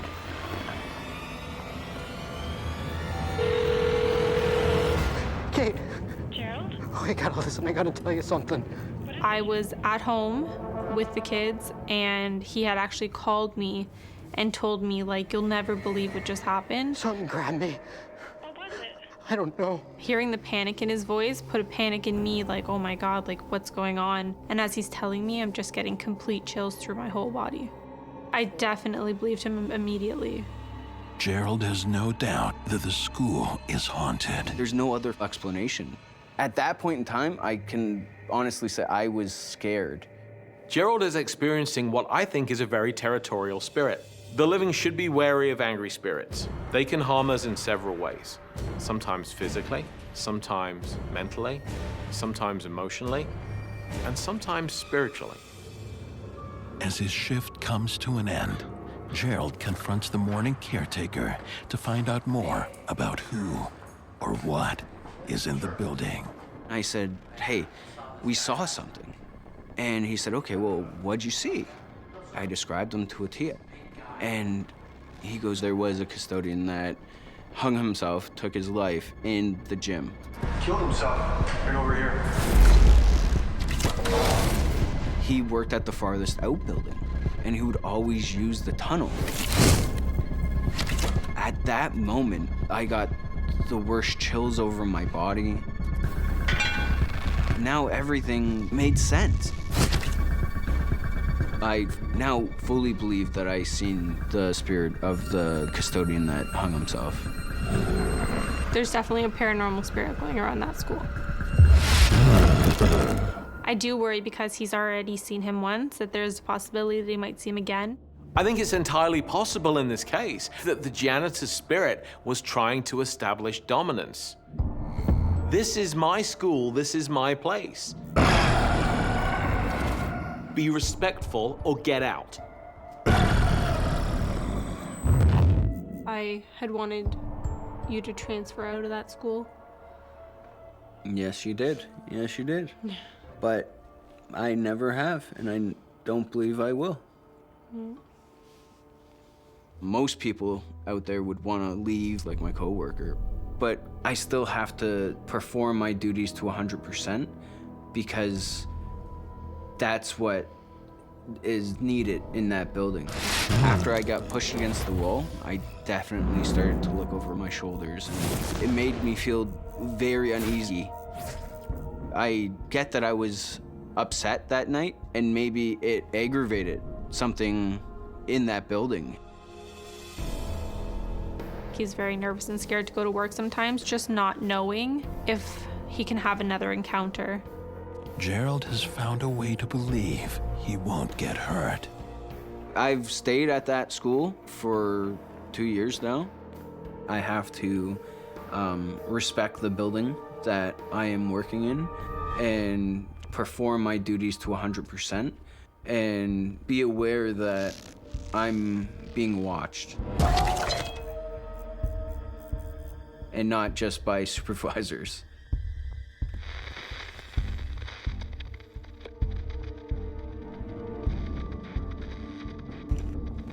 I've come to believe that he just wants to make sure that we're doing our job.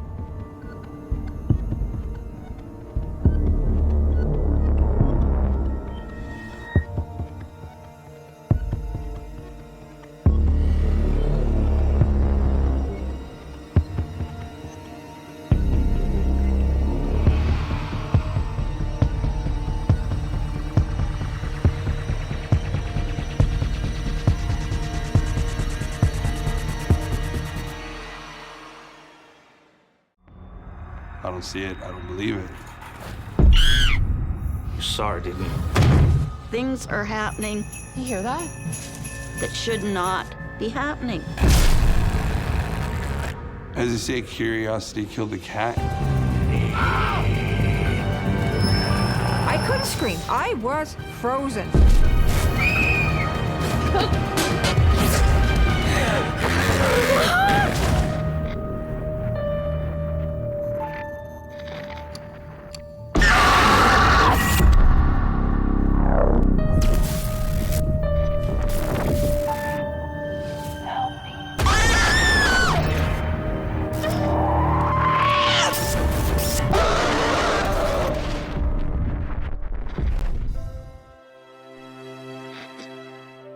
What you're about to watch is based on true events. Some details have been altered to protect confidentiality. My name is Nina, and I work the night shift.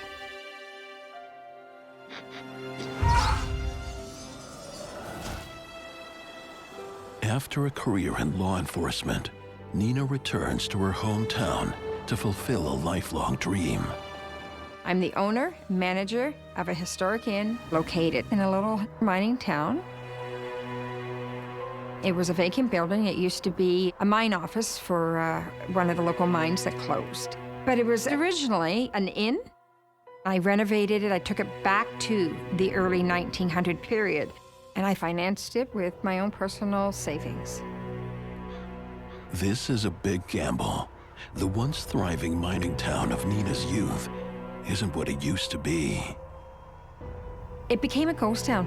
All the businesses went out, and it's just your old-timers still living there. The property Nina owns has a history. There were so many ghost stories always being told. Many, many accidents in the mines, many deaths of people. I was well aware of it.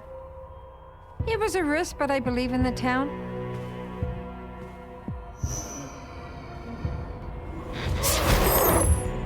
Too busy with hotel preparations, Nina and her right-hand woman have no time for the rumors.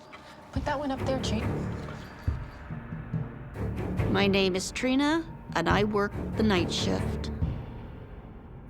Trina has been a very close friend of mine for years, and when I decided to go into this business venture, I asked Trina to come work with me. With Trina's help, Nina is ready to open just in time for the holidays. The first thing I experienced at the inn was around Christmas time when we were decorating. So we put up this beautiful Christmas tree, and the Christmas tree had these bells on them. You hear that? Yeah. And out of nowhere, oh my gosh, the bells started ringing. I looked at Nina, and Nina looked at me, and I thought, this shouldn't be happening. I looked around. There was no source of air conditioning, no source of heat coming up. Nobody came in the front door, but the bells would just ring. And I found it really strange, perplexing.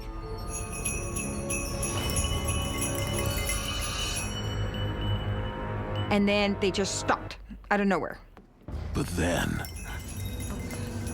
something else grabs their attention.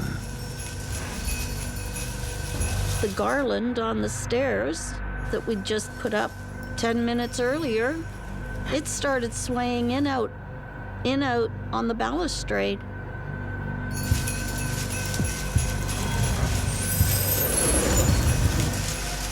scared me because it's like, okay, what's going on here? But I have no clue because there was no justification.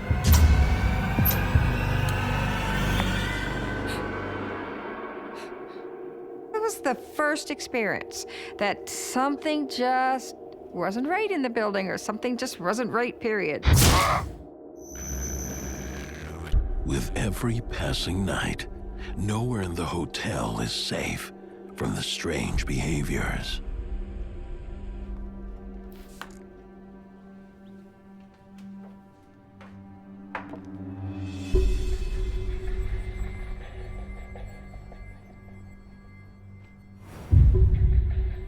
Things get moved around a bit. We sometimes put things down and turn around and they're not there when you go to pick them up. This is getting weird in here. Things are happening that should not be happening.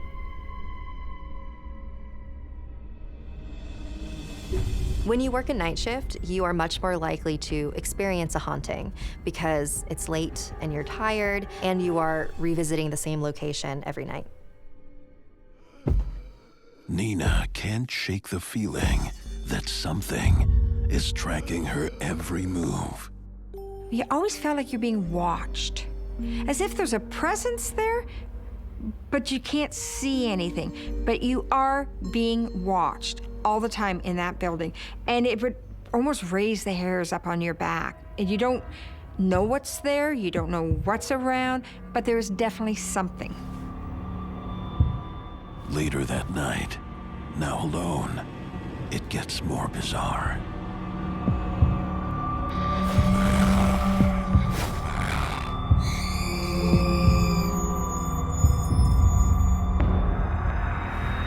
Hello? On occasion, I would hear high-pitched rills throughout the building.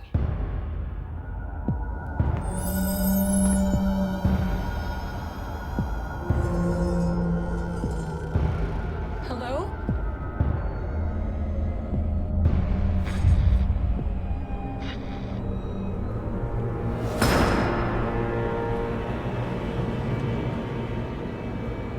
Doors slamming, as if someone is walking around in the building. But at this time of night, everybody's out like a light.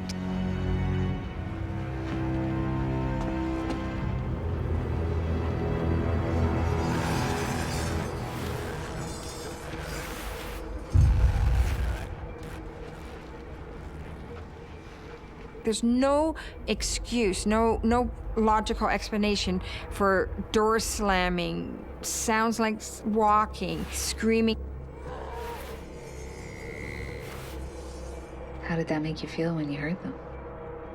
At night, and when you're by yourself and you're working a night shift, it scares you. Nina can't find a rational explanation.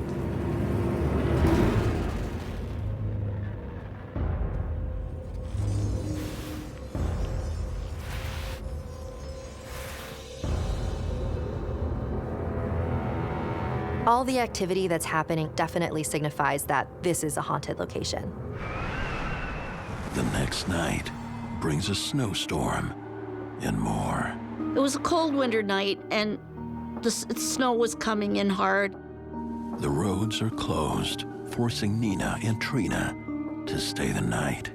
Weren't you scared? We were uneasy. It's something I can handle because nothing was harmful. Scary, but nothing has ever been harmful. Me too. Hi, Nina.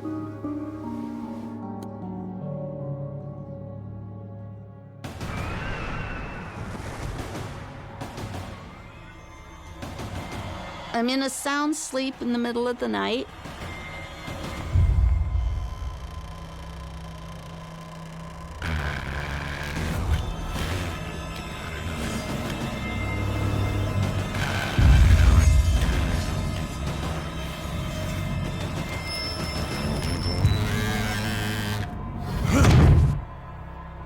All of a sudden, I'm wakened by a sharp jolt. It wasn't just a tap, it was a jolt. Nina, wake up. Wake up. Nina, wake frightening episodes puts hotel manager Nina and her assistant Trina on edge. And now, an entity only Trina sees visits them at night. Nina, wake up! I was sound asleep. Nina, wake up! Wake up! Nina awakes, but the presence is gone. There was something, it banged the bed. There was someone in here. I didn't see it, I didn't hear it. And I said, it just banged the bottom of the bed and scared the living life out of me. Something's in the room, but nothing's in your room. So how do you explain that? Trine, did you leave the door open? Of course I didn't. The more you think about it, the more anxious you get. And the more you have to calm yourself down about it. It frightened me. Let's get out of here, come on.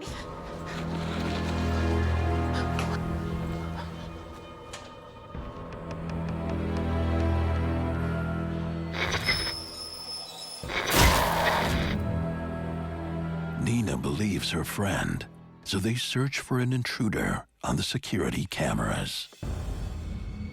And I told myself that there's logical explanation. But after reviewing the security footage, Nina doesn't know how to explain it. When I watched those videos, nothing. Nobody entering, absolutely no movement of anybody coming in or out. I don't see anything. I can't justify what was going on.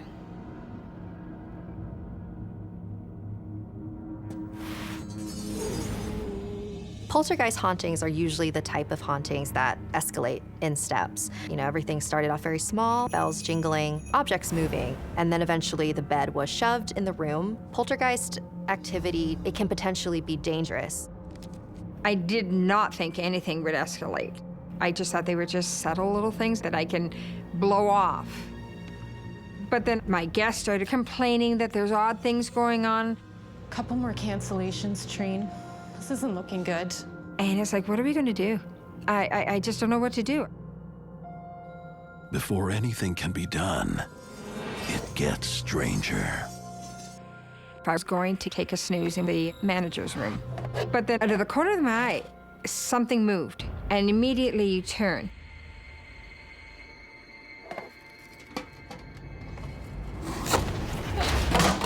I saw the tin fly right at her head.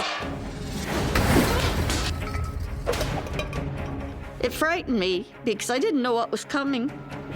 I just saw something come flying past my head. I felt like I was a target.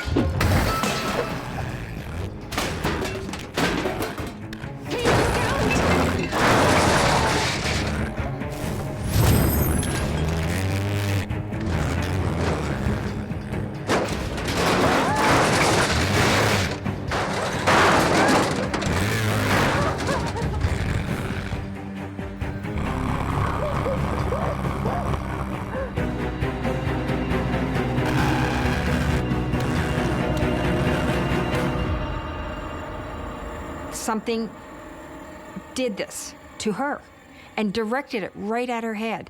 And it freaked me out. I'm telling you, it was like, oh my God, something's going on here.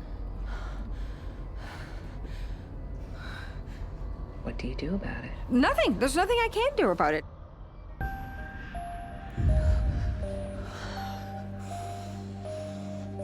When Trina has tin cans being thrown at her, could possibly be a combination of an intelligent spirit and a poltergeist in this inn. Trina's haunting the other night, and now this attack is too much. Oh my God, I gotta get out of this building. It made me quite anxious. I had to go. She reluctantly leaves, and now Nina is left alone to manage the inn. I just want to close the door, get out, you know, because it's just too much. But I put out so much money, like my entire life savings. And, you know, it wasn't just my life savings. You know, my staff depended on me for employment. If I close, I'm gonna lose big time. Nina has no choice but to retire for the night. I had just finished closing up the inn for the night, and I was tired. I went upstairs, time to go to bed, and I went into a good sleep.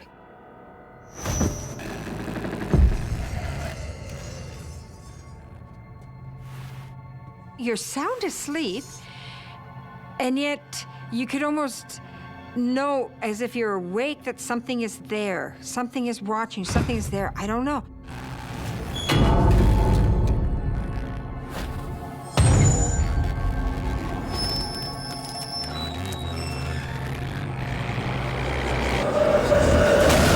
I remember laying on my back, and I woke up, and right at the end of my bed, something is standing there.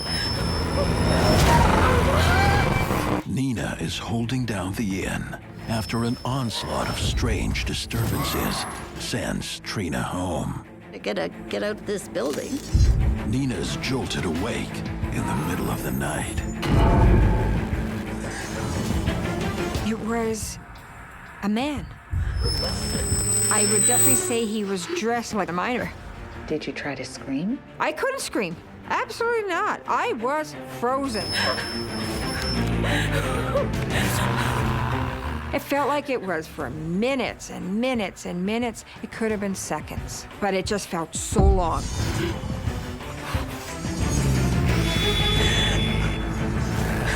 It really scared the hell out of me. I now know something is in my building.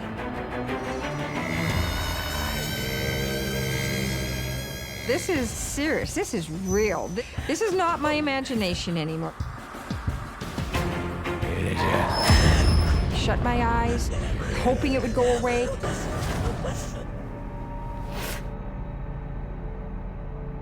And when I opened it, it was gone. And that was the ultimate experience for me. This scared me.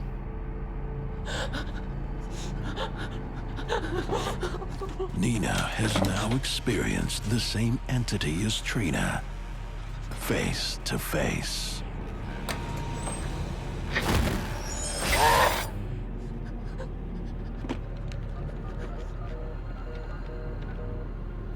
I get a phone call from Nina. She is very agitated.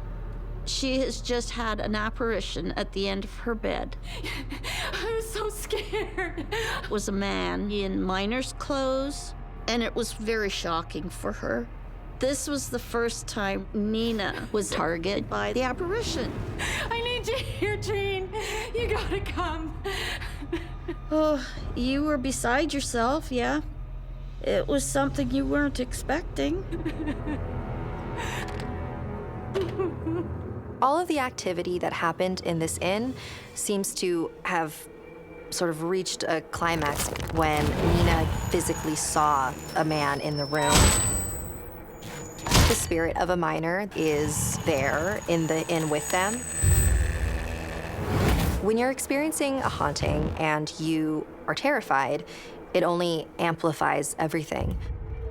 It appears that one miner who lost his life on the job is fixated on Nina's inn.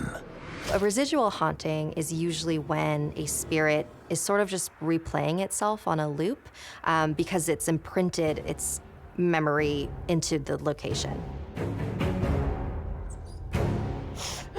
After the big experience with that apparition at the end of my bed, I really didn't know what to do. I was lost. I was scared. It's like, oh my God. Now it's reality. It's true. I can't slough it off. I can't make excuses, justify anything that was going on. And it's like, oh my God, what am I going to do? The worst thing I want out there is guests thinking that not only do we have potentially a spirit or ghost in the building, stay away. That's the worst negative I want. I want people to come to our place. I don't want them scared off. If you thought your inn was haunted, why not just quit? I don't want to go bankrupt. I don't want to lose everything I built. I love this business. I love this. I've got to figure this out. Well, I was very concerned for her. I put everything into this place. I can't lose my business. There was a lot of money here on the edge, and she could not afford for this to go under. These things I can't change. I can't fix. Have to figure out how to run the business with the spirit. I just turned the negative into a positive, and that was to start advertising as a ghostly inn. It's a mining town. It's like a Swiss cheese, basically, underground. All the tunnels were connected. We used to always tell each other stories that this ghost or that ghost or this robber or whatever used to, float through the tunnels. Probably goes through all those mine tunnels underneath, but he really centered on my building. They won't give in to their fear anymore. Being close friends and confidants, she always gave me the encouragement that I needed. Hi, Hermie. Hermie is what we started calling the ghost. It just flew out one day. One of the times something happened, I says, "Oh, Hermie, just behave yourself. Just behave." Okay, Hermie, cut it out. Once we had him named, things really started to mellow out. Nina and Trina decide to deal with their fear by giving the spirit a nickname. And this is a really good strategy. Was the spirit less menacing? It was better. All of a sudden, we had other guests that were coming in because they wanted their own experience with Hermie because they heard about him. So it became a very good marketing tool for us. Full up again, Trine.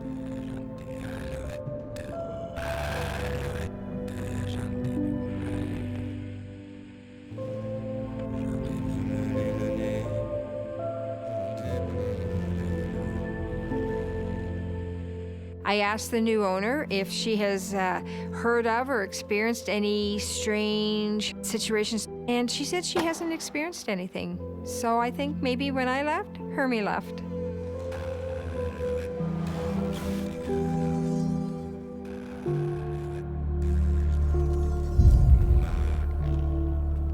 My belief in the paranormal, with everything that I saw, I am a true believer, and I really believe in Hermie.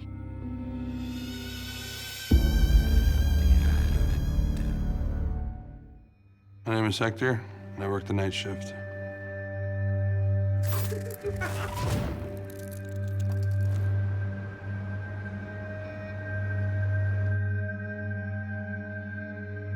It was my senior year in high school. I had actually caught up with all my credits, so I was able to get a job. I found out about a program at a hotel for overnight room service, and I figured, hey, why not? This is my first time working night shift. Hector already knows a little bit about the hotel. This hotel I went to work at had a history. I would hear stories about it being haunted. It's very famous. But that doesn't faze him. You could say I'm an unbeliever. I don't see it, I don't believe it.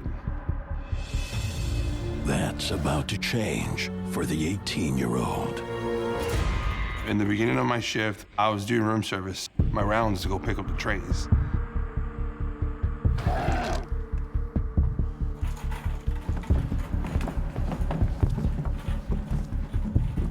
The maintenance guys kept going on about it, what they experienced. Be careful. I'm cool. I kind of, shrugged it off, just kept walking. Hector has no time for distractions. He's got a busy night. I was doing my rounds, and this was around 3 o'clock in the morning.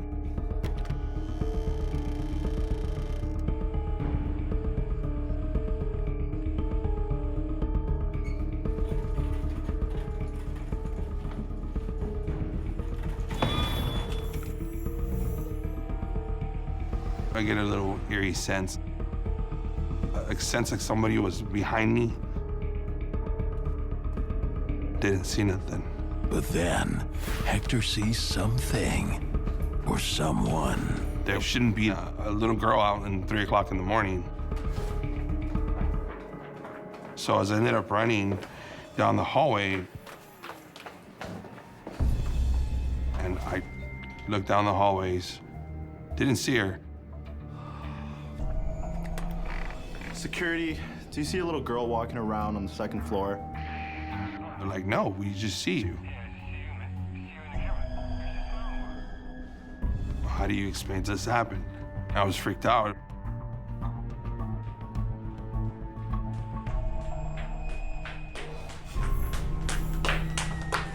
You saw her, didn't you? The maintenance man, he got a hold of me, and he was like, hey, he goes, you saw her, right? Follow me.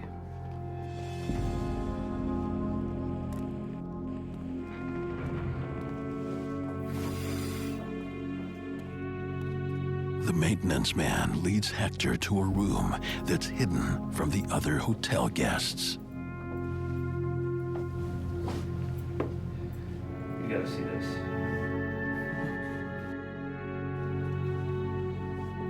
I looked in there.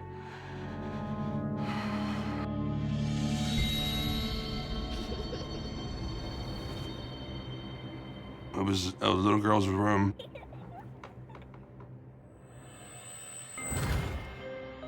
Dolls from the top to the bottom. That is one of the biggest things that scare me.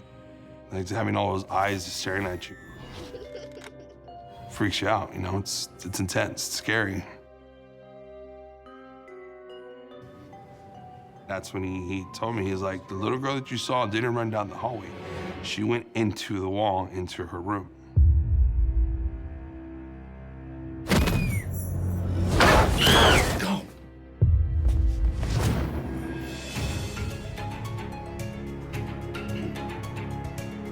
She's the daughter of the former owner. She died in the 1920s. Only his little girl's room with the dolls is still originally intact because that's where she passed away in. She died because she was sick. That's where she was comfortable. That room, that hallway, that was her place. I believe the little girl is attached to the room. Although there's a sense of creepiness with the dolls in the boarded up room, there's not a feeling of danger or malevolence with that. I don't think physically she could harm it. For one reason or another, spirits do stay around, and I think she chose to stay in a place where she was happiest. The hotel is haunted. Although the maintenance man believes in the paranormal, Hector has mixed feelings. I knew what I saw was real, but the spirit stuff, is it true? Is it not true? At that moment, I figured, you know, hey, I gotta do my work. So I went back down to that 2nd floor. I'd heard giggles. Again, I figured, hey, you know, again, being young, foolish, I didn't want to walk away.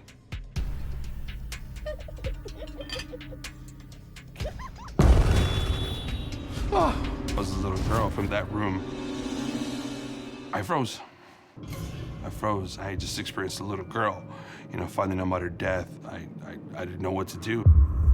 She was very white, had brownish hair, curly at the ends.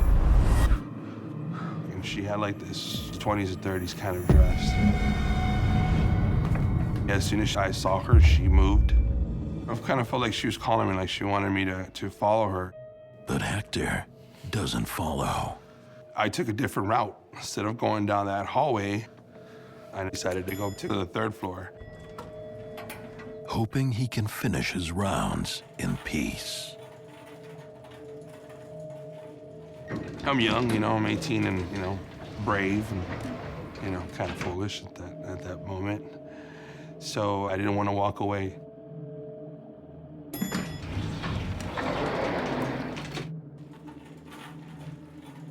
The 3rd floor, it was quiet. Although he tries to put on a brave face, Hector's on edge.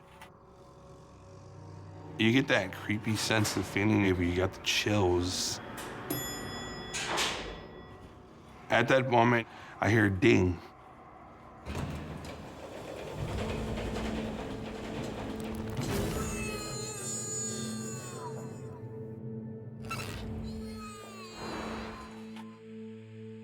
So I stop and I kind of just, kind of collect myself. He's thinking it may be a late-night guest, so he goes and checks. No one's there. Again, I hear a ding. But I'm hoping that a guest will come out. No guest comes out. I knew I was alone. I got chills and that feeling that tingles all over my body.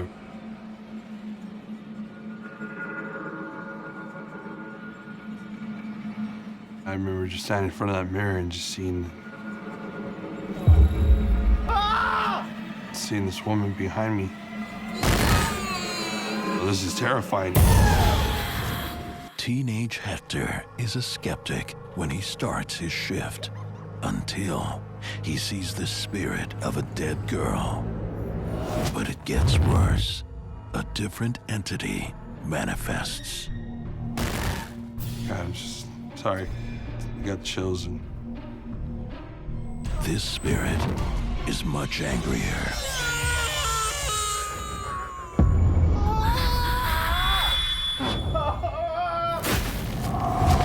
Suddenly, she disappears.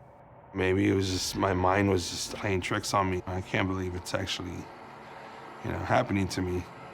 Being a non-believer, it was, is it really real? Is this really happening?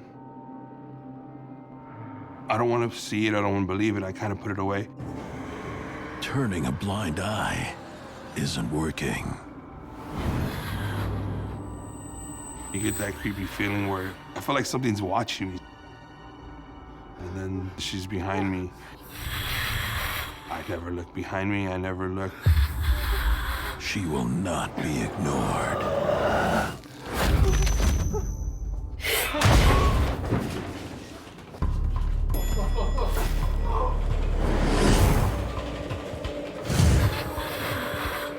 She was just piercing into my soul.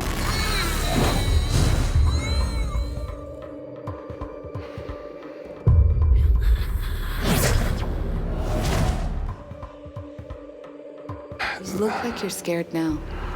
Yeah. It happened when I was 18 years old. I'm sorry. It's upsetting. It's just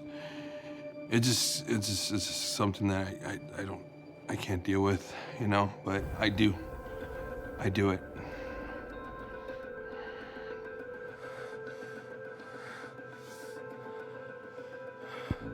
Still to this day, when I speak about it, it still scares me because I can still remember her look.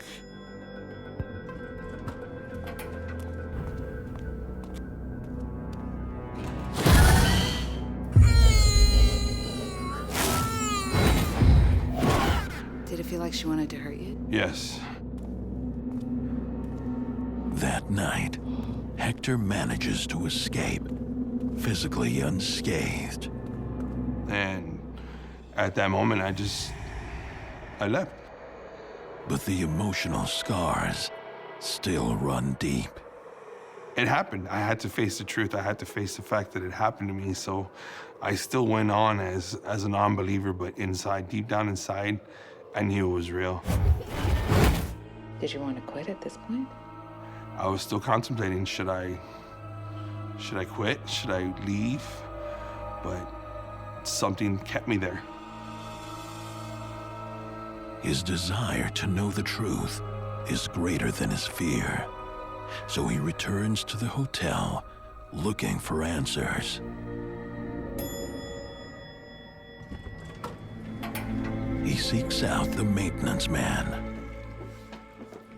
The real kicker for me was I didn't tell him what I saw. I never told him about the woman. He asked me, he goes, "Did you ever experience the woman in the mirror?" Let me guess. You saw the maid.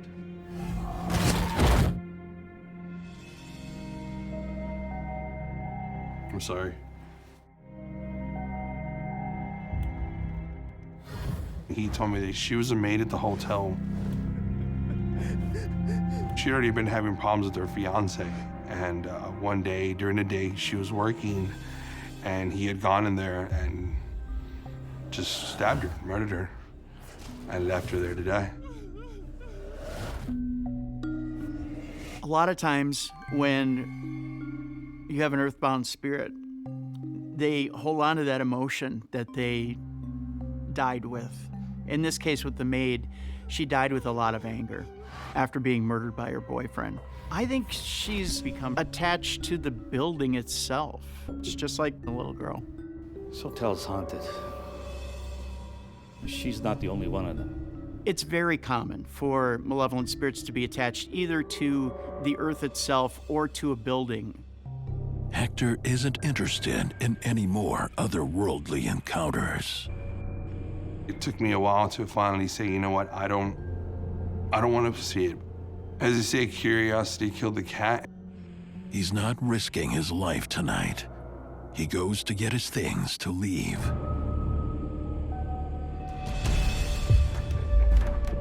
But as he tries to open the door, I could hear like a tapping on the door. I kept staring at that door. Finally, I have the courage to open that door. as Hector enters to grab his belongings, something awakens. While working the night shift, young Hector encounters the spirit of a deadly girl and an angry maid. As he tries to grab his belongings, something more terrifying waits on the other side of the door.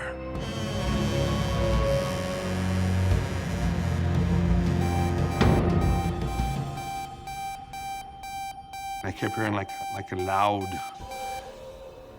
kind of like a beep noise. I couldn't really tell you what it was. And then another strange sound follows. The breathing that just kept getting harder and harder, louder and louder. He can't make any sense of it. It felt like a man's breathing, but it felt like something that wasn't man. It's freaky, gives you the chills.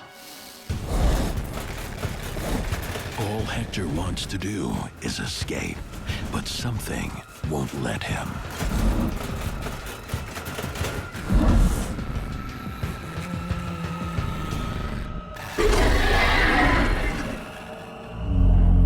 As I turn around, that's when I encounter I call him the Shadow Man. It was the shape of a human, but it wasn't misty. It wasn't like, smoky. It was just like I'm looking at a shadow. I didn't know what to do. At that moment, it's just like everything started recurring in my head again. A little girl, finding out about her death, feeling that terror with that woman, and now experiencing this. It's like, this is it.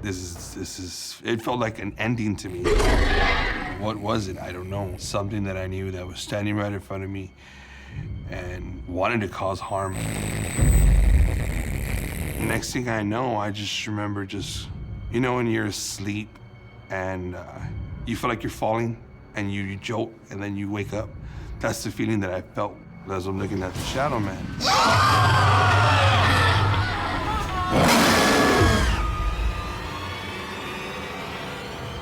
And next thing I know, it knocked me down.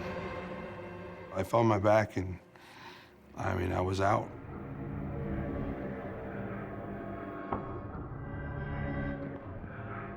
I would say at that point where Hector is being thrown down, that's a fairly large malevolent being. Hector was attacked, he blacked out, and actually had a physical experience. You could call it an extreme haunting. Hey, you all right? What brought me back was the maintenance man. You okay, pal? I got knocked out and I was out for about 2-3 hours. What happened, I have no idea. To me, it felt like I just fell down about a minute. What did you see?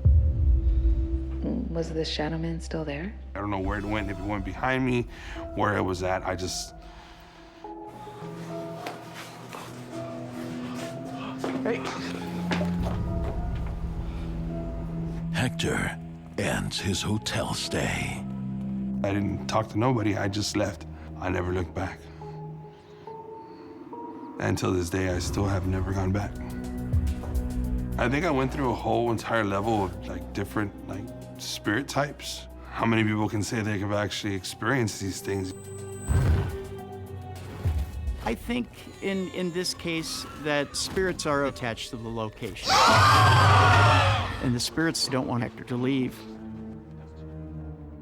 I don't blame Hector for a moment for being absolutely terrified. Are you a believer now? How do you explain to somebody? How do you tell somebody that you know your friends, your family, they're gonna look at you like you're crazy? It was always better just to lock it away and wait for the right time for it to come out.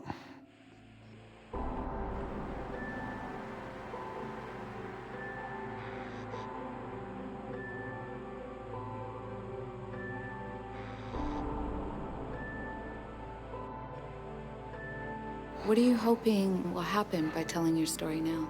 Somebody else will come and say something, or they'll come forward about it. But I know that hotel has a secrecy, and they hold on to their stuff tight.